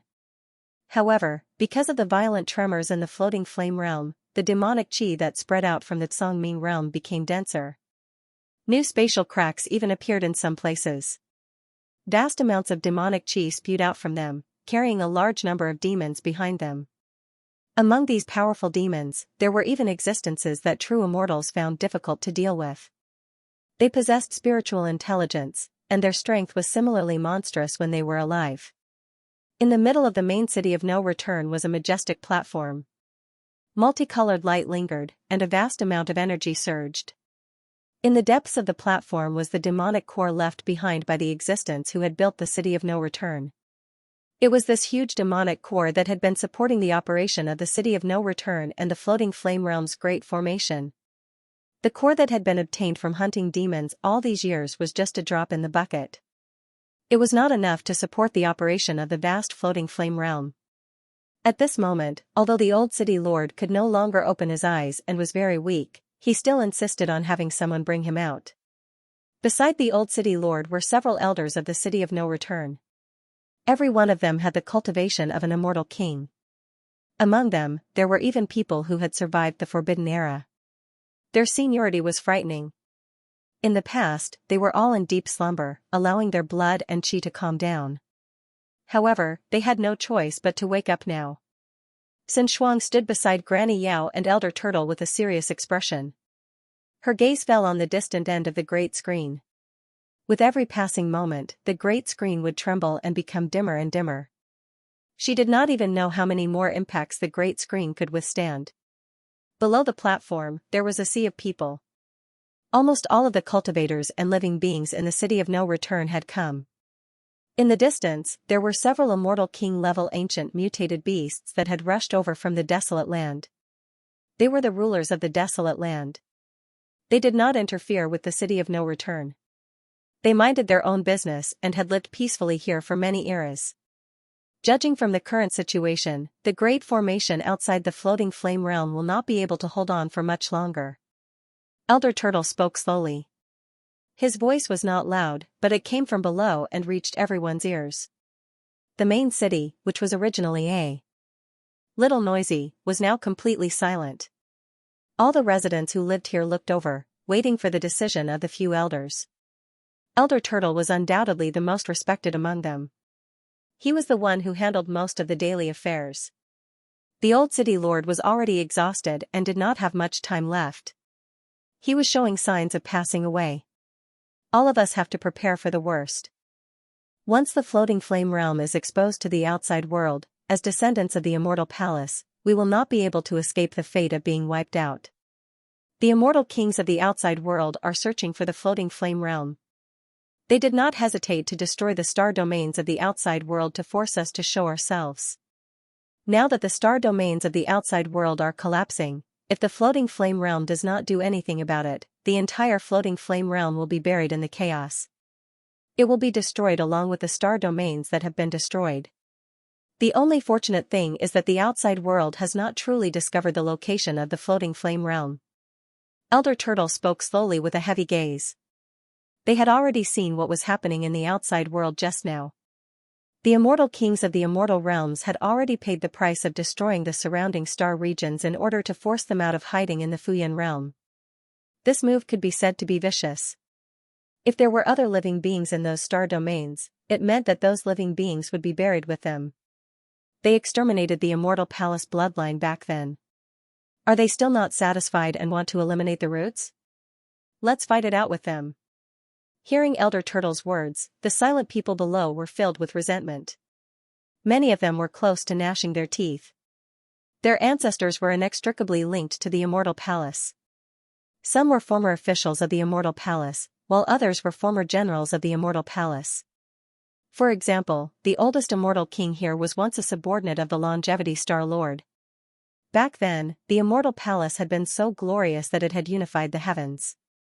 But now, everyone was like a rat in the gutter, hiding and not daring to show themselves. Now, even the floating flame realm was going to be destroyed? 123 Almost everyone was filled with hatred. They could not wait to charge out into the outside world and kill their former enemies. Looking at everyone below, Xianxia also showed some sadness on her face. As the descendant of the Longevity Star Lord, she could not protect his former subjects now. She could only hide and drag out an ignoble existence. The curtain outside the floating flame realm cannot hold on for much longer. Perhaps the only chance now is to leave the floating flame realm and leave with the City of No Return. But the living beings outside the City of No Return. Elder Turtle said with a sigh. He did not finish his sentence, but everyone understood what he meant. The City of No Return could not take everyone away, which meant that some people had to stay behind. What were the consequences of staying behind? All of this went without saying. It was already clear. For a moment, everyone in the main city fell silent. They had to leave their homeland. Or should they stay here and wait for death? This was their homeland. In the mountain range in the distance, their old friends were buried. No matter what, some people have to leave. They have to leave behind a seat of fire to continue. We can't let the inheritance be cut off. I will give everyone 3 days to make a choice. After 3 days, no matter what, the City of No Return will leave the floating flame realm. Elder Turtle said with unconcealable sadness in the depths of his eyes. If it was not for the fact that they had no choice, who would be willing to leave their homeland in such a state? Just as everyone fell into silence and the entire main city was filled with a thick sense of grief, the sky in the outside world trembled once again. Everyone could even see a terrifying giant hand slapping down from the sky, causing all the stars to fall. It was a peerless immortal king making a move, using a supreme Tao technique to destroy the star field. This must be the order of that great demon, Xianxia said through gritted teeth, her eyes full of hatred. Outside this ruined star domain, an immortal king stood there coldly. His body covered the universe, just his eyes alone were as dazzling as two suns. He reached out a large hand, crushing this place. All of the stars exploded, falling down like flowing flames, rushing towards the great earth below. The rivers in many places broke apart, evaporated by the boundless magical force. The earth disintegrated, divine mountains and ancient peaks all collapsed. Some ancient stars with life were incomparably prosperous, but now, they were full of desolation, nothing left. After learning that the immortal king was going to destroy this star domain, everyone evacuated overnight, leaving their homes, fleeing their homeland. Under the might of an immortal king, the starry sky collapsed with a shake, everything no longer existing. In the distance, there were still immortal kings standing there, similarly taking action. Their large hands were ruthless, Tao techniques crushing down, even the universe collapsing. After narrowing down the scope to these star domains, they didn't care, following Guchunga's instructions, forcing Immortal Palace's descendants to show themselves. For ordinary creatures, this was definitely a world-ending calamity. The immortal kings were determined to destroy these star domains, no one could shake their thoughts. Even if it was a universe, as long as an immortal king wanted to take action, they could still wipe it out with a raise of their palm. During this period of time, all types of terrifying calamities appeared in these star domains, illuminating the endless sky. The cultivators in the distant universe were all alarmed, worried that they would be affected. Immortal Domain, Wang Manor. The eyes of Xianxia who occupied Wang Wushang's body flickered. He sat cross-legged in a cave, seven-colored light flowing all over his body. Seems like they want to force the descendants of Immortal Palace to show themselves. Even the two immortal kings of the Wang Manor have moved, something big is about to happen. He then got up. Outside the cave abode, an old true immortal stood there, seemingly very respectful. But if one looked carefully, they would discover that the expression in his eyes was shockingly cold, as if it didn't contain any emotions. During this period of time, Xianxia had already successfully seized the bodies of several true immortals in the Wang Manor with the help of the heroic spirits of the ancestors. It could be said that in the current Wang Manor, apart from the two immortal king old ancestors, as well as a few other powerful existences who were close to half-immortal king level, there was no one else.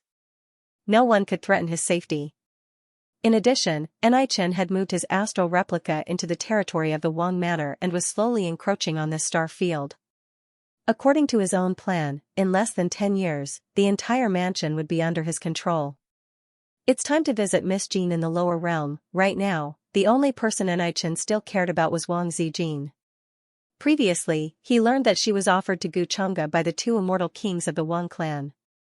After that, there was no news of Wang Zijin. This made Xianxia feel resentful for a long time, worried that something bad had happened to him. However, after possessing the bodies of several true immortals in the king's mansion, he discovered some clues. Wang Zijin seemed to have known Guchunga for a long time. That was why he was left behind in the Moon Prince mansion. It was just that Xianxia didn't know the exact reason. Now that things in the Wang Manor were stabilizing, as long as nothing went wrong, there was nothing to worry about. Xianxia began to consider visiting Wang Zijin in the lower realm. As the second person he missed so much, Wang Zijin had an aura that Xianxia couldn't describe.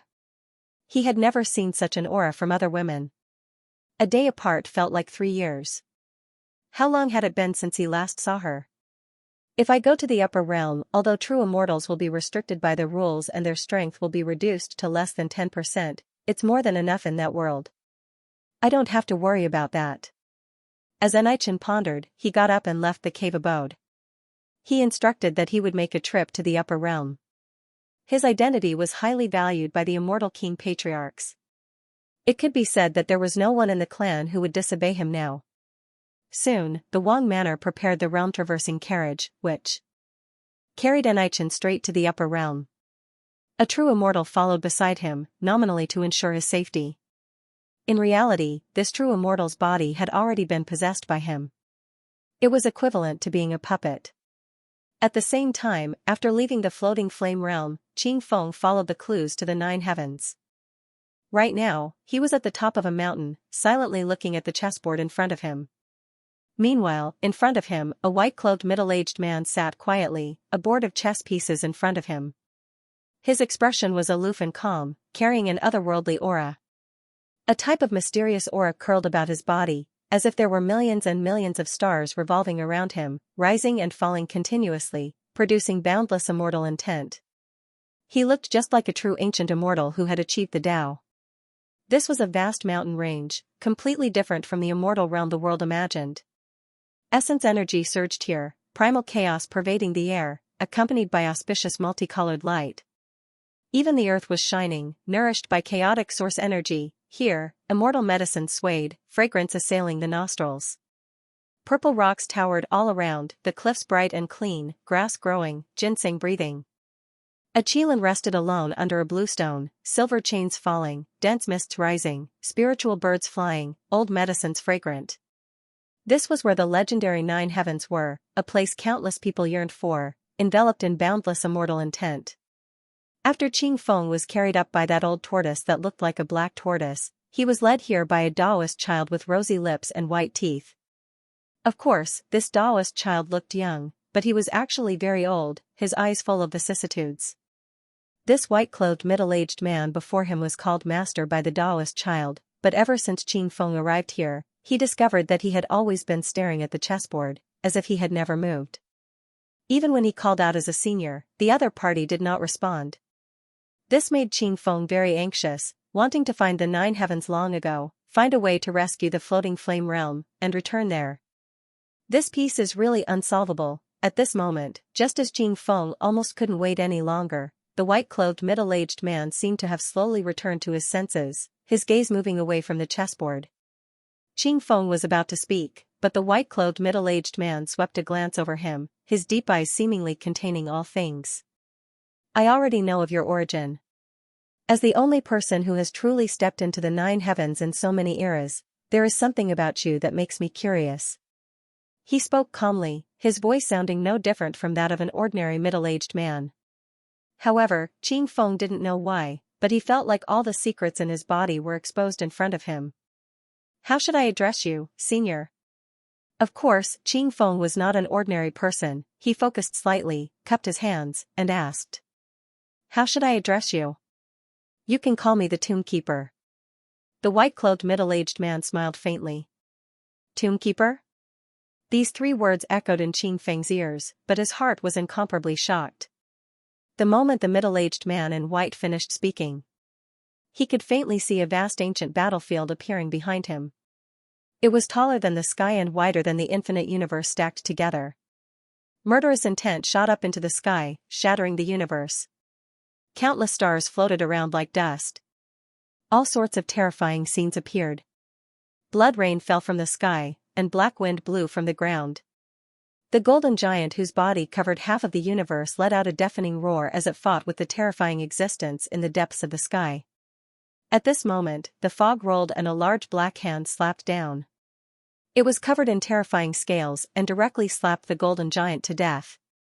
Golden blood rain splattered everywhere, and the entire universe exploded. In such a majestic ancient battlefield, all living beings were incomparably small. At the end of the black fog, there seemed to be an unimaginable living being watching everything. Countless corpses fell from there and smashed onto the ground like a heavy rain. The world was chaotic and shattered. Many universes were swept over and turned into broken battlefields. You can see all this. It seems that you can find the 9 heavens because you have karma with this place. I seem to have seen your origin, but I don't seem to have seen it. It's really strange. The middle-aged man in white smiled faintly, as if he could see the 750 shocking scenes in Qing Feng's eyes. What is this? Qing Feng regained his senses. His heart was filled with shock and he couldn't help but ask. This battle gave him a sense of déjà vu, as if he had experienced it before. This is the Great War of the Heavens. The middle-aged man in white looked very scholarly, but his eyes contained the vicissitudes of time. The Great War of the Heavens? Qing Feng muttered these 4 words, as if the shocking scene just now was replaying in his mind. Yes, the Great War of the Heavens. The people buried here are all those who died in the Great War of the Heavens. There are immortal emperors, supreme almighties, and even supergiants. All in all, you can see the tombs of all kinds of ancient masters. The middle-aged man in white shook his head and laughed. Isn't the 9 heavens the legendary origin of immortals? How could it be a tomb?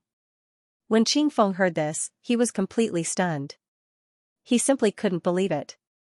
He clearly remembered what the old city lord had told him to come to the 9 heavens in order to find a way to rescue the floating flame realm. It was said that the ancestor of Celestial Palace came to the 9 skies. But now, he was suddenly told that this was just a graveyard. Although countless experts had been buried, what was the use of that? Don't worry, I'm not done yet. The white-robed middle-aged man seemed to know what Qing Feng was thinking. He shook his head and said, I know that people come to the 9 heavens to pursue the secrets of the immortals. As for you coming to the 9 heavens, it should be because you want to find a way to resolve this. Right now, the external world you are in should be facing some sort of calamity. Your ancestor, for some reason, went to the 9 heavens, but he left behind a message. That is why you came here in pursuit of his message. Hearing this, Qing Feng was stunned again. Although there were some parts that didn't quite match, there wasn't much difference. Many seniors of the Immortal Palace had indeed left behind news of heading to the 9 heavens. And the reason why he came here was because the floating flame realm was facing such a crisis. The white-robed middle-aged man wasn't surprised by Qing Feng's reaction at all. He smiled faintly and said, in these countless years, there have been many outsiders like you who came to the 9 heavens. Although Qing Feng was the only one who came to the 9 heavens in these many eras. But even before that, there were people who came here following various clues. The 9 heavens wasn't a forbidden area that outsiders weren't allowed to enter. On the contrary, at the border between the 9 heavens and the external world, there was an old turtle that was used as a transportation tool to bring outsiders here. If that's the case, then Senior, you said that the 9 heavens is just a graveyard? You're a tombkeeper? Qing Feng had many doubts in his heart, but the most important thing right now was to find the ancestor of Celestial Palace. He cupped his hands and said, to be honest, I am here to find the ancestor. Right now, my home is facing a calamity. Only by finding the ancestor can I have a chance to save my home. The white-robed middle-aged man smiled faintly and said, is there a problem with that? Anyone who wants to enter the 9 heavens has to get the permission of me, the tombkeeper. The 9 heavens are vast and boundless. The 9 heavens belong to different places. Each heavens is separated from each other and overlaps like the top of a tower. Which heavens is the ancestor you're looking for? Hearing this, Qing Feng was completely stunned. He didn't know that the 9 heavens had such a division. Although the white old turtle had told him that the 9 heavens were actually the 9 heavens on the way here, he didn't think too much about it. If that was the case, how long would it take for him to find the ancestor of Celestial Palace? By the time he found the ancestor, the floating flame realm would have been destroyed. And how can you be sure that after finding the ancestor, they will definitely care about these things? What if your ancestor is already dead? The white-robed middle-aged man seemed to have seen people like Qing Feng who came here to find the ancestor. He couldn't help but shake his head and look back at the chessboard. He felt that Qing Feng was indeed a little special. He was different from those who came to the 9 heavens in the past. So, he said more. Each heavens has a corresponding ruler. If you don't want to give up, you can go and ask. I see that you're about to touch the immortal king realm. You're a pretty good expert. Those guys should give you face. However, the current ruler of the 9 heavens is an orthodoxy called Sky Shrouding Sect. Their sect master is called Eternal Life Tao Lord. If you find it troublesome, you can go and find him directly. However, the prerequisite is that you can pass through the 9 heavens and reach the 9th heavens. After saying this, the white-robed middle-aged man waved his sleeve. The fog in front of him surged and directly threw Qing Feng to another mountain range. Such strength shocked him. It was truly mysterious and unfathomable. Even he, who was close to the immortal king realm, couldn't sense anything strange. Standing on the mountain range, he was able to see the true appearance of the land. What entered his eyes were vast continents floating in the air. Clouds and mist lingered and immortal light surged. It was really like what people pursued, a place to seek immortality. At this moment, at the highest point of the 9 heavens, where the 9 heavens were located, in a majestic palace that seemed to stand erect in the vast cloud world, a figure wearing a zenith heaven Taoist robe with a deep face and seemed to be shrouded in endless chaos fog was sitting inside. His eyes included the endless heavens and various terrifying phenomena appeared. Then, it returned to silence. It was like a boundless abyss that made people tremble. Below this figure, there were several figures kneeling down, reporting the matter to him. Tao Lord, the Hall Master of the Boundary Life Hall of the Yin-Yang True World, seems to have failed his 8th blight and suffered a huge backlash. His Tao fruit shattered and the Boundary Life Hall is in turmoil. The other Vice Hall Masters are also restless. The palace was incredibly grand. It hung high in the air as if it could overlook the endless heavens. The figure sitting there was incredibly terrifying. In his eyes were the scenes of the birth and destruction of worlds. It was as if the changes of an ancient era were disappearing in his eyes. There were endless laws and orders intersecting with each other on his zenith heaven Taoist robe. The great Tao was hidden, and it was like a waterfall that suppressed the world. He was the true ruler of the 9 heavens, Tao Lord Eternal Life. He sat high above the 9 heavens. Eternal Life was his Taoist name, and it was also the name that the people of the world gave him. From this, it could be seen just how transcendent and terrifying his position was in the hearts of the people. Of course, from a certain point of view, he was indeed worthy of the name Eternal Life. He had truly achieved eternal life. Before the true mountain and sea world was born, the 9 heavens had already existed. They were neighbors to many true worlds, and their position was incredibly transcendent. Even in the other true worlds, the name of the 9 heavens was also spread. Countless cultivators and living beings continuously searched for the 9 heavens in search of their destiny. And the true mountain and sea world was just one of the true worlds. The Hall Master of World Life Hall failed his 8th blight and suffered a huge backlash. His Tao fruit shattered, and World Life Hall is in turmoil. The other Vice Hall Masters are also restless. True Yin-Yang World. At this moment, upon hearing these words, the Eternal Life Tao Lord, who was sitting on the throne, had a ripple in his deep and boundless eyes. True Yin-Yang World was one of the strongest true worlds in the vast true world. A true transcender had once been born. What was a transcender?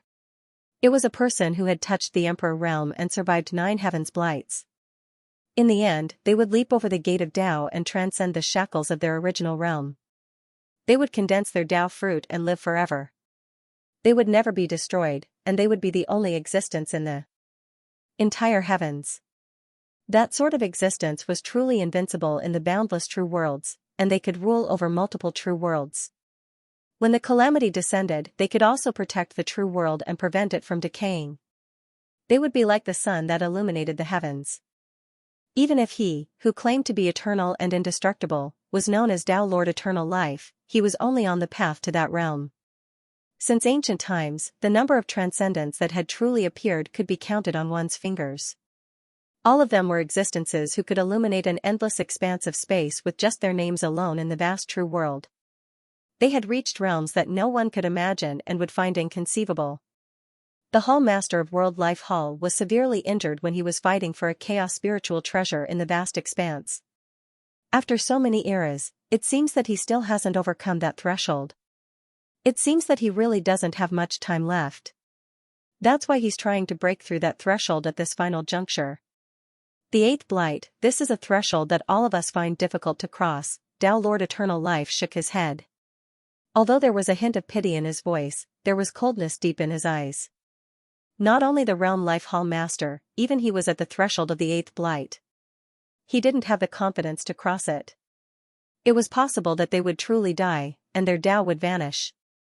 Their bodies and souls would be destroyed, and they would no longer exist.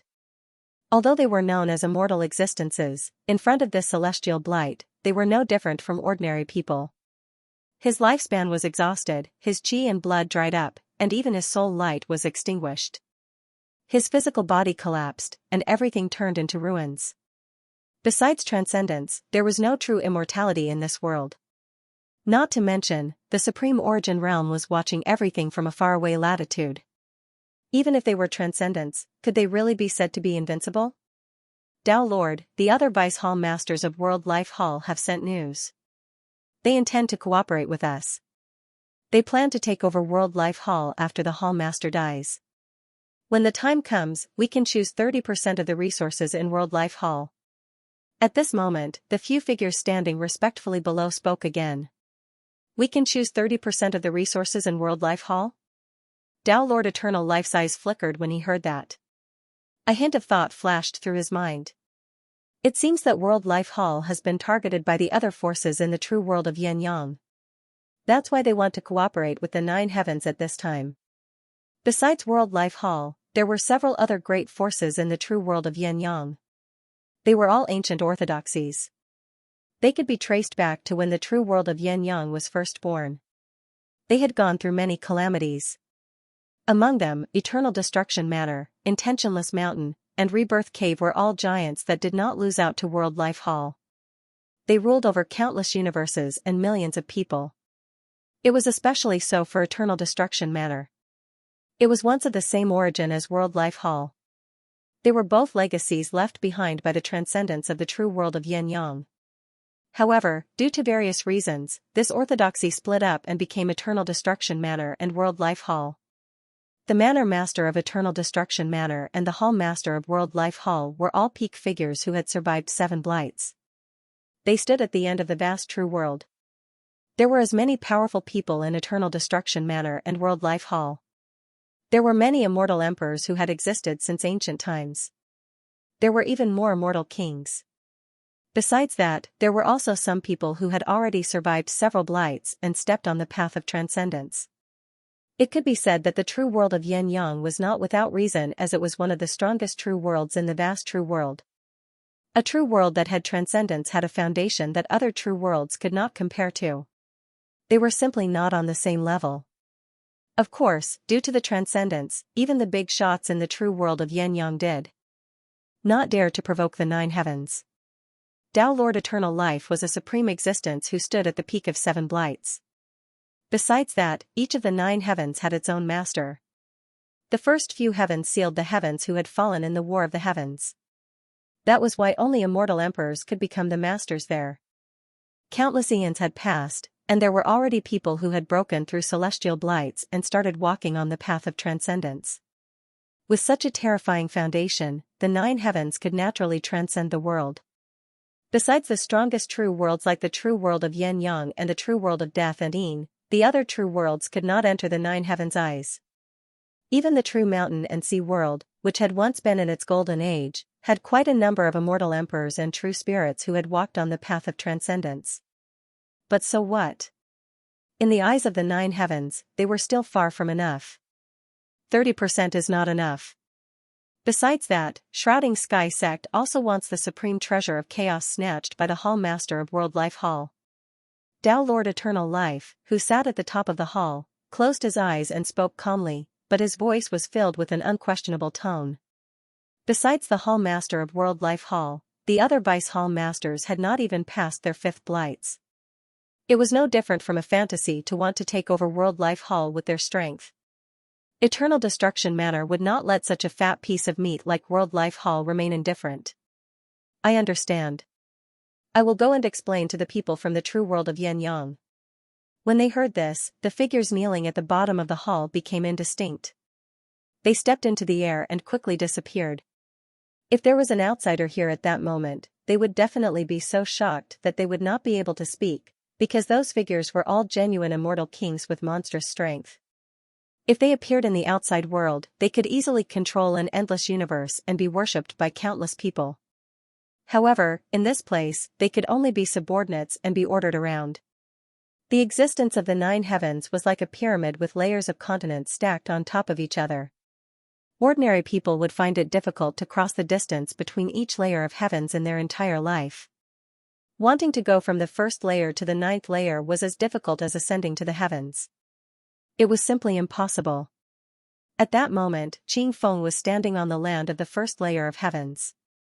He was shocked by the vastness of this place, but he was also blocked outside the city. He could not even enter the first city of the first layer of heavens. Several soldiers in immortal armor stared at him coldly and blocked him outside the city. Although Qing Feng was not afraid of these soldiers who were only in the supreme realm, he did not dare to act presumptuously in such an unfamiliar place. This is a guest that the master has personally received. Let him enter the city. Fortunately, at the crucial moment, the boy beside the middle-aged man in white called the tomb keeper appeared in time and asked the soldiers at the city gate to let him in. However, before Qing Feng could thank him, this boy had already disappeared. His cultivation was so profound that even Qing Feng could not see through him. Thanks to the help of this boy, Qing Feng finally stepped into this city. It was as if he had traveled through thousands of eras and arrived in ancient times. The flow of time in the 9 heavens was exactly the same as in the outside world. There was no difference at all. 00 Just as Qing Feng finally set foot on the path to find the ancestor of the immortal palace. Outside of the floating inferno realm, endless astral winds blew. Stars fell from the depths of the sky like fireballs one after another. All the earth burst open. A terrifying black giant hand reached down, shaking the heavens. Some seemed to return to chaos and completely disappeared. It's completely chaotic outside. The area within a radius of 1,000,000 miles has exploded. Nothing is left. The demonic aura outside of the Tsangming realm is even more turbulent. Because of the turbulence in the outside world, the cracks in the Tsangming realm have become even bigger. Everyone in the city of no return raised their heads and looked at the sky. Some were in despair, some were angry, some were calm, and some were praying. This was the scene of all living beings facing a calamity. The sky dimmed, stars fell, and shattered. One could see terrifying giant hands sweeping across the sky. The earth exploded, and the mountains were as small as dust. The immortal kings of the immortal domain were making their move. A few days ago, they had already discovered the location of the floating inferno realm. They found the crack in the sky and continuously attacked, wanting to break through this place. Sun Shuang held a long spear in her hand. She wore a blood-red robe and soft armor. She stood in the sky above the city of no return, looking at the outside world coldly and calmly. Behind her, several elders of the city of no return appeared. Their bodies were filled with the might of immortal kings, ready to fight the immortal kings outside at any time when the sky was broken. A golden-winged rock with a body full of golden light had also transformed into human form. He was a handsome middle-aged man. Beside him, the crocodile ancestor and other powerful ancient beasts appeared. They revealed auras comparable to immortal kings, quietly waiting for the moment when the sky was broken. Originally, they had agreed that some people in the city of no return would leave after 3 days, leaving behind a seed of hope. However, they didn't expect that the floating inferno realm would be discovered by immortal kings on the 2nd day. After all, the star domain in the outside world had been destroyed. The uniqueness of this place could be discovered with just a little investigation. Therefore, an immortal king descended outside the sky, wanting to break through the spirit formation here. In the past 2 days, the energy of the spirit formation core in the city of no return had been depleted extremely quickly. Now, it was dim, and there were many cracks like a spider web. It could break at any time. It seems that we can't wait for Qing Feng's help. The spirit formation outside the city of no return can only last for 1 more day at most. Even if the city of no return enters the void and leaves at this time, it's too late. Several elders had bitter expressions as they shook their heads. They didn't have any way to resist this seemingly predestined outcome. We didn't use the things that Father left behind. Even if there's no chance, I will make them lose a piece of flesh. They will regret it. Sun Shuang's valiant face revealed anger and hatred. She gritted her teeth, and flames spread on her long spear. Her killing intent shook the heavens. Just as everyone in the city of no return was staring at the outside world, watching the huge hands descending from the sky and continuously shattering the spirit formation. Boom! Suddenly, the heavens collapsed and the earth cracked. The galaxy rolled in reverse, and the universe wailed. Even the great Tao rumbled under the feet of a figure. The shattered universe and star region fell completely silent. The immortal kings who were attacking also stopped. They withdrew their avatars and turned into immortal light, descending. A tall and slender figure appeared outside the sky. He was dressed in white and looked extremely young. He seemed to be walking over from the void, and his pace was neither fast nor slow. However, all the cultivators and living beings in the Fuyan realm felt as if their hearts were being squeezed. They couldn't help but feel fear. Everyone seemed to hear the footsteps reverberating in the universe and resounding in the heavens. "It's him." The expressions of the other immortal kings and elders here changed drastically, and they were unable to maintain their calm from before. Demon Master, Sun Shuang's eyes narrowed. She was almost gnashing her teeth. She couldn't forget that face. It was the person they had left the Fuyan realm for the Moon Prince mansion. He had used the immortal King True Bone to attract the heroic spirits of the immortal palace and tried to spy on them. He was here. In the pitch-black universe, large areas of star domains were broken and shattered. Strong winds blew everywhere, enough to destroy any living being or cultivator. To ordinary living beings, this was a terrifying calamity. The world was turned upside down, the universe collapsed, and not a single star was left behind. And under this broken sky, the floating flame realm in front of him was especially obvious. It was as if there was an invisible light screen that enveloped it. As a result, a vacuum zone appeared here. Any falling star wreckage would be repelled when it came into contact with this zone. This scene was too obvious. Anyone with a discerning eye could see that there was a huge problem here. Not to mention that the people who were ordered to destroy the surrounding star domains were all immortal kings. The strangeness of this place naturally couldn't escape their eyes. Immediately, a huge hand swept across the sky and slapped down. An immortal king even sent the matter of this place back to the heavenly court and informed Guchanga. "Greetings, my lord." King Luo, immortal King Shueshao, and the others all appeared here. They turned into divine light and descended with golden light under their feet. They cupped their hands and bowed to Guchanga, who was walking over, their attitude incomparably respectful. "There is indeed a problem here." Guchanga walked over from the void. There seemed to be ripples of the great Tao spreading under his feet. But if one looked carefully, they would discover that the great Tao of this world was trampled under his feet. He was above all laws, and even the heavenly Tao rules were retreating.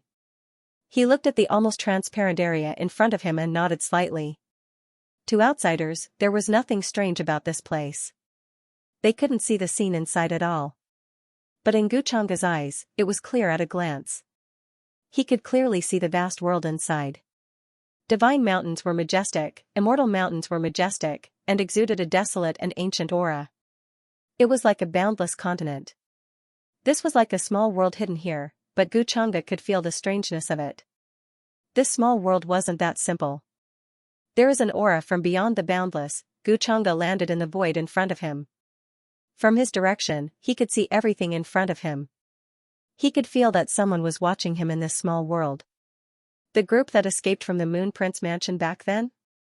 Guchanga smiled faintly and reached out to touch the light screen that no one could see. He gently pressed it down. Luo Wang, the Blood All-Immortal Emperor, and the others could not see it either. However, at this moment, he felt his legs go soft, and even the heavens and earth became heavy. His spine was about to be bent down. The entire sky seemed to be falling down, containing endless power, crushing down on their bodies. Even immortal kings couldn't withstand such power. They simply had to kneel down. They were overwhelmed with shock. They understood that this was the power of Guchanga's pressure. The entire world seemed to have become his palm, and he was pressing forward. Kacha, at this moment, everyone heard a teeth-numbing cracking sound. It was as if a sword had been broken, or as if glass had been shattered. In the invisible void before his eyes, something transparent seemed to crack open. The boundless power that filled the sky poured in like a tide, about to blast it apart. Heaven and earth rumbled, the endless void collapsing here. The curtain has cracked. All the cultivators and living beings in the Fuyan realm were shocked speechless by the scene before them. The entire world was shaking, and the earth seemed to be experiencing an earthquake. It kept rumbling and trembling, and countless cracks spread out. Volcanoes erupted, lakes dried up, and spiritual energy was directly evaporated. This was the array formation that had protected this place for countless years. Even the combined forces of immortal kings couldn't break through it. However, the moment the young man's palm landed, countless cracks began to spread out like a spider web, showing signs of shattering. Sun Shuang and the others had extremely solemn expressions as they stared in that direction. No matter who it was, their hearts were filled with fear and trembling. Apart from resentment, there was also a deep sense of powerlessness. It was like an ant facing a giant. They couldn't summon the slightest thought of resisting. "We can't stop him." At this moment, Elder Turtle, who was standing on the high platform, shook his head slightly and sighed. His originally stooped figure suddenly straightened up, and a divine light burst forth from his cloudy old eyes. He stepped out of the city of no return and appeared in the sky, planning to face Guchanga directly. Elder Turtle, everyone in the city of no return cried out in alarm, filled with deep sorrow. The other elders also had solemn expressions. After looking at each other, they also chose to step out, wanting to face all of this together with Elder Turtle. The aura of immortal kings appeared, filling the sky, trying to stabilize the shattered floating flame realm. There weren't many immortal kings in the floating flame realm. Previously, they had used the treasures left behind from the immortal palace era. The divinity in those true bones had been exhausted, and it was impossible for them to be of any use at this time. Apart from Elder Turtle, the other immortal kings were already in a state of aging. Since the Forbidden Era, they had been sealed to alleviate the exhaustion of their blood. However, it was still a drop in the bucket, and it was impossible for them to become truly immortal. Especially at the immortal king level. "This isn't something that we can contend against," the golden-winged Great Pung, who had transformed into a middle-aged man, shook his head and sighed. His eyes were filled with fear.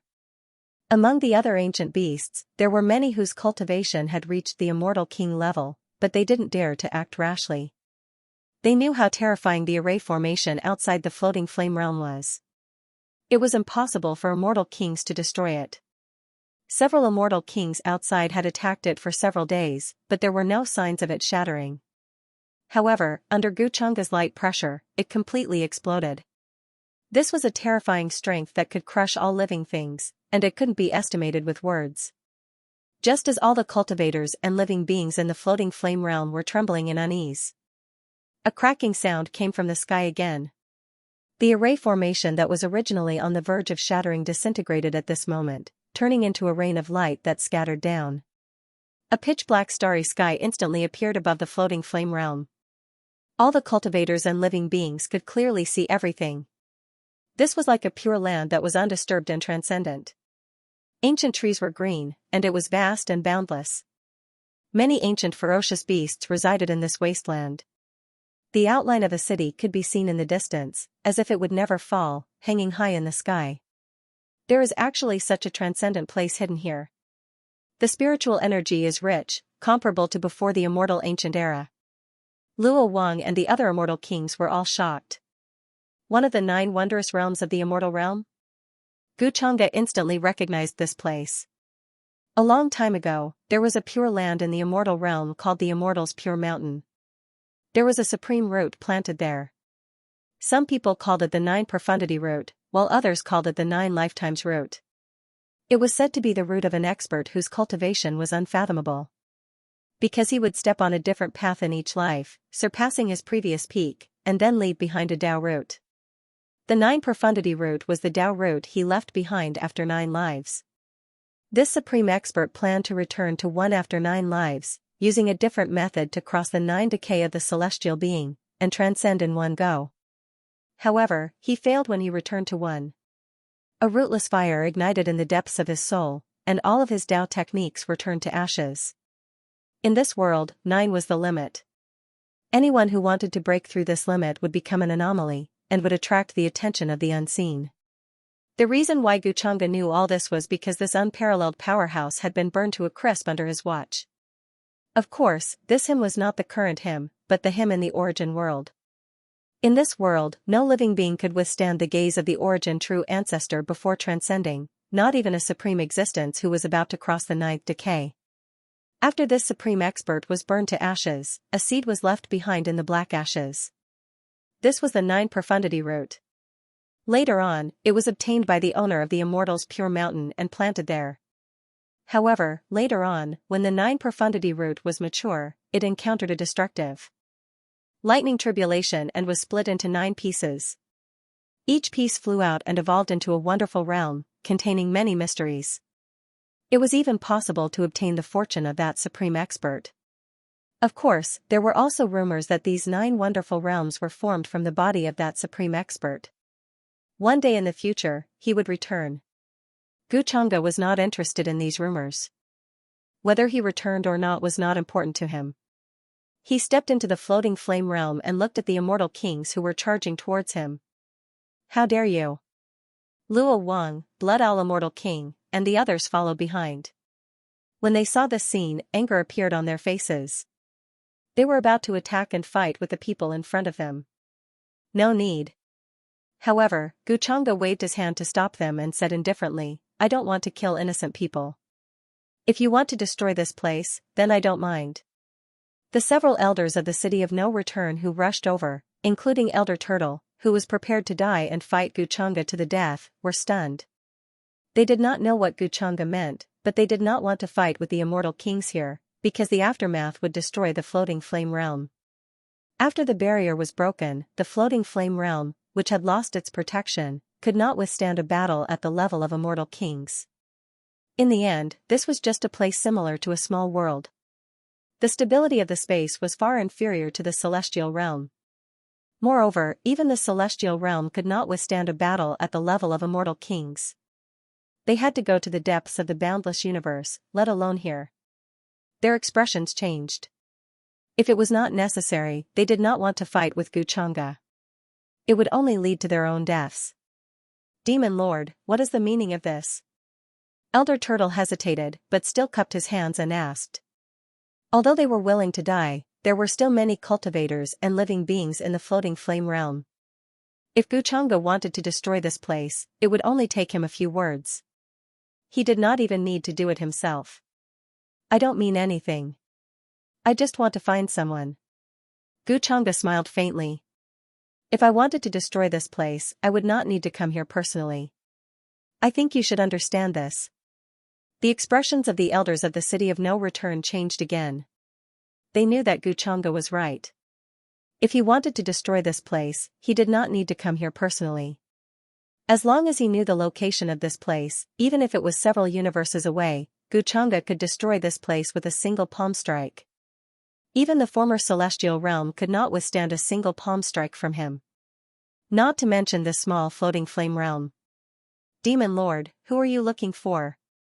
Elder Turtle did not dare to joke around in front of Xianxia. He could only ask respectfully. Although they hated Xianxia so much that they could not wait to tear out his tendons and bones and tear him into pieces, who dared to say anything now? Xianxia did not say anything. He continued to smile faintly. Bring me to the person in charge here. Or, the person with the highest seniority. The person with the highest seniority? Elder Turtle and the others were startled. They had different guesses in their hearts. They felt uneasy. The place where the floating flame realm and the celestial realm were connected was a desolate land. Ancient trees reached into the sky, and majestic mountains emitted a vigorous aura. Some places were shrouded in purple light that lingered around the mountains. If the people of the celestial realm discovered this place, they would surely think it was a ruin from the ancient era.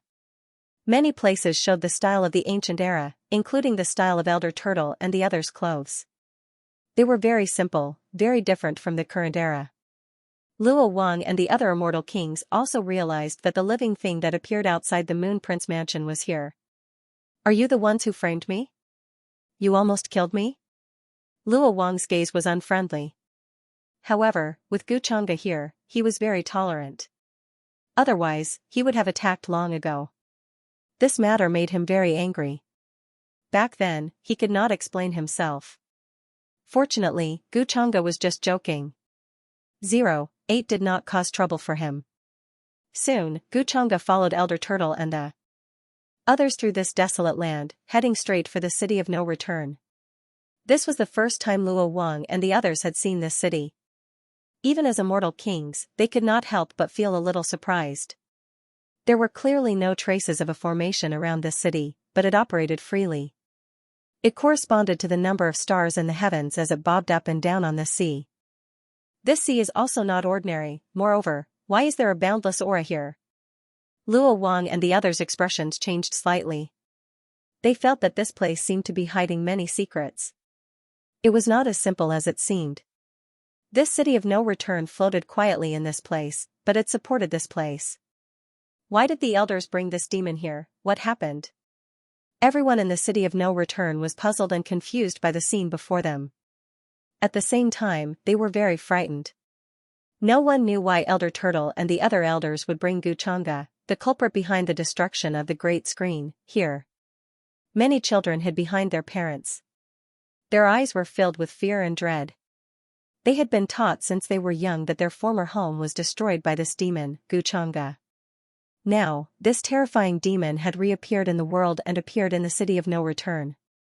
Even their parents and elders were fearful, let alone them. They did not dare to speak at all.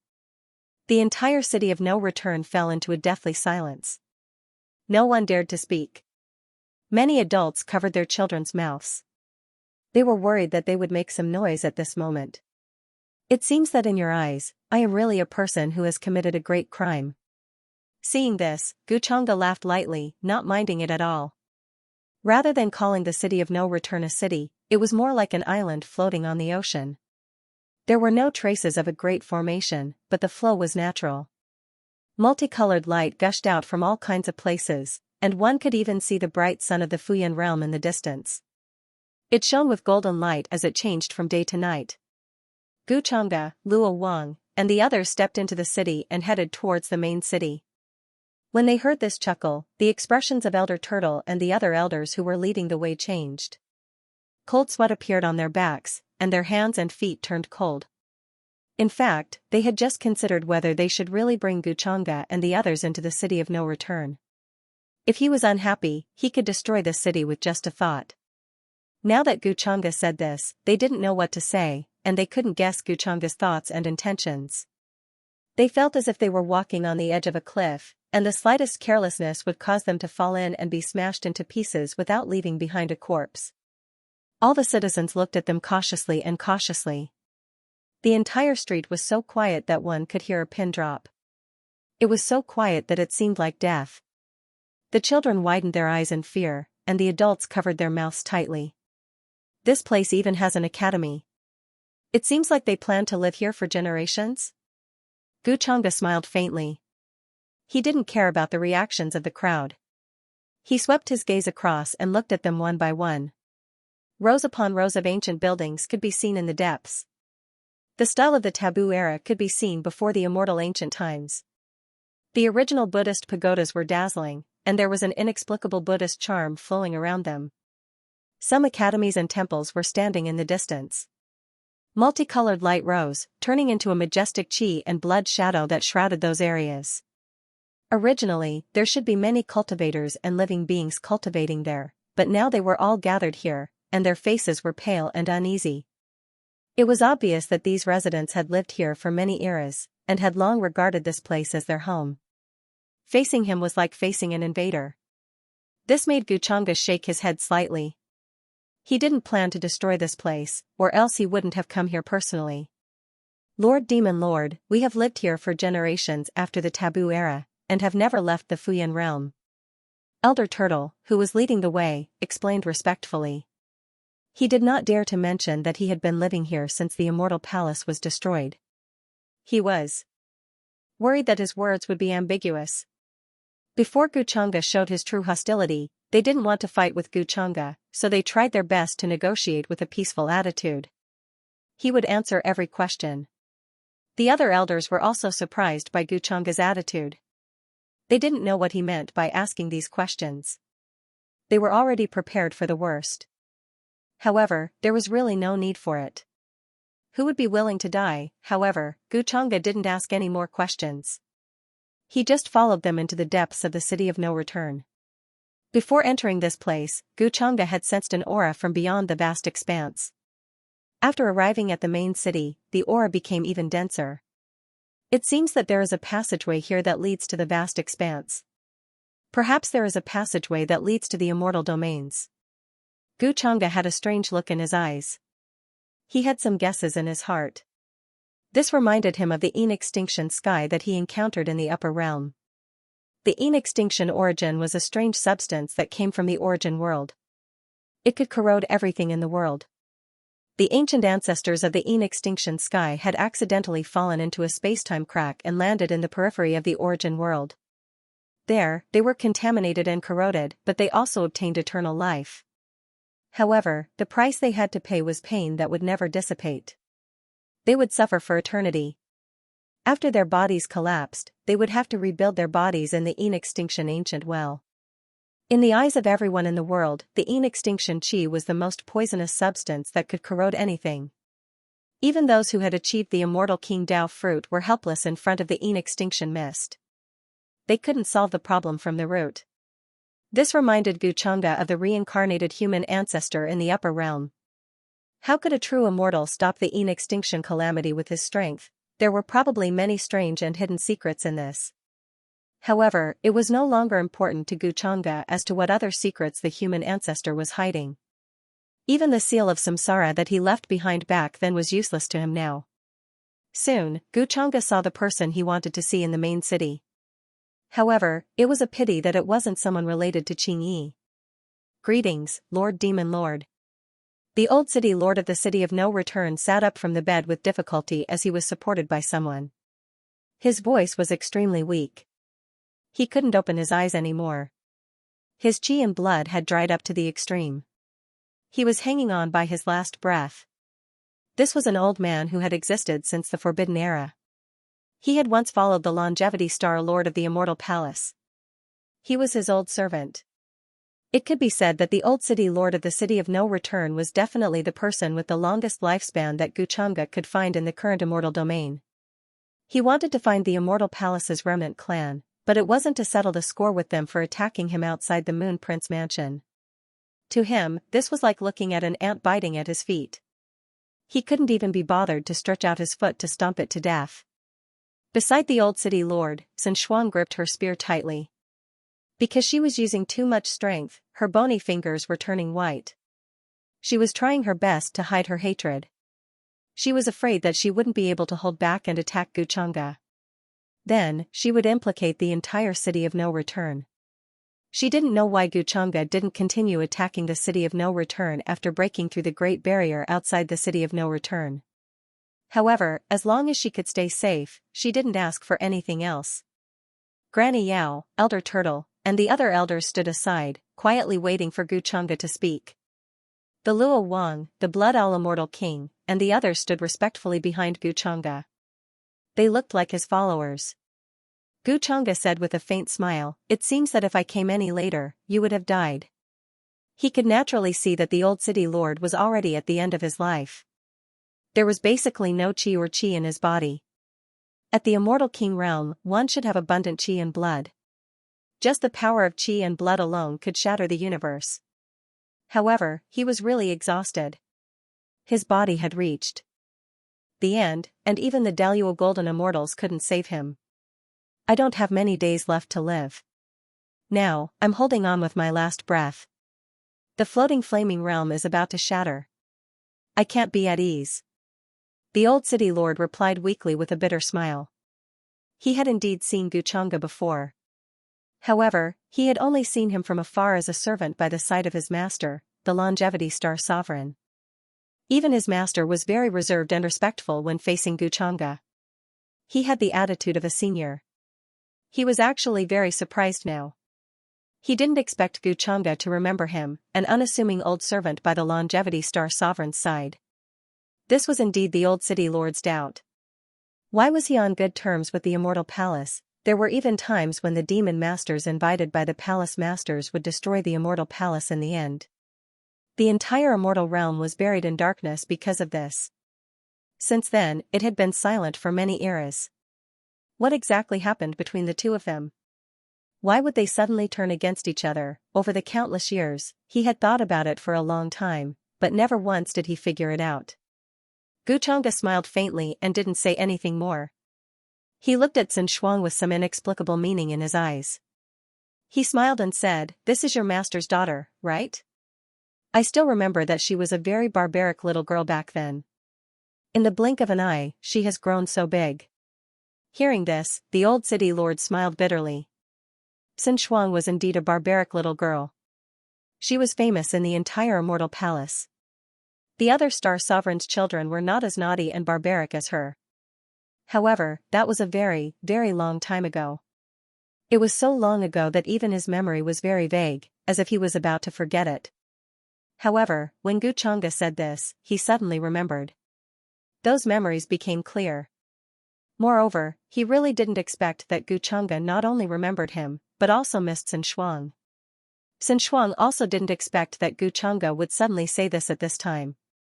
Moreover, he even said this with a sentimental tone of an elder. She gripped the spear so tightly that it made a cracking sound. Her eyes were somewhat red, and her teeth were almost crushed from clenching. At that time, she was incomparably pure. Although she was a little barbaric, her nature was not bad. She would often ask her father why he was so respectful to Xianxia. It had to be known that her father was the leader of the Star Sovereigns, a famous super-expert of the Immortal Palace. He guarded the various heavens, and no one dared to invade. Apart from a few palace masters, no one was his opponent. There was once an immortal emperor who tried to challenge her father, but he was suppressed with a single hand. That scene left an extremely deep impression on her. Therefore, she worshipped her father very much. At the same time, she was puzzled by her father. Why would he be so respectful to an existence called the Demon Master? Xianxia remembered that when her father had answered, his eyes had been filled with undisguised worship and respect. He had also said that this was the invincible existence that he had been pursuing all his life. He had once saved the mountain and sea realm, and because of his existence, the other realms would never dare to invade. At that time, there was no such thing as the immortal domain. The entire world was collectively known as the mountain and sea realm. The ignorant Xianxia didn't know what these words meant. She only knew that the Demon Master was an existence that was much, much stronger than her father. Later, the immortal palace collapsed in one day. The vast and boundless palace collapsed and exploded under a golden palm. This palm traversed the sky, endless and boundless. In front of it, the entire world seemed small. The universe exploded in front of it, and primal chaos overflowed in all directions. No living creature could stop it.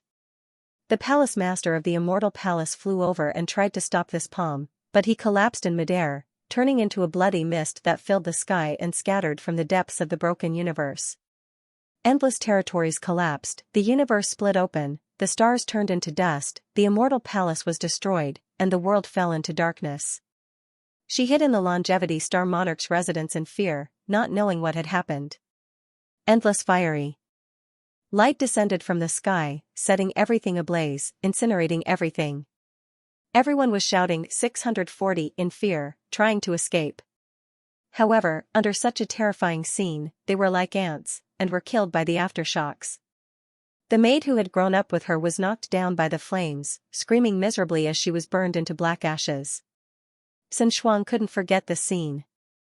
The magnificent Longevity Star Monarch's residence collapsed all of a sudden, and there were ashes and ruins everywhere. She watched as the entire world fell into darkness, shrouded in endless blood and fire. Later, she saw her father, leading many immortal soldiers of the immortal palace, roaring as he rushed to the end of the darkness, wanting to fight the figure standing there. However, before he could get close, Xianxia saw the figure glancing at him coldly. His eyes were like eternal ice, without the slightest emotion. A demonic halberd swept past, and her father exploded. Just like the few palace masters who rushed over before, he turned into a bloody mist that filled the sky. Her invincible father, who had once suppressed an immortal emperor with one hand, died just like that. And the person who made the move was the demon lord that she had always respected. Xianxia fainted. When she woke up again, countless eras had passed. The past had long been buried in the long river of time, turning into a dark era that no one dared to mention. This was a new era, but also an unfamiliar era. Just like that, she revived after hundreds of millions of years, as if she was welcoming a new life. But the memories in her mind told her that those scenes were not illusions, but scenes that had happened before. That great demon called the Demon Lord destroyed the heavens with one hand, destroyed the immortal palace, and killed her father. The immortal palace that she had lived in since she was young had now become a legend, and not even the ruins were left behind. The outside world had been turned upside down, and it had completely changed. What happened back then? No one knew that even the heavens and earth were rejecting that era. That period of time had become a taboo that no one dared to mention. How could Xianxia not be sad and hateful? She made up her mind to become an existence that surpassed her father. She would find the enemy from back then and avenge her father and everyone in the immortal palace. And it was after these hundreds of thousands of years of cultivation. One day, she suddenly received news that the person who destroyed the immortal palace back then was still in the world, and he had appeared in the immortal realm in the outside world. Xianxia was completely stunned. On the day she received the news, she stood on the mountain top for an entire day. Why was the immortal palace destroyed? Why was its ancient history buried? Why had everything become a taboo? Why was he still here? Xianxia simply didn't dare believe all of this, but she had no choice but to believe it. Her great enemy was still in this world. After the passage of endless time, his bearing didn't diminish in the slightest. He towered at the peak, overlooking all life. This was especially the case with the current immortal domain, long different from the taboo era before immortal ancient. Even immortal kings were rare, able to command all universes. However, Xianxia was still powerful to the point of making others feel despair, easily wiping out immortal kings, even foreign emperor clans' ancestors. How was she supposed to get revenge? Xianxia's heart was full of unwillingness, not willing to accept all of this. However, reality was that Xianxia, this great enemy, was already standing in front of her, yet she didn't even have the courage to take action. This made her hate her own powerlessness and weakness. It seems like I brought back the bad memories you have of me. Time really does pass quickly. Xianxia smiled faintly, his eyes shifting away from Xianxuang's body. Xianxuang stared straight at him, almost gnashing her teeth in anger. Her originally pretty eyes were now bloodshot. She was still enduring, not willing to implicate the massive city of no return because of this. The spear in her hands was about to crack from her grip. If this was any other place, she would have already rushed over without any consideration for the consequences, wishing to stake it all against Xianxia. Old City Lord, Elder Turtle, Granny Medicine, and the other elders all entered a state of silence. Most of them were actually survivors from the taboo era. In the beginning, they didn't have much of a relationship with Xianxia. In reality, they weren't all that clear on just how much Xianxia hated Xianxia, how much she hated this main culprit. Most of them felt reverence and fear towards Xianxia, actually more than hatred.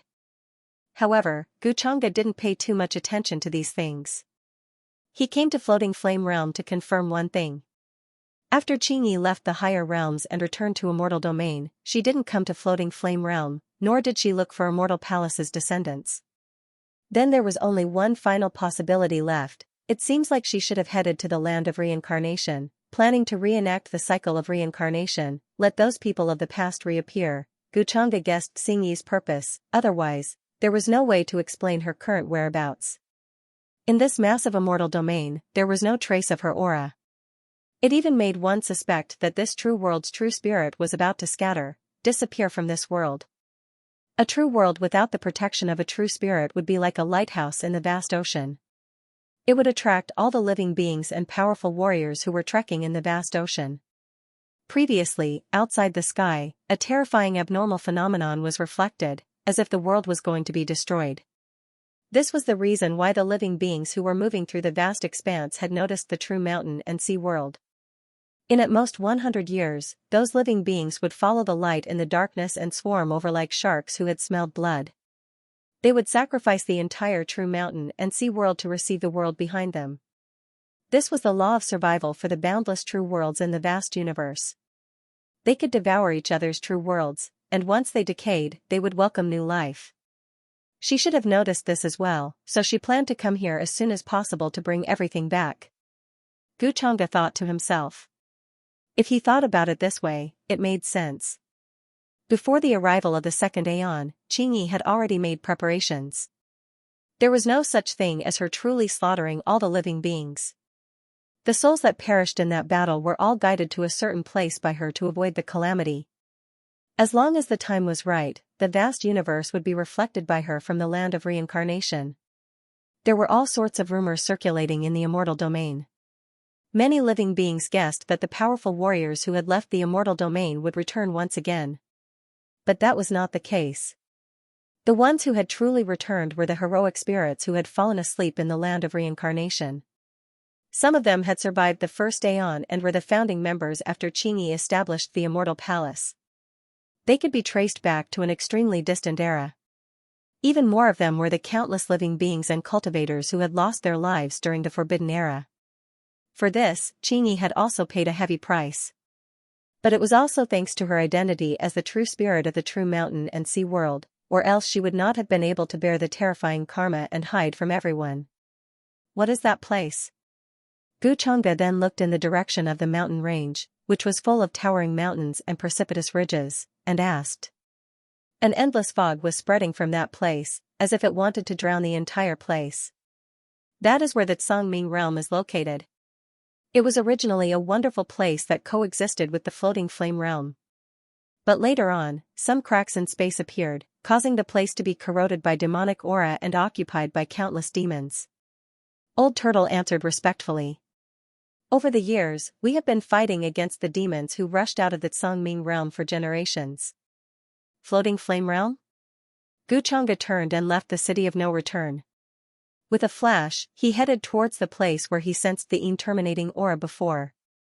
Old Turtle and the other elders of the city of no return were stunned when they saw this. They did not understand Xianxia's intention, but they still quickly followed behind him. Xin Shuang held her long spear tightly. Her eyes were filled with stubbornness and determination. She also turned into a ray of light and followed closely behind. She had always been fighting against the demons in the serene Jade Land to train her cultivation and battle experience. It was all so that she would be able to use it one day in the future. It could be said that no one in the city of no return was more familiar with this place than her. There was no end to the devilish creatures that could never be killed, and they rushed out of the vast expanse of emerald light in an endless stream. If the city of no return had not been fighting against the demons all this time, this place would have long been occupied by the demons, and there would not be any living beings here. Not to mention such a vast and boundless world full of vitality. It was like a paradise. Many elders of the city of no return had also rushed over at this moment. Their expressions became heavy. The demonic aura is denser. Moreover, these demons are more manic than before. Even without this, I'm afraid we won't be able to stop them for long. They could not help but say in a low voice. Luo Wang, Immortal King Shuashao, and the others were also a little surprised. This was the first time they had seen such a substance. They tried to use their divine sense, but in the next moment, their expressions changed abruptly. They heard a sizzling sound coming from the void. What is this? It can corrode our divine sense. The divine sense of an immortal king was extremely powerful. It could sweep across several universes with a single thought. However, in front of the fog here, it was extremely weak and could not spread too deep. At this moment, they somewhat understood why the immortal king elders in the city of no return had such expressions. Absolutine fog, but it's of a higher level than the fog in the upper realm. Xianxia looked over and raised his eyebrows slightly. From afar, this looked like an emerald lake, but when one got closer, one would realize that this was a dense emerald fog. This was obviously different from the absolutine fog that Xianxia had seen in the upper realm. However, there was no difference in essence. They could easily corrode the souls of cultivators and living beings, occupy their physical bodies, and nurture a crazy spiritual intelligence that only knew how to kill. There were many living beings here that had been corroded by the absolutine fog and turned into demons that everyone in the Fuyan realm had always regarded as a great enemy. There is indeed a passage hidden inside. Xianxia stepped forward and appeared in a deeper part. He looked at the scene in the depths of the emerald fog and saw many cracks in the void. Many of the demons that were charging at him exploded in midair and were devoured by the other demons behind him. The other immortal kings also hurried over, wanting to know what Xianxia was going to do. Xin Shuang held her spear expressionlessly and pierced through a roaring demon to vent the hatred and anger in her heart. At the edges, there were traces of blood red, as if they were dyed red by blood. It also looked like the bloodstains left behind by the struggles of many living beings over countless years. Some places had already turned black. On the other side of these cracks was the Blue Sea realm that coexisted with the Fuyan realm, but it had already lost its vitality. It was a barren land with blood-red lakes everywhere. Some places had huge and terrifying pits that extended for hundreds of thousands of miles. Countless demons were roaring inside. They were corroded by the absolutine fog and did not even let their own kind go. They kept killing each other, not knowing exhaustion, and eating each other. Seeing this situation, Xianxia knew that there should be a passage behind the Fuyan realm. The absolutine fog here did not spread here by chance. Instead, there were living beings in a distant place who used the absolutine origin to try to cultivate a truly immortal absolutine army. The so-called Blue Sea realm was just a small place to cultivate the absolutine army. In Xianxia's memory, there was once a race that used the absolutine origin to use the absolutine origin as a breeding ground to cultivate the absolutine army. However, such a thing was harmful to the harmony of the universe, so it was banned a long time ago. This was a taboo even in the origin world. Now that so much absolutine fog was found in the Blue Sea realm, it could only mean that there was a race that violated the ban and sent the absolutine origin through the flesh passage to secretly cultivate the absolutine army. In the origin world, apart from the three supreme origin true ancestors, there were many subordinates and subordinates. Every true ancestor basically had a subordinate race and retinue, who were granted eternal life and rights. According to the order of the calamities, they would collect the true worlds. And the most important aspect of collecting was luck. Secondary to that was resources and the like, they were insignificant. These races in charge of collecting had developed and strengthened over time. Some had already become one of the most ancient races in the origin world. They had endless territories and even ruled over many true worlds. There were a total of 9 of these races. Sometimes, when the origin true ancestors woke up early to carry out the Great Purge, a few of these races would host the Great Ceremony. Apart from the 3 origin true ancestors, these races could be said to be the most ancient and terrifying power in the origin world. Born in the origin world, they were protected by the origin true ancestors. Even if they died outside the origin world and were completely wiped out, they could be revived. They were truly immortal. At this moment, Xianxia stood at the edge of the Blue Sea realm and did not step in. He did not care which race was cultivating the absolutine army here. After countless years, they have been cultivated to a name. Xianxia smiled faintly. When he first stepped into the Fuyan realm, he could feel an ancient and eternal power pervading this space. Because of the existence of this power, it could operate freely and prevent the city of no return from falling. Xianxia was actually very familiar with this power. When he was in the upper realm, he had used the Great Tao treasure bottle to condense and devour it. It was the absolutine origin. However, this terminating origin source was mixed with other substances and energies. The people in the city of no return called it the origin core of the devils. There was such an ancient altar on the high platform at the center of the city of no return. The huge origin core had been supporting the operation of the city of no return for so many years. In Xianxia's opinion, this origin core was at least condensed from the energy of an absolutine life spirit that was comparable to a quasi-immortal emperor. He felt that there might be something that could surprise him in this Blue Sea realm. In the next moment, as he stepped forward, the place let out a shocking rumble. The Blue Sea realm fog that filled the sky collapsed and rapidly disintegrated to the sides. All the devils were silently disintegrating and collapsing like sand washed by huge waves and swept into the fog. The space in front of him was cracking open, and a terrifying door appeared. Ripples spread under Xianxia's feet, turning into surging energy that caused the space and time to freeze. He walked in slowly and entered the barren world that was filled with endless killing and chaotic aura. The ground cracked open, and all the devils seemed to have gone mad as they pounced toward him. Some of the devils were as big as ancient divine mountains. They seemed to be pieced together by different living beings and looked like malicious ghosts. Most of them had the appearance of humans, while the rest had the characteristics of other races. Behind this is the Blue Sea realm. The people who did not know Xianxia's purpose could only grit their teeth and follow him. In the past, even immortal kings did not dare to go near the Blue Sea realm. They were worried that they would be corroded by the fog and become a devil. However, now that Guchanga had appeared and stepped into it, they had no choice but to follow. The absolutine fog surged and directly covered this place. They could not see the existence of the sky at all. This was the first time that the few immortal kings in the city of no return had stepped into this place personally. However, they all had an unnatural feeling. Some kind of aura surged, making them feel uncomfortable. Even their divine souls seemed to be trembling slightly. In this space filled with chaotic aura, an overwhelming number of devils rushed over. Like a tide, wanting to drown this place. They didn't have any intelligence. No matter what kind of living being was in front of them, even if it was their own kind, they would kill crazily. They didn't know fatigue or pain. They were like crazy killing machines. Guchanga stood calmly in the void, but the space in front of him seemed to have suddenly quietened down. Even the traces of time and space were blurring and dissipating. These ferocious and violent devils silently disintegrated and collapsed. They couldn't get even half an inch closer to him. He walked in just like that. As he took a step, traces of the Tao spread under his feet, rumbling like the blades of heaven and earth. Any living being that approached would be crushed to ashes by this fluctuation. This space seemed to have no end. One could only see the deeper parts.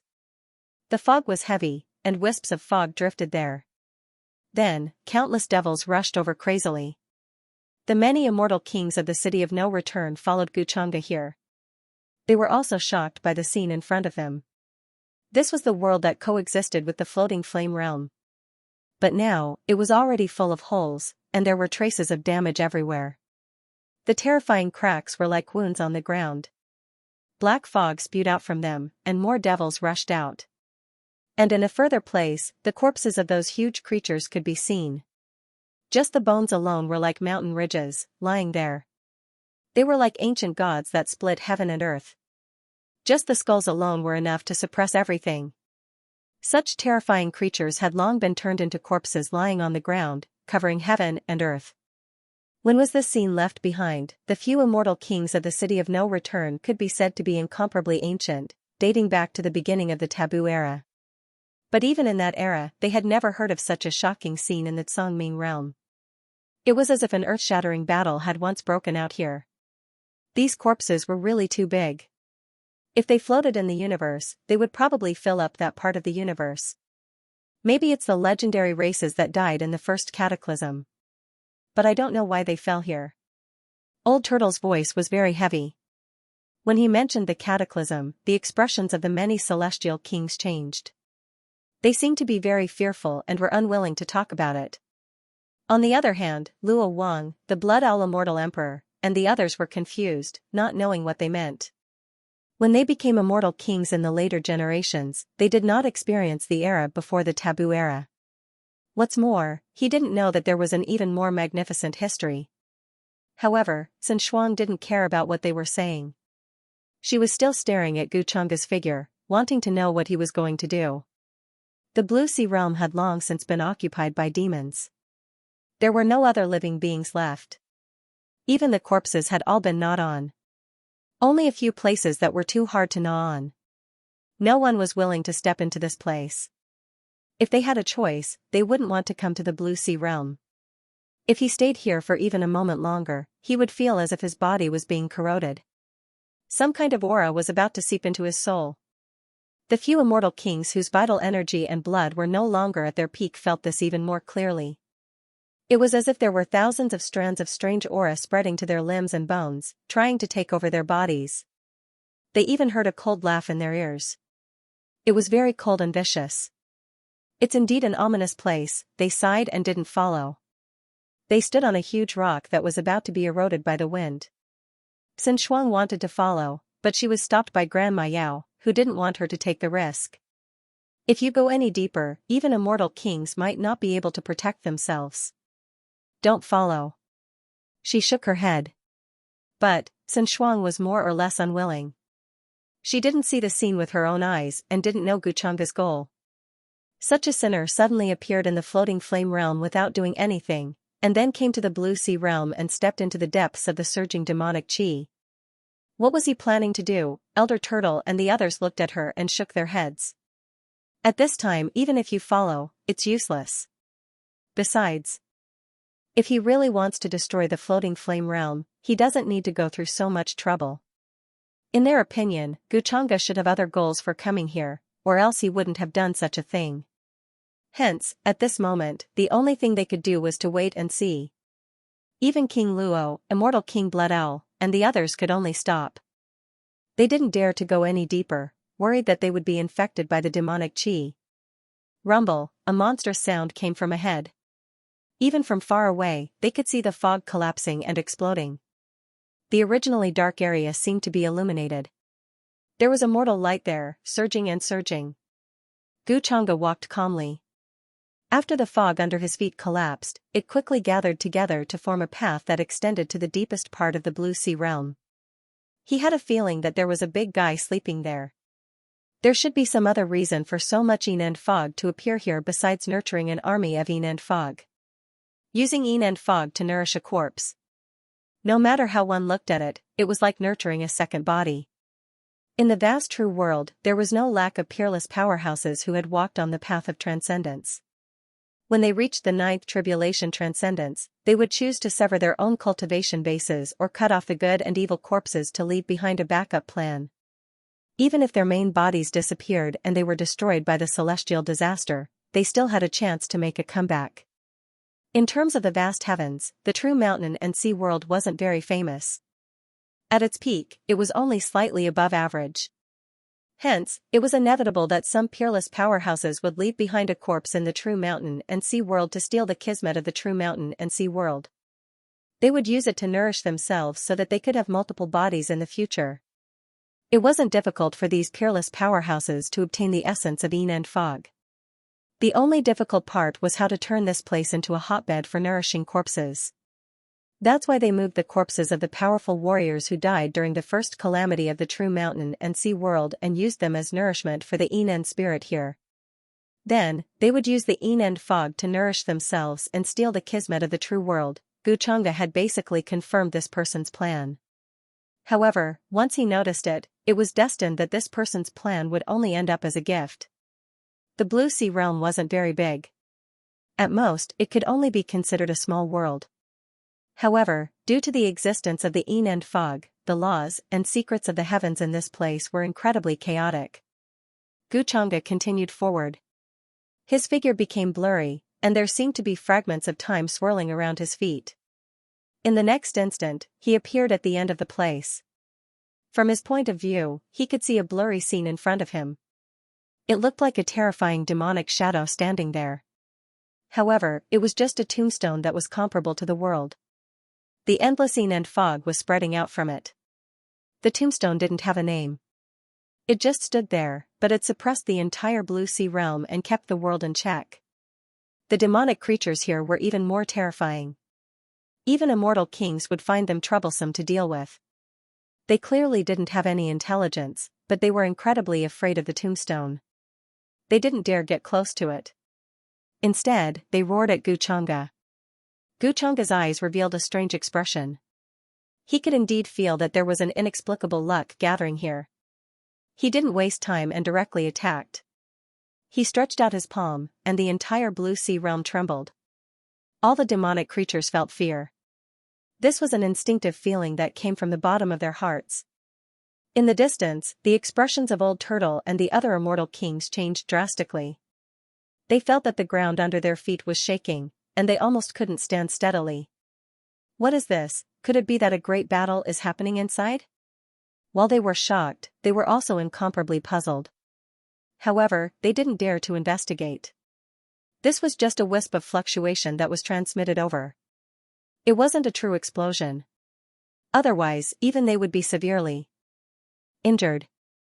The demonic qi here is dissipating. Sun Shuang noticed that something was wrong. The originally incomparably dense fog was actually thinning at a speed visible to the naked eye.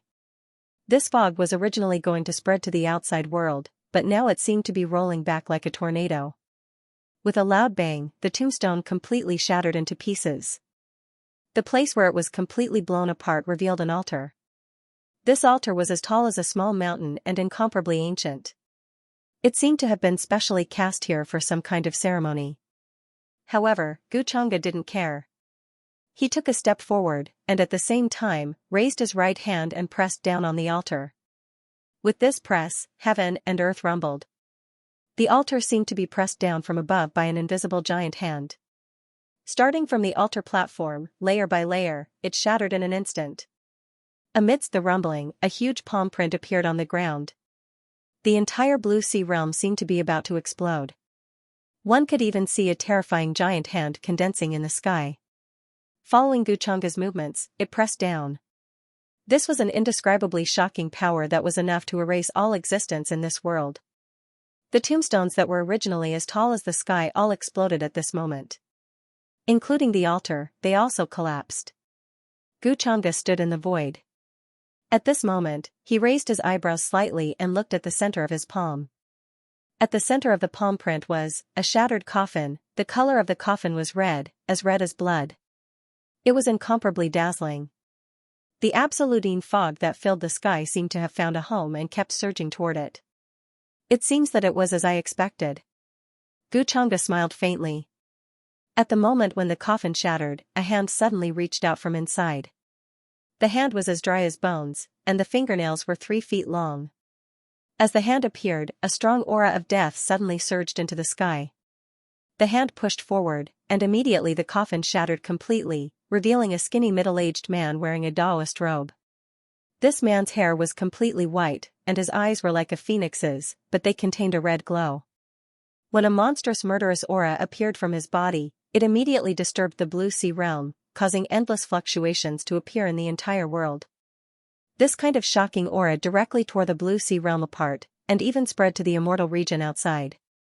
The universe was trembling, and the rules were collapsing. Even immortal kings were as insignificant as ants in front of this kind of existence. A single gaze could destroy them millions of times. This was a quasi-immortal emperor. Although he had not reached the immortal emperor realm, Guchanga could see that there was already a faint immortal emperor light around his soul fire. If he was given more time, it was not impossible for him to transform into a true immortal emperor here. The figure in the Taoist robe seemed to have not recovered from the situation in front of him. His scarlet eyes were fixed on Guchanga.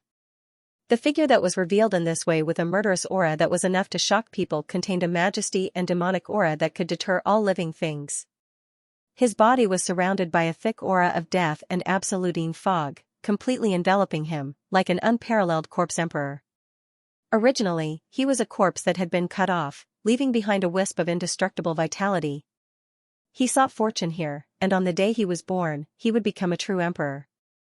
And this world would also become his Taoist field. All the Absolute army would be born, and he would conquer the world and wash the world with blood. Unfortunately, before he could wait for that day, he was awakened by someone from the depths of the earth where he was buried. Not only was the blood coffin that sealed his aura shattered, but even the altar that gathered the fate of this world had also exploded into countless pieces. "Who are you?" This figure stared at Guchanga in front of him with fear, and coldness and killing intent surged in the depths of his eyes. Being disturbed like this, it could be said that many of his original plans were completely disrupted. How could he not hate Guchanga in front of him, if it weren't for the fact that he was too mysterious and didn't know his origin and identity? He would have already attacked. "I am the soul world's." At this moment, he slowly spoke to Guchanga. His eyes flickered with a bloody color, incomparably strange, as if he had gathered the extreme power of heaven and earth. The vast absolute fog in the Tsangming realm crazily surged towards him, and his originally withered hand actually became plump. However, he was only halfway through his sentence, and before he could finish his second sentence, Guchanga's figure had already appeared in front of the demonic middle-aged man. He raised his right hand, and in the instant that the middle-aged man didn't have time to react, he grabbed his neck and suddenly squeezed hard, and a cracking sound resounded, echoing in this world. "I don't want to know your origin. I'm not interested in your identity either." Guchanga looked at the frightened and shocked expression, and his words were very casual, and he didn't say much nonsense. The terrifying true fire appeared again, and wisps of it floated down, completely enveloping him. In his eyes, this was just a Tao fruit that had been nurtured for countless years. End of chapter 9:11. Don't forget to subscribe, like, and share the video to support the channel.